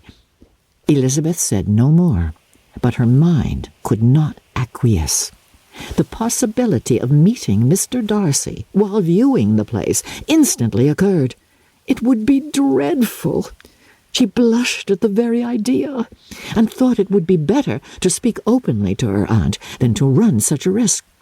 But against this there were objections, and she finally resolved that it could be the last resource if her private inquiries to the absence of the family were unfavourably answered. Accordingly, when she retired at night, she asked the chambermaid whether Pemberley were not a very fine place. What was the name of its proprietor? And, with no little alarm, whether the family were down for the summer. A most welcome negative followed the last question, and her alarms now being removed, she was at leisure to feel a great deal of curiosity to see the house herself. And when the subject was revived the next morning, and she was again applied to, could readily answer, and with a proper air of indifference, that she had not really any dislike to the scheme. To Pemberley, therefore, they were to go. Chapter 43. Elizabeth, as they drove along, watched for the first appearance of Pemberley Woods with some perturbation, and when at length they turned in at the lodge, her spirits were in a high flutter. The park was very large, and contained great variety of ground. They entered it in one of its lowest points, and drove for some time through a beautiful wood, stretching over a wide extent. Elizabeth's mind was too full for conversation, but she saw and admired every remarkable spot and point of view. They gradually ascended for half a mile, and then found themselves at the top of a considerable eminence, where the wood ceased, and the eye was instantly caught by Pemberley House, situated on the opposite side of a valley, into which the road with some abruptness wound. It was a large, handsome stone building, standing well on rising ground, and backed by a ridge of high, woody hills, and in front, a stream of some natural importance was swelled into greater, but without any artificial appearance. Its banks were neither formal nor falsely adorned. Elizabeth was delighted. She had never seen a place for which nature had done more, or where natural beauty had been so little counteracted by an awkward taste. They were, all of them, warm in their admiration, and at that moment she felt that to be mistress of Pemberley might be something. They descended the hill, crossed the bridge, and drove to the door, and, while examining the nearer aspect of the house, all her apprehension of meeting its owner returned. She dreaded lest the chambermaid had been mistaken. On applying to see the place, they were admitted into the hall, and Elizabeth, as they waited for the housekeeper, had leisure to wonder at her being where she was. The housekeeper came, a respectable-looking elderly woman, much less fine and more civil than she had any notion of finding her. They followed her into the dining parlour. It was a large, well-proportioned room, handsomely fitted up. Elizabeth, after slightly surveying it, went to a window to enjoy its prospect. The hill, crowned with wood, which they had descended, receiving increased abruptness from the distance, was a beautiful object. Every disposition of the ground was good, and she looked on the whole scene, the river, the trees scattered on its banks, and the winding of the valley as far as she could trace it, with delight. As they passed into other rooms, these objects were taking different positions, but from every window there were beauties to be seen. The rooms were lofty and handsome, and their furniture suitable to the fortune of its proprietor, but Elizabeth saw, with admiration of his taste, that it was neither gaudy nor uselessly fine, with less of splendour and more real elegance than the furniture of Rosings. And of this place, thought she, I might have been mistress. With these rooms I might now have been familiarly acquainted. Instead of viewing them as a stranger, I might have rejoiced in them as my own, and welcomed to them as visitors my uncle and aunt. But no, recollecting herself, that could never be. My uncle and aunt would have been lost to me. I should not have been allowed to invite them. This was a lucky recollection. It saved her from something very like regret. She longed to inquire of the housekeeper whether her master was really absent, but had not the courage for it. At length, however, the question was asked by her uncle, and she turned away with alarm, while Mrs. Reynolds replied that he was, adding, "But we expect him tomorrow with a large party of friends." How rejoiced was Elizabeth that their own journey had not by any circumstance been delayed a day. Her aunt now called her to look at a picture. She approached and saw the likeness of Mr. Wickham suspended amongst several other miniatures over the mantelpiece. Her aunt asked her, smilingly, how she liked it. The housekeeper came forward and told them it was a picture of a young gentleman, the son of her late master's steward, who had been brought up by him at his own expense. "He is now gone into the army," she added, "but I am afraid he has turned out very wild." Mrs. Gardiner looked at her niece with a smile, but Elizabeth could not return it. "And that," said Mrs. Reynolds, pointing to another of the miniatures, "is my master, and very like him. It was drawn at the same time as the other, about 8 years ago."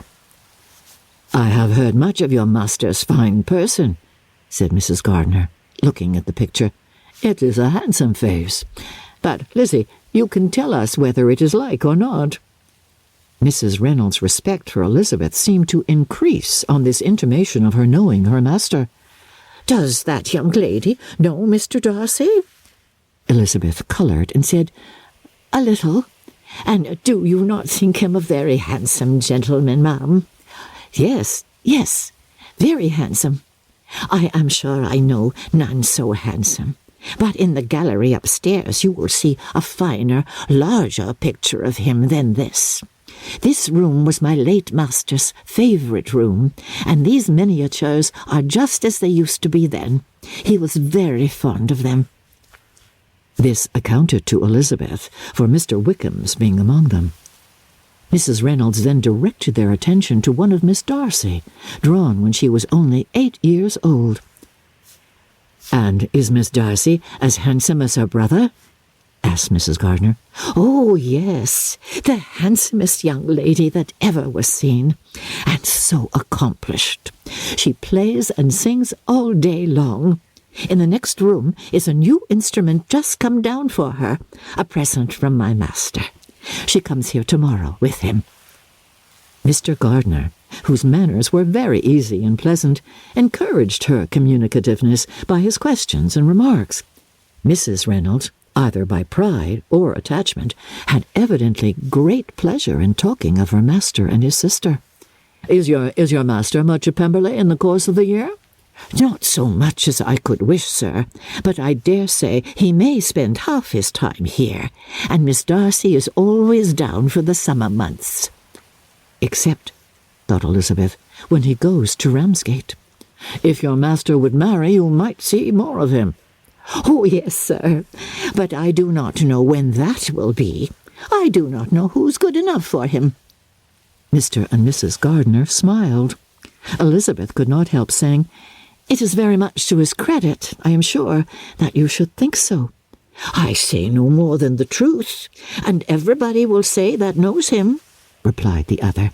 Elizabeth thought this was going pretty far, and she listened with increasing astonishment as the housekeeper added, "I have never known a cross word from him in my life, and I have known him ever since he was 4 years old."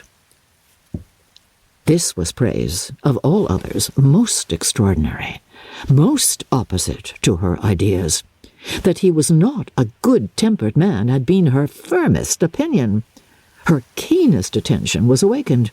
She longed to hear more, and was grateful to her uncle for saying, "There are very few people of whom so much can be said.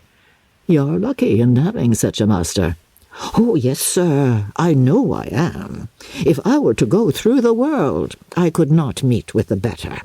But I have always observed that they who are good-natured when children are good-natured when they grow up. And he was always the sweetest-tempered, most generous-hearted boy in the world." Elizabeth almost stared at her. "Can this be Mr. Darcy?" thought she. "His father was an excellent man," said Mrs. Gardiner. "Oh, yes, ma'am, that he was indeed. And his son will be just like him, just as affable to the poor." Elizabeth listened, wondered, doubted, and was impatient for more. Mrs. Reynolds could interest her on no other point.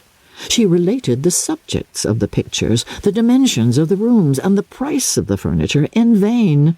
Mr. Gardiner, highly amused by the kind of family prejudice to which he attributed her excessive commendation of her master, soon led again to the subject, and she dwelt with energy on his many merits as they proceeded together up the great staircase.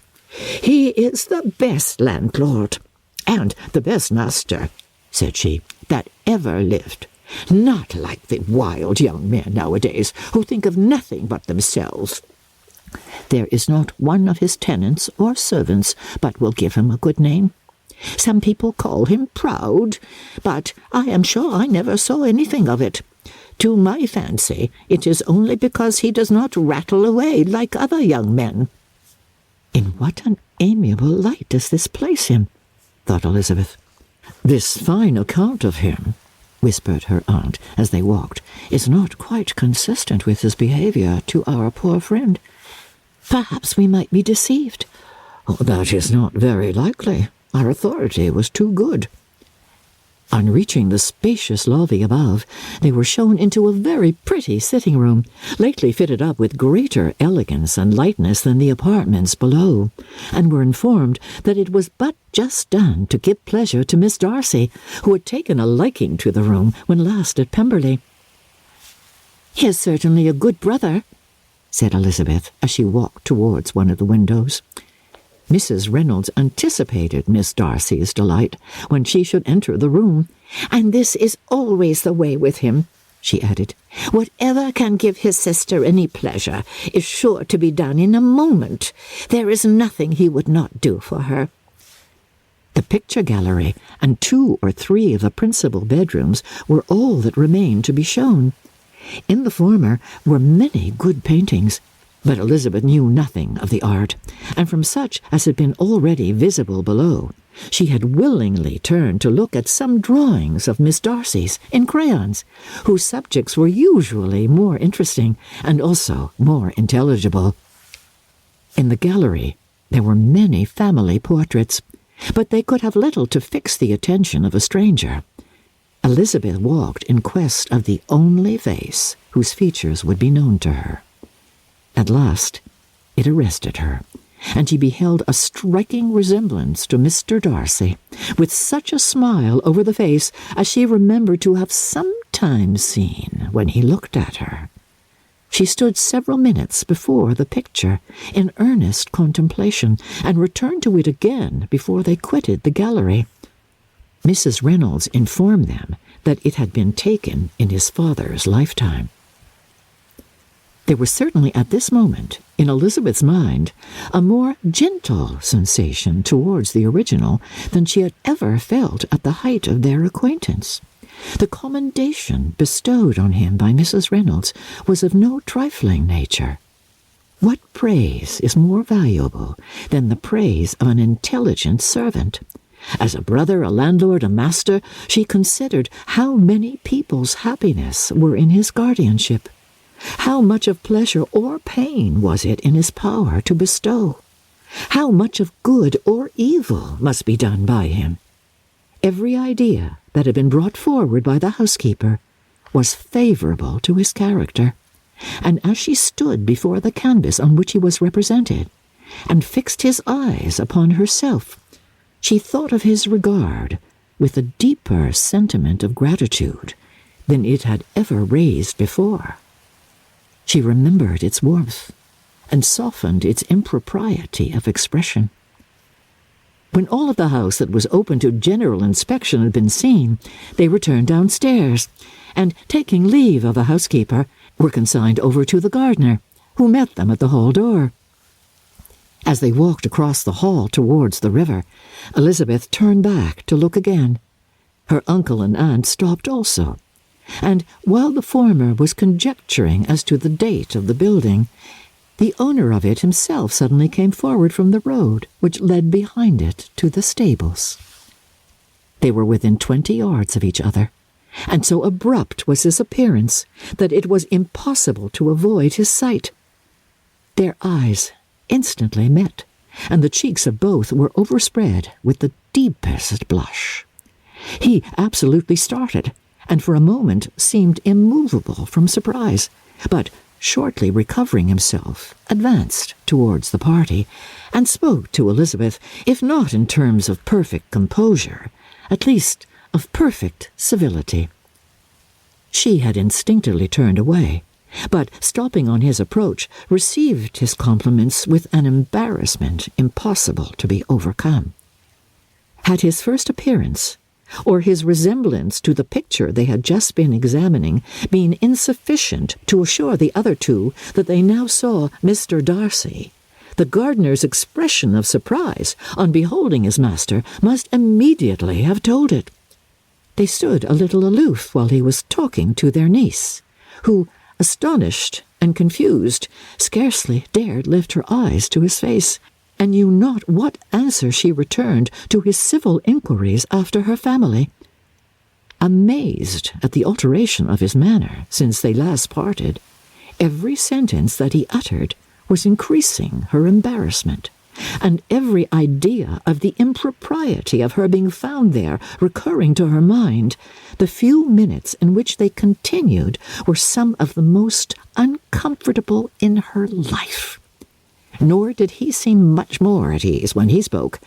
His accent had none of its usual sedateness, and he repeated his inquiries as to the time of her having left Longbourn, and of her having stayed in Derbyshire so often and so hurried away, as plainly spoke the distraction of his thoughts. At length, every idea seemed to fail him, and after standing a few moments without saying a word, he suddenly recollected himself and took leave. The others then joined her, and expressed admiration of his figure, but Elizabeth heard not a word, and wholly engrossed by her own feelings, followed them in silence. She was overpowered by shame and vexation. Her coming there was the most unfortunate, the most ill-judged thing in the world. How strange it must appear to him! In what a disgraceful light might it not strike so vain a man! It might seem as if she had purposely thrown herself in his way again. Oh, why did she come? Or why did he thus come a day before he was expected? Had they been only 10 minutes sooner, they should have been beyond the reach of his discrimination, for it was plain that he was that moment arrived, that moment alighted from his horse or his carriage. She blushed again and again over the perverseness of the meeting, and his behaviour, so strikingly altered. What could it mean? That he should even speak to her was amazing, but to speak with such civility, to inquire after her family. Never in her life had she seen his manners so little dignified, never had he spoken with such gentleness as on this unexpected meeting. What a contrast did it offer to his last address in Rosings Park, when he put his letter into her hand. She knew not what to think, or how to account for it. They had now entered a beautiful walk by the side of the water, and every step was bringing forward a nobler fall of ground, or a finer reach of the woods to which they were approaching. But it was some time before Elizabeth was sensible of any of it, and though she answered mechanically to the repeated appeals of her uncle and aunt, and seemed to direct her eyes to such objects as they pointed out, she distinguished no part of the scene. Her thoughts were all fixed on that one spot of Pemberley House, whichever it might be, where Mr. Darcy then was. She longed to know what at the moment was passing in his mind, in what manner he thought of her, and whether, in defiance of everything, she was still dear to him. Perhaps he had been civil only because he felt himself at ease, yet there had been that in his voice which was not like ease.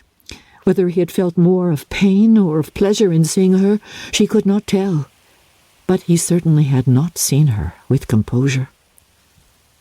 At length, however, the remarks of her companions on her absence of mind aroused her, and she felt the necessity of appearing more like herself.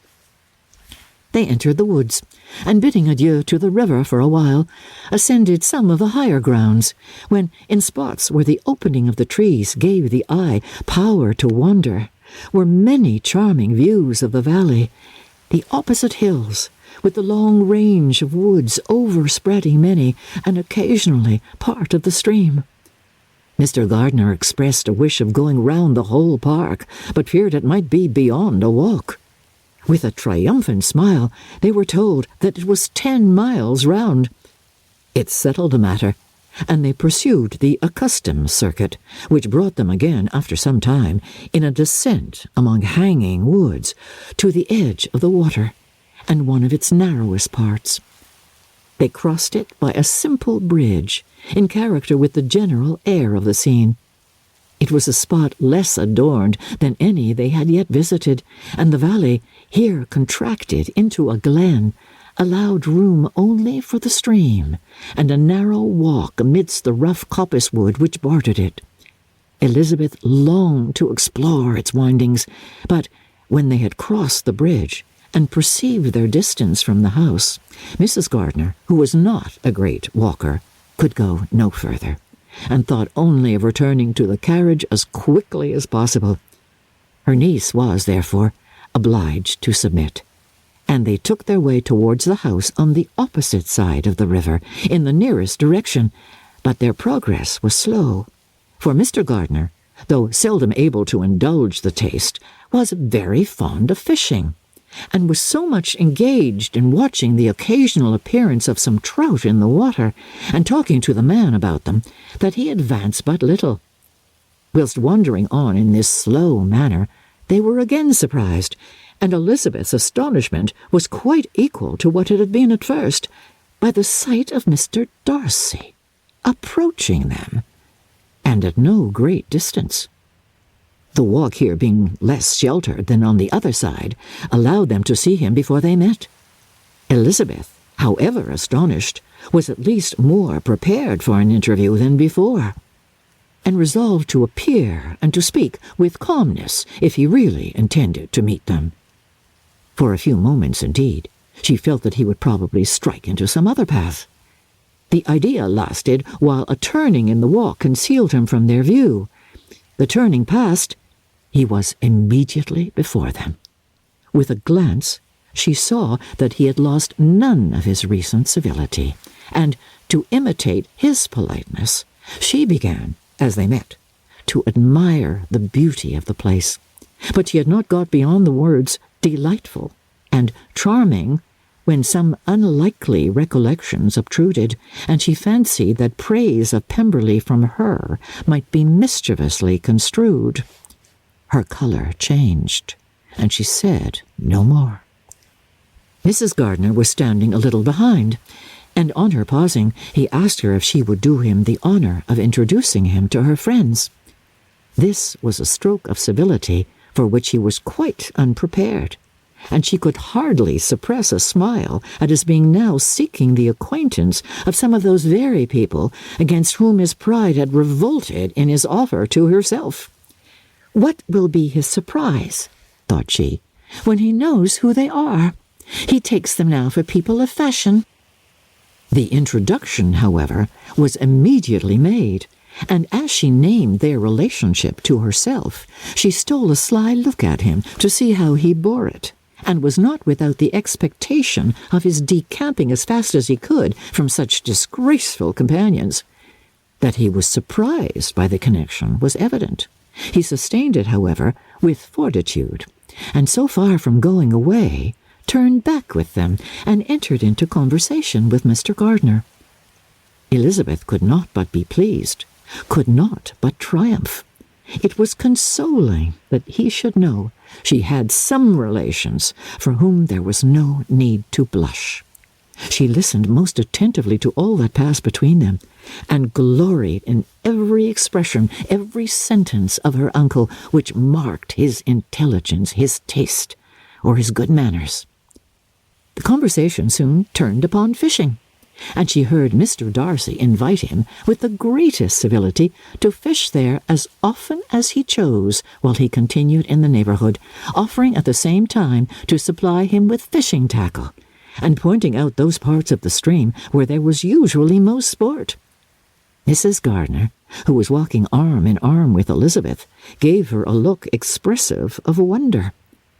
Elizabeth said nothing, but it gratified her exceedingly. The compliment must be all for herself. Her astonishment, however, was extreme, and continually was she repeating, "Why is he so altered? From what can it proceed? It cannot be for me. It cannot be for my sake that his manners are thus softened. My reproofs at Hunsford could not work such a change as this. It is impossible that he should still love me." After walking some time in this way, the two ladies in front, the two gentlemen behind, on resuming their places, after descending to the brink of the river for the better inspection of some curious water plant, there chanced to be a little alteration. It originated in Mrs. Gardiner, who, fatigued by the exercise of the morning, found Elizabeth's arm inadequate to her support, and consequently preferred her husband's. Mr. Darcy took her place by her niece, and they walked on together. After a short silence, the lady first spoke. She wished him to know that she had been assured of his absence before she came to the place, and accordingly began by observing that his arrival had been very unexpected. "For your housekeeper," she added, "informed us that you would certainly not be here till tomorrow, and indeed before we left Bakewell we understood that you were not immediately expected in the country." He acknowledged the truth of it all, and said that business with his steward had occasioned his coming forward a few hours before the rest of the party with whom he had been travelling. "They will join me early tomorrow," he continued, "and among them are some who will claim an acquaintance with you, Mr. Bingley and his sisters." Elizabeth answered only by a slight bow. Her thoughts were instantly driven back to the time when Mr. Bingley's name had been the last mentioned between them, and, if she might judge by his complexion, his mind was not very differently engaged. "There is also one other person in the party," he continued after a pause, "who more particularly wishes to be known to you. Will you allow me, or do I ask too much, to introduce my sister to your acquaintance during your stay at Lambton?" The surprise of such an application was great indeed. It was too great for her to know in what manner she acceded to it. She immediately felt that whatever desire Miss Darcy might have of being acquainted with her must be the work of her brother, and without looking farther, it was satisfactory. It was gratifying to know that his resentment had not made him think really ill of her. They now walked on in silence, each of them deep in thought. Elizabeth was not comfortable, that was impossible, but she was flattered and pleased. His wish of introducing his sister to her was a compliment of the highest kind. They soon outstripped the others, and when they had reached the carriage, Mr. and Mrs. Gardner were half a quarter of a mile behind. He then asked her to walk into the house, but she declared herself not tired, and they stood together on the lawn. At such a time, much might have been said, and silence was very awkward. She wanted to talk, but there seemed to be an embargo on every subject. At last she recollected that she had been travelling, and they talked of Matlock and Dovedale with great perseverance. Yet time and her aunt moved slowly, and her patience and her ideas were nearly worn out before the tete-a-tete was over. On Mr. and Mrs. Gardner's coming up, they were all pressed to go into the house and take some refreshment, but this was declined, and they parted on each side with utmost politeness. Mr. Darcy handed the ladies into the carriage, and when it drove off, Elizabeth saw him walking slowly towards the house. The observations of her uncle and aunt now began, and each of them pronounced him to be infinitely superior to anything they had expected. "He is perfectly well behaved, polite, and assuming," said her uncle. "There is something a little stately in him, to be sure," replied her aunt, "but it is confined to his air, and is not unbecoming. I can now say, with the housekeeper, that though some people may call him proud, I have seen nothing of it. I was never more surprised than by his behaviour to us. It was more than civil, it was really attentive, and there was no necessity for such attention. His acquaintance with Elizabeth was very trifling." "To be sure, Lizzie," said her aunt, "he is not so handsome as Wickham, or rather, he has not Wickham's countenance, while his features are perfectly good. But how came you to tell me that he was so disagreeable?"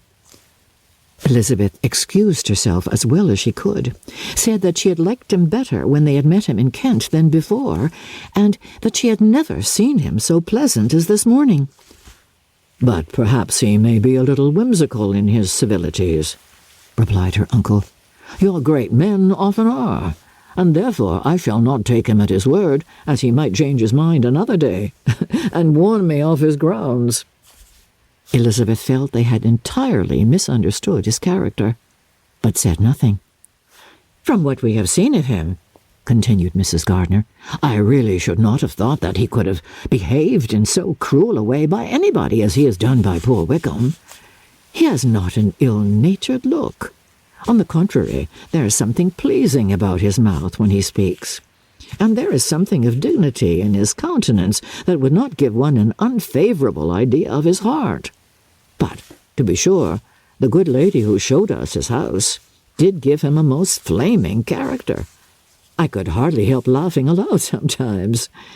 But he is a liberal master, I suppose, and that, in the eye of a servant, comprehends every virtue."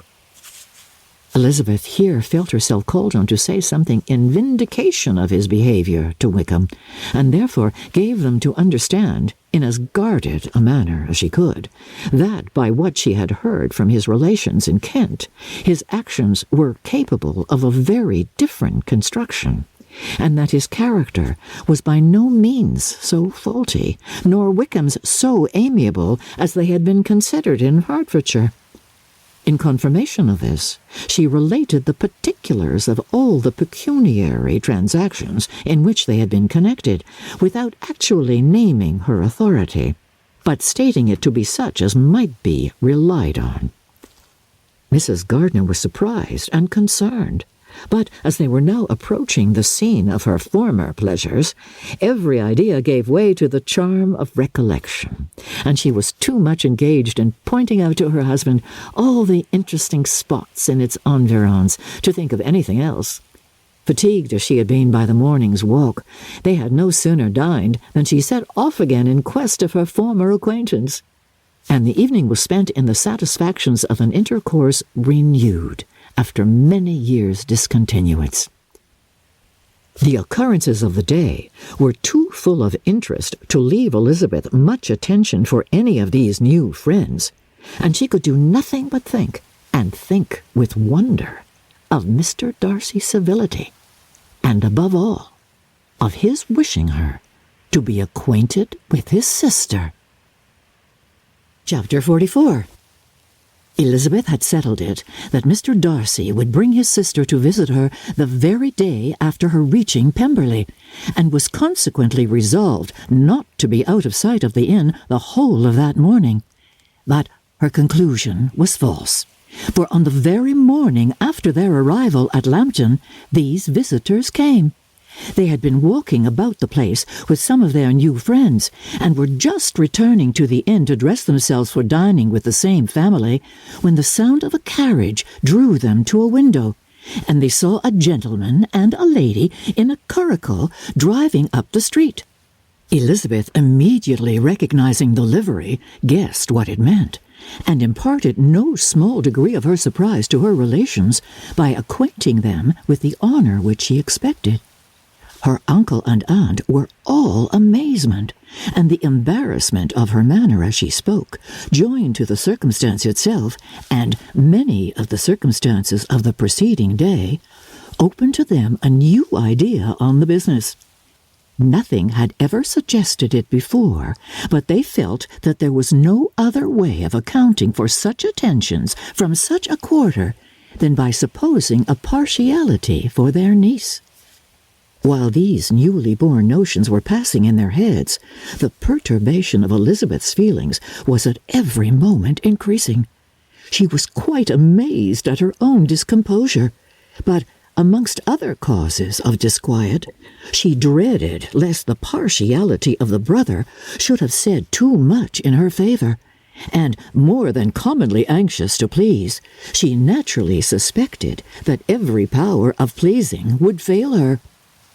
She retreated from the window, fearful of being seen, and as she walked up and down the room, endeavouring to compose herself, saw such looks of inquiring surprise in her uncle and aunt as made everything worse. Miss Darcy and her brother appeared, and this formidable introduction took place. Astonishment did Elizabeth see that her new acquaintance was at least as much embarrassed as herself. Since her being at Lambton, she had heard that Miss Darcy was exceedingly proud, but the observation of a very few minutes convinced her that she was only exceedingly shy. She found it difficult to obtain even a word from her beyond a monosyllable. Miss Darcy was tall, and on a larger scale than Elizabeth, and though little more than 16, her figure was formed, and her appearance womanly and graceful. She was less handsome than her brother, but there was sense and good humour in her face, and her manners were perfectly unassuming and gentle. Elizabeth, who had expected to find in her as acute and unembarrassed an observer as ever Mr. Darcy had been, was much relieved by discerning such different feelings. They had not been long together before Mr. Darcy told her that Bingley was also coming to wait on her, and she had barely time to express her satisfaction and prepare for such a visitor when Bingley's quick step was heard on the stairs, and in a moment he entered the room.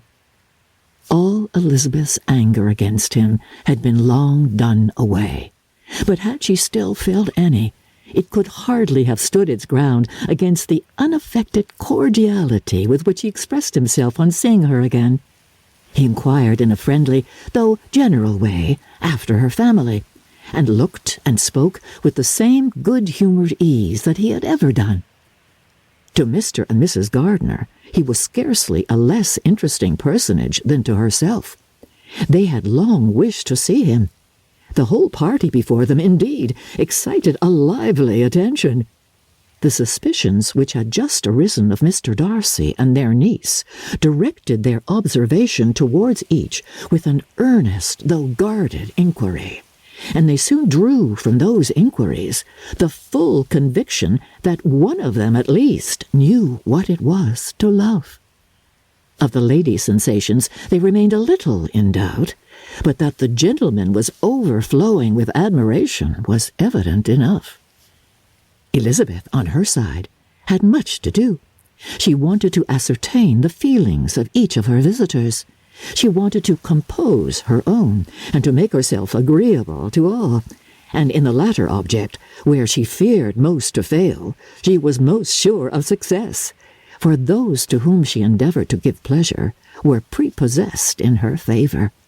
Bingley was ready, Georgina was eager, and Darcy determined to be pleased. In seeing Bingley, her thoughts naturally flew to her sister. And oh, how ardently did she long to know whether any of his were directed in a like manner.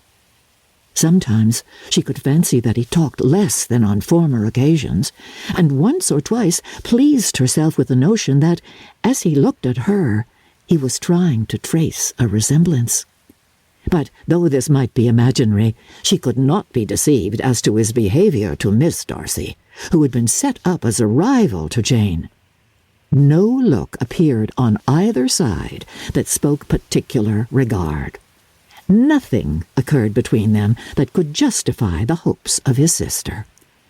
On this point she was soon satisfied, and 2 or 3 little circumstances occurred ere they parted, which, in her anxious interpretation, denoted a recollection of Jane not untinctured by tenderness, and a wish of saying more that might lead to the mention of her, had he dared. He observed to her, at a moment when the others were talking together, and in a tone which had something of real regret, that it was a very long time since he had had the pleasure of seeing her. And before she could reply, he added, "It is above 8 months. We have not met since the 26th of November, when we were all dancing together at Netherfield." Elizabeth was pleased to find his memory so exact, and he afterwards took occasion to ask her, when unattended to by any of the rest, whether all her sisters were at Longbourn. There was not much in the question, nor in the preceding remark, but there was a look and a manner which gave them meaning.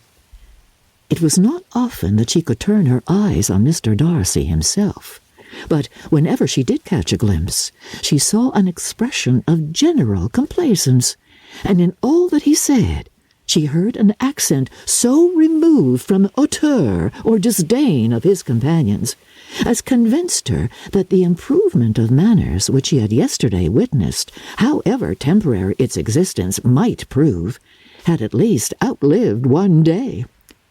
When she saw him thus seeking the acquaintance and courting the good opinion of people with whom any intercourse a few months ago would have been a disgrace, when she saw him thus civil, not only to herself, but to the very relations whom he had openly disdained, and recollected their last lively scene in Hunsford Parsonage, the difference, the change was so great, and struck so forcibly on her mind, that she could hardly restrain her astonishment from being visible.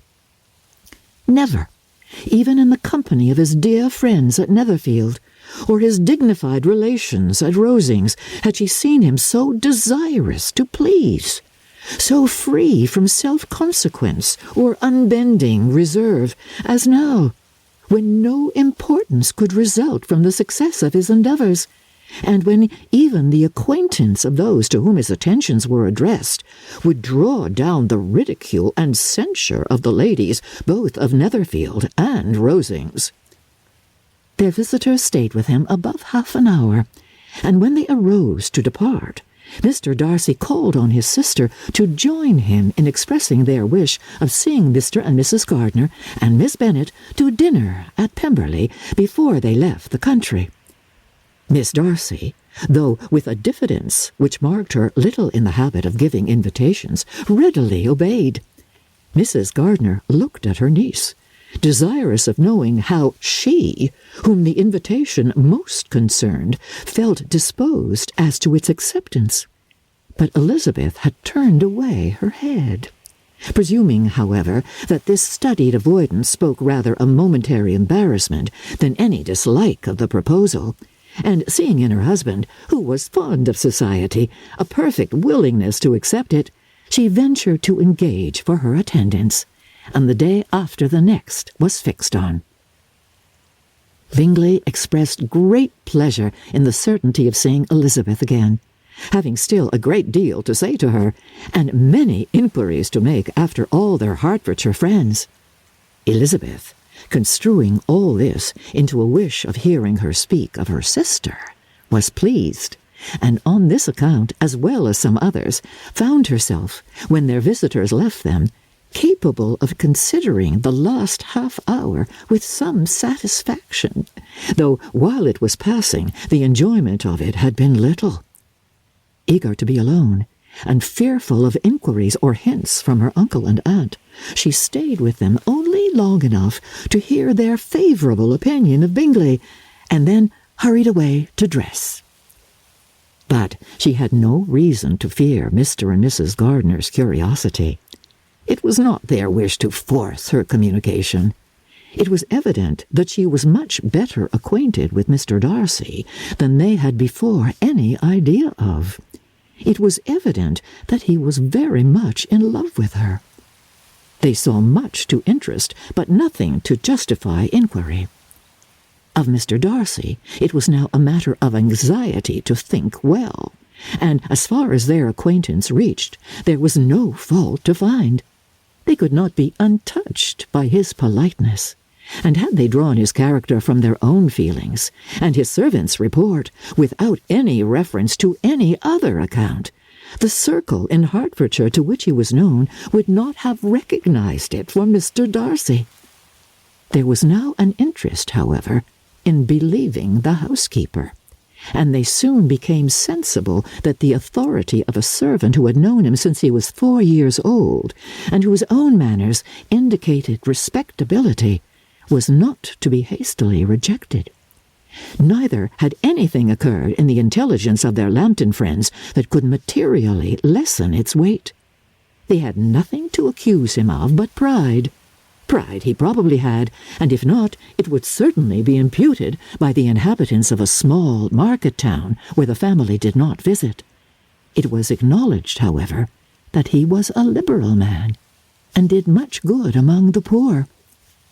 With respect to Wickham, the travellers soon found that he was not held there in much estimation, for though the chief of his concerns with the son of his patron were imperfectly understood, it was yet a well-known fact that on his quitting Derbyshire he had left many debts behind him, which Mr. Darcy afterwards discharged. As for Elizabeth, her thoughts were at Pemberley this evening more than the last, and the evening, though as it passed it seemed long, was not long enough to determine her feelings towards one in that mansion, and she lay awake 2 whole hours endeavouring to make them out. She certainly did not hate him. No, hatred had vanished long ago, and she had almost as long been ashamed of ever feeling a dislike against him that could be so called. The respect created by the conviction of his valuable qualities, though at first unwillingly admitted, had for some time ceased to be repugnant to her feeling, and it was now heightened into somewhat of a friendlier nature by the testimony so highly in his favour, and bringing forward his disposition in so amiable a light which yesterday had produced. But above all, above respect and esteem, there was a motive within her of good-will which could not be overlooked. It was gratitude. Gratitude, not merely for having once loved her, but for loving her still well enough to forgive all the petulance and acrimony of her manner in rejecting him, and all the unjust accusations accompanying her rejection. He who, she had been persuaded, would avoid her as his greatest enemy, seemed on this accidental meeting most eager to preserve the acquaintance, and without any indelicate display of regard or any peculiarity of manner, where their 2 selves only were concerned, was soliciting the good opinion of her friends, and bent on making her known to his sister. Such a change in a man of so much pride, exciting not only astonishment but gratitude, for to love, ardent love, it must be attributed, and as such, its impression on her was of a sort to be encouraged, as by no means unpleasing, though it could not be exactly defined. She respected, she esteemed, she was grateful to him, she felt a real interest in his welfare, and she only wanted to know how far she wished that welfare to depend upon herself, and how far it would be for the happiness of both that she should employ the power, which her fancy told her she still possessed, of bringing on her the renewal of his addresses. It had been settled in the evening between the aunt and the niece that such a striking civility as Miss Darcy's in coming to see them on the very day of her arrival at Pemberley, for she had reached it only to a late breakfast, ought to be imitated, though it could not be equalled, by some exertion of politeness on their side, and consequently that it would be highly expedient to wait on her at Pemberley the following morning. They were, therefore, to go. Elizabeth was pleased, though when she asked herself the reason, she had very little to say in reply. Mr. Gardiner left them soon after breakfast. The fishing scheme had been renewed the day before, and a positive engagement made of his meeting some of the gentlemen at Pemberley before noon. Chapter 45. Convinced as Elizabeth now was that Miss Bingley's dislike of her had originated in jealousy, she could not help feeling how unwelcome her appearance at Pemberley must be to her, and was curious to know with how much civility on that lady's side the acquaintance would now be renewed. On reaching the house, they were shown through the hall into the saloon, whose northern aspect rendered it delightful for summer. Its windows opening to the ground admitted a most refreshing view of the high woody hills behind the house, and of the beautiful oaks and Spanish chestnuts which were scattered over the intermediate lawn. In this house they were received by Miss Darcy, who was sitting there with Mrs. Hurst and Miss Bingley, and the lady with whom she lived in London. Georgiana's reception of them was very civil, but attended with all the embarrassment which, though proceeding from shyness and the fear of doing wrong, would easily give to those who felt themselves inferior the belief of her being proud and reserved. Mrs. Gardiner and her niece, however, did her justice, and pitied her. By Mrs. Hurst and Miss Bingley they were noticed only by a curtsy, and, on their being seated, a pause, awkward as such pauses must always be, succeeded for a few moments. It was first broken by Mrs. Annesley, a genteel, agreeable-looking woman, whose endeavour to introduce some kind of discourse proved her to be more truly well-bred than either of the others, and between her and Mrs. Gardiner, with occasional help from Elizabeth, the conversation was carried on. Miss Darcy looked as if she wished for courage enough to join in it, and sometimes did venture a short sentence when there was least danger of its being heard. Elizabeth soon saw that she was herself closely watched by Miss Bingley, and that she could not speak a word, especially to Miss Darcy, without calling her attention. This observation would not have prevented her from trying to talk to the latter, had they not been seated at an inconvenient distance, but she was not sorry to be spared the necessity of saying much. Her own thoughts were employing her. She expected every moment that some of the gentlemen would enter the room.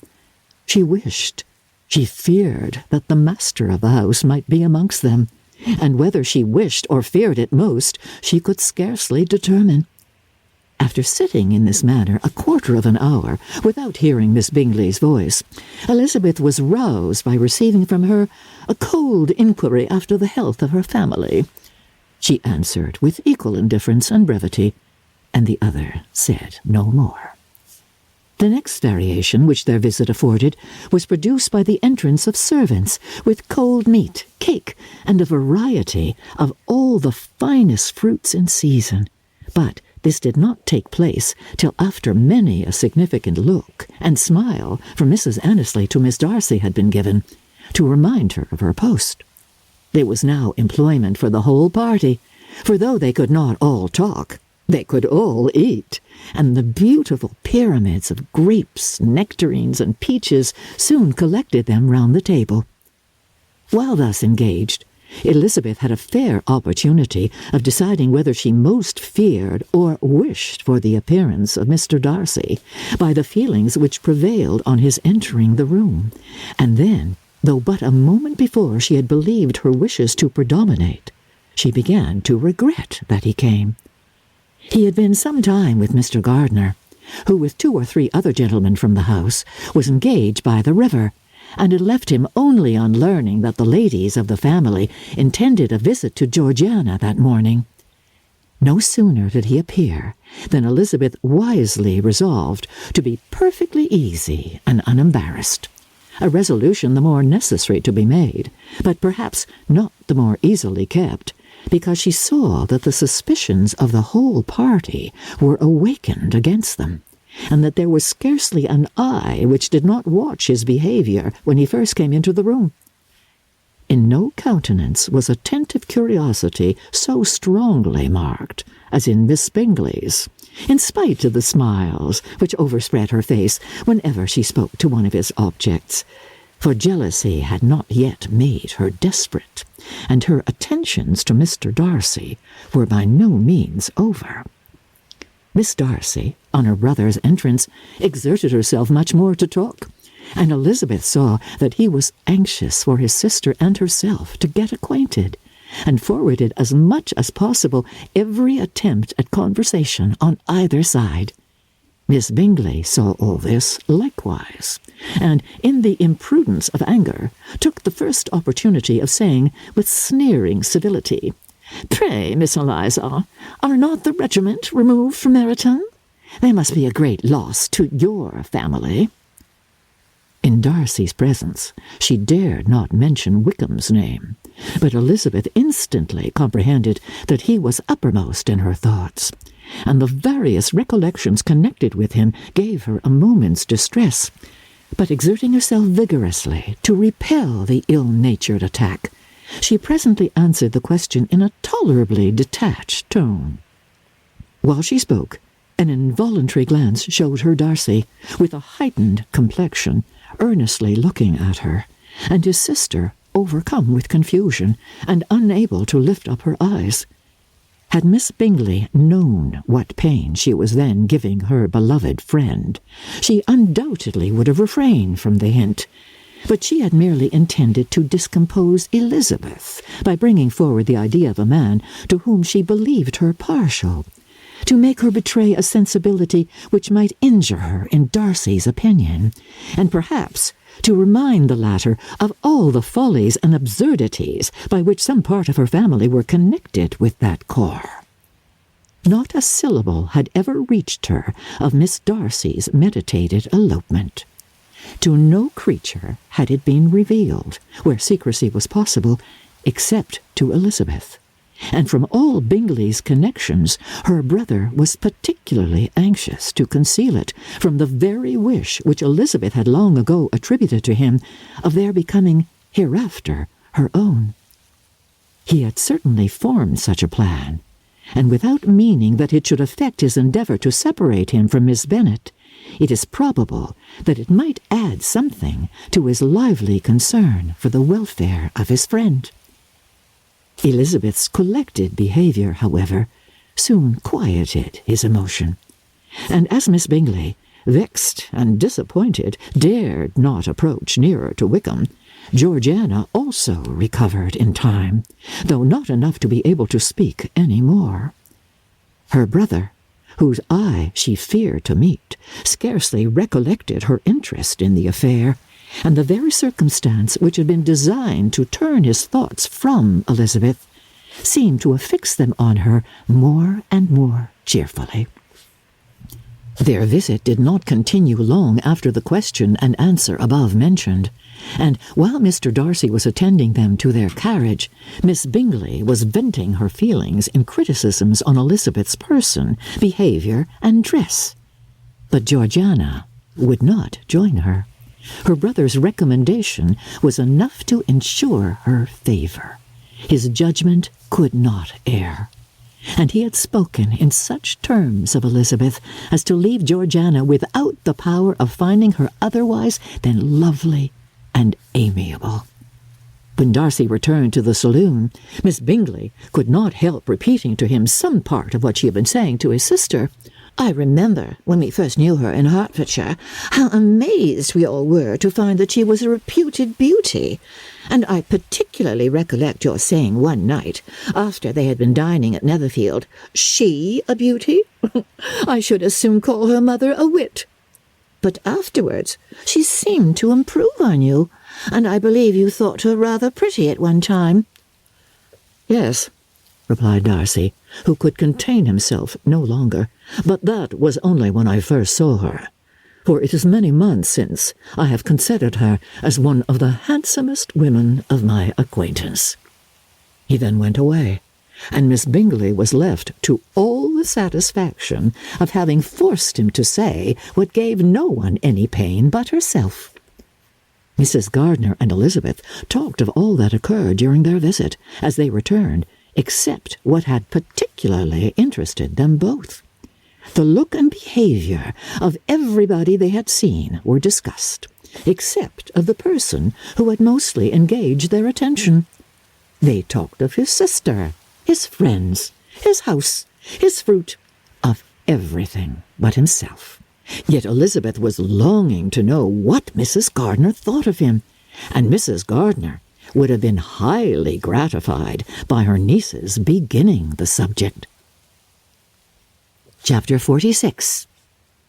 Elizabeth had been a good deal disappointed in not finding a letter from Jane on their first arrival at Lambton, and this disappointment had been renewed on each of the mornings that had now been spent there. But on the third, her repining was over, and her sister justified by the receipt of 2 letters from her at once, on one of which was marked that it had been missent elsewhere. Elizabeth was not surprised at it, as Jane had written the direction remarkably ill. They had just been preparing to walk as the letters came in, and her uncle and aunt, leaving her to enjoy them in quiet, set off by themselves. The one missent must first be attended to. It had been written 5 days ago. The beginning contained an account of all their little parties and engagements, with such news as the country afforded. But the latter half, which was dated a day later, and written in evident agitation, gave more important intelligence. It was to this effect: "Since writing the above, dearest Lizzie, something has occurred of a most unexpected and serious nature, but I am afraid of alarming you. Be assured that we are all well. What I have to say relates to poor Lydia. An express came at 12 last night, just as we were all gone to bed, from Colonel Forster, to inform us that she was gone off to Scotland with one of his officers. To own the truth, with Wickham. Imagine our surprise. To Kitty, however, it does not seem so wholly unexpected. I am very, very sorry. So imprudent a match on both sides. But I am willing to hope the best, and that his character has been misunderstood. Thoughtless and indiscreet, I can easily believe him, but this step, and let us rejoice over it, marks nothing bad at heart. His choice is disinterested at least, for he must know my father can give her nothing. Our poor mother is sadly grieved. My father bears it better. How thankful am I that we never let them know what has been said against him. We must forget it ourselves. They were off Saturday night about 12, as is conjectured, but were not missed till yesterday morning at 8. The express was sent off directly. My dear Lizzie, they must have passed within 10 miles of us. Colonel Forster gives us reason to expect him here soon. Lydia left a few lines for his wife, informing her of their intention. I must conclude, for I cannot be long from my poor mother. I am afraid you will not be able to make it out, but I hardly know what I have written." Without allowing herself time for consideration, and scarcely knowing what she felt, Elizabeth, on finishing this letter, instantly seized the other, and opening it with the utmost impatience, read as follows.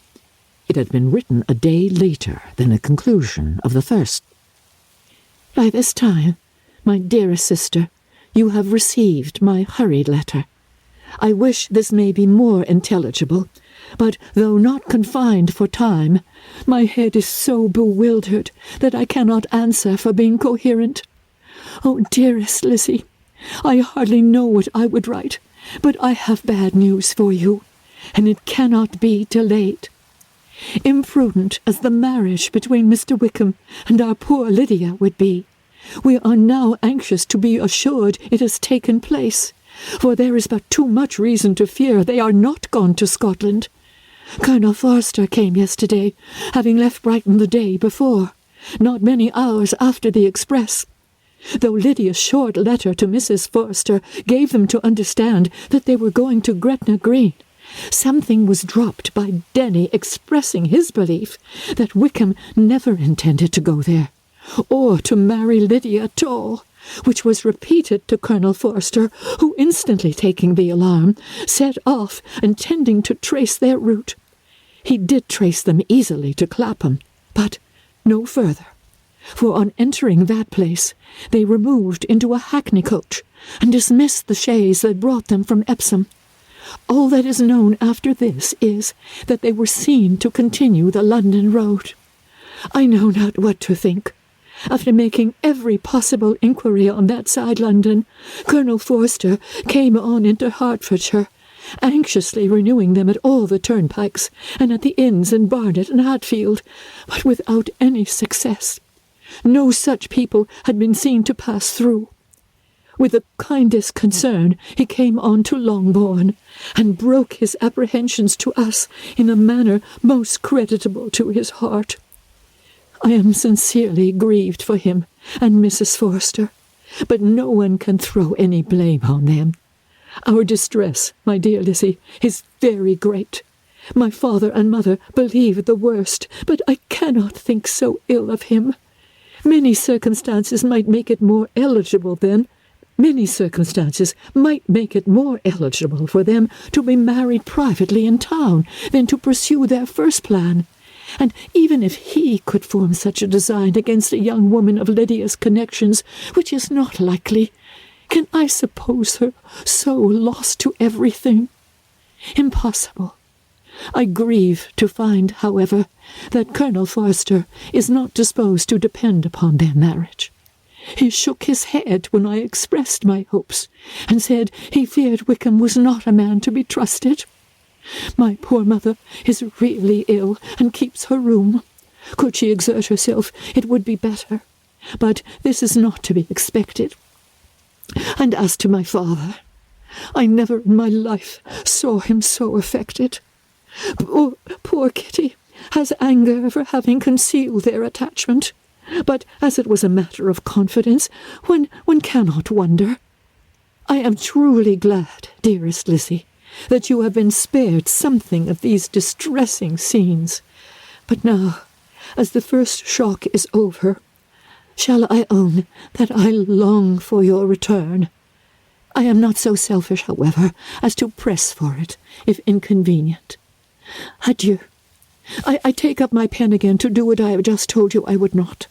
But circumstances are such that I cannot help earnestly begging you all to come here as soon as possible. I know my dear uncle and aunt so well that I am not afraid of requesting it, though I have still something more to ask of the former. My father is going to London with Colonel Forster instantly to try to discover her.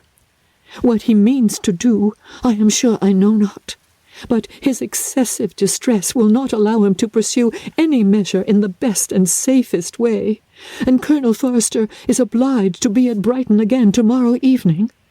In such an exigence, my uncle's advice and assistance would be everything in the world. He will immediately comprehend what I must feel, and I rely upon his goodness.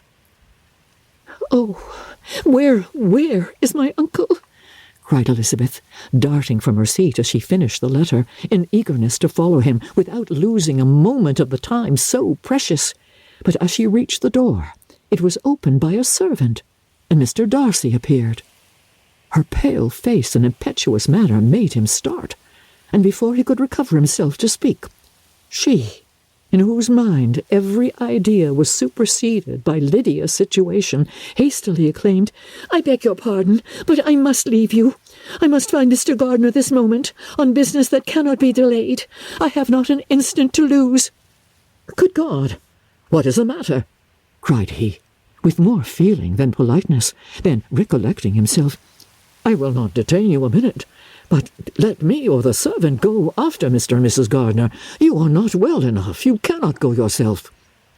Elizabeth hesitated, but her knees trembled under her, and she felt how little would be gained by her attempting to pursue them. Calling back the servant, therefore, she commissioned him, though in so breathless an accent as made her almost unintelligible, to fetch his master and mistress home instantly. On his quitting the room, she sat down, unable to support herself, and looking so miserably ill that it was impossible for Darcy to leave her, or to refrain from saying, in a tone of gentleness and commiseration, "Let me call your maid. Is there nothing you could take to give you present relief? A glass of wine? Shall I get you one? You are very ill." No, I thank you," she replied, endeavouring to recover herself. There is nothing the matter with me. I am quite well. I am only distressed by some dreadful news which I have just received from Longbourn." She burst into tears as she alluded to it, and for a few minutes could not speak another word. Darcy, in wretched suspense, could only say something indistinctly of his concern, and observe her in compassionate silence. At length she spoke again. "I have just had a letter from Jane, with such dreadful news. It cannot be concealed from anyone. My younger sister has left all her friends, has eloped, has thrown herself into the power of Mr. Wickham. They are gone altogether from Brighton. You know him too well to doubt the rest. She has no money, no connections, nothing that can tempt him to She is lost forever." Darcy was fixed in astonishment. When I consider," she added, in a yet more agitated voice, "that I might have prevented it, I, who knew what he was, had I but explained some part of it only, some part of what I learned to my own family, had his character been known, this could not have happened. But it is too late now." "I am grieved, indeed," cried Darcy. "Grieved, shocked. But is it certain, absolutely certain?" "Oh, yes. They left Brighton together on Sunday night, and were traced almost to London, but not beyond. They are certainly not gone to Scotland." And what has been done? What has been attempted to recover her?" "My father is gone to London, and Jane has written to beg my uncle's immediate assistance, and we shall be off, I hope, in half an hour. But nothing can be done. I know very well that nothing can be done. How is such a man to be worked on? How are they even to be discovered? I have not the smallest hope. It is every way horrible." Darcy shook his head in silent acquiescence. "When my eyes were opened to his real character, oh, had I known what I ought, what I dared to do! But I knew not. I was afraid of doing too much. Wretched, wretched mistake!" Darcy made no answer. He seemed scarcely to hear her, and was walking up and down the room in earnest meditation, his brow contracted, his air gloomy. Elizabeth soon observed, and instantly understood it. Her power was sinking. Everything must sink under such a proof of family weakness, such an assurance of the deepest disgrace. She could neither wonder nor condemn. But the belief of his self-conquest brought nothing consolatory to her bosom, afforded no palliation of her distress. It was, on the contrary, exactly calculated to make her understand her own wishes, and never had she so honestly felt that she could have loved him, as now, when all love must be in vain. But self, though it would intrude, could not engross her. Lydia, the humiliation, the misery she was bringing on them all, soon swallowed up every private care, and covering her face with her handkerchief, Elizabeth was soon lost to everything else, and after a pause of several minutes, was only recalled to a sense of her situation by the voice of her companion, who, in a manner which, though it spoke compassion, spoke likewise restraint, said, "I am afraid you have been long desiring my absence, nor have I anything to plead in excuse of my stay, but real, though unavailing concern. Would to heaven that anything could be either said or done on my part that might offer consolation to such distress. But I will not torment you with vain wishes, which may seem purposely to ask for your thanks. This unfortunate affair will, I fear, prevent my sisters having the pleasure of seeing you at Pemberley today." "Oh, yes. Be so kind as to apologize for us to Miss Darcy. Say that urgent business calls us home immediately. Conceal the unhappy truth as long as it is possible. I know it cannot be long." He readily assured her of his secrecy, again expressed his sorrow for her distress, wished it a happier conclusion than there was at present reason to hope, and leaving his compliments for her relations with only one serious parting look, went away.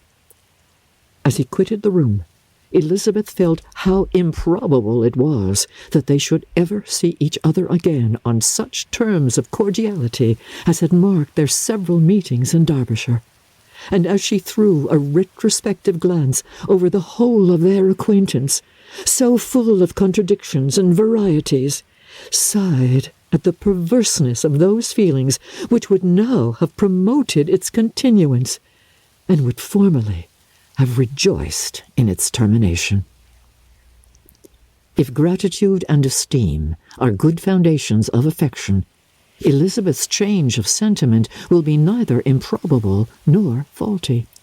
But if otherwise, if regard springing from such sources is unreasonable or unnatural in comparison of what is so often described as arising on a first interview with its object, and even before 2 words have been exchanged, nothing can be said in her defence, except that she had given somewhat of a trial to the latter method in her partiality for Wickham, and that its ill success might perhaps authorize her to seek the other less interesting mode of attachment. Be that as it may, she saw him go with regret, and in this early example of what Lydia's infamy must produce, found additional anguish as she reflected on that wretched business. Never, since reading Jane's second letter, had she entertained a hope of Wickham's meaning to marry her.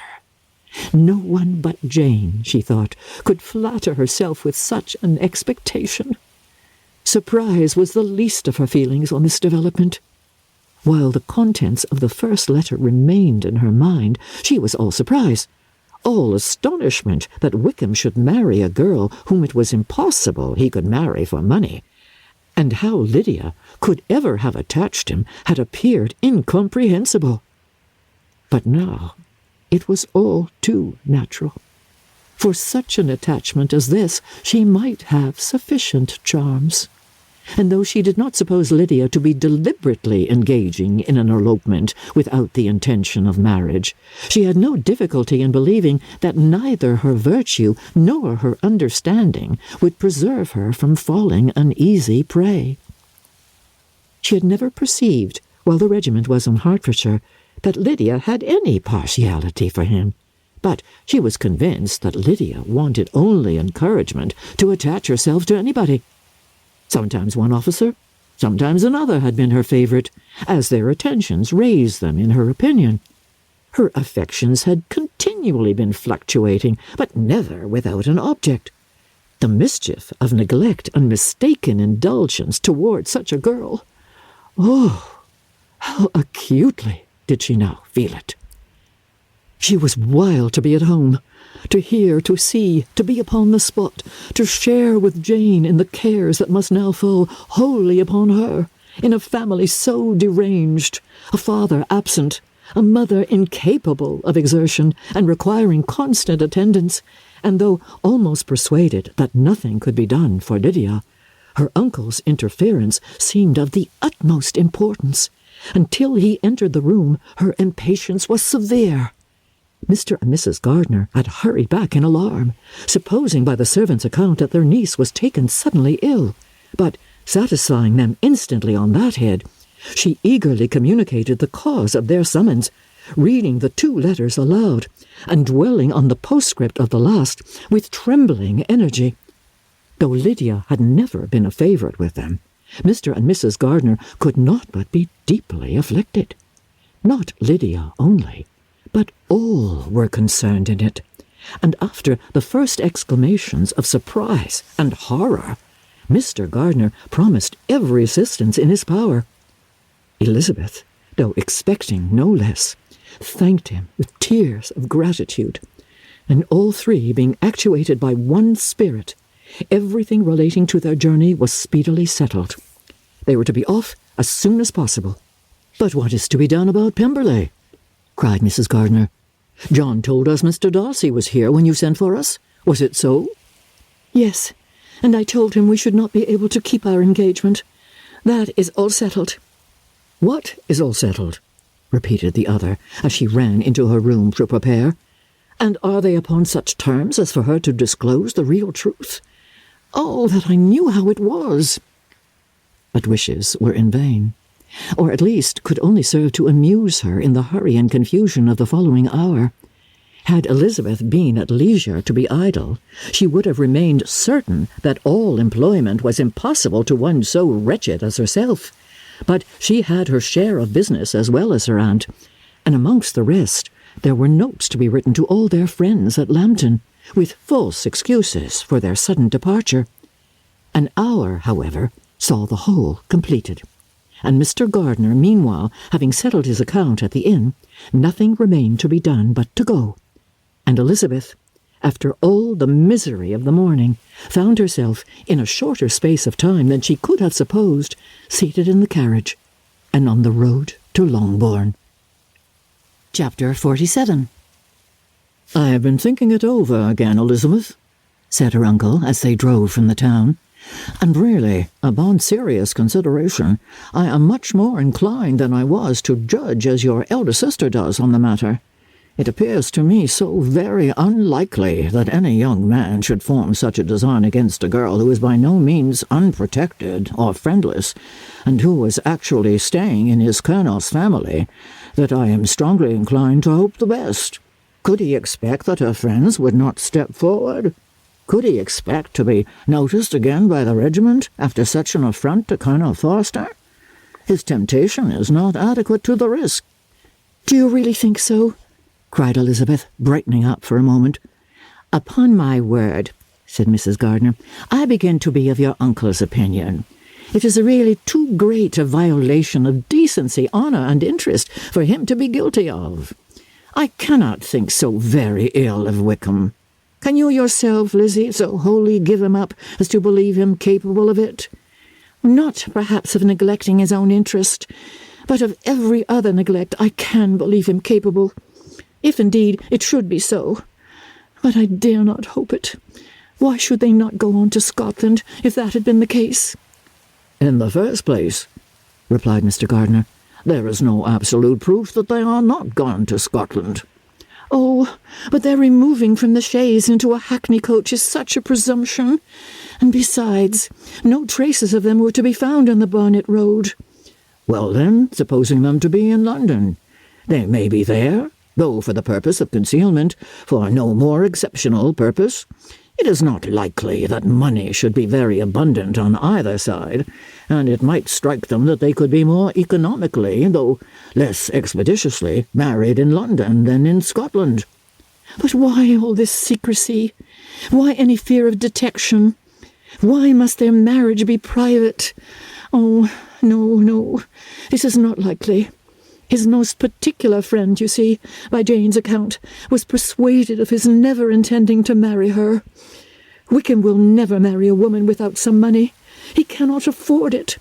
And what claims has Lydia, what attractions has she beyond youth, health, and good humour that could make him, for her sake, forego every chance of benefiting himself by marrying well? As to what restraint the apprehensions of disgrace in the corps might throw on a dishonourable elopement with her, I am not able to judge, for I know nothing of the effects that such a step might produce. But as to your other objection, I'm afraid it will hardly hold good. Lydia has no brothers to step forward, and he might imagine from my father's behaviour, from his indolence, and the little attention he has ever seemed to give to what was going forward in his family, that he would do as little, and think as little about it, as any father could do in such a matter. But can you think that Lydia is so lost to everything but love of him as to consent to live with him on any terms other than marriage? It does seem, and it is most shocking indeed, replied Elizabeth, with tears in her eyes, that a sister's sense of decency and virtue in such a point should admit of doubt. But really, I know not what to say. Perhaps I am not doing her justice. But she is very young. She has never been taught to think on serious subjects, and for the last half-year, nay, for a 12-month, she has been given up to nothing but amusement and vanity. She has been allowed to dispose of her time in the most idle and frivolous manner, and to adopt any opinions that came in her way. Since the regiment was first quartered in Meryton, nothing but love, flirtation, and officers have been in her head. She has been doing everything in her power by thinking and talking on the subject to give greater, what shall I call it, susceptibility to her feelings, which are naturally lively enough. And we all know that Wickham has every charm of person and address that can captivate a woman. But you see that Jane, said her aunt, does not think so very ill of Wickham as to believe him capable of the attempt. Of whom does Jane ever think ill?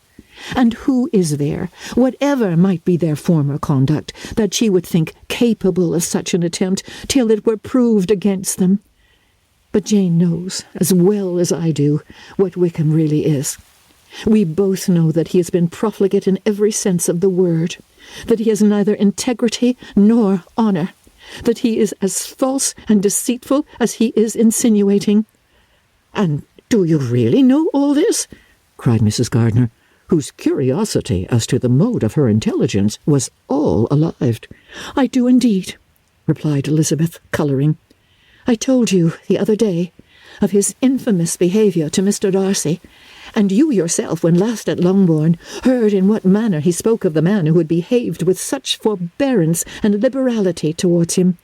And there are other circumstances which I am not at liberty, which it is not worth while to relate. But his lies about the whole Pemberley family are endless. From what he has said of Miss Darcy, I was thoroughly prepared to see a proud, reserved, disagreeable girl. Yet he knew to the contrary himself. He must know that she was as amiable and unpretending as we have found her. But does Lydia know nothing of this? Can she be ignorant of what you and Jane seem to so well understand? Oh, yes. Yes, that is the worst of all. Till I was in Kent, and saw so much both of Mr. Darcy and his relation, Colonel Fitzwilliam, I was ignorant of the truth myself. And when I returned home, the regiment was to leave Meryton in a week or fortnight's time. As that was the case, neither Jane, to whom I related the whole, nor I thought it necessary to make our knowledge public, for of what use could it apparently be to anyone? that the good opinion which all the neighbourhood had of him should then be overthrown. And, even when it was settled that Lydia should go with Mrs. Forster, the necessity of opening her eyes to his character never occurred to me. That she could be in any danger from the deception never entered my head. That such a consequence as this could ensue, you may easily believe, was far enough from my thoughts. When they all removed to Brighton, therefore, you had no reason, I suppose, to believe them fond of each other? Not the slightest. I can remember no symptom of affection on either side, and had anything of the kind been perceptible, you must be aware that ours is not a family on which it could be thrown away. When first he entered the corps, she was ready enough to admire him, but so we all were. Every girl in or near Meryton was out of her senses about him for the first 2 months, but he never distinguished her by any particular attention, and consequently, after a moderate period of extravagant and wild admiration, her fancy for him gave way, and others of the regiment, who treated her with more distinction, again became her favourites. It may be easily believed that however little of novelty could be added to their fears, hopes, and conjectures on this interesting subject by its repeated discussion, no other could detain them from it long during the whole of the journey. From Elizabeth's thoughts it was never absent, fixed there by the keenest of all anguish, self-reproach. She could find no interval of ease or forgetfulness. They travelled as expeditiously as possible, and sleeping one night on the road, reached Longbourn by dinner-time the next day.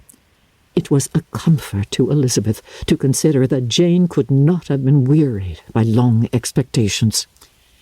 The little Gardiners, attracted by the sight of a chaise, were standing on the steps of the house as they entered the paddock, and when the carriage drove up to the door, the joyful surprise that lighted up their faces and displayed itself over their whole bodies in a variety of capers and frisks was the first pleasing earnest of their welcome.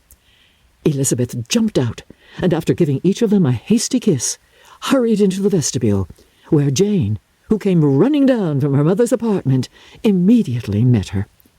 Elizabeth, as she affectionately embraced her, whilst tears filled the eyes of both, lost not a moment in asking whether anything had been heard of the fugitives. "Not yet," replied Jane, "but now that my dear uncle is come, I hope everything will be well. Is my father in town?" "Yes, he went on Tuesday, as I wrote you word." "And have you heard from him often?" "We have heard only twice. He wrote me a few lines on Wednesday to say that he had arrived in safety, and to give me his directions, which I particularly begged him to do. He merely added that he should not write again till he had something of importance to mention. And my mother, how is she? How are you all?" "My mother is tolerably well, I trust, though her spirits are greatly shaken. She is upstairs and will have great satisfaction in seeing you all. She does not yet leave her dressing-room. Mary and Kitty, thank heaven, are quite well.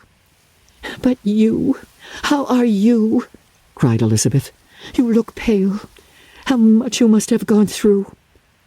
Her sister, however, assured her of being perfectly well, and their conversation, which had been passing while Mr. and Mrs. Gardiner were engaged with their children, was now put an end to by the approach of the whole party. Jane ran to her uncle and aunt, and welcomed and thanked them both with alternate smiles and tears. When they were all in the drawing-room, the questions which Elizabeth had already asked were of course repeated by the others, and they soon found that Jane had no intelligence to give. The sanguine hope of good, however, which the benevolence of her heart suggested, had not yet deserted her. She still expected that it would all end well, and that every morning would bring some letter, either from Lydia or her father, to explain their proceedings, and perhaps announce their marriage. Mrs. Bennet, to whose apartment they all repaired after a few minutes' conversation together, received them exactly as might be expected, with tears and lamentations of regret, invectives against the villainous conduct of Wickham, and complaints of her own sufferings and ill usage, blaming everybody but the person to whose ill-judging indulgence the errors of her daughter must principally be owing. "If I had been able," said she, "to carry my point in going to Brighton with all my family, this would not have happened. But poor dear Lydia had nobody to take care of her. Why did the Forsters ever let her go out of their sight? I am sure there was some great neglect or other on their side, for she is not the kind of girl to do such a thing if she had been well looked after. I always thought they were very unfit to have the charge of her, but I was overruled, as I always am. Oh, poor dear child. And now here's Mr. Bennet gone away, and I know he will fight Wickham wherever he meets him, and then he will be killed. And what is to become of us all? The Collinses will turn us out before he is cold in his grave. And if you are not kind to us, brother, I do not know what we shall do." They all exclaimed against such horrific ideas, and Mr. Gardiner, after general assurances of his affection for her and all her family, told her that he meant to be in London the very next day, and would assist Mr. Bennet in every endeavour for recovering Lydia. "Do not give way to useless alarm," added he. "Though it is right to be prepared for the worst, there is no occasion to look on it as certain. It is not quite a week since they left Brighton. In a few days more we may gain some news of them. Until we know that they are not married, and have no design of marrying, do not let us give the matter over as lost. As soon as I get to town, I shall go to my brother and make him come home with me to Gracechurch Street, and then we may consult together as to what is to be done."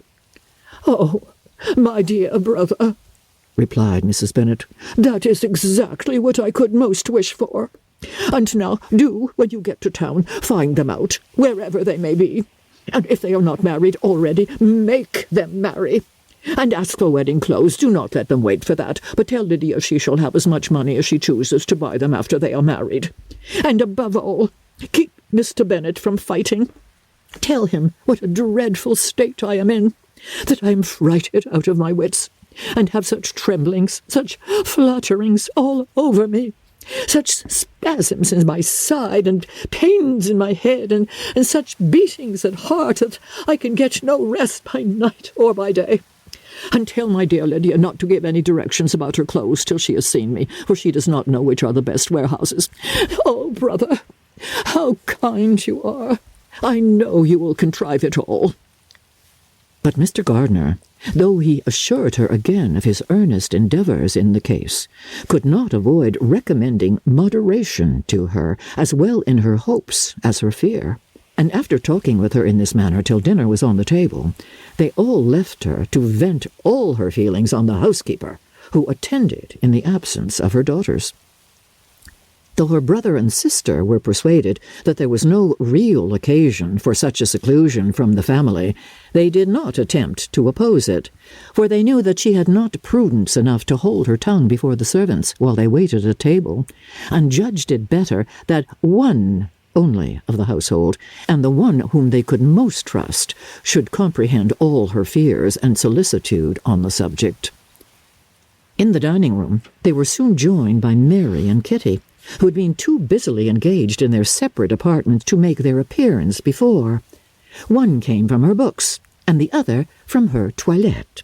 The faces of both, however, were tolerably calm, and no change was visible in either, except that the loss of her favourite sister, or the anger which she had herself incurred in this business, had given more of fretfulness than usual to the accents of Kitty.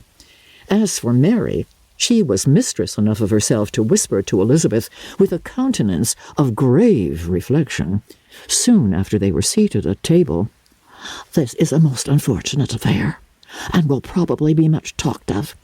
But we must stem the tide of malice, and pour into the wounded bosoms of each other the balm of sisterly consolation." Then, perceiving in Elizabeth no inclination of replying, she added, unhappy as the event must be for Lydia, we must draw from it this useful lesson, that loss of virtue in a female is irretrievable, that one false step involves her in endless ruin, that her reputation is no less brittle than it is beautiful, and that she cannot be too much guarded in her behaviour towards the undeserving of the other sex. Elizabeth lifted up her eyes in amazement, but was too much oppressed to make any reply. Mary, however, continued to console herself with such kind of moral extractions from the evil before them. In the afternoon, the two elder Miss Bennets were able to be for half an hour by themselves, and Elizabeth instantly availed herself of the opportunity of making any inquiries which Jane was equally eager to satisfy. After joining in general lamentations over the dreadful sequel of this event, which Elizabeth considered as all but certain, and Miss Bennet could not assert to be wholly impossible, the former continued the subject by saying, "But tell me all, and everything about it which I have not already heard. Give me further particulars. What did Colonel Forster say? Had they no apprehension of anything before the elopement took place? They must have seen them together for ever." Colonel Forster did own that he had often suspected some partiality, especially on Lydia's side, but nothing to give him any alarm. I'm so grieved for him. His behaviour was attentive and kind to the utmost. He was coming to us in order to assure us of his concern before he had any idea of their not being gone to Scotland. When that apprehension first got abroad, it hastened his journey. And was Denny convinced that Wickham would not marry? Did he know of their intending to go off? Had Colonel Forster seen Denny himself? Yes, but when questioned by him, Denny denied knowing anything of their plans, and would not give his real opinion about it. He did not repeat his persuasion of their not marrying, and from that I am inclined to hope he might have been misunderstood before. Until Colonel Forster came himself, not one of you entertained a doubt, I suppose, of their being really married? Oh, how was it possible that such an idea should enter our brains? I felt a little uneasy, a little fearful of my sister's happiness with him in marriage, because I knew that his conduct had not always been quite right. My father and mother knew nothing of that. They only felt how imprudent a match it must be. Kitty then owned, with a very natural triumph, on knowing more than the rest of us, that in Lydia's last letter she had prepared her for such a step. She had known, it seems, of their being in love with each other many weeks. But not before they went to Brighton. No, I believe not. And did Colonel Forster appear to think well of Wickham himself? Does he know his real character? I must confess that he did not speak so well of Wickham as he formerly did. He believed him to be imprudent and extravagant, and since this sad affair has taken place, it is said that he left Meryton greatly in debt. But I hope this may be false. Oh, Jane, had we been less secret, had we told what we knew of him, this could not have happened. Oh, perhaps it would have been better, replied her sister. But to expose the former faults of any person without knowing what their present feelings were seemed unjustifiable. We acted with the best intentions. Could Colonel Forster repeat the particulars of Lydia's note to his wife? He brought it with him for us to see. Jane then took it from her pocket-book and gave it to Elizabeth. These were the contents. My dear Harriet, you will laugh when you know where I am gone, and I cannot help laughing myself at your surprise tomorrow morning, as soon as I am missed.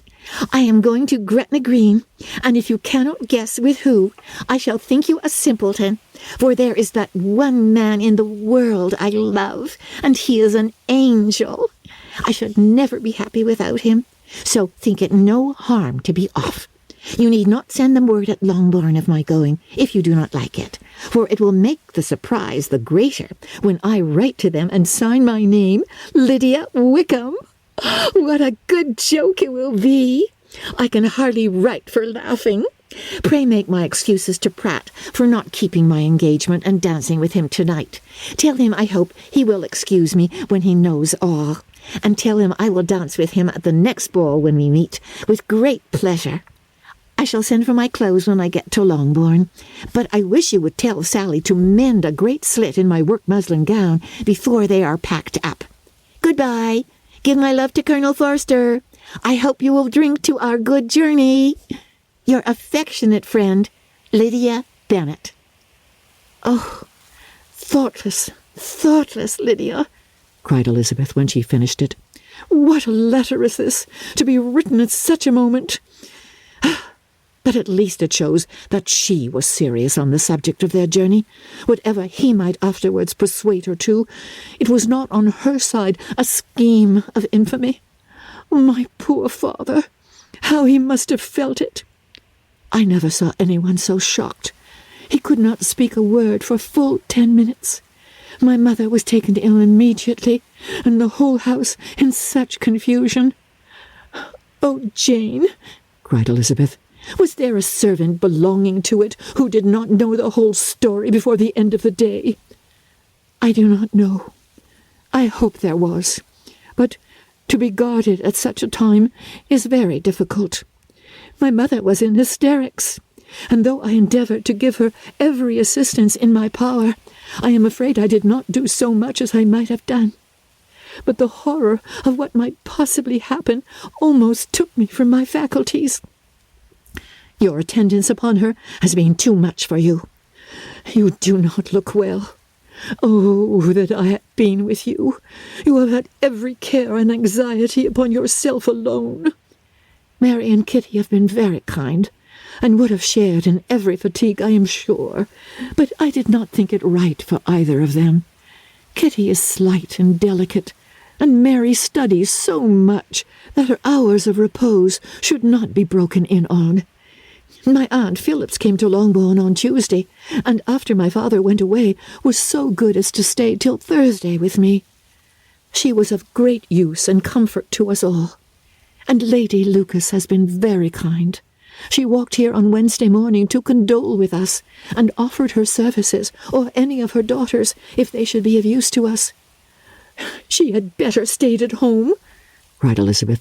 Perhaps she meant well, but under such a misfortune as this, one cannot see too little of one's neighbours.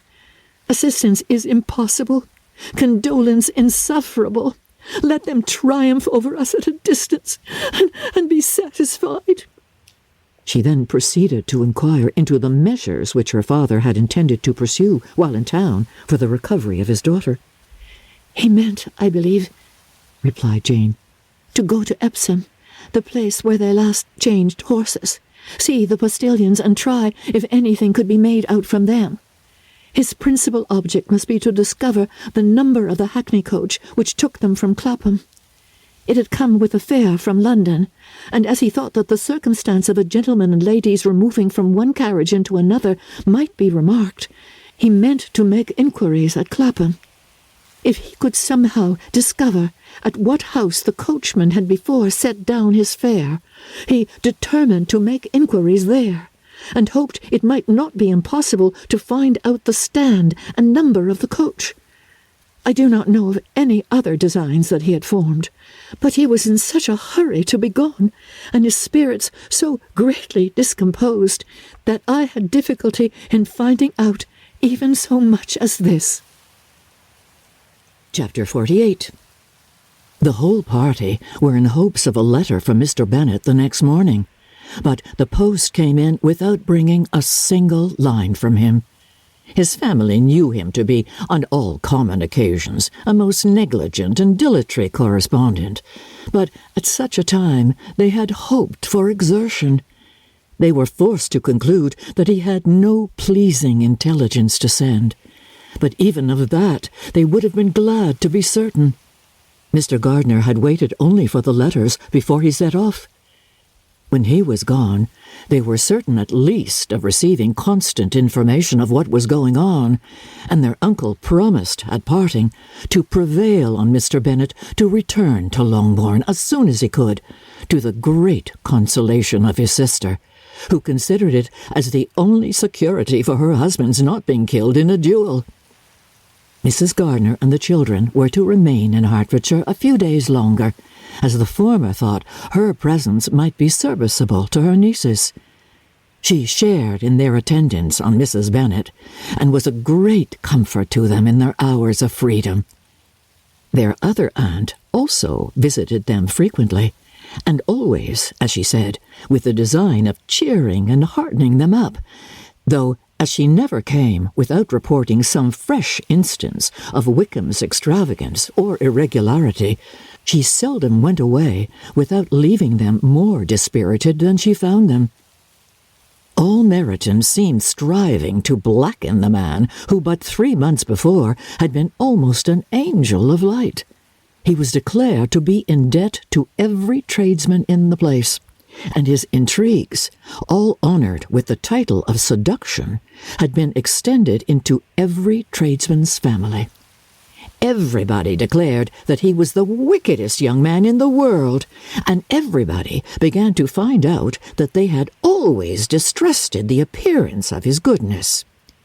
Elizabeth, though she did not credit above half of what was said, believed enough to make her former assurance of her sister's ruin more certain, and even Jane, who believed still less of it, became almost hopeless, more especially as the time was now come when, if they had gone to Scotland, which he had never before entirely despaired of, they must in all probability have gained some news of them. Mr. Gardner left Longbourn on Sunday. On Tuesday, his wife received a letter from him.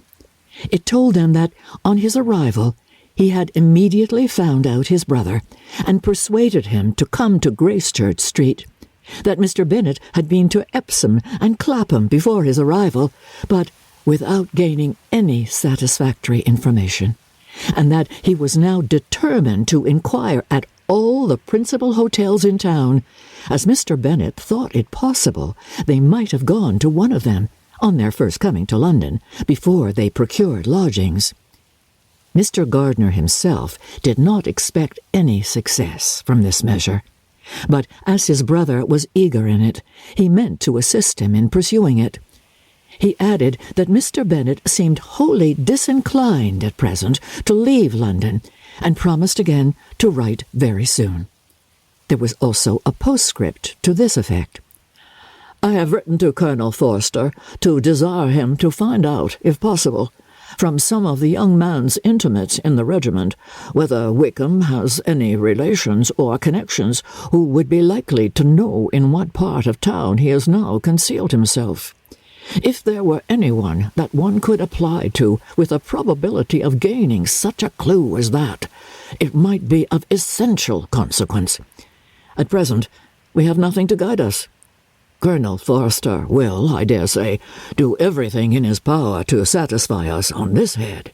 But, on second thoughts, perhaps, Lizzie could tell us what relations he has now living better than any other person." Elizabeth was at no loss to understand from whence this deference to her authority proceeded, but it was not in her power to give any information of so satisfactory a nature as the compliment deserved.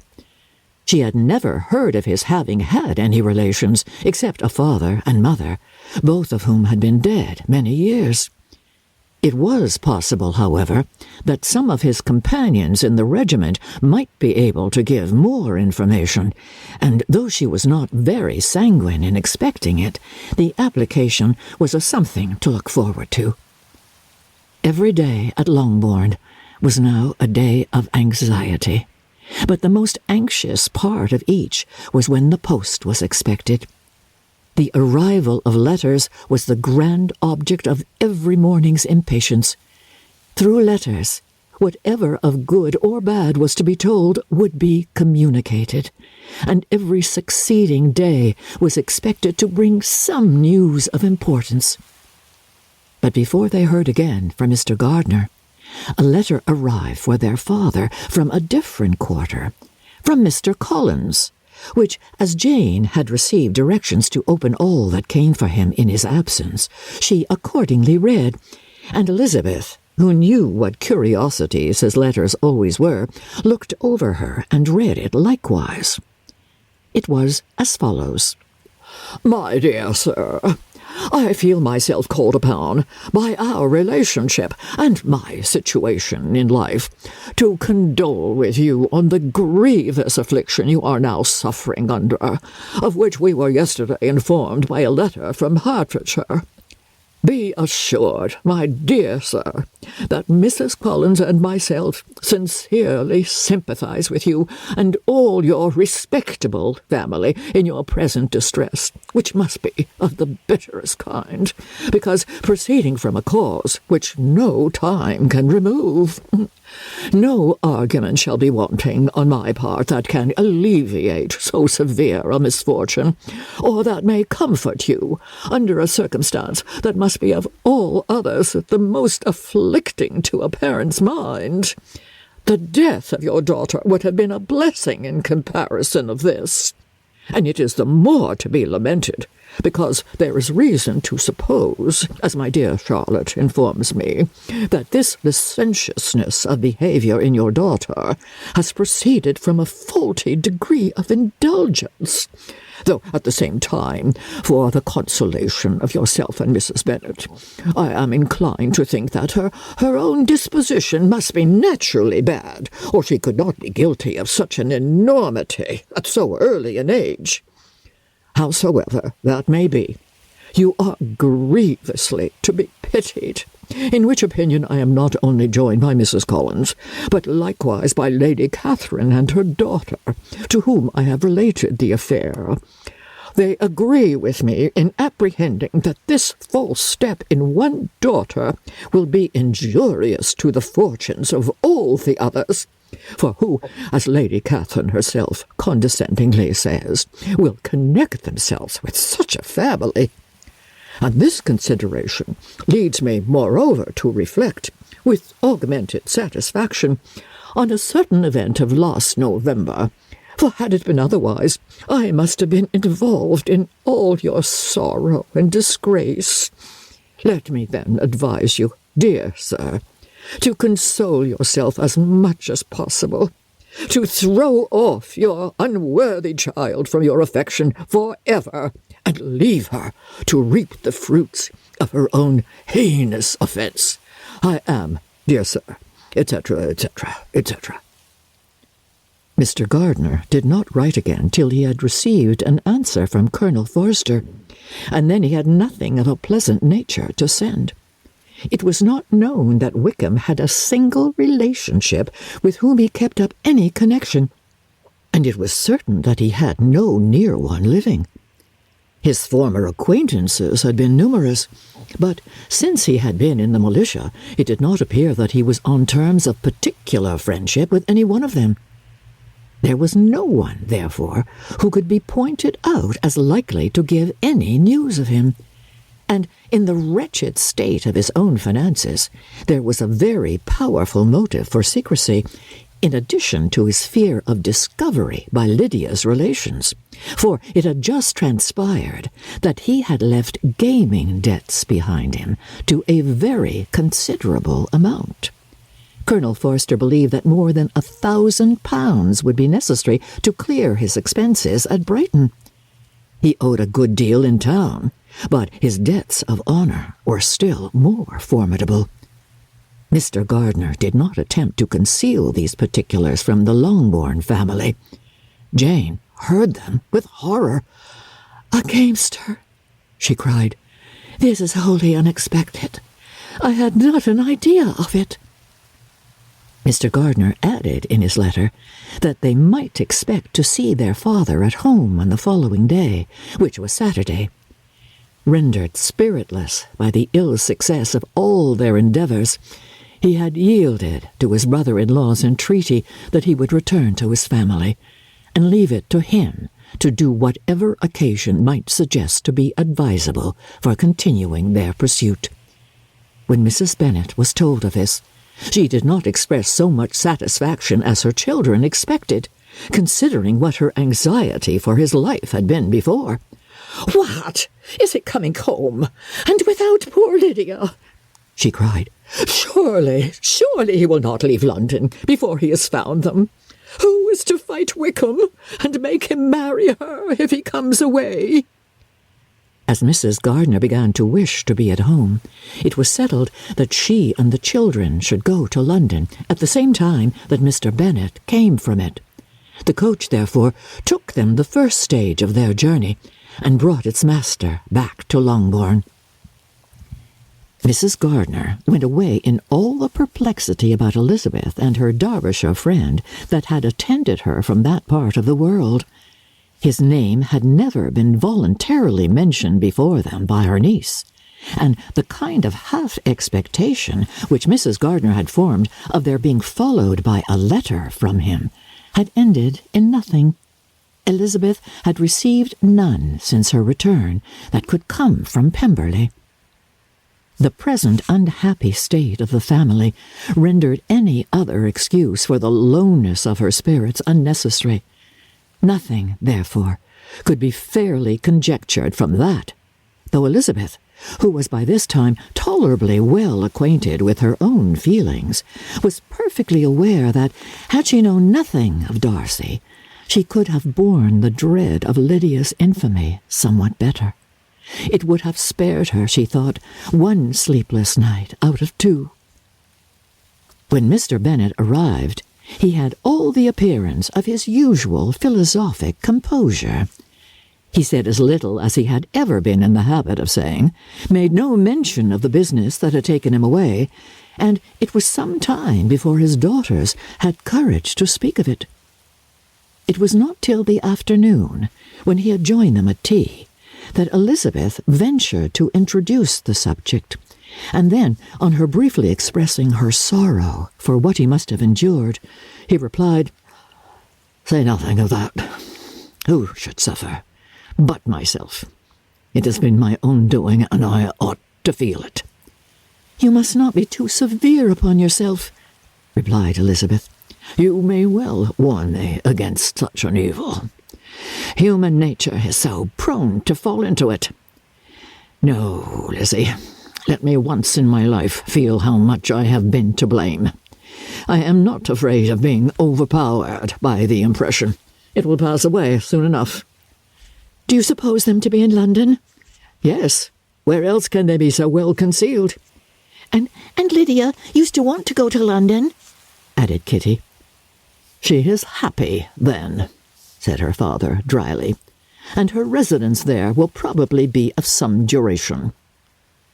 Then, after a short silence, he continued, "Lizzie, I bear you no ill will for being justified in your advice to me last May, which, considering the event, shows some greatness of mind." They were interrupted by Miss Bennet, who came to fetch her mother's tea. "This is a parade," he cried, "which does one good. It gives such an elegance to misfortune. Another day I will do the same. I will sit in my library in my nightcap and powdering gown, and give as much trouble as I can, or perhaps I may defer it till Kitty runs away." "I am not going to run away, Papa," said Kitty fretfully. "If I should ever go to Brighton, I would behave better than Lydia." "You go to Brighton? I would not trust you so near as Eastbourne for £50. Oh, no, Kitty. I have at last learnt to be cautious, and you will feel the effects of it. No officer is ever to enter into my house again, nor even to pass through the village. Balls will be absolutely prohibited, unless you stand up with one of your sisters, and you are never to stir out of doors till you can prove that you have spent 10 minutes of every day in a rational manner." Kitty, who took all these threats in a serious light, began to cry. "Well, well," said he, "do not make yourself unhappy. If you are a good girl, for the next 10 years, I will take you to a review at the end of them." Chapter 49.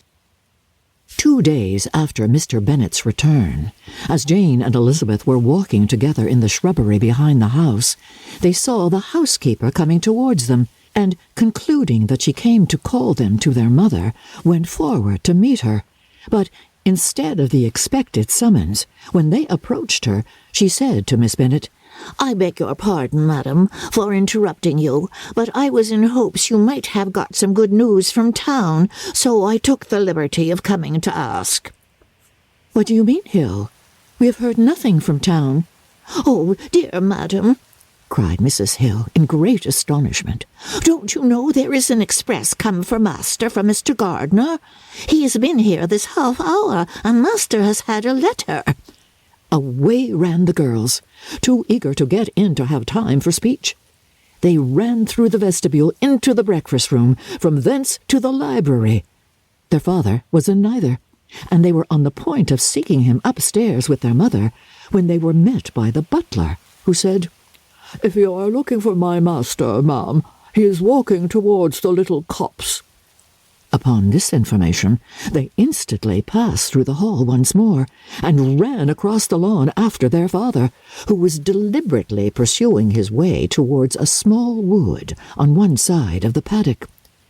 Jane, who was not so light nor so much in the habit of running as Elizabeth, soon lagged behind, while her sister, panting for breath, came up with him and eagerly cried out, "Oh, papa, what news? What news? Have you heard from my uncle?" "Yes, I have had a letter from him by express." Well, and what news does it bring? Good or bad?" "What is there of good to be expected?" said he, taking the letter from his pocket. "But perhaps you would like to read it." Elizabeth impatiently caught it from his hand. Jane now came up. "Read it aloud," said their father, "for I hardly know myself what it is about." "Gracechurch Street, Monday, August 2nd. My dear brother, at last I am able to send you some tidings of my niece, and such as, upon the whole, I hope it will give you satisfaction.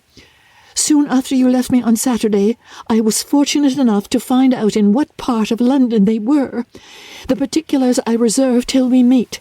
It is enough to know they are discovered. I have seen them both." "Then it is as I always hoped," cried Jane.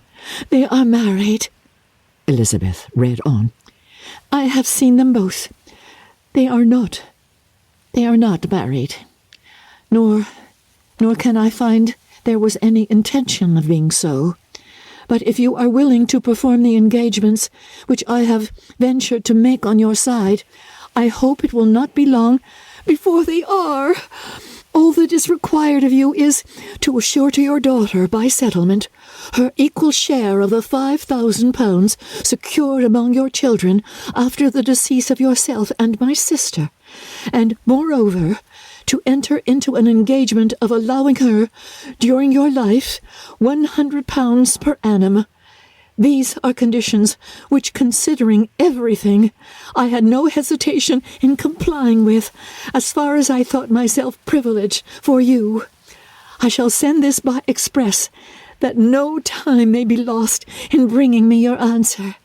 You will easily comprehend from these particulars that Mr. Wickham's circumstances are not so hopeless as they are generally believed to be.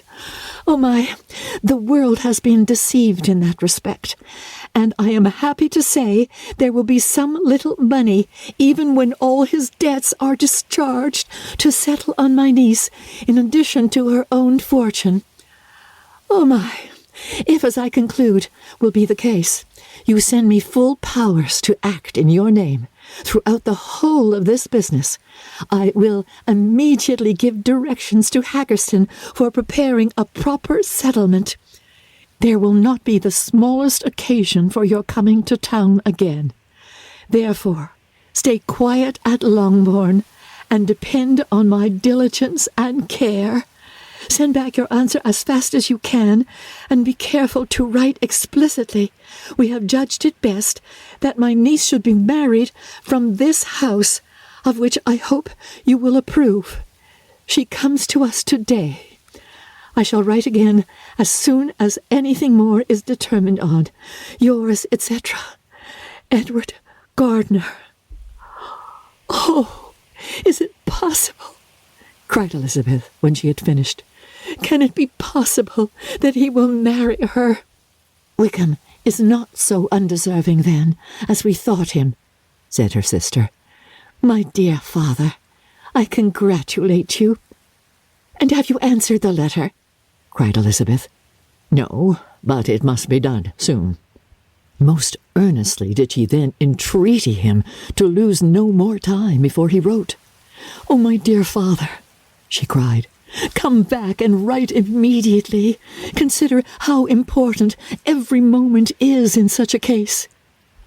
"Let me write for you," said Jane, "if you dislike the trouble yourself." "I dislike it very much," he replied, "but it must be done." And so saying, he turned back with them and walked toward the house. "And may I ask," said Elizabeth, "but the terms, I suppose, must be complied with?" "Complied with? I am only ashamed of his asking so little." And they must marry. Yet he is such a man." Yes, they must marry. There is nothing else to be done, but there are two things that I want very much to know. One is how much money your uncle has laid down to bring it about, and the other, how am I ever to pay him?" "Money? My uncle?" cried Jane.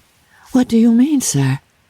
"I mean that no man in his senses would marry Lydia on so slight a temptation as 100 a year during my life and 50 after I am gone." "That is very true," said Elizabeth, "though it had not occurred to me before. His debts to be discharged, and something still to remain.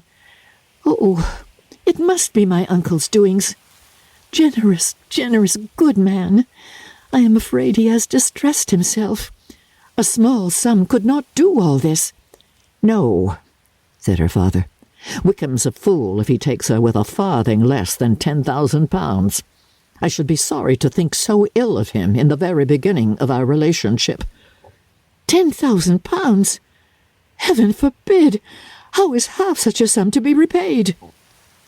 Mr. Bennet made no answer, and each of them, deep in thought, continued silent till they reached the house. Their father then went on to the library to write, and the girls walked into the breakfast-room. "And they are really to be married?" cried Elizabeth, as soon as they were by themselves. "How strange this is! And for this we are to be thankful. That they should marry, small as is their chance of happiness, and wretched as is his character, we are forced to rejoice. Oh, Lydia!" "I comfort myself with thinking," replied Jane, "that he certainly would not marry Lydia if he had not a real regard for her. Though our kind uncle has done something towards clearing him, I cannot believe that £10,000 or anything like it has been advanced. He has children of his own, and may have more. How could he spare half £10,000? "If he were ever able to learn what Wickham's debts have been," said Elizabeth, "and how much is settled on his side on our sister, we shall exactly know what Mr. Gardiner has done for them, because Wickham has not sixpence of his own. The kindness of my uncle and aunt can never be requited. Their taking her home and affording her their personal protection and countenance is such a sacrifice to her advantage as years of gratitude cannot enough acknowledge. By this time she is actually with them. If such goodness does not make her miserable now, she will never deserve to be happy. What a meeting for her when she first sees my aunt!" "We must endeavour to forget all that has passed on either side," said Jane. "I hope and trust they will yet be happy. His consenting to marry her is a proof, I will believe, that he has come to a right way of thinking. Their mutual affection will steady them, and I flatter myself they will settle so quietly and live in so rational a manner as may in time make their past imprudence forgotten. Their conduct has been such," replied Elizabeth, "as neither you, nor I, nor anybody can ever forget. It is useless to talk of it." It now occurred to the girls that their mother was in all likelihood perfectly ignorant of what had happened. They went to the library, therefore, and asked their father whether he would not wish them to make it known to her. He was writing, and without raising his head, coolly replied, "Just as you please." "May we take my uncle's letter to read to her?" "Take whatever you like and get away." Elizabeth took the letter from his writing table, and they went upstairs together. Mary and Kitty were both with Mrs. Bennet. One communication would, therefore, do for all. After a slight preparation for good news, the letter was read aloud. Mrs. Bennet could hardly contain herself. As soon as Jane had read Mr. Gardiner's hope of Lydia's being soon married, her joy burst forth, and every following sentence added to its exuberance. She was now in an irritation as violent from delight as she had ever been fidgety from alarm and vexation. To know that her daughter would be married was enough.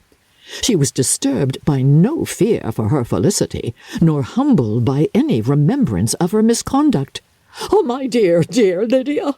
she cried. "Oh, this is delightful indeed! Oh, she will be married.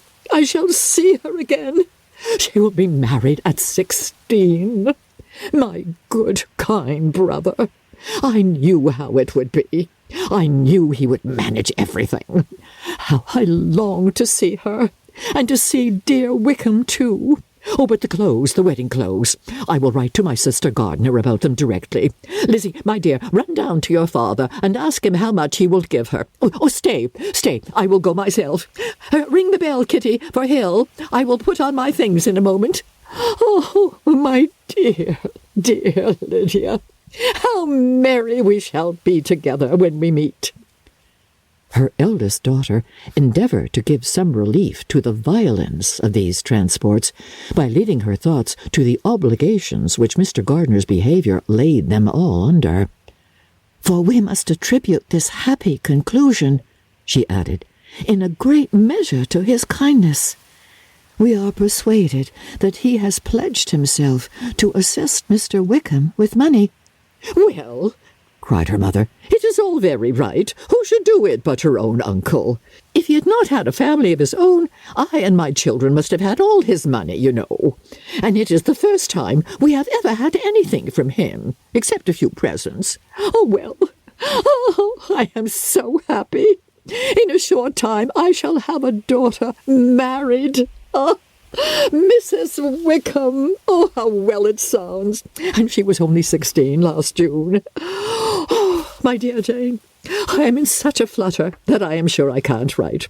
So I will dictate, and you write for me.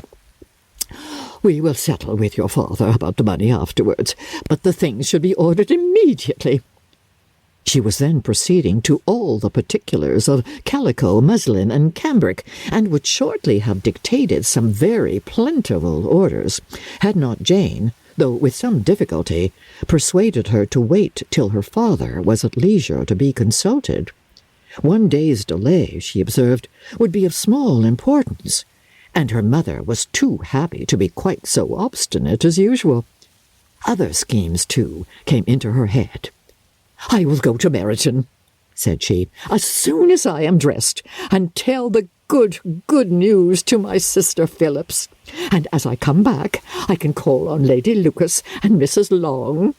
Kitty, run down and order the carriage. An airing would do me a great deal of good, I am sure. Girls, can I do anything for you in Meryton? Oh, here comes Hill. Oh, my dear Hill, have you heard the good news? Miss Lydia is going to be married, and you shall all have a bowl of punch to make merry at her wedding." Mrs. Hill began instantly to express her joy.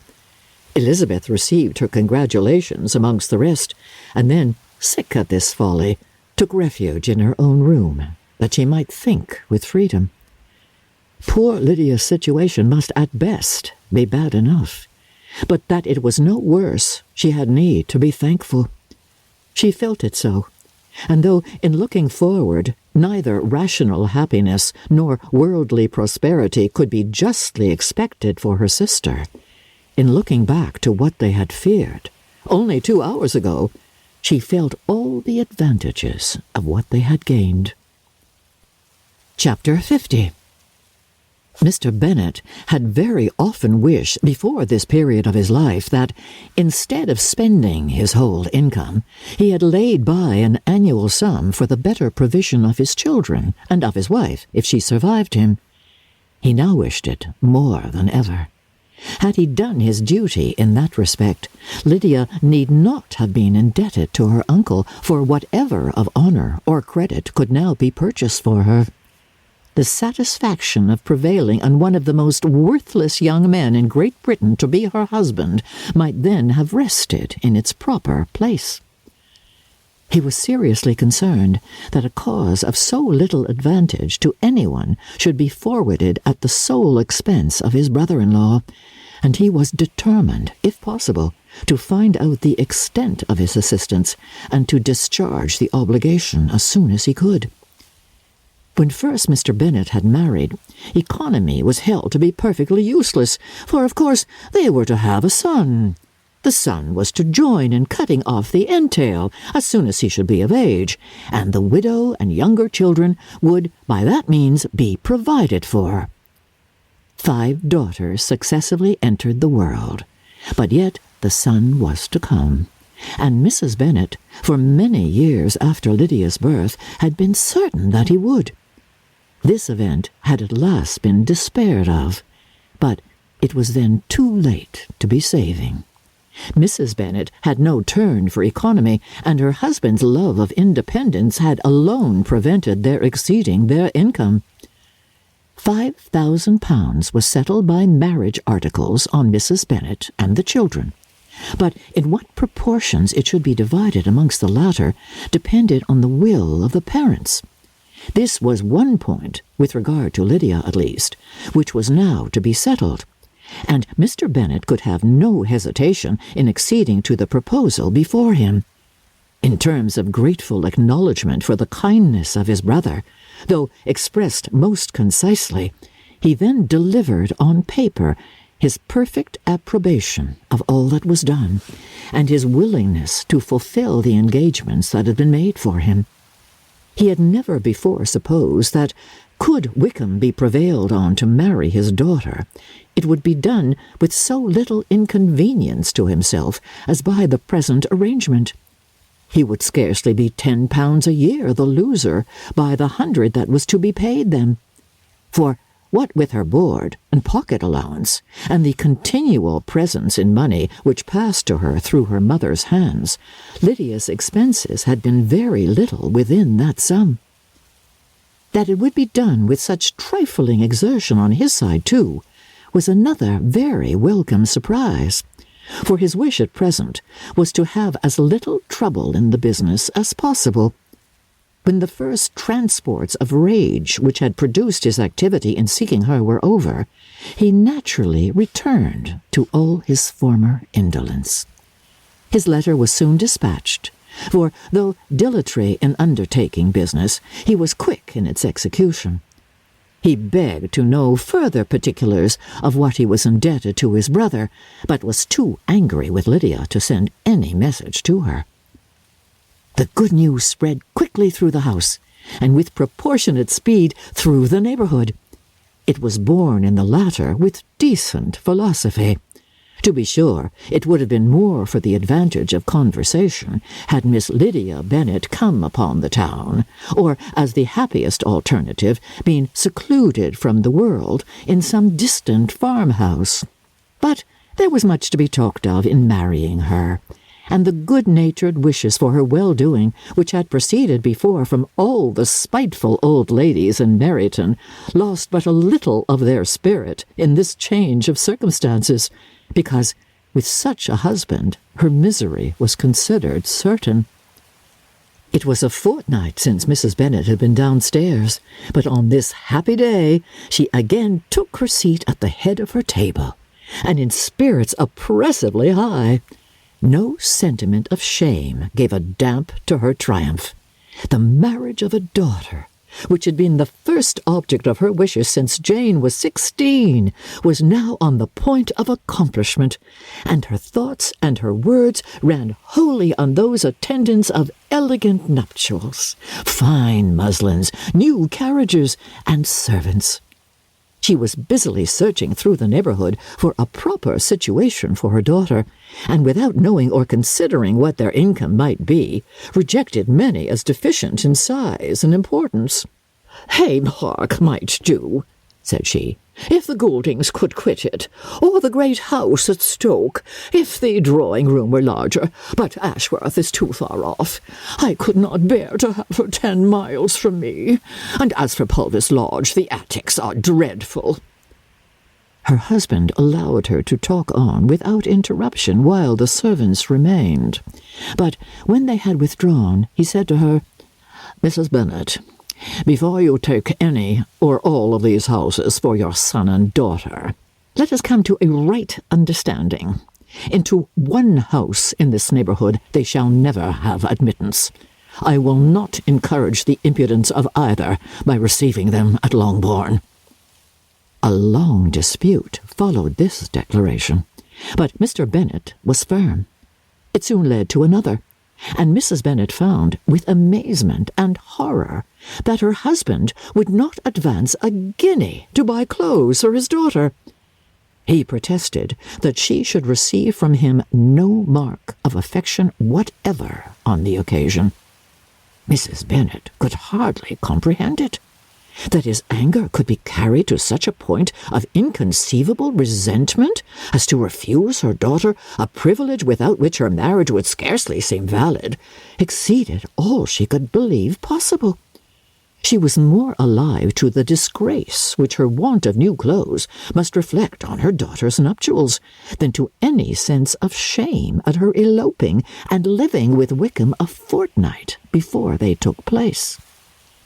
Elizabeth was now most heartily sorry that she had, from the distress of the moment, been led to make Mr. Darcy acquainted with their fears for her sister.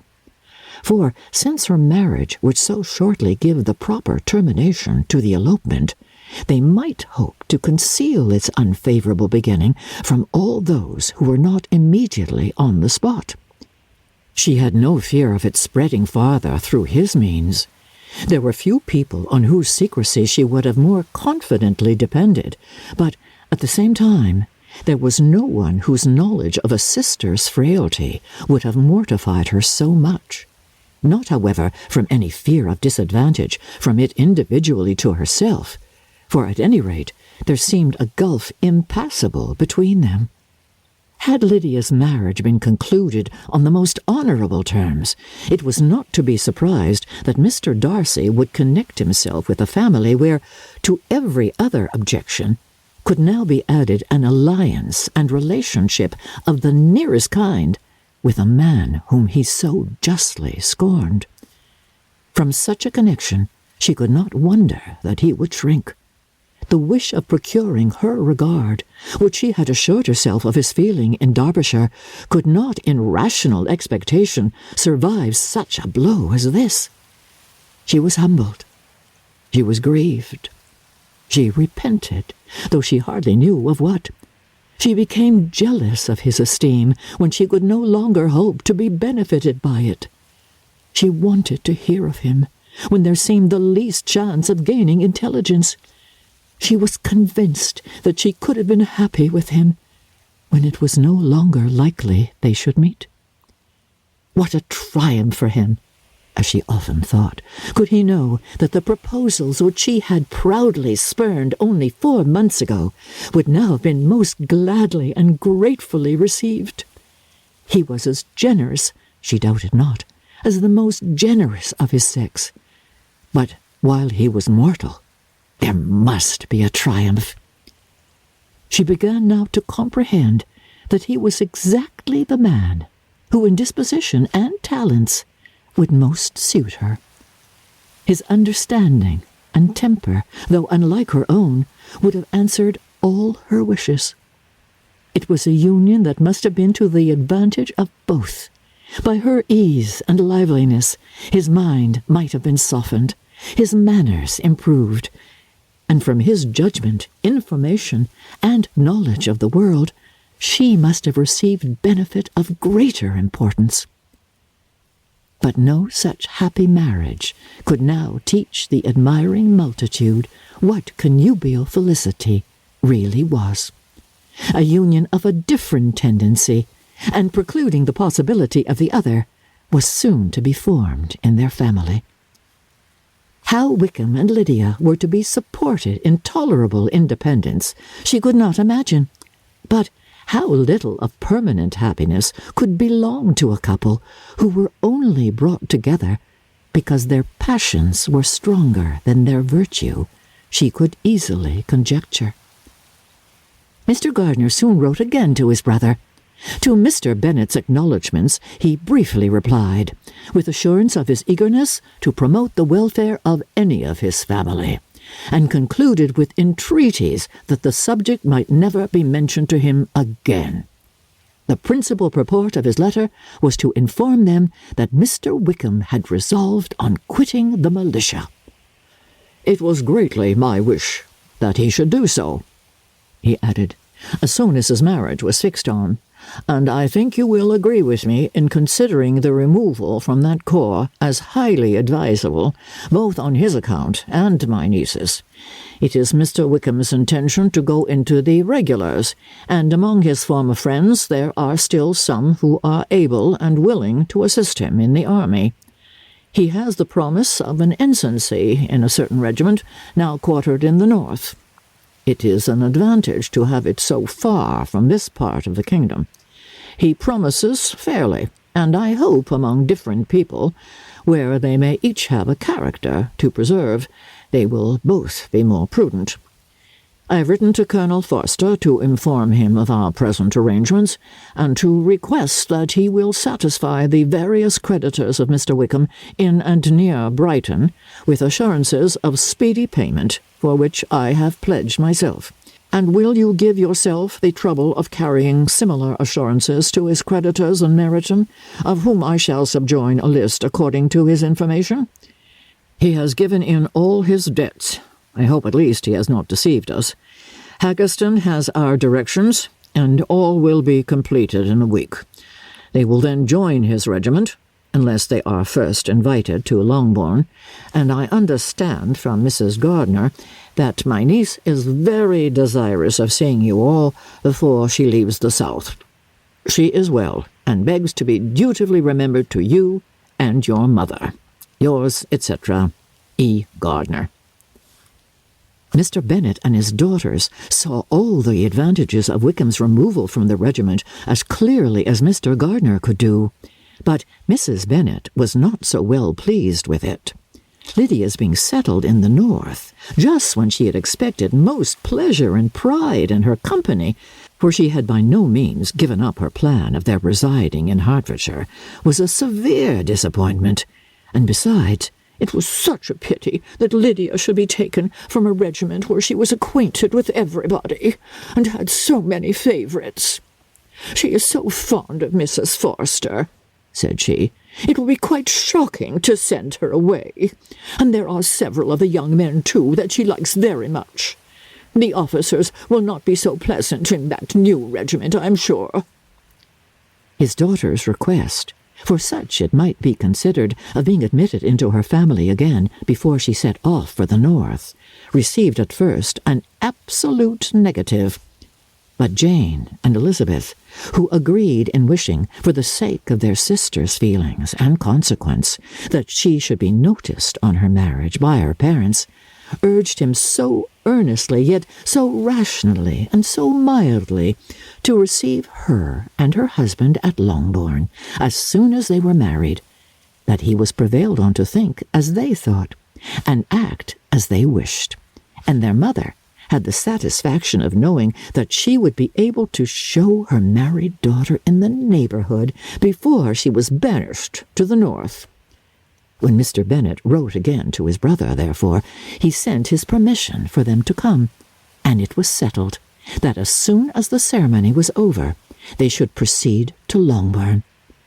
Elizabeth was surprised, however, that Wickham should consent to such a scheme, and had she consulted only her own inclination, any meeting with him would have been the last object of her wishes. Chapter 51. Their sister's wedding day arrived, and Jane and Elizabeth felt for her probably more than she felt for herself. The carriage was sent to meet them, and they were to return in it by dinner-time. Their arrival was dreaded by the elder Miss Bennets, and Jane more especially, who gave Lydia the feelings which would have attended herself had she been the culprit, and was wretched in the thought of what her sister must endure. They came. The family were assembled in the breakfast-room to receive them. Smiles decked the face of Mrs. Bennet as the carriage drove up to the door. Her husband looked impenetrably grave. Her daughters alarmed, anxious, uneasy. Lydia's voice was heard in the vestibule. The door was thrown open, and she ran into the room. Her mother stepped forwards, embraced her, and welcomed her with rapture, gave her hand with an affectionate smile to Wickham, who followed his lady, and wished them both joy with an alacrity which showed no doubt of their happiness. Their reception from Mr. Bennet, to whom they then turned, was not quite so cordial. His countenance rather gained in austerity, and he scarcely opened his lips. The easy assurance of the young couple, indeed, was enough to provoke him. Elizabeth was disgusted, and even Miss Bennet was shocked. Lydia was Lydia still, untamed, unabashed, wild, noisy, and fearless. She turned from sister to sister, demanding their congratulations, and when at length they all sat down, eagerly looked round the room, took notice of some little alteration in it, and observed, with a laugh, that it was a great while since she had been there. Wickham was not at all more distressed than herself, but his manners were always so pleasing that had his character and his marriage been exactly what they ought, his smiles and his easy address, while he claimed their relationship, would have delighted them all. Elizabeth had not before believed him quite equal to such assurance, but she sat down, resolving within herself to draw no limits in future to the impudence of an impudent man. She blushed, and Jane blushed, but the cheeks of the two who caused their confusion suffered no variation of colour. There was no want of discourse. The bride and her mother could neither of them talk fast enough, and Wickham, who happened to sit near Elizabeth, began inquiring after his acquaintance in that neighbourhood with a good-humoured ease which he felt very unable to equal in her replies. They seemed, each of them, to have the happiest memories in the world. Nothing of the past was recollected with pain, and Lydia led voluntarily to subjects which her sisters would not have alluded to for the world. "Only think of it being 3 months," she cried, "since I went away. It seems but a fortnight, I declare, and yet there have been things enough happened in that time. Oh, good gracious, when I went away, I am sure I had no more idea of being married till I came back again, though I thought it would be very good fun if I was." Her father lifted up his eyes. Jane was distressed. Elizabeth looked expressively at Lydia, but she, who never heard nor saw anything of which she chose to be insensible, gaily continued, "Oh, mamma, do the people hereabouts know I was married today? I was afraid they might not, and we overtook William Goulding in his curricle, so I was determined he should know it, and so I let down the side glass next to him, and took off my glove, and let my hand just rest upon the window frame, so that he might see the ring, and then I bowed and smiled like anything." Elizabeth could bear it no longer. She got up and ran out of the room and returned no more till she heard them passing through the hall to the dining parlour. She then joined them soon enough to see Lydia, with anxious parade, walk up to her mother's right hand, and heard her say to her eldest sister, "Ah, Jane, I take your place now, and you must go lower, because I am a married woman." It was not to be supposed that time would give Lydia that embarrassment from which she had been so wholly free at first. Her ease and good spirits increased. She longed to see Mrs. Phillips, the Lucases, and all their other neighbours, and to hear herself called Mrs. Wickham by each of them, and in the meantime she went after dinner to show her ring and boast of being married to Mrs. Hill and the 2 housemaids. "Well, mamma," said she, when they were all returned to the breakfast-room, "and what do you think of my husband? Is he not a charming man? I am sure my sisters must all envy me. I only hope they may have half my good luck. They must all go to Brighton. That is the place to get husbands. Oh, what a pity it is, mamma, we did not all go." "Oh, very true. And if I had my will, we should. But, my dear Lydia, I don't at all like your going such a way off. Must it be so?" "Oh, Lord, yes. There is nothing in that. I shall like it of all things. You and Papa and my sisters must come down to see us.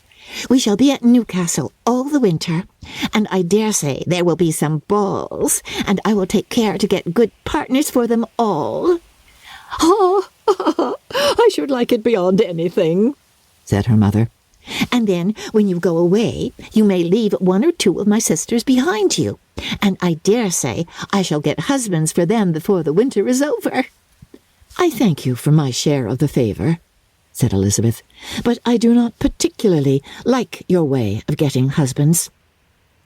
Their visitors were not to remain above 10 days with them. Mr. Wickham had received his commission before he left London, and he was to join his regiment at the end of a fortnight. No one but Mrs. Bennet regretted that their stay would be so short, and she made the most of the time by visiting about with her daughter and having very frequent parties at home. These parties were acceptable to all. To avoid a family circle was even more desirable to such as did think than such as did not.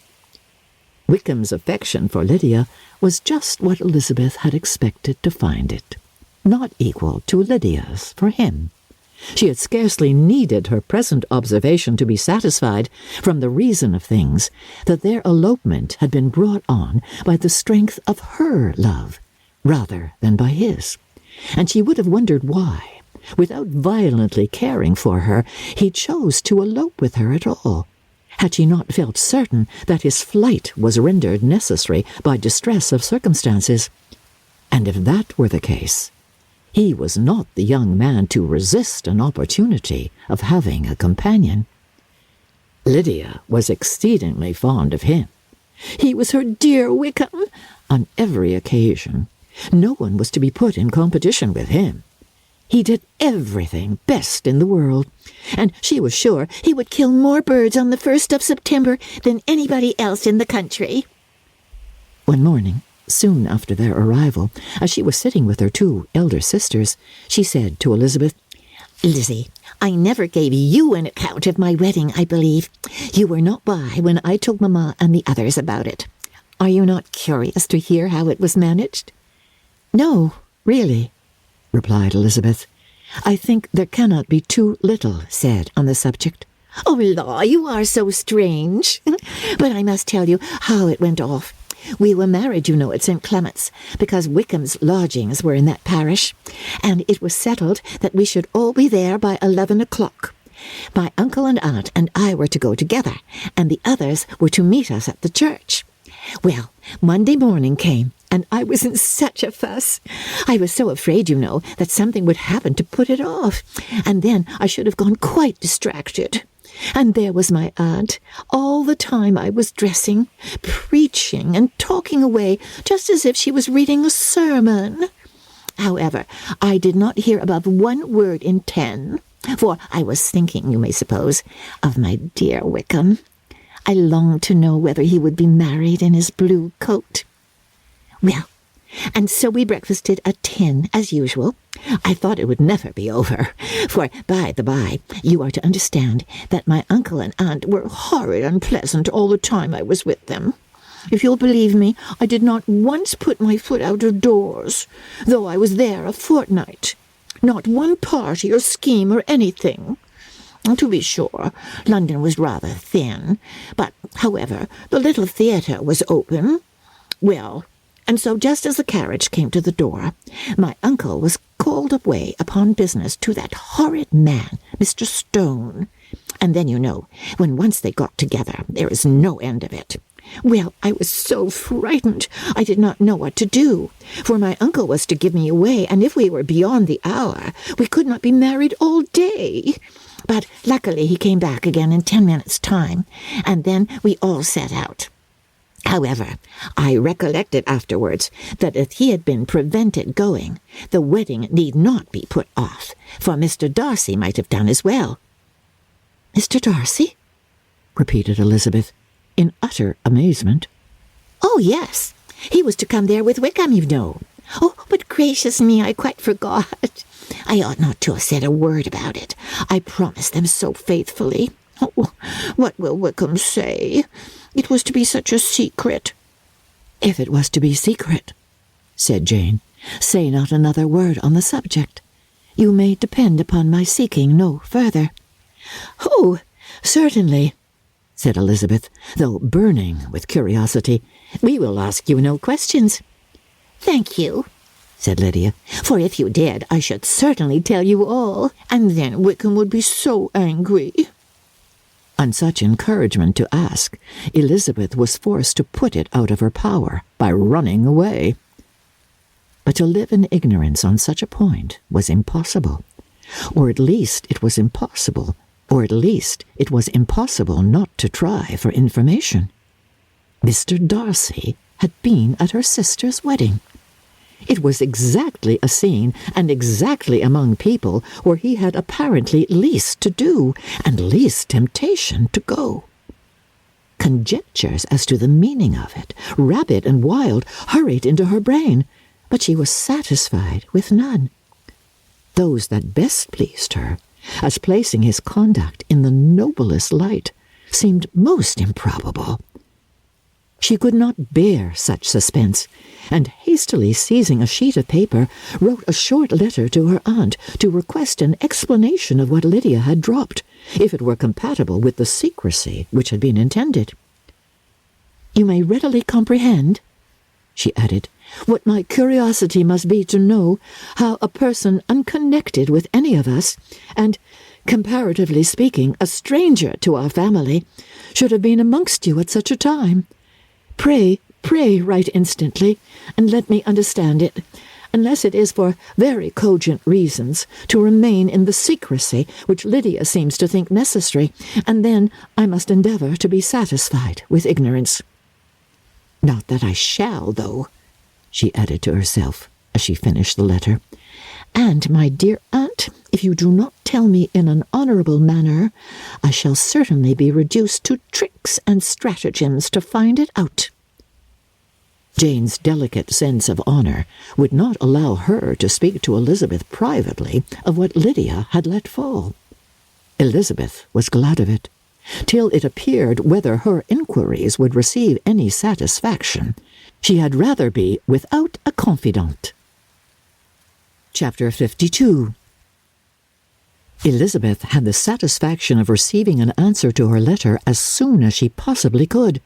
She was no sooner in possession of it than, hurrying into the little copse, where she was least likely to be interrupted, she sat down on one of the benches and prepared to be happy, for the length of the letter convinced her that it did not contain a denial.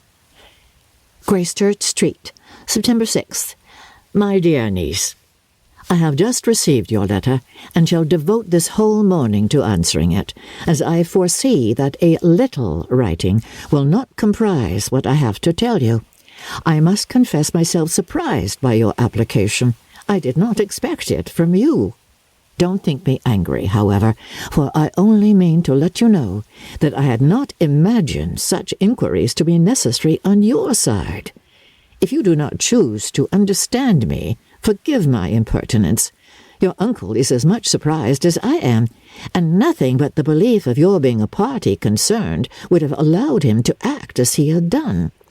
But if you are really innocent and ignorant, I must be more explicit. On the very day of my coming home from Longbourn, your uncle had a most unexpected visitor. Mr. Darcy called, and was shut up with him several hours. It was all over before I arrived, so my curiosity was not so dreadfully racked as yours seems to have been. He came to tell Mr. Gardiner that he had found out where your sister and Mr. Wickham were, and that he had seen and talked with them both, Wickham repeatedly, Lydia once. From what I can collect, he left Derbyshire only one day after ourselves, and came to town with the resolution of hunting for them. The motive professed was his conviction of its being owing to himself that Wickham's worthlessness had not been so well known as to make it impossible for any young woman of character to love or confide in him. He generously imputed the whole to his mistaken pride, and confessed that he had before thought it beneath him to lay his private actions open to the world. His character was to speak for itself.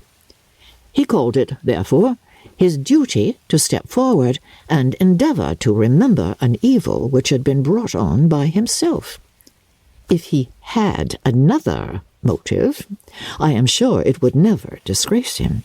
He had been some days in town before he was able to discover them, but he had something to direct his search which was more than we had, and the consciousness of this was another reason for his resolving to follow us. There is a lady, it seems, a Mrs. Young, who was some time ago governess to Miss Darcy, and was dismissed from her charge on some cause of disapprobation, though he did not say what. She then took a large house in Edward Street, and has since maintained herself by letting lodgings. This Mrs. Young was, he knew, intimately acquainted with Wickham, and he went to her for intelligence of him as soon as he got to town. But it was 2 or 3 days before he could get from her what he wanted. She would not betray her trust, I suppose, without bribery and corruption, for she really did know where her friend was to be found. Wickham, indeed, had gone to her on their first arrival in London, and had she been able to receive them into her house, they would have taken up their abode with her. At length, however, our kind friend procured the wished-for direction. He had their address. He saw Wickham, and afterwards insisted on seeing Lydia. His first object with her, he acknowledged, had been to persuade her to quit her present disgraceful situation, and return to her friends as soon as they could be prevailed on to receive her, offering his assistance, as far as it would go. But he found Lydia absolutely resolved on remaining where she was. She cared for none of her friends. She wanted no help of his. She would not hear of leaving Wickham. She was sure they would be married some time or other, and it did not much signify when. Since such were her feelings, it only remained, he thought, to secure and expedite a marriage, which in his very first conversation with Wickham he easily learned had never been his design. He confessed himself obliged to leave the regiment on account of some debts of honour, which were very pressing, and scrupled not to lay all the ill consequences of Lydia's flight on her own folly alone. He meant to resign his commission immediately, and as to his future situation, he could conjecture very little about it. He must go somewhere, but he did not know where, and he knew he should have nothing to live on. Mr. Darcy asked him why he had not married your sister at once. Though Mr. Bennet was not imagined to be very rich, he would have been able to do something for him, and his situation must have been benefited by marriage. But he found, in reply to this question, that Wickham still cherished the hope of more effectually making his fortune by marriage in some other country. Under such circumstances, however, he was not likely to be proof against the temptation of immediate relief. They met several times, for there was much to be discussed.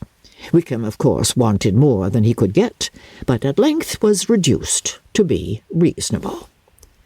Everything being settled between them, Mr. Darcy's next step was to make your uncle acquainted with it, and he first called in Gracechurch Street the evening before I came home.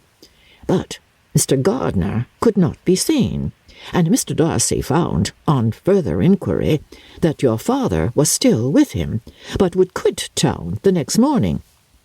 He did not judge your father to be a person whom he could so properly consult as your uncle, and therefore readily postponed seeing him till after the departure of the former. He did not leave his name, and till the next day it was only known that a gentleman had called on business. On Saturday he came again. Your father was gone, your uncle at home, and as I said before, they had a great deal of talk together. They met again on Sunday, and then I saw him too. It was not all settled before Monday. As soon as it was, the express was sent off to Longbourn. But our visitor was very obstinate. I fancy, Lizzie, that obstinacy is the real defect of his character, after all. He has been accused of many faults at different times, but this is the true one. Nothing was to be done that he did not do himself, though I am sure, and I do not speak it to be thanked, therefore say nothing about it, your uncle would most readily have settled the whole. They battled it together for a long time, which was more than either the gentleman or lady concerned in it deserved. But at last your uncle was forced to yield, and instead of being allowed to be of use to his niece, was forced to put up with only having the probable credit of it, which went sorely against the grain, and I really believe your letter this morning gave him great pleasure, because it required an explanation that would rob him of his borrowed feathers, and give the praise where it was due. But, Lizzie, this must go no farther than yourself or Jane at most. You know pretty well, I suppose, what has been done for the young people. His debts are to be paid, amounting, I believe, to considerably more than £1,000, another 1,000 in addition to her own settled upon her, and his commission purchased. The reason why all this was to be done by him alone was such as I have given above. It was owing to him, to his reserve and want of proper consideration, that Wickham's character had been so misunderstood, and consequently that he had been received and noticed as he was. Perhaps there was some truth in this, though I doubt whether his reserve, or anybody's reserve, can be answerable for the event. But in spite of all this fine talking, my dear Lizzie, you may rest perfectly assured that your uncle would never have yielded if we had not given him credit for another interest in the affair. When all this was resolved on, he returned again to his friends, who were still staying at Pemberley, but it was agreed that he should be in London once more when the wedding took place, and all money matters were then to receive the last finish. I believe I have now told you everything. It is a relation which you tell me is to give you great surprise. I hope, at least, it will not afford you any displeasure. Lydia came to us, and Wickham had constant admission to the house. He was exactly what he had been when I knew him in Hertfordshire, but I would not tell you how little I was satisfied with her behaviour while she stayed with us, if I had not perceived, by Jane's letter last Wednesday, that her conduct on coming home was exactly of a piece with it, and therefore what I now tell you can give you no fresh pain. I talked to her repeatedly in the most serious manner, representing to her all the wickedness of what she had done, and all the unhappiness she had brought on her family. If she heard me, it was by good luck, for I am sure she did not listen. I was sometimes quite provoked, but then I recollected my dear Elizabeth and Jane, and for their sakes had patience with her. Mr. Darcy was punctual in his return, and, as Lydia informed you, attended the wedding. He dined with us the next day, and was to leave town again on Wednesday or Thursday. Will you be very angry with me, my dear Lizzie, if I take this opportunity of saying, what I was never bold enough to say before, how much I like him? His behaviour to us has, in every respect, been as pleasing as when we were in Derbyshire. His understanding and opinions all please me. He wants nothing but a little more liveliness, and that, if he marry prudently, his wife may teach him. I thought him very sly. He hardly ever mentioned your name. But slyness seems the fashion. Pray forgive me if I have been very presuming, or at least do not punish me so far as to exclude me from P. I shall never be quite happy till I have been all round the park. A low phaeton with a nice little pair of ponies would be the very thing. But I must write no more. The children have been wanting me this half hour. Yours very sincerely, M. Gardner. The contents of this letter threw Elizabeth into a flutter of spirits, in which it was difficult to determine whether pleasure or pain bore the greatest share. The vague and unsettled suspicions which uncertainty had produced of what Mr. Darcy might have been doing to forward her sister's match, which she had feared to encourage as an exertion of goodness too great to be probable, and at the same time dreaded to be just, from the pain of obligation, were proved beyond their greatest extent to be true. He had followed them purposely to town. He had taken on himself all the trouble and mortification attendant on such a research, in which supplication had been necessary to a woman whom he must abominate and despise, and where he was reduced to meet, frequently meet, reason with, persuade, and finally bribe the man whom he always most wished to avoid, and whose very name it was punishment to him to pronounce. He had done all this for a girl whom he could neither regard nor esteem. Her heart did whisper that he had done it for her, but it was a hope shortly checked by other considerations, and she soon felt that even her vanity was insufficient, when required, to depend on his affection for her, for a woman who had already refused him, as able to overcome a sentiment so natural as abhorrence against relationship with Wickham. Brother-in-law of Wickham! Every kind of pride must revolt from the connection. He had, to be sure, done much. She was ashamed to think how much, but he had given a reason for his interference, which asked no extraordinary stretch of belief. It was reasonable that he should feel he had been wrong.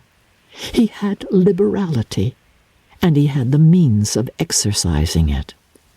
And though she would not place herself as his principal inducement, she could perhaps believe that remaining partiality for her might assist his endeavours in a cause where her peace of mind must be materially concerned.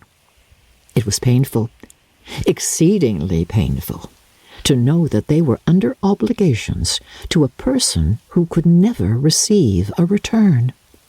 They owed the restoration of Lydia, her character, everything, to him. Oh, how heartily did she grieve over every ungracious sensation she had ever encouraged, every saucy speech she had ever directed towards him. For herself she was humbled, but she was proud of him, proud that in a cause of compassion and honour he had been able to get the better of himself. She read over her aunt's commendation of him again and again. It was hardly enough, but it pleased her. She was even sensible of some pleasure, though mixed with regret, on finding how steadfastly both she and her uncle had been persuaded that affection and confidence subsisted between Mr. Darcy and herself. She was roused from her seat and her reflections by someone's approach, and before she could strike into another path, she was overtaken by Wickham. "I am afraid I interrupt your solitary ramble, my dear sister," said he, as he joined her. "You certainly do," she replied with a smile, "but it does not follow that the interruption must be unwelcome." "I should be sorry indeed if it were. We were always good friends, and now we are better." "True. Are the others coming out?" "I do not know. Mrs. Bennet and Lydia are going in the carriage to Meryton. And so, my dear sister, I find from our uncle and aunt that you have actually seen Pemberley." She replied in the affirmative. "I almost envy you the pleasure, and yet I believe it would be too much for me, or else I could take it in my way to Newcastle. And you saw the old housekeeper, I suppose? Ah, poor Reynolds, she was always very fond of me. But of course she did not mention my name to you." "Yes, she did." "Oh, and what did she say?" "That you were gone into the army, and she was afraid had not turned out well. At such a distance as that, you know, things are strangely misrepresented." "Oh, certainly," he replied, biting his lips. Elizabeth hoped she had silenced him, but he soon afterwards said, "I was surprised to see Darcy in town last month. We passed each other several times. I wonder what he can be doing there." "Perhaps preparing for his marriage with Mr. Berg," said Elizabeth. "It must be something particular to take him there at this time of year." "Undoubtedly. Did you see him while you were at Lambton? I thought I understood from the gardeners that you had." "Yes, he introduced us to his sister." "Ah, and do you like her?" "Very much." "I have heard, indeed, that she is uncommonly improved within this year or two. When I last saw her, she was not very promising. I am very glad you liked her. I hope she will turn out well." "I dare say she will. She has got over the most trying age." "Did you go by the village of Kimpton?" "I do not recollect that we did." "I mention it because it is the living which I ought to have had. A most delightful place. Excellent parsonage house. It would have suited me in every respect." "How should you have liked making sermons?" "Oh, exceedingly well. I should have considered it as part of my duty, and the exertion would soon have been nothing. One ought not to repine. But, to be sure, it would have been such a thing for me. The quiet, the retirement of such a life would have answered all my ideas of happiness. But, it was not to be. Did you ever hear Darcy mention the circumstance when you were in Kent?" "I have heard from authority, which I thought as good, that it was left you conditionally only, and at the will of the present patron." "Oh, you have? Ah, yes, there was something in that. I told you so from the first, you may remember." "I did hear, too, that there was a time when sermon-making was not so palatable to you as it seems to be at present, that you actually declared your resolution of never taking orders, and that the business had been compromised accordingly." "Oh, you did. And it was not wholly without foundation. You remember what I told you on that point, when first we talked of it." They were now almost at the door of the house, for she had walked fast to get rid of him, and unwilling, for her sister's sake, to provoke him, she only said in reply, with a good-humoured smile, "Come, Mr. Wickham, we are brother and sister, you know. Do not let us quarrel about the past. In future, I hope we shall be always of one mind." She held out her hand. He kissed it with affectionate gallantry, though he hardly knew how to look, and they entered the house. Chapter 53. Mr. Wickham was so perfectly satisfied with this conversation that he never again distressed himself or provoked his dear sister Elizabeth by introducing the subject of it, and she was pleased to find that she had said enough to keep him quiet. The day of his and Lydia's departure soon came, and Mrs. Bennet was forced to submit to a separation which, as her husband by no means entered into her scheme of their all going to Newcastle, was likely to continue at least a 12-month. "Oh, my dear Lydia," she cried, "when shall we meet again?" "Oh, Lord, I don't know. Not these 2 or 3 years, perhaps." "Oh, write to me very often, my dear." "As often as I can. But you know married women have never much time for writing. My sisters may write to me. They will have nothing else to do." Mr. Wickham's adieus were much more affectionate than his wife's. He smiled, looked handsome, and said many pretty things. "He is as fine a fellow," said Mr. Bennet, as soon as they were out of the house, "as ever I saw. He simpers and smirks and makes love to us all. I am prodigiously proud of him. I defy even Sir William Lucas himself to produce a more valuable son-in-law." The loss of her daughter made Mrs. Bennet very dull for several days. "I often think," said she, "that there is nothing so bad as parting with one's friends. One seems so forlorn without them." "Well, this is the consequence, you see, madam, of marrying a daughter," said Elizabeth. "It must make you better satisfied that your other 4 are single." "It is no such thing. Lydia does not leave me because she is married, but only because her husband's regiment happens to be so far off. If that had been nearer, she would not have gone so soon." But the spiritless condition which this event threw her into was shortly relieved, and her mind opened again to the agitation of hope by an article of news which then began to be in circulation. The housekeeper at Netherfield had received orders to prepare for the arrival of her master, who was coming down in a day or 2 to shoot there for several weeks. Mrs. Bennet was quite in the fidgets. She looked at Jane and smiled and shook her head by turns. "Well, and so Mr. Bingley is coming down, sister?" For Mrs. Phillips first brought her the news. "Well, so much the better. Not that I care about it, though. He is nothing to us, you know, and I am sure I never want to see him again. But, however, he is very welcome to come to Netherfield if he likes it, and who knows what may happen. But that is nothing to us. You know, sister, we agreed long ago never to mention a word about it. And so, is it quite certain he is coming?" "You may depend on it," replied the other, "for Mrs. Nichols was in Meryton last night. I saw her passing by, and went out myself on purpose to know the truth of it, and she told me that it was certain true. He comes down on Thursday at the latest, very likely on Wednesday.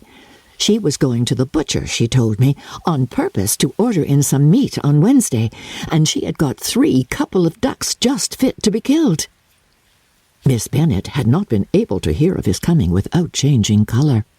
It was many months since she had mentioned his name to Elizabeth, but now, as soon as they were alone together, she said, "I saw you look at me today, Lizzie, when my aunt told us of the present report, and I know I appeared distressed, but don't imagine it was from any silly cause. I was only confused for the moment because I felt that I should be looked at. I do assure you that the news does not affect me either with pleasure or pain. I am glad of one thing, that he comes alone, because we shall see the less of him. Not that I am afraid of myself, but I dread other people's remarks." Elizabeth did not know what to make of it. Had she not seen him in Derbyshire, she might have supposed him capable of coming there with no other view than what was acknowledged. But she still thought him partial to Jane, and she wavered as to the greater probability of his coming there with his friend's permission, or being bold enough to come without it. Yet it is hard, she sometimes thought, that this poor man cannot come to a house which he has legally hired without raising all this speculation.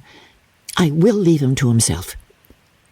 In spite of what her sister declared, and really believed to be her feelings in the expectation of his arrival, Elizabeth could easily perceive that her spirits were affected by it. They were more disturbed, more unequal than she had often seen them. The subject, which had been so warmly canvassed between their parents about a 12-month ago, was now brought forward again. "As soon as ever Mr. Bingley comes, my dear," said Mrs. Bennet. "You will wait on him, of course." No. You forced me into visiting him last year, and promised if I went to see him that he should marry one of my daughters. But it ended in nothing, and I will not be sent on a fool's errand again." His wife represented to him how absolutely necessary such an attention would be from all the neighbouring gentlemen on his returning to Netherfield. "'Tis an etiquette I despise," said he. "If he wants our society, let him seek it. He knows where we live. I will not spend my hours in running after my neighbours every time they go away and come back again. All I know is that it will be abominably rude if you do not wait on him. But, however, that shan't prevent my asking him to dine here. I am determined. We must have Mrs. Long and the Gouldings soon. That will make 13 with ourselves, so there will be just room at table for him." Consoled by this resolution, she was the better able to beat her husband's incivility, though it was very mortifying to know that her neighbours might all see Mr. Bingley, in consequence of it, before they did. As the day of his arrival drew near, "I begin to be sorry that he comes at all," said Jane to her sister. It would be nothing. I could see him with perfect indifference, but I can hardly bear to hear it thus perpetually talked of. My mother means well, but she does not know. No one can know how much I suffer from what she says. Happy shall I be when his stay at Netherfield is over." "I wish I could say anything to comfort you," replied Elizabeth, "but it is wholly out of my power. You must feel it, and the usual satisfaction of preaching patience to a sufferer is denied me, because you have always so much." Mr. Bingley arrived. Mrs. Bennet, through the assistance of servants, contrived to have the earliest tidings of it, that the period of anxiety and fretfulness on her side might be as long as it could. She counted the days that must intervene before their invitation could be sent, hopeless of seeing him before. But on the 3rd morning after his arrival in Hertfordshire, she saw him from her dressing-room window enter the paddock and ride toward the house. Her daughters were eagerly called to partake of her joy. Jane resolutely kept her place at the table, but Elizabeth, to satisfy her mother, went to the window. She looked. She saw Mr. Darcy with him, and sat down again by her sister. "There is a gentleman with him, mamma," said Kitty. "Who can it be?" "Oh, some acquaintance or other, my dear, I suppose. I'm sure I do not know." "Oh, la," replied Kitty. "It looks just like that man that used to be with him before, Mr. what's his name, that tall, proud man." "Good gracious! Mr. Darcy! And so it does, I vow! Oh, well, any friend of Mr. Bingley's will always be welcome here, to be sure. But else I must say that I hate the very sight of him." Jane looked at Elizabeth with surprise and concern. She knew but little of their meeting in Derbyshire, and therefore felt for the awkwardness which must attend her sister in seeing him almost for the first time after receiving his explanatory letter. Both sisters were uncomfortable enough. Each felt for the other, and of course for themselves, and their mother talked on of her dislike of Mr. Darcy, and her resolution to be civil to him only as Mr. Bingley's friend, without being heard by either of them. But Elizabeth had sources of uneasiness which could not be suspected by Jane, to whom she had never yet had courage to show Mrs. Gardiner's letter, or to relate her own change of sentiment towards him. To Jane, he could be only a man whose proposal she had refused, and whose merit she had undervalued, but to her own more extensive information, he was the person to whom the whole family were indebted for the first of benefits, and whom she regarded herself with an interest, if not quite so tender, at least as reasonable and just as what Jane felt for Bingley. Her astonishment at his coming to Netherfield, to Longbourn, and voluntarily seeking her again, was almost equal to what she had known on first witnessing his altered behaviour in Derbyshire. The colour which had been driven from her face returned for half a minute with an additional glow, and a smile of delight added lustre to her eyes as she thought for that space of time that his affection and wishes must still be unshaken. But she would not be secure. "Let me see first how he behaves," said she. "It will then be early enough for expectation." She sat intently at work, striving to be composed, and without daring to lift up her eyes, till anxious curiosity carried them to the face of her sister as the servant was approaching the door. Jane looked a little paler than usual, but more sedate than Elizabeth had expected. On the gentleman's appearing, her colour increased, yet she received them with tolerable ease, and with a propriety of behaviour equally free from any symptoms of resentment or any unnecessary complaisance. Elizabeth said as little to either as civility would allow, and sat down again to her work, with an eagerness which it did not often command. She had ventured only one glance at Darcy. He looked serious, as usual, and she thought more as he had been used to look in Hertfordshire than as she had seen him at Pemberley. But perhaps he could not in her mother's presence be what he was before her uncle and aunt. It was a painful, but not an improbable conjecture. Bingley she had likewise seen for an instant, and in that short period saw him looking both pleased and embarrassed. He was received by Mrs. Bennet with a degree of civility which made her two daughters ashamed, especially when contrasted with the cold and ceremonious politeness of her curtsy and address to his friend. Elizabeth particularly, who knew that her mother owed to the latter the preservation of her favourite daughter from irremediable infamy, was hurt and distressed to a most painful degree by a distinction so ill applied. Darcy, after inquiring of her how Mr. and Mrs. Gardiner did, a question which he could not answer without confusion, said scarcely anything. He was not seated by her. Perhaps that was the reason of his silence, but it had not been so in Derbyshire. There he had talked to her friends, when he could not to herself. But now several minutes elapsed without bringing the sound of his voice, and when occasionally, unable to resist the impulse of curiosity, she raised her eyes to his face, she as often found him looking at Jane as at herself, and frequently on no object but the ground.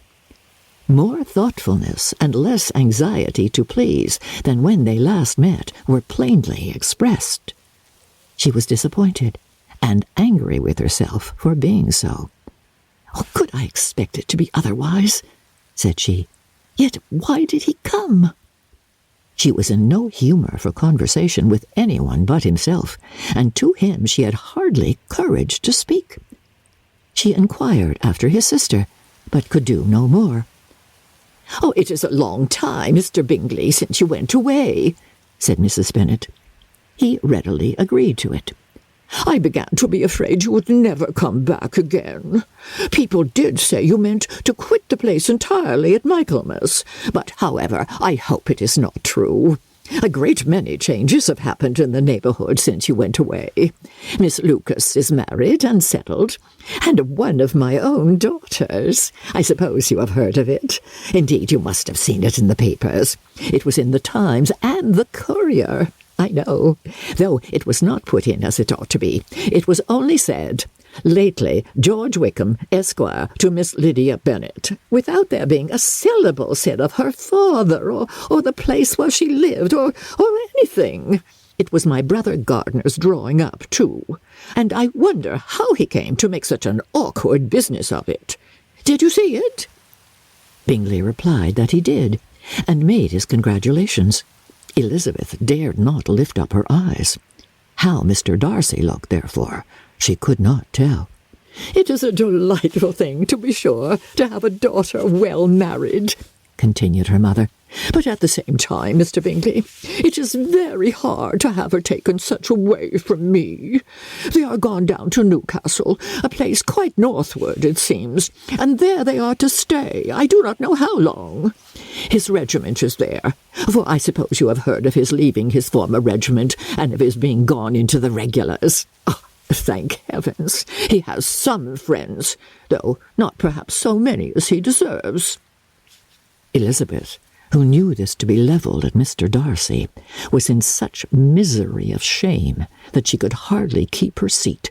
It drew from her, however, the exertion of speaking, which nothing else had so effectually done before, and she asked Bingley whether he meant to make any stay in the country at present. A few weeks, he believed. "When you have killed all your own birds, Mr. Bingley," said her mother, "I beg you will come here and shoot as many as you please on Mr. Bennet's manor. I'm sure he will be vastly happy to oblige you, and will save all the best of the coveys for you." Elizabeth's misery increased at such unnecessary, such officious attention. Were the same fair prospect to arise at present as had flattered them a year ago, everything, she was persuaded, would be hastening to the same vexatious conclusion. At that instant she felt that years of happiness could not make Jane or herself amends for moments of such painful confusion. "The first wish of my heart," said she to herself, "is never more to be in company with either of them. Their society can afford no pleasure that will atone for such wretchedness as this. Oh, let me never see either one or the other again." Yet the misery, for which years of happiness were to offer no compensation, received soon afterwards material relief from observing how much the beauty of her sister rekindled the admiration of her former lover. When first he came in, he had spoken to her but little, but every 5 minutes seemed to be giving her more of his attention. He found her as handsome as she had been last year, as good-natured, and as unaffected, though not quite so chatty. Jane was anxious that no difference should be perceived in her at all, and was really persuaded that she talked as much as ever. But her mind was so busily engaged that she did not always know when she was silent. When the gentlemen rose to go away, Mrs. Bennet was mindful of her intended civility, and they were invited and engaged to dine at Longbourn in a few days' time. "You are quite a visit in my debt, Mr. Bingley," she added, "for when you went to town last winter, you promised to take a family dinner with us as soon as you returned. I have not forgot, you see, and I assure you I was very much disappointed that you did not come back and keep your engagement." Bingley looked a little silly at this reflection, and said something of his concern at having been prevented by business. They then went away. Mrs. Bennet had been strongly inclined to ask them to stay and dine there that day, but though she always kept a very good table, she did not think anything less than 2 courses could be good enough for a man on whom she had such anxious designs, or satisfy the appetite and pride of one who had 10,000 a year. Chapter 54. As soon as they were gone, Elizabeth walked out to recover her spirits, or, in other words, to dwell without interruption on those subjects that must deaden them more. Mr. Darcy's behaviour astonished and vexed her. Why, if he came only to be silent, grave, and indifferent, said she, did he come at all? She could settle it in no way that gave her pleasure. He could still be amiable, still pleasing to my uncle and aunt when he was in town, and why not to me? If he fears me, why come hither?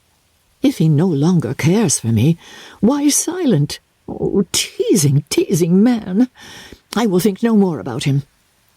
Her resolution was for a short time involuntarily kept by the approach of her sister, who joined her with a cheerful look, which showed her better satisfied with their visitors than Elizabeth. "Now," said she, "that this first meeting is over, I feel perfectly easy. I know my own strength, and I shall never be embarrassed again by his coming. I am glad he dines here on Tuesday, It will then be publicly seen that, on both sides, we made only as common and indifferent acquaintance." "Oh, yes, very indifferent indeed," said Elizabeth laughingly. "Oh, Jane, take care. Oh, my dear Lizzie, you cannot think me so weak as to be in danger now.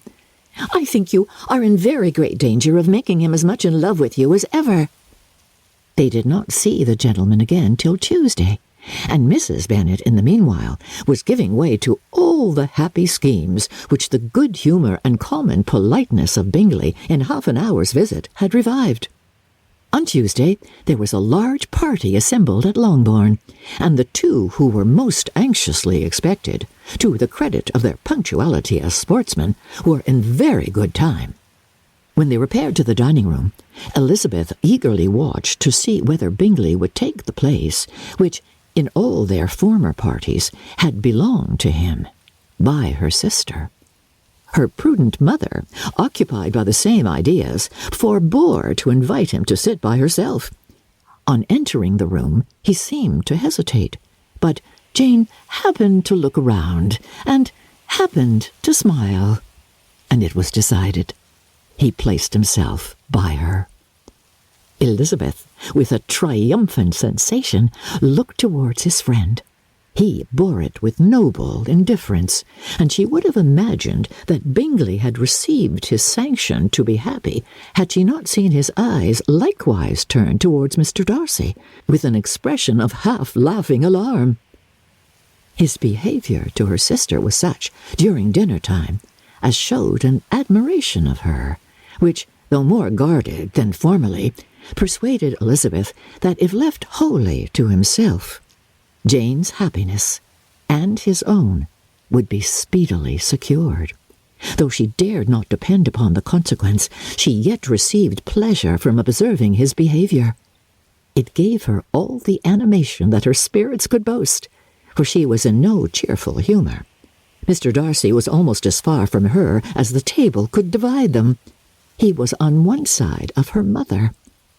She knew how little such a situation would give pleasure to either, or make either appear to advantage. She was not near enough to hear any of their discourse, but she could see how seldom they spoke to each other, and how formal and cold was their manner whenever they did. Her mother's ungraciousness made the sense of what they owed him more painful to Elizabeth's mind, and she would, at times, have given anything to be privileged to tell him that his kindness was neither unknown nor unfelt by the whole of the family. She was in hopes that the evening would afford some opportunity of bringing them together, that the whole of the visit would not pass away without enabling them to enter something more of conversation than the mere ceremonious salutation attending his entrance. Anxious and uneasy, the period which passed in the drawing-room, before the gentleman came, was wearisome and dull to a degree that almost made her uncivil. She looked forward to their entrance as the point on which all her chance of pleasure for the evening must depend. "If he does not come to me, then," said she, "I shall give him up forever." The gentleman came, and she thought he looked as if he would have answered her hopes, but, alas, the ladies had crowded round the table, where Miss Bennet was making tea, and Elizabeth pouring out the coffee, in so close a confederacy that there was not a single vacancy near her which would admit of a chair. And on the gentleman's approaching, one of the girls moved closer to her than ever, and said in a whisper, "The men shan't come and part us. I am determined we want none of them, do we?" Darcy had walked away to another part of the room. She followed him with her eyes, envied everyone to whom he spoke, had scarcely patience enough to help anybody to coffee, and then was enraged against herself for being so silly. A man who has been once refused, how could I ever be foolish enough to expect a renewal of his love? Is there one among the sex who would not protest against such a weakness as a second proposal to the same woman? There is no indignity so abhorrent to their feelings. She was a little revived, however, by his bringing back his coffee cup himself, and she seized the opportunity of saying, "Is your sister at Pemberley still?" "Yes, she will remain there till Christmas." "And quite alone? Have all her friends left her?" Mrs. Annesley is with her. The others have been gone on to Scarborough these 3 weeks. She could think of nothing more to say, but if he wished to converse with her, he might have better success. He stood by her, however, for some minutes in silence, and at last, on the young lady's whispering to Elizabeth again, he walked away. When the tea things were removed, and the card tables placed, the ladies all rose, and Elizabeth was then hoping to be soon joined by him, when all her views were overthrown by seeing him fall a victim to her mother's rapacity for whist players, and in a few moments after seated with the rest of the party. She now lost every expectation of pleasure. They were confined for the evening at different tables, and she had nothing to hope that his eyes were so often turned towards her side of the room as to make him play as unsuccessfully as herself. Mrs. Bennet had designed to keep the 2 Netherfield gentlemen to supper, but their carriage was unluckily ordered before any of the others, and she had no opportunity of detaining them. "Well, girls," said she, as soon as they were left to themselves, "what say you to the day? I think everything was passed off uncommonly well, I assure you. The dinner was as well dressed as any I ever saw. The venison was roasted to a turn, and everybody said they never saw so fat a haunch. The soup was 50 times better than what we had at the Locuses last week. And even Mr. Darcy acknowledged that the partridges were remarkably well done, and I suppose he has 2 or 3 French cooks at least. And, my dear Jane, I never saw you look in greater beauty. Mrs. Long said so too, for I asked her whether you did or not, and what do you think she said besides? 'Ah, Mrs. Bennet, we shall have her at Netherfield at last.' She did, indeed. I do think Mrs. Long is as good a creature as ever lived, and her nieces are very pretty, well-behaved girls, and not at all handsome. I like them prodigiously." Mrs. Bennet, in short, was in very great spirits. She had seen enough of Bingley's behaviour to Jane to be convinced that she would get him at last, and her expectations of advantage to her family, when in a happy humour, were so far beyond reason that she was quite disappointed at not seeing him there again the next day to make his proposals. "It has been a very agreeable day," said Miss Bennet to Elizabeth. "The parties seemed so well selected, so suitable one with the other. I hope we may often meet again." Elizabeth smiled. "Oh, Lizzie, you must not do so. You must not suspect me. It mortifies me. I assure you that I have now learnt to enjoy his conversation as an agreeable and sensible young man, without having a wish beyond it. I am perfectly satisfied from what his manners now are that he never had any design of engaging my affection. It is only that he is blessed with greater sweetness of address and a stronger desire of generally pleasing than any other man." "You are very cruel," said her sister. "You will not let me smile, and are provoking me to do it every moment. Oh, how hard it is in some cases to be believed, and how impossible in others. But why should you wish to persuade me that I feel more than I acknowledge? That is a question which I hardly know how to answer. We all love to instruct, though we can teach only what is not worth knowing. Forgive me, and if you persist in indifference, do not make me your confidant." Chapter 55. A few days after this visit, Mr. Bingley called again, and alone. His friend had left him that morning for London, but was to return home in 10 days' time. He sat with them above an hour, and was in remarkably good spirits. Mrs. Bennet invited him to dine with them, but with many expressions of concern he confessed himself engaged elsewhere. "Next time you call," said she. "I hope we shall be more lucky." He should be particularly happy at any time, etc., etc., and if she would give him leave, would take an early opportunity of waiting on him. "Can you come tomorrow?" Yes, he had no engagement at all for tomorrow, and her invitation was accepted with alacrity. He came, and in such very good time that the ladies were none of them dressed. In ran Mrs. Bennet to her daughter's room in her dressing gown, and with her hair half finished, crying out, "Oh, my dear Jane, make haste and hurry down. He is come. Mr. Bingley is come. He is, indeed. Oh, make haste, make haste. Here, Sarah, come to Miss Bennet this moment, and help her on with her gown. Oh, never mind Miss Lizzie's hair." "We will be down as soon as we can," said Jane. "But I dare say Kitty is forwarder than either of us, for she went upstairs half an hour ago." "Oh, hang Kitty, what is she to do with it? Come, come, come, be quick, be quick. Oh, where is your sash, my dear?" But when her mother was gone, Jane would not be prevailed on to go down without one of her sisters. The same anxiety to get them by themselves was visible again in the evening. After tea, Mr. Bennet retired to the library, as was his custom, and Mary went upstairs to her instrument. 2 obstacles of the 5 being thus removed, Mrs. Bennet sat looking and winking at Elizabeth and Catherine for a considerable time, without making any impression on them. Elizabeth would not observe her, and when at last Kitty did, she very innocently said, "What is the matter, Mamma? What do you keep winking at me for? What am I to do?" "Oh, nothing, child, nothing. I did not wink at you." She then sat still 5 minutes longer, but unable to waste such a precious occasion, she suddenly got up, and saying to Kitty, "Oh, come here, my love, I want to speak to you," took her out of the room. Jane instantly gave a look at Elizabeth, which spoke of her distress at such premeditation, and her entreaty that she would not give in to it. In a few minutes, Mrs. Bennet half opened the door and called out, "Lizzie, my dear, I want to speak with you."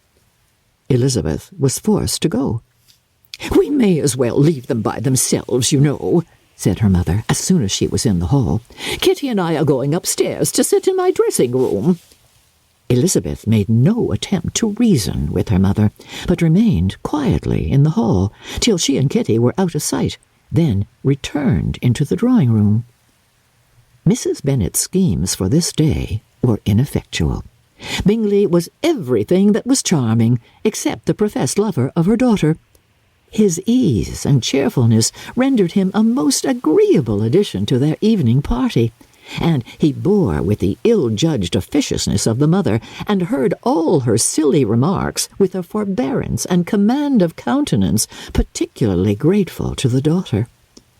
He scarcely needed an invitation to stay supper, and before he went away, an engagement was formed, chiefly through his own and Mrs. Bennet's means, for his coming next morning to shoot with her husband. After this day, Jane said no more of her indifference. Not a word passed between the sisters concerning Bingley, but Elizabeth went to bed in the happy belief that all must speedily be concluded, unless Mr. Darcy returned within the stated time. Seriously, however, she felt tolerably persuaded that all this must have taken place with that gentleman's concurrence.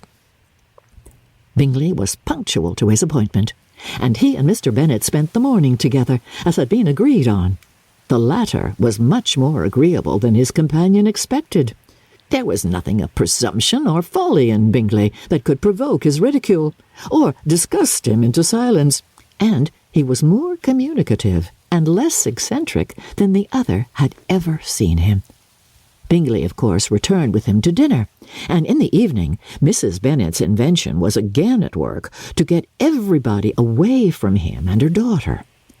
Elizabeth, who had a letter to write, went into the breakfast-room for that purpose soon after tea, for as the others were all going to sit down to cards, she could not be wanted to counteract her mother's schemes. But, on returning to the drawing-room, when her letter was finished, she saw, to her infinite surprise, there was reason to fear that her mother had been too ingenious for her. On opening the door, she perceived her sister and Bingley standing together over the hearth, as if engaged in earnest conversation. And had this led to no suspicion, the faces of both, as they hastily turned round and moved away from each other, would have told it all. Their situation was awkward enough, but hers, she thought, was still worse. Not a syllable was uttered by either, and Elizabeth was on the point of going away again when Bingley, who as well as the other had sat down, suddenly rose, and whispering a few words to her sister, ran out of the room. Jane could have no reserves from Elizabeth, where confidence would give pleasure, and instantly embracing her, acknowledged, with the liveliest emotion, that she was the happiest creature in the world. "Oh, 'tis too much," she added, "by far too much. I do not deserve it. Oh, why is not everybody as happy?" Elizabeth's congratulations were given with a sincerity, a warmth, a delight, which words could but poorly express. Every sentence of kindness was a fresh source of happiness to Jane, but she would not allow herself to stay with her sister, or say half that remained to be said for the present. "I must go instantly to my mother," cried Jane. "I would not on any account trifle with her affectionate solicitude, or allow her to hear it from anyone but myself. He is gone to my father already. Oh, Lizzie, to know that what I have to relate will give such pleasure to all my dear family. How shall I bear so much happiness?" She then hastened away to her mother, who had purposely broken up the card party and was sitting upstairs with Kitty. Elizabeth, who was left by herself, now smiled at the rapidity and ease with which an affair was finally settled that had given them so many previous months of suspense and vexation. "And this," said she, "is the end of all his friends' anxious circumspection, of all his sister's falsehood and contrivance, the happiest, wisest, most reasonable end." In a few minutes she was joined by Bingley, whose conference with her father had been short and to the purpose. "Where is your sister?" said he hastily. "Where is your sister?" said he hastily, as he opened the door. "With my mother, upstairs. She will be down in a moment, I dare say." He then shut the door, and coming up to her, claimed the good wishes and affection of a sister. Elizabeth honestly and heartily expressed her delight in the prospect of their relationship. They shook hands with great cordiality, and then, till her sister came down, she had to listen to all he had to say of his own happiness and of Jane's perfections, and, in spite of his being a lover, Elizabeth really believed all his expectations of felicity to be rationally founded, because they had for basis the excellent understanding and super-excellent disposition of Jane, and a general similarity of feeling and taste between her and himself. It was an evening of no common delight to them all. The satisfaction of Miss Bennet's mind gave a glow of such sweet animation to her face as made her look handsomer than ever. Kitty simpered and smiled, and hoped her turn was coming soon.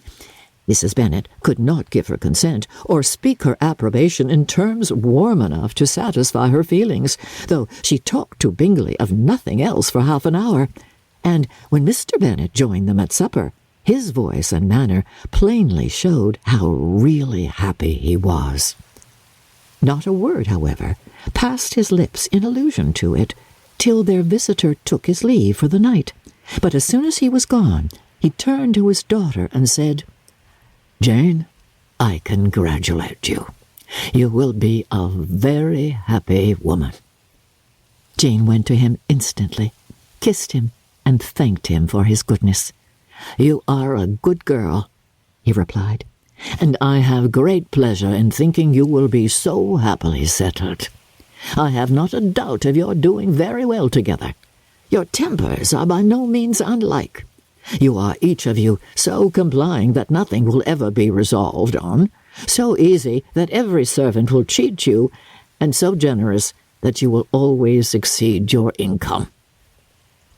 "Oh, I hope not. Imprudence or thoughtlessness in money matters would be, well, it would be unpardonable in me." "Exceed their income? Oh, my dear Mr. Bennet," cried his wife. "What are you talking of? Why, he has 4,000 or 5,000 a year, and very likely more."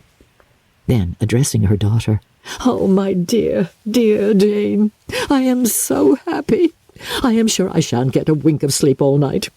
I knew how it would be. I always said it must be so at last. I was sure you could not be so beautiful for nothing. I remember, as soon as ever I saw him, when he first came into Hertfordshire last year, I thought how likely it was that you should come together. Oh, he is the handsomest young man that ever was seen." Wickham, Lydia were all forgotten. Jane was beyond competition her favourite child. At that moment she cared for no other. Her younger sisters soon began to make interest with her for objects of happiness which she might in future be able to dispense. Mary petitioned for the use of the library at Netherfield, and Kitty begged very hard for a few balls there every winter.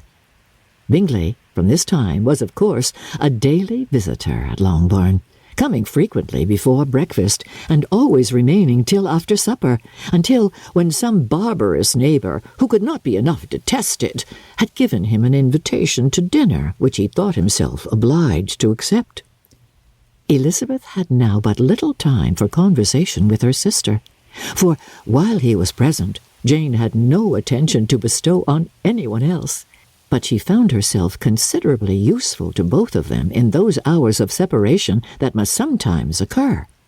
In the absence of Jane, he always attached himself to Elizabeth, for the pleasure of talking of her, and when Bingley was gone, Jane constantly sought the same means of relief. "He has made me so happy," said she one evening, "by telling me that he was totally ignorant of my being in town last spring. I had not believed it possible." "I suspected as much," replied Elizabeth. "But how did he account for it?" "It must have been his sister's doing. They were certainly no friends to his acquaintance with me, which I cannot wonder at, since he might have chosen so much more advantageously in so many respects. But when they see, as I trust they will, that their brother is happy with me, they will learn to be contented, and we shall be on good terms again, though we can never be what we once were to each other." "That is the most unforgiving speech," said Elizabeth, "that I ever heard you utter. Good girl, it would vex me indeed to see you again the dupe of Miss Bingley's pretended regard." "Would you believe it, Lizzie, that when he went to town last November, he really loved me, and nothing but a persuasion of my being indifferent would have prevented his coming down again?" "He made a little mistake, to be sure, but it is to the credit of his modesty." This naturally introduced a panegyric from Jane on his diffidence, and the little value he put on his own good qualities. Elizabeth was pleased to find that he had not betrayed the interference of his friend, for though Jane had the most generous and forgiving heart in the world, she knew it was a circumstance which must prejudice her against him. "I am certainly the most fortunate creature that ever existed," cried Jane. "Oh, Lizzie, why am I thus singled from my family and blessed above them all? If I could but see you as happy, if there were but such another man for you!" "If you were to give me 40 such men, I never could be so happy as you.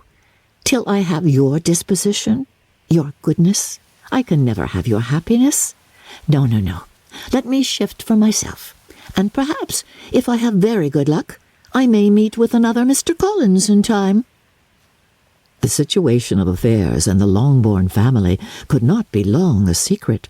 Mrs. Bennet was privileged to whisper it to Mrs. Phillips, and she ventured, without any permission, to do the same by all her neighbours in Meryton.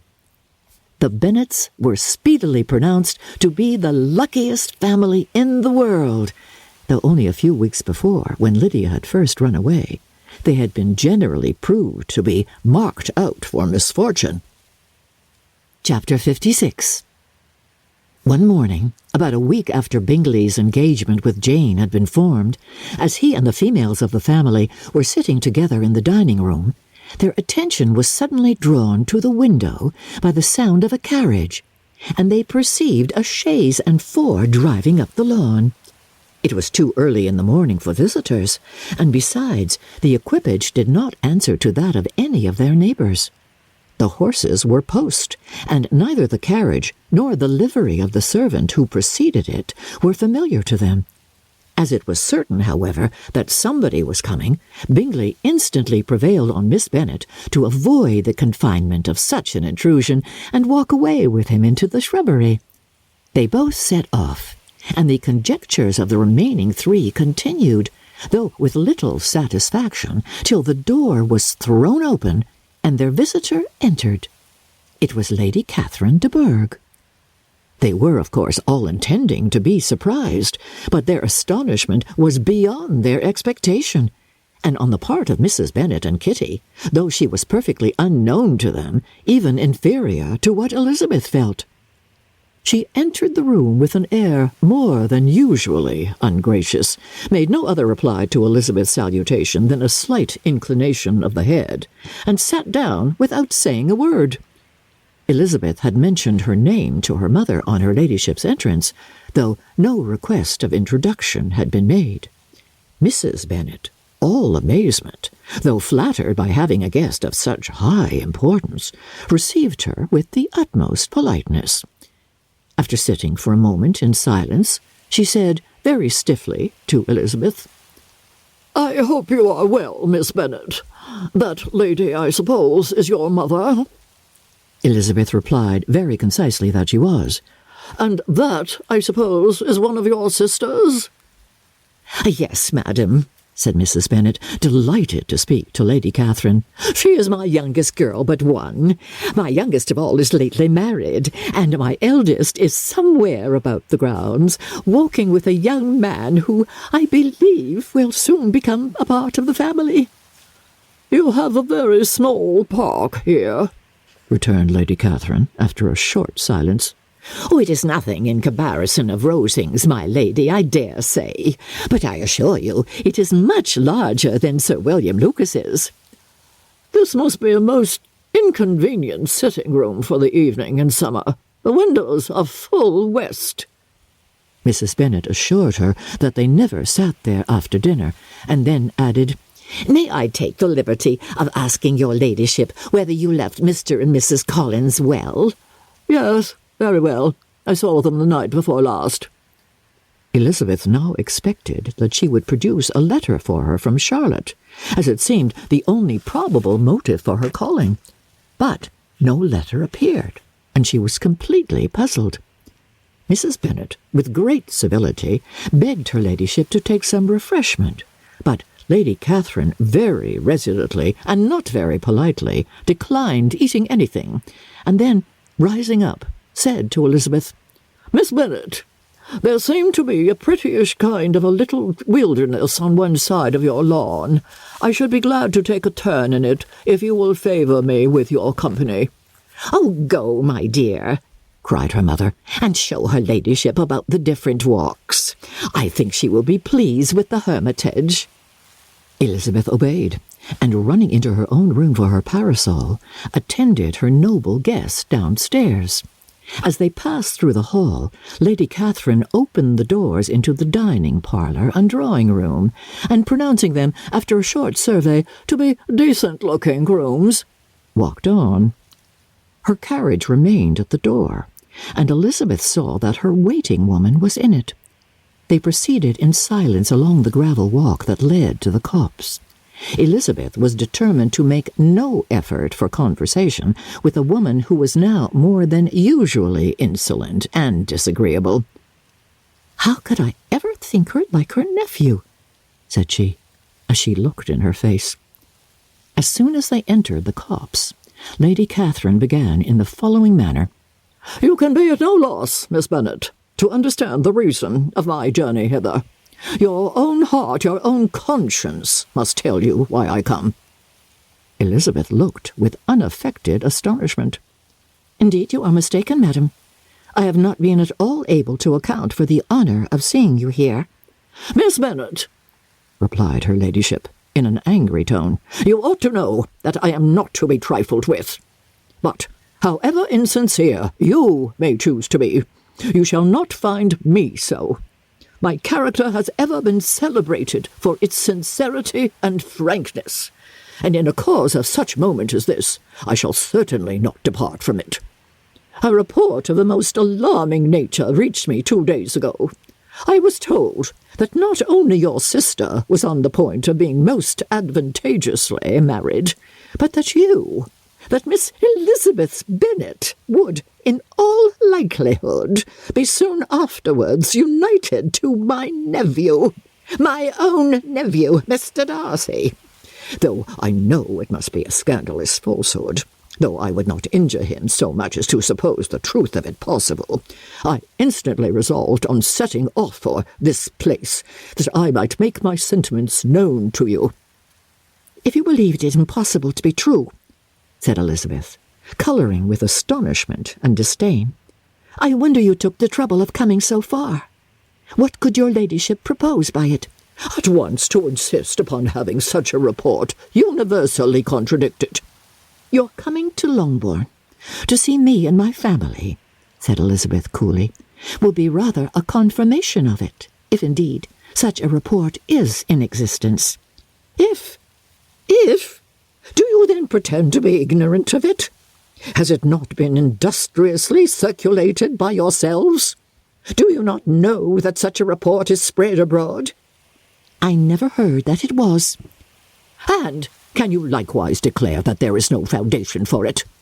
"I do not pretend to possess equal frankness with your ladyship. You may ask questions which I shall not choose to answer." "This is not to be borne, Miss Bennet. I insist on being satisfied. Has my nephew made you an offer of marriage?" "Your ladyship has declared it to be impossible." "It ought to be so. It must be so, while he retains the use of his reason. But your arts and allurements may, in a moment of infatuation, have made him forget what he owes to himself and to all his family. You may have drawn him in." "If I have, I shall be the last person to confess it." "Miss Bennet, do you know who I am? I have not been accustomed to such language as this. I am almost the nearest relation he has in the world, and am entitled to know all his dearest concerns." "But you are not entitled to know mine, nor will such behaviour as this ever induce me to be explicit." "Let me be rightly understood. This match, to which you have the presumption to aspire, can never take place. No, never. Mr. Darcy is engaged to my daughter. Now, what have you to say?" "Only this, that if he is so, you could have no reason to suppose he will make an offer to me."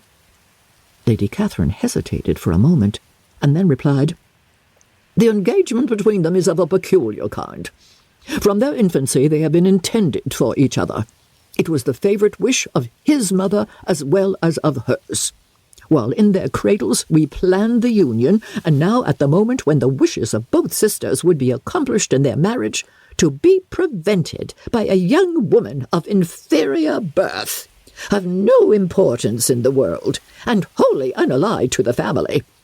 Do you pay no regard to the wishes of his friends?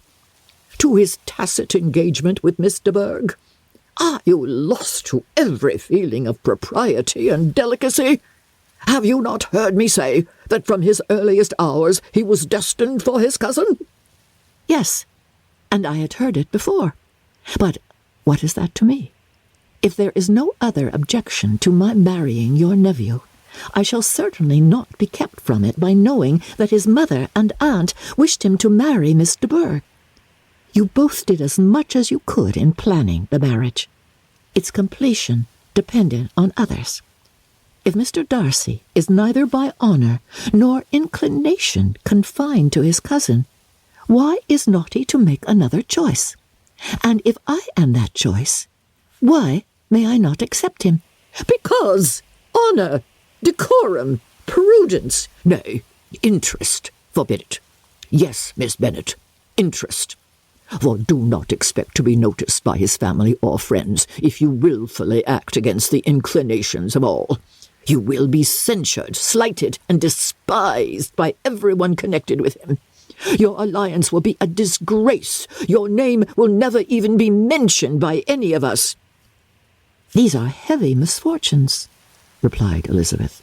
"But the wife of Mr. Darcy must have such extraordinary sources of happiness necessarily attached to her situation that she could, upon the whole, have no cause to repine." "Obstinate, headstrong girl! I am ashamed of you.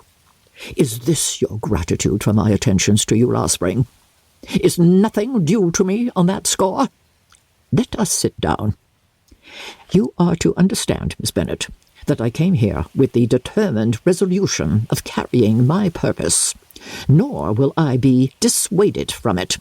I have not been used to submit to any person's whims. I have not been in the habit of brooking disappointment." "That will make your ladyship's situation at present more pitiable, but it will have no effect on me." "I will not be interrupted. Hear me in silence. My daughter and my nephew are formed for each other. They are descended, on the maternal side, from the same noble line, and on the father's from respectable, honourable, and ancient, though untitled, families. Their fortune on both sides is splendid. They are destined for each other by the voice of every member of their respective houses. And what is to divide them? The upstart pretensions of a young woman without family, connections, or fortune? Is this to be endured? But it must not, shall not be. If you were sensible of your own good, you would not wish to quit the sphere in which you have been brought up." "In marrying your nephew, I should not consider myself as quitting that sphere. He is a gentleman. I am a gentleman's daughter. So far, we are equal." "True, you are a gentleman's daughter. But who was your mother? Who are your uncles and aunts? Do not imagine me ignorant of their condition." "Whatever my connections may be," said Elizabeth, "if your nephew does not object to them, they can be nothing to you." "Tell me once for all, are you engaged to him?" Though Elizabeth would not, for the mere purpose of obliging Lady Catherine, have answered this question, she could not but say, after a moment's deliberation, "I am not." Lady Catherine seemed pleased. "And will you promise me never to enter into such an engagement?" "I will make no promise of the kind." "Miss Bennet, I am shocked and astonished. I expected to find a more reasonable young woman. But do not deceive yourself into a belief that I will ever recede. I shall not go away till you have given me the assurance I require." "And I certainly never shall give it. I am not to be intimidated into anything so wholly unreasonable. Your ladyship wants Mr. Darcy to marry your daughter. But would my giving you the wished-for promise make their marriage at all more probable? Supposing him to be attached to me, would my refusing to accept his hand make him wish to bestow it on his cousin? Allow me to say, Lady Catherine, that the arguments with which you have supported this extraordinary application have been as frivolous as the application was ill-judged. You have widely mistaken my character, if you think I can be worked on by such persuasions as these. How far your nephew might approve of your interference in his affairs, I cannot tell, but you have certainly no right to concern yourself in mine. I must beg, therefore, to be importuned no farther on the subject." "Not so hasty, if you please. I have by no means done. To all the objections I have already urged, I have still another to add. I am no stranger to the particulars of your youngest sister's infamous elopement. I know it all, that the young man's marrying her was a patched-up business at the expense of your father and uncles. And is such a girl to be my nephew's sister? Is her husband, is the son of his late father's steward, to be his brother? Oh, heaven and earth! Of what are you thinking? Are the shades of Pemberley to be thus polluted?" "You can now have nothing further to say," Elizabeth resentfully answered. "You have insulted me in every possible method. I must beg to return to the house." And she rose as she spoke. Lady Catherine rose also, and they turned back. Her ladyship was highly incensed. "You have no regard, then, for the honour and credit of my nephew. Unfeeling, selfish girl! Do you not consider that a connection with you must disgrace him in the eyes of everybody?"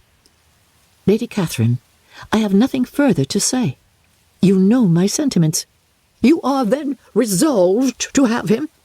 "I have said no such thing. I am only resolved to act in that manner which will, in my own opinion, constitute my happiness, without reference to you, or to any person so wholly unconnected with me."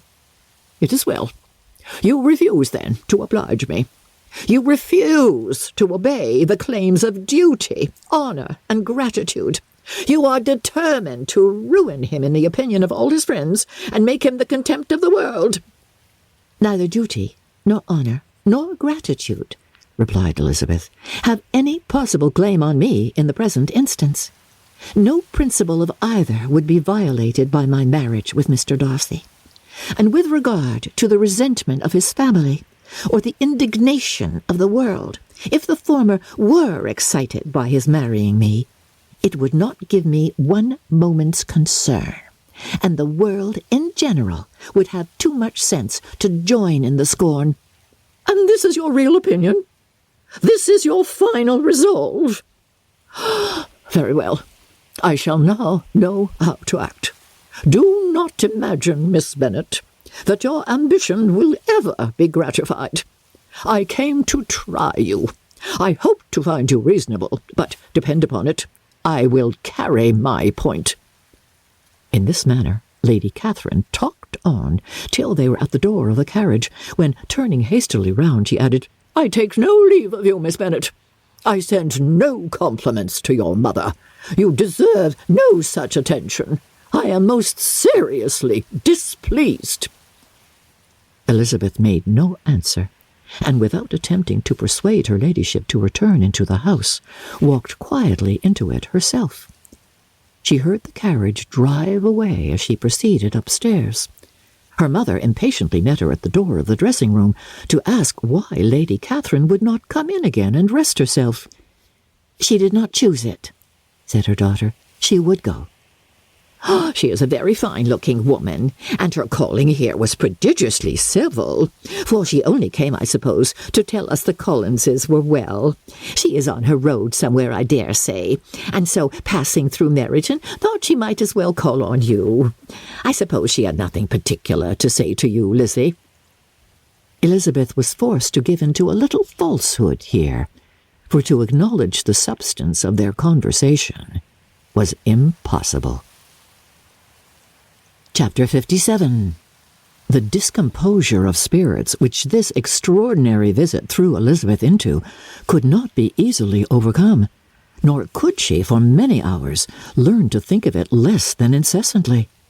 Lady Catherine, it appeared, had actually taken the trouble of this journey from Rosings for the sole purpose of breaking off her supposed engagement with Mr. Darcy. It was a rational scheme, to be sure, but from what the report of their engagement could originate, Elizabeth was at a loss to imagine, till she recollected that his being the intimate friend of Bingley, and her being the sister of Jane, was enough at a time when the expectation of one wedding made everybody eager for another to supply the idea. She had not herself forgotten to feel that the marriage of her sister must bring them more frequently together, and her neighbours at Lucas Lodge, therefore, for through their communication with the Collinses, the report, she concluded, had reached Lady Catherine, had only set that down as almost certain and immediate, which she had looked forward to as possible at some future time. In revolving Lady Catherine's expressions, however, she could not help feeling some uneasiness as to the possible consequence of her persisting in this interference. From what she had said of her resolution to prevent their marriage, it occurred to Elizabeth that she must meditate an application to her nephew, and how he might take a similar representation of the evils attached to a connection with her she dared not pronounce. She knew not the exact degree of his affection for his aunt, or his dependence on her judgment, but it was natural to suppose that he thought much higher of her ladyship than she could do, and it was certain that in enumerating the miseries of a marriage with one, whose immediate connections were so unequal to his own, his aunt would address him on his weakest side. With his notions of dignity, he would probably feel that the arguments, which to Elizabeth had appeared weak and ridiculous, contained much good sense and solid reasoning. If he had been wavering before as to what he should do, which had often seemed likely, the advice and entreaty of so near a relation might settle every doubt, and determine him at once to be as happy as dignity unblemished could make him. In that case, he would return no more. Lady Catherine might see him in her way through town, and his engagement to Bingley of coming again to Netherfield must give way. If, therefore, an excuse for not keeping his promise should come to his friend within a few days, she added, I shall know how to understand it. I shall then give over every expectation, every wish of his constancy. If he is satisfied with only regretting me, when he might have obtained my affections and hand, I shall soon cease to regret him at all. The surprise of the rest of the family, on hearing who their visitor had been, was very great, but they obligingly satisfied it with the same kind of supposition which had appeased Mrs. Bennet's curiosity, and Elizabeth was spared from much teasing on the subject. The next morning, as she was going downstairs, she was met by her father, who came out of his library with a letter in his hand. "Lizzie," said he, "I was going to look for you. Come into my room." She followed him thither, and her curiosity to know what he had to tell her was heightened by the supposition of its being in some manner connected with the letter he held.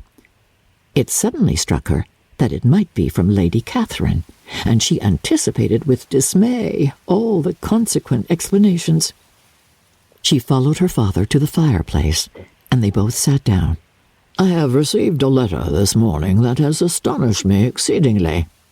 As it principally concerns yourself, you ought to know its contents. I did not know before that I had 2 daughters on the brink of matrimony. Let me congratulate you on a very important conquest." The colour now rushed into Elizabeth's cheeks in the instantaneous conviction of its being a letter from the nephew, instead of the aunt, and she was undetermined whether most to be pleased that he explained himself at all, or offended that his letter was not rather addressed to herself, when her father continued, "You look conscious. Young ladies have great penetration in such matters as these, but I think I may defy even your sagacity to discover the name of your admirer. This letter is from Mr. Collins." "From Mr. Collins?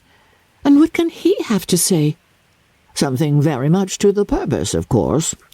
He begins with congratulations on the approaching nuptials of my eldest daughter, of which it seems he has been told by some of the good-natured, gossiping Lucases. I shall not sport with your impatience by reading what he says on that point. What relates to yourself is as follows. Having thus offered you the sincere congratulations of Mrs. Collins and myself on this happy event, let me now add a short hint on the subject of another, of which we have been advertised by the same authority. Your daughter Elizabeth, it is presumed, will not long bear the name of Bennet, after her elder sister has resigned it, and the chosen partner of her fate may be reasonably looked up to as one of the most illustrious personages in this land. Can you possibly guess, Lizzie, who is meant by this? Here we are. This young gentleman is blessed in a peculiar way with everything the heart of mortal can most desire: splendid property, noble kindred, and extensive patronage. Yet in spite of all these temptations, let me warn my cousin Elizabeth and yourself of what evils you may incur by a precipitate closure with this gentleman's proposals, which of course you will be inclined to take immediate advantage of. Have you any idea, Lizzie, who this gentleman is? But now it comes out. My motive for cautioning you is as follows. We have reason to imagine that his aunt, Lady Catherine de Bourgh, does not look on the match with a friendly eye. Mr. Darcy, you see, is the man. Now, Lizzie, I think I have surprised you. Could he or the Lucases have pitched on any man within the circle of our acquaintance whose name would have given the lie more effectually to what they related? Mr. Darcy, who never looks at any woman but to see a blemish, and who probably never looked at you in his life. It is admirable. Elizabeth tried to join in her father's pleasantry, but could only force one most reluctant smile. Never had his wit been directed in a manner so little agreeable to her. Well, are you not diverted? Oh, yes. Papa, pray, read on. After mentioning the likelihood of this marriage to her ladyship last night, she immediately, with her usual condescension, expressed what she felt on the occasion, when it became apparent that on the score of some family objections on the part of my cousin, she would never give her consent to what she termed so disgraceful a match. I thought it my duty to give the speediest intelligence of this to my cousin, that she and her noble admirer may be aware of what they are about, and not run hastily into a marriage which has not been properly sanctioned.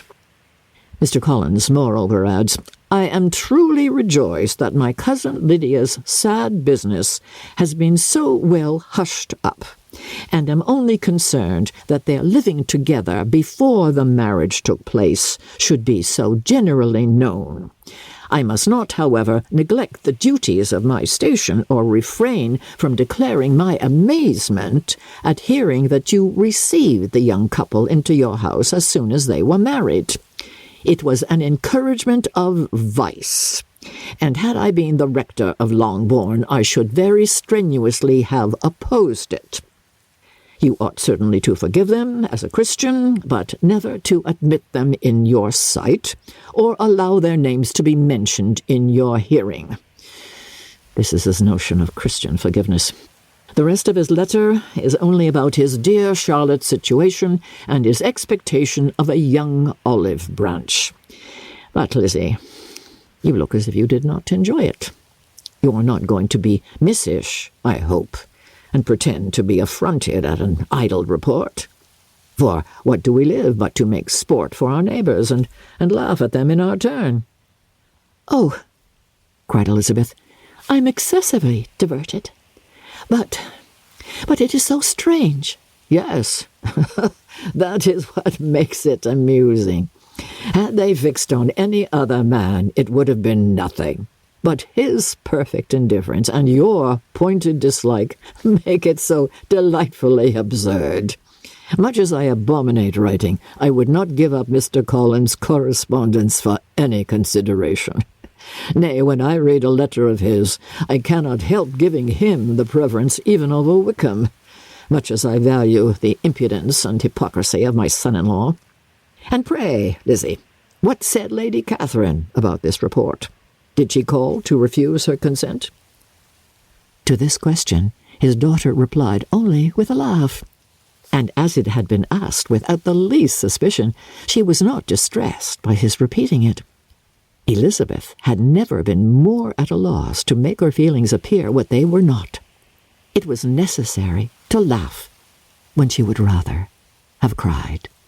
Her father had most cruelly mortified her by what he said of Mr. Darcy's indifference, and she could do nothing but wonder at such a want of penetration, or fear that perhaps, instead of his seeing too little, she might have fancied too much. Chapter 58. Instead of receiving any such letter of excuse from his friend, as Elizabeth half expected Mr. Bingley to do, he was able to bring Darcy with him to Longbourn before many days had passed after Lady Catherine's visit. The gentleman arrived early, and before Mrs. Bennet had time to tell him of their having seen his aunt, of which her daughter sat in momentary dread, Bingley, who wanted to be alone with Jane, proposed their all walking out. It was agreed to. Mrs. Bennet was not in the habit of walking. Mary could never spare time, but the remaining 5 set off together. Bingley and Jane, however, soon allowed the others to outstrip them. They lagged behind, while Elizabeth, Kitty, and Darcy were to entertain each other. Very little was said by either. Kitty was too much afraid of him to talk. Elizabeth was secretly forming a desperate resolution, and perhaps he might be doing the same. They walked towards the Lucases, because Kitty wished to call upon Maria, and as Elizabeth saw no occasion for making it a general concern, when Kitty left them, she went boldly on with him alone. Now was the moment for her resolution to be executed, and while her courage was high, she immediately said, "Mr. Darcy, I am a very selfish creature, and for the sake of giving relief to my own feelings, care not how much I may be wounding yours. I can no longer help thanking you for your unexampled kindness to my poor sister. Ever since I have known it, I have been most anxious to acknowledge to you how gratefully I feel it. Were it known to the rest of my family, I should not have merely my own gratitude to express." "I am sorry, exceedingly sorry," replied Darcy, in a tone of surprise and emotion, "that you have ever been informed of what may, in a mistaken light, have given you uneasiness.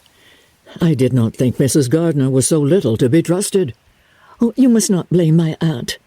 Lydia's thoughtlessness first betrayed to me that you had been concerned in the matter, and of course I could not rest till I knew the particulars. Let me thank you again and again, in the name of all my family, for that generous compassion which induced you to take so much trouble and bear so many mortifications for the sake of discovering them."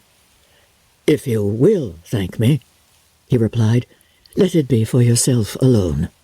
That the wish of giving happiness to you might add force to the other inducements which led me on, I shall not attempt to deny. But your family owe me nothing. Much as I respect them, I believe I thought only of you." Elizabeth was too much embarrassed to say a word. After a short pause, her companion added, "You are too generous to trifle with me. If your feelings are still what they were last April, tell me so, at once. My affections and wishes are unchanged. But one word from you will silence me on this subject forever." Elizabeth, feeling all the more than common awkwardness and anxiety of his situation, now forced herself to speak, and immediately, though not very fluently, gave him to understand that her sentiments had undergone so material a change since the period to which he alluded, as to make her receive with gratitude and pleasure his present assurances. The happiness which this reply produced was such as he had probably never felt before, and he expressed himself on the occasion as sensibly and as warmly as a man violently in love can be supposed to do. Had Elizabeth been able to encounter his eye, she might have seen how well the expression of heartfelt delight diffused over his face became him. But, though she could not look, she could listen, and he told her of feelings which, in proving of what importance she was to him, made his affection every moment more valuable. They walked on, without knowing in what direction. There was too much to be thought and felt and said for attention to any other objects. She soon learnt that they were indebted for their present good understanding to the efforts of his aunt, who did call on him in her return through London, and there relate her journey to Longbourn, its motive, and the substance of her conversation with Elizabeth, dwelling emphatically on every expression of the latter, which, in her ladyship's apprehension, peculiarly denoted her perverseness and assurance. in the belief that such a relation must assist her endeavours to obtain that promise from her nephew which she had refused to give. But, unluckily for her ladyship, its effect had been exactly contrariwise. "It taught me to hope," said he, "as I had scarcely ever allowed myself to hope before. I knew enough of your disposition to be certain that, had you been absolutely, irrevocably decided against me, you would have acknowledged it to Lady Catherine, frankly and openly." Elizabeth coloured and laughed as she replied, "Yes, you know enough of my frankness to believe me capable of that. After abusing you so abominably to your face, I could have no scruple in abusing you to all your relations." "What did you say of me that I did not deserve? For though your accusations were ill-founded, formed on mistaken premises, my behaviour to you at the time had merited the severest reproof. It was unpardonable. I cannot think of it without abhorrence." "We will not quarrel for the greater share of blame annexed to that evening," said Elizabeth. "The conduct of neither, if strictly examined, will be irreproachable. But since then, we have both, I hope, improved in civility." "I cannot be so easily reconciled to myself. The recollection of what I then said, of my conduct, my manners, my expressions, during the whole of it, is now, and has been for many months, inexpressibly painful to me. Your reproof, so well applied, I shall never forget. Had you behaved in a more gentlemanlike manner. Those were your words. You know not, you can scarcely conceive how they have tortured me. Though it was some time, I confess, before I was reasonable enough to allow their justice." "I was certainly very far from expecting them to make so strong an impression. I had not the smallest idea of their ever being felt in such a way." "I can easily believe it. You thought me then devoid of every proper feeling. I'm sure you did. The turn of your countenance I shall never forget, as you said that I could not have addressed you in any possible way that would induce you to accept me." "Oh, do not repeat what I then said. These recollections will not do at all. I assure you that I have long been most heartily ashamed of it." Darcy mentioned his letter. "Did it," said he, "did it soon make you think better of me? Did you, on reading it, give any credit to its contents?"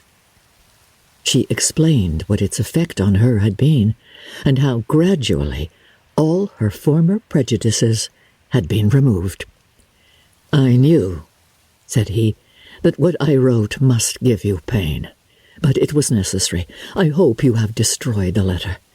There was one part especially, the opening of it, which I should dread your having the power of reading again. I can remember some expressions which might justly make you hate me." "The letter shall certainly be burnt, if you believe it essential to the preservation of my regard. But though we have both reason to think my opinions not entirely unalterable, they are not, I hope, quite so easily changed as that implies."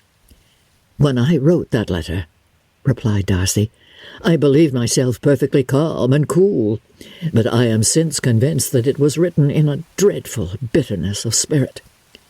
"The letter, perhaps, began in bitterness, but it did not end so. The adieu is charity itself.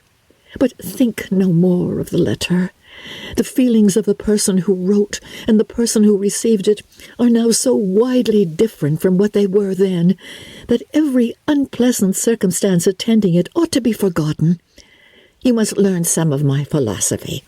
Think only of the past, as its remembrance gives you pleasure." "I cannot give you credit for any philosophy of the kind. Your retrospections must be so totally void of reproach that the contentment arising from them is not of philosophy, but, what is much better, of innocence. But with me it is not so. Painful recollections will intrude, which ought not to be repelled. I have been a selfish being all my life, in practice, though not in principle. As a child, I was taught what was right, but I was not taught to correct my temper. I was given good principles, but left to follow them in pride and conceit. Unfortunately, an only son, for many years an only child, I was spoiled by my parents, who, though good themselves, my father particularly, all that was benevolent and amiable, allowed, encouraged, almost taught me to be selfish and overbearing, to care for none beyond my own family circle, to think meanly of all the rest of the world, to wish at least to think meanly of their sense and worth compared with my own. Such I was, from 8 to 28, and such I might still have been, but for you, dearest, loveliest Elizabeth. What do I not owe you? You taught me a lesson, hard indeed at first, but most advantageous. By you I was properly humbled. I came to you without a doubt of my reception. You showed me how insufficient were all my pretensions to please a woman worthy of being pleased. Had you then persuaded yourself that I should? Indeed, I had. What will you think of my vanity? I believed to be wishing, expecting my addresses. My manners must have been at fault, but not intentionally, I assure you.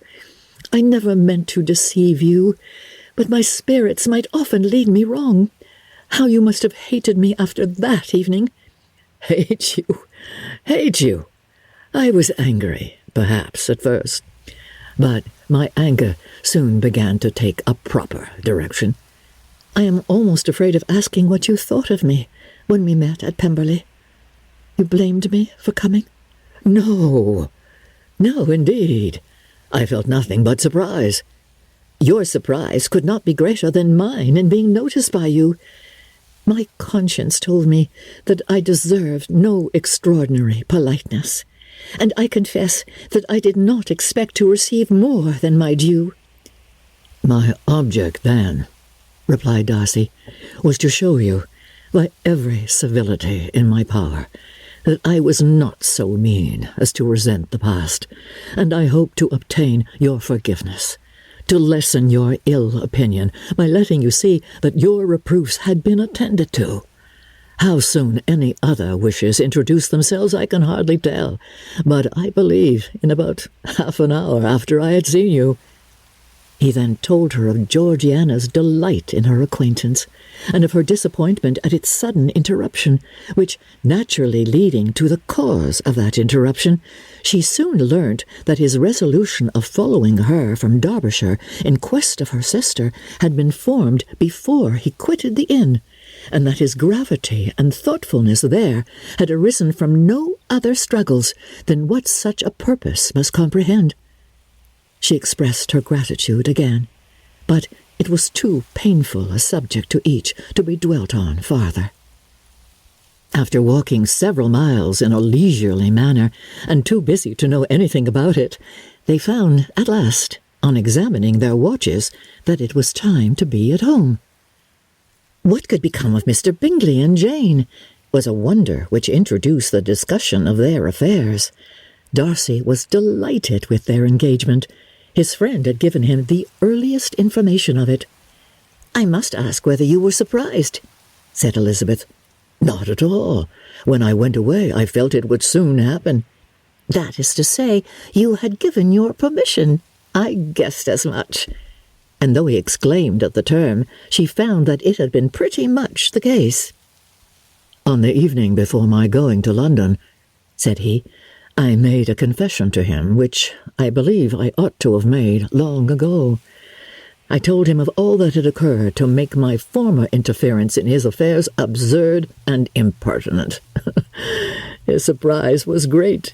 He had never had the slightest suspicion. I told him, moreover, that I believed myself mistaken in supposing, as I had done, that your sister was indifferent to him.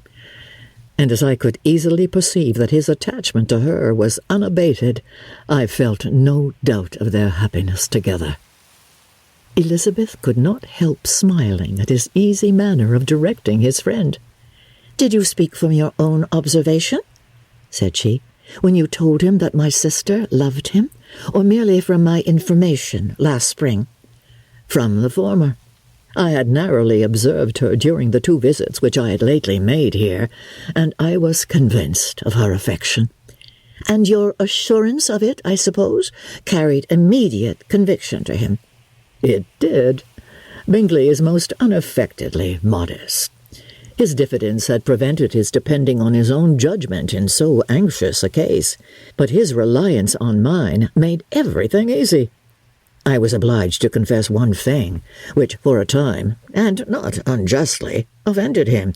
I could not allow myself to conceal that your sister had been in town 3 months last winter, that I had known it, and purposely kept it from him. He was angry, but his anger, I am persuaded, lasted no longer than he remained in any doubt of your sister's sentiments. He has heartily forgiven me now." Elizabeth longed to observe that Mr. Bingley had been a most delightful friend, so easily guided that his worth was invaluable, but she checked herself. She remembered that he had yet to learn to be laughed at, and it was rather too early to begin.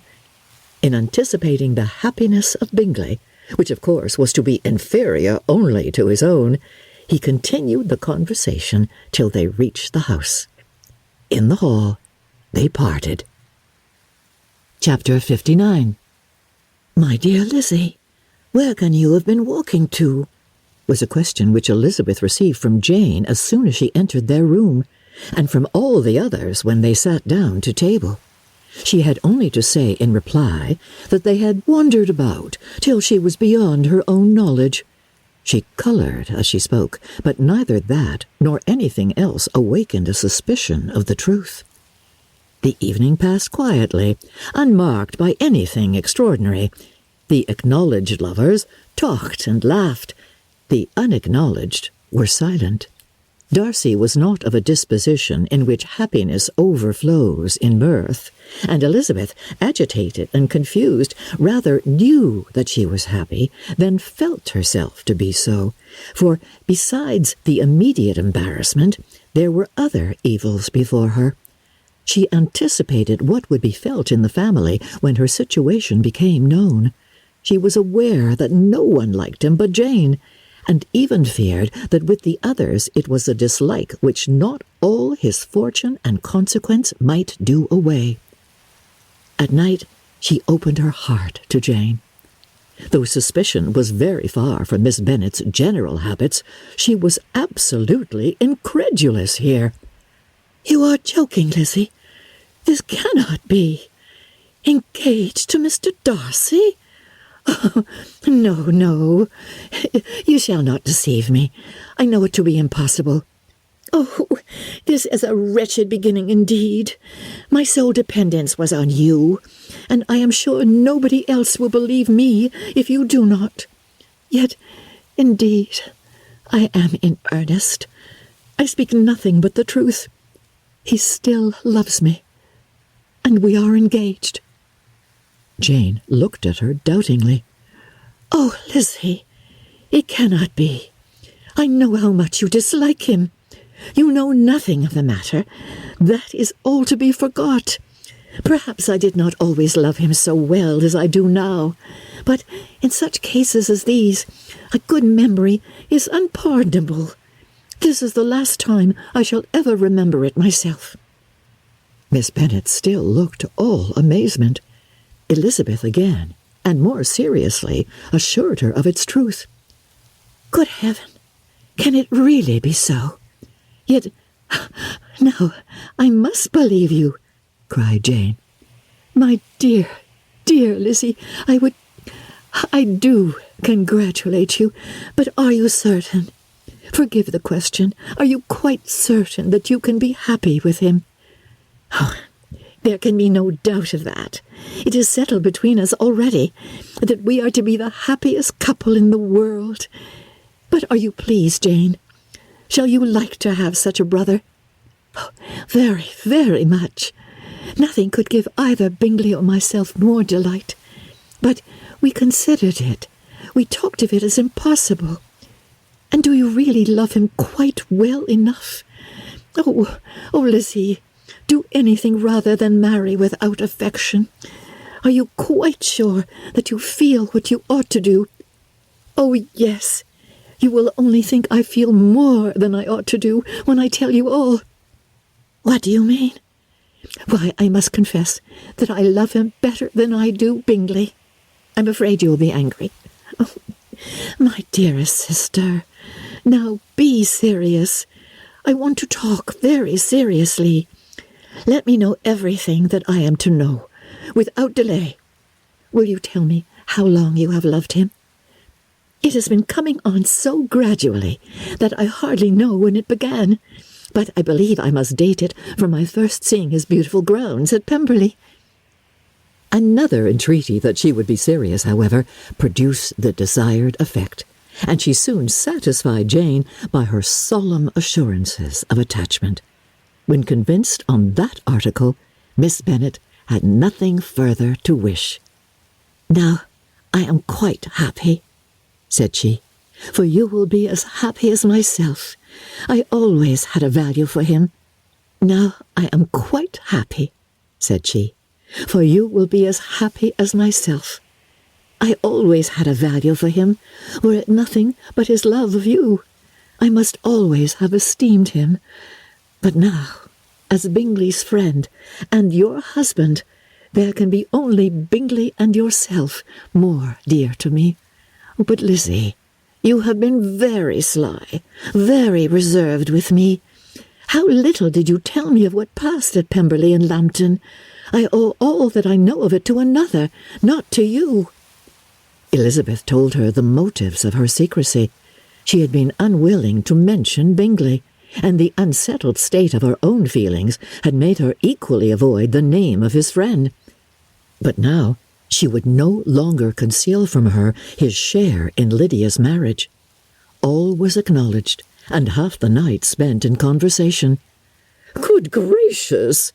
cried Mrs. Bennet, as she stood at a window the next morning.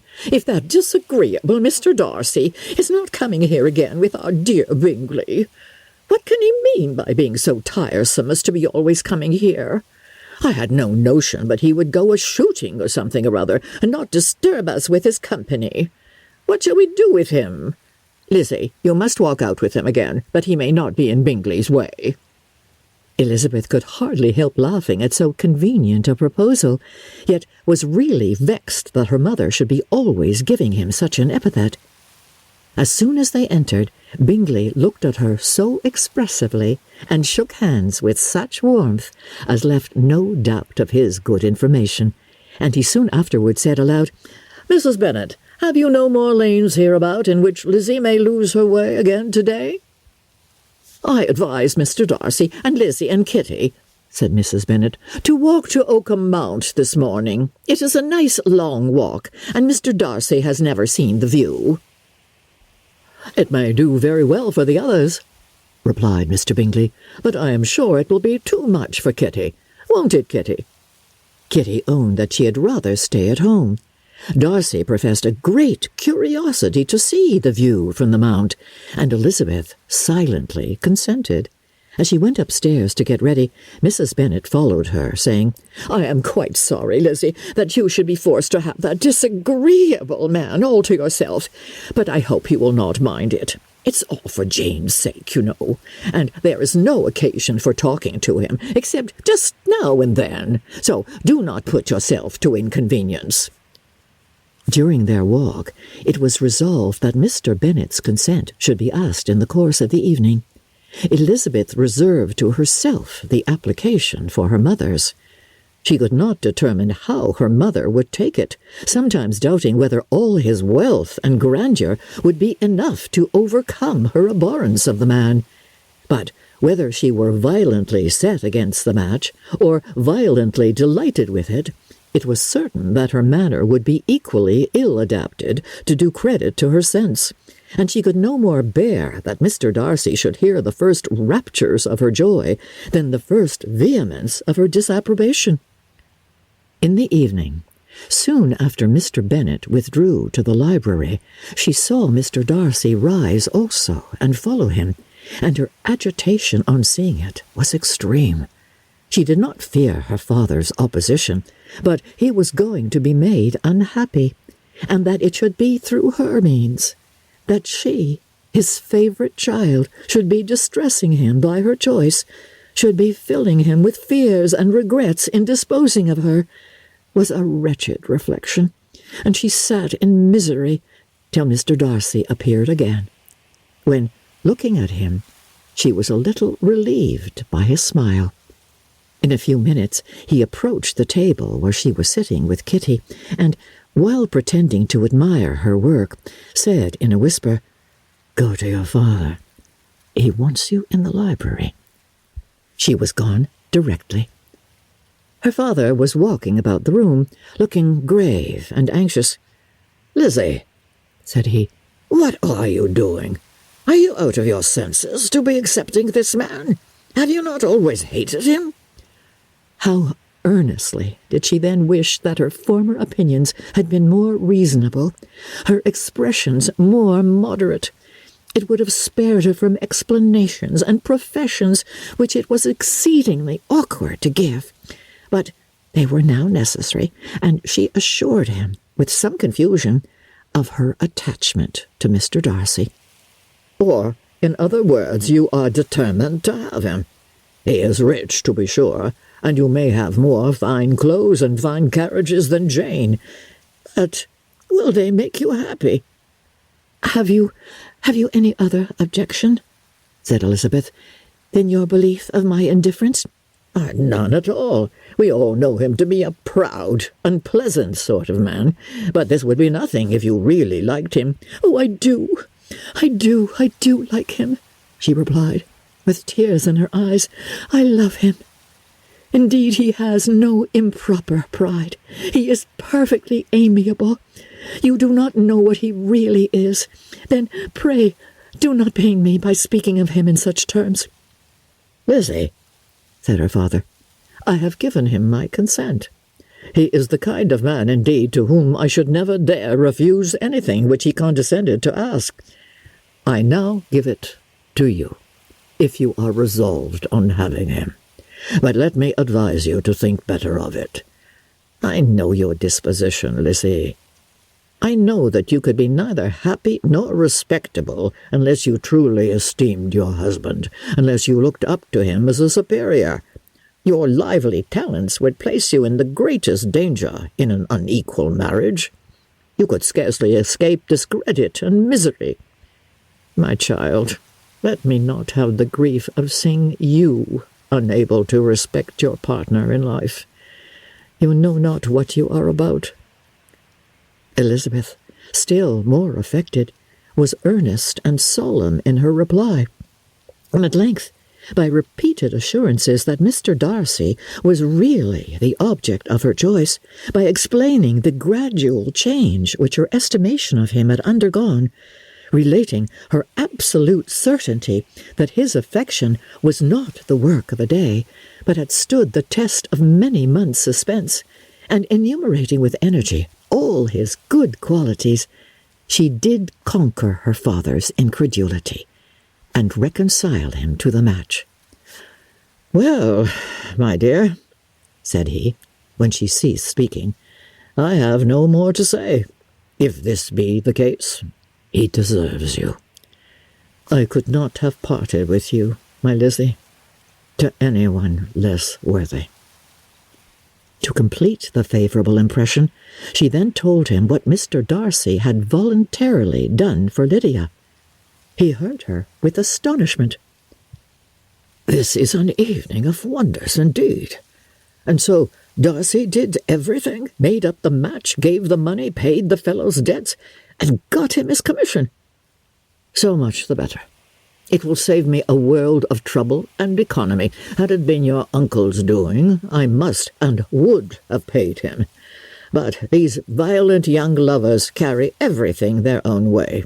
I shall offer to pay him tomorrow. He will rant and storm about his love for you, and there will be an end of the matter."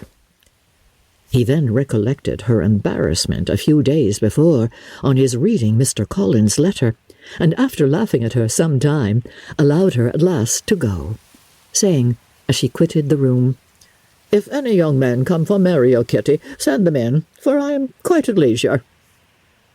Elizabeth's mind was now relieved from a very heavy weight, and after half an hour's quiet reflection in her own room, she was able to join the others with tolerable composure.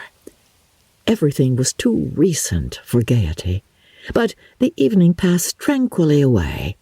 There was no longer anything material to be dreaded, and the comfort of ease and familiarity would come in time.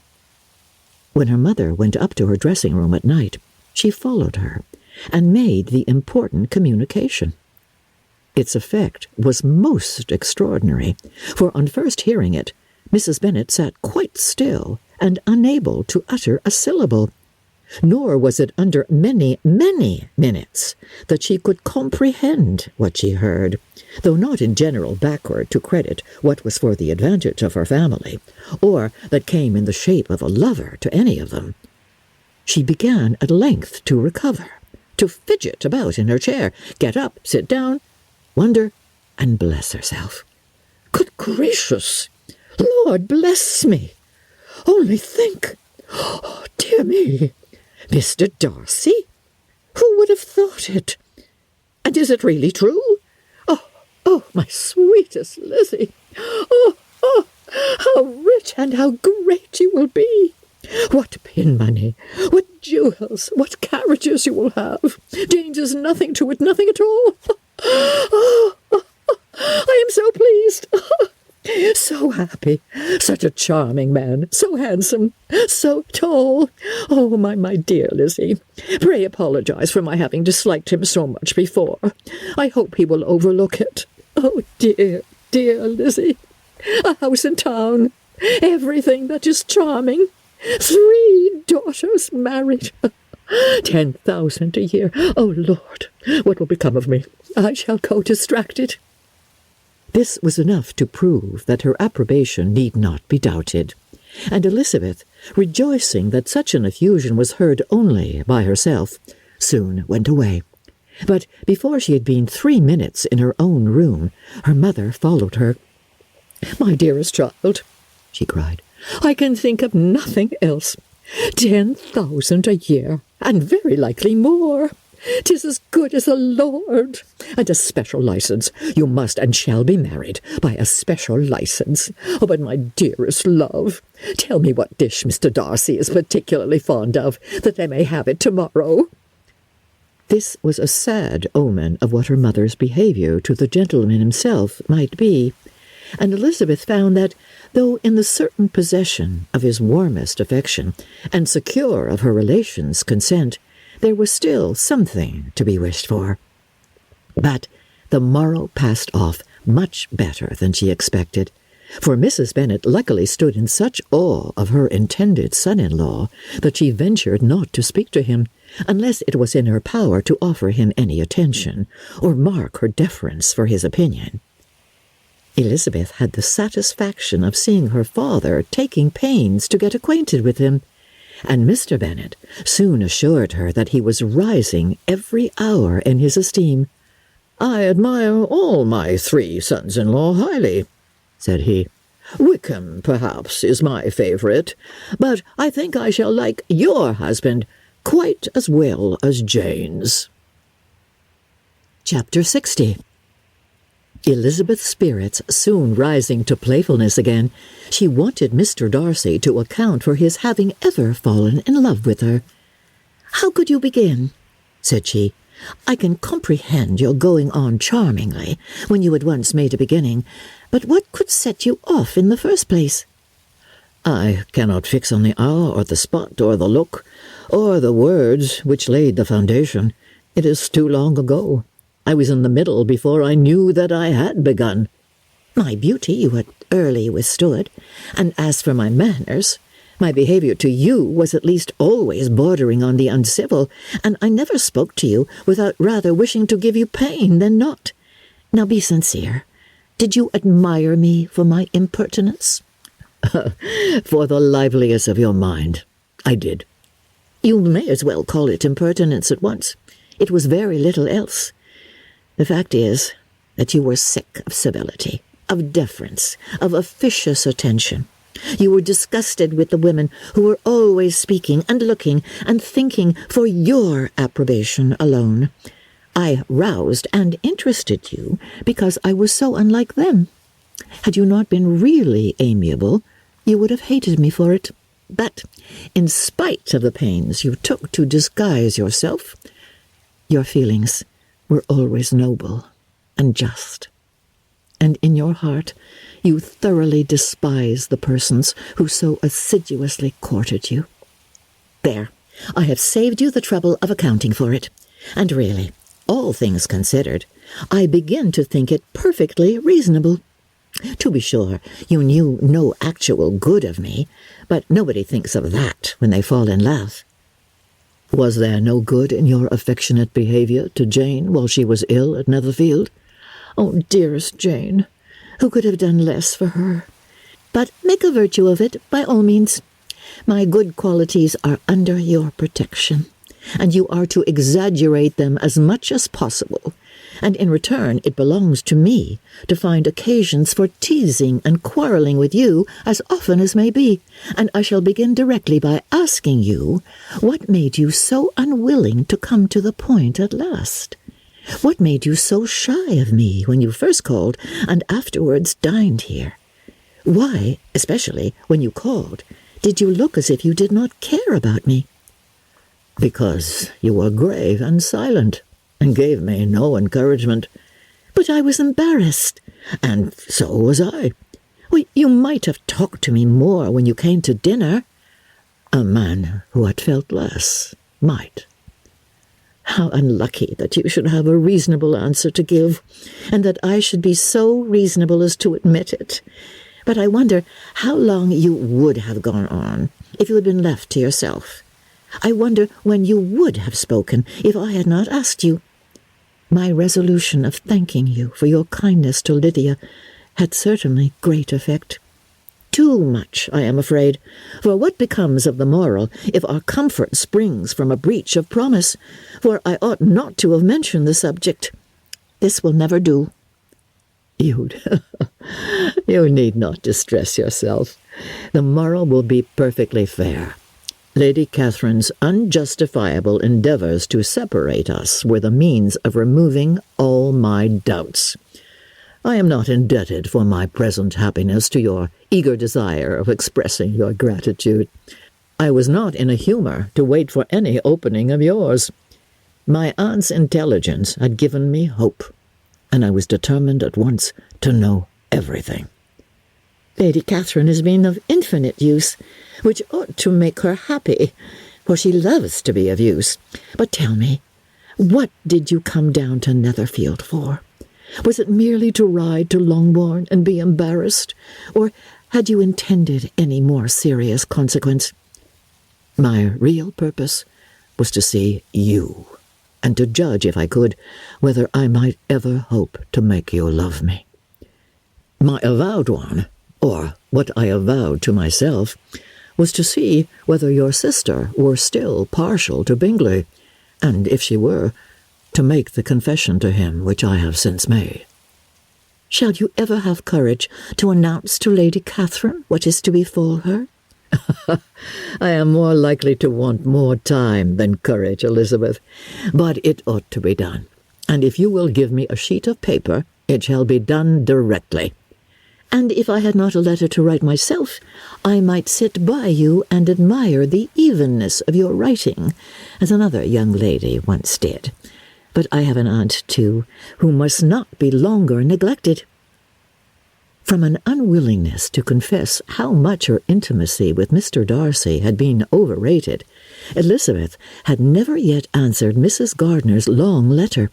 But now, having that to communicate which she knew would be most welcome, She was almost ashamed to find that her uncle and aunt had already lost 3 days of happiness, and immediately wrote as follows: "I would have thanked you before, my dear aunt, as I ought to have done, for your long, kind, satisfactory detail of particulars. But to say the truth, I was too cross to write. You supposed more than really existed. But now suppose as much as you choose. Give a loose rein to your fancy. Indulge your imagination in every possible flight which the subject will afford, and unless you believe me actually married, you cannot greatly err. You must write again very soon, and praise him a great deal more than you did in your last. I thank you again and again for not going to the lakes. How could I be so silly as to wish it? Your idea of the ponies is delightful. We will go round the park every day. I am the happiest creature in the world. Perhaps other people have said so before, but not one with such justice. I am happier even than Jane. She only smiles. I laugh. Mr. Darcy sends you all the love in the world that he can spare for me. You are all to come to Pemberley at Christmas. Yours, etc." Mr. Darcy's letter to Lady Catherine was in a different style, and still different from either was what Mr. Bennet sent to Mr. Collins in reply to his last. "Dear Sir, I must trouble you once more for congratulations. Elizabeth will soon be the wife of Mr. Darcy. Console Lady Catherine as well as you can, but if I were you, I would stand by the nephew. He has more to give. Yours sincerely, etc." Miss Bingley's congratulations to her brother on his approaching marriage were all that was affectionate and insincere. She wrote even to Jane on the occasion to express her delight and repeat all her former professions of regard. Jane was not deceived, but she was affected, and though feeling no reliance on her, could not help writing her a much kinder answer than she knew was deserved. The joy which Miss Darcy expressed on receiving similar information was as sincere as her brother's in sending it. 4 sides of paper were insufficient to contain all her delight, and all her earnest desire of being loved by her sister. Before any answer could arrive from Mr. Collins, or any congratulations to Elizabeth from his wife, the Longbourn family heard that the Collinses were come themselves to Lucas Lodge. The reason of this sudden removal was soon evident. Lady Catherine had been rendered so exceedingly angry by the contents of her nephew's letter that Charlotte, really rejoicing in the match, was anxious to get away till the storm was blown over. At such a moment, the arrival of her friend was a sincere pleasure to Elizabeth, though in the course of their meetings she must sometimes think the pleasure dearly bought when she saw Mr. Darcy exposed to all the parading and obsequious civility of her husband. He bore it, however, with admirable calmness. He could even listen to Sir William Lucas when he complimented him on carrying away the brightest jewel of the country, and expressed his hopes of their all meeting frequently at St. James, with very decent composure. If he did shrug his shoulders, it was not till Sir William was out of sight. Mrs. Phillips's vulgarity was another, and perhaps a greater, tax on his forbearance, and though Mrs. Phillips, as well as her sister, stood in too much awe of him to speak with the familiarity which Bingley's good humour encouraged, yet whenever she did speak, she must be vulgar. Nor was her respect for him, though it made her more quiet, at all likely to make her more elegant. Elizabeth did all she could to shield him from the frequent notice of either, and was ever anxious to keep him to herself and to those of her family with whom he might converse without mortification. And though the uncomfortable feelings arising from all this took from the season of courtship much of its pleasure, it added to the hope of the future, and she looked forward with delight to the time when they should be removed from society so little pleasing to either, to all the comfort and elegance of their family party at Pemberley. Chapter 61. Happy for all her maternal feelings was the day on which Mrs. Bennet got rid of her two most deserving daughters. With what delighted pride she afterwards visited Mrs. Bingley, and talked of Mrs. Darcy, may be guessed. I wish I could say, for the sake of her family, that the accomplishment of her earnest desire in the establishment of so many of her children produced so happy an effect as to make her a sensible, amiable, well-informed woman for the rest of her life, though perhaps it was lucky for her husband, who might not have relished domestic felicity in so unusual a form, that she still was occasionally nervous and invariably silly. Mr. Bennet missed his second daughter exceedingly. His affection for her drew him oftener from home than anything else could do. He delighted in going to Pemberley, especially when he was least expected. Mr. Bingley and Jane remained at Netherfield only a 12-month. So near a vicinity to her mother and Meryton relations was not desirable even to his easy temper or her affectionate heart. The darling wish of his sisters was then gratified. He bought an estate in a neighbouring county to Derbyshire, and Jane and Elizabeth, in addition to every other source of happiness, were within 30 miles of each other. Kitty, to her very material advantage, spent the chief of her time with her two elder sisters. In society so superior to what she had generally known, her improvement was great. She was not of so ungovernable a temper as Lydia, and removed from the influence of Lydia's example, she became, by proper attention and management, less irritable, less ignorant, and less insipid.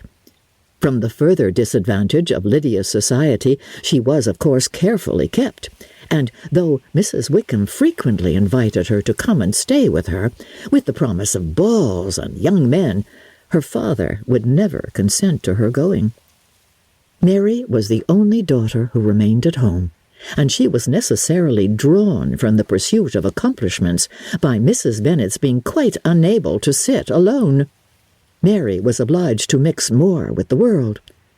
But she could still moralize over every morning visit, and as she was no longer mortified by comparisons between her sister's beauty and her own, it was suspected by her father that she submitted to the change without much reluctance. As for Wickham and Lydia, their characters suffered no revolution from the marriage of her sisters. He bore with philosophy the conviction that Elizabeth must now become acquainted with whatever of his ingratitude and falsehood had before been unknown to her, and in spite of everything, was not wholly without hope that Darcy might yet be prevailed on to make his fortune. The congratulatory letter which Elizabeth received from Lydia on her marriage explained to her that, by his wife at least, if not by himself, such a hope was cherished. The letter was to this effect. My dear Lizzie, I wish you joy. If you love Mr. Darcy half as well as I do, my dear Wickham, you must be very happy. It is a great comfort to have you so rich, and when you have nothing else to do, I hope you will think of us. I am sure Wickham would like a place at court very much, and I do not think we shall have quite enough money to live upon without some help. Any place would do, of about 300 or 400 a year, but, however, do not speak to Mr. Darcy about it, if you had rather not. Yours, etc. As it happened that Elizabeth had much rather not, she endeavoured in her answer to put an end to every entreaty and expectation of the kind. Such relief, however, as it was in her power to afford, by the practice of what might be called economy in her own private expenses, she frequently sent them. It had always been evident to her that such an income as theirs, under the direction of two persons so extravagant in their wants and heedless of the future, must be very insufficient to their support, and whenever they changed their quarters, either Jane or herself were sure of being applied to for some little assistance towards discharging their bills. Their manner of living, even when the restoration of peace dismissed them to a home, was unsettled in the extreme. They were always moving from place to place in quest of a cheap situation, and always spending more than they ought. His affection for her soon sunk into indifference. Hers lasted a little longer, and in spite of her youth and her manners, she retained all the claims to reputation which her marriage had given her. Though Darcy could never receive him at Pemberley, yet for Elizabeth's sake he assisted him further in his profession. Lydia was occasionally a visitor there, when her husband was gone to enjoy himself in London or Bath, and with the Bingleys they both of them frequently stayed so long that even Bingley's good humour was overcome, and he proceeded so far as to talk of giving them a hint to be gone. Miss Bingley was very deeply mortified by Darcy's marriage, but as she thought it advisable to retain the right of visiting at Pemberley, she dropped all her resentment, was fonder than ever of Georgiana, almost as attentive to Darcy as heretofore, and paid off every arrear of civility to Elizabeth. Pemberley was now Georgiana's home, and the attachment of the sisters was exactly what Darcy had hoped to see. They were able to love each other even as well as they intended. Georgiana had the highest opinion in the world of Elizabeth, though at first she often listened with an astonishment bordering on alarm at her lively, sportive manner of talking to her brother. He, who had always inspired in herself a respect which almost overcame her affection, she now saw the object of open pleasantry. Her mind received knowledge which had never before fallen in her way. By Elizabeth's instructions, she began to comprehend that a woman may take liberties with her husband, which a brother will not always allow in a sister more than 10 years younger than himself.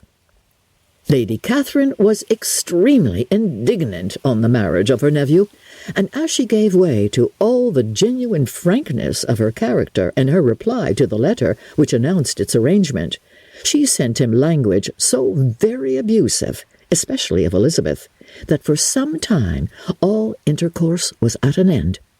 But at length, by Elizabeth's persuasion, he was prevailed on to overlook the offence and seek a reconciliation, and after a little further resistance on the part of his aunt, her resentment gave way, either to her affection for him or her curiosity to see how his wife conducted herself, and she condescended to wait on them at Pemberley, in spite of that pollution which its woods had received, not merely from the presence of such a mistress, but the visits of her uncle and aunt from the city.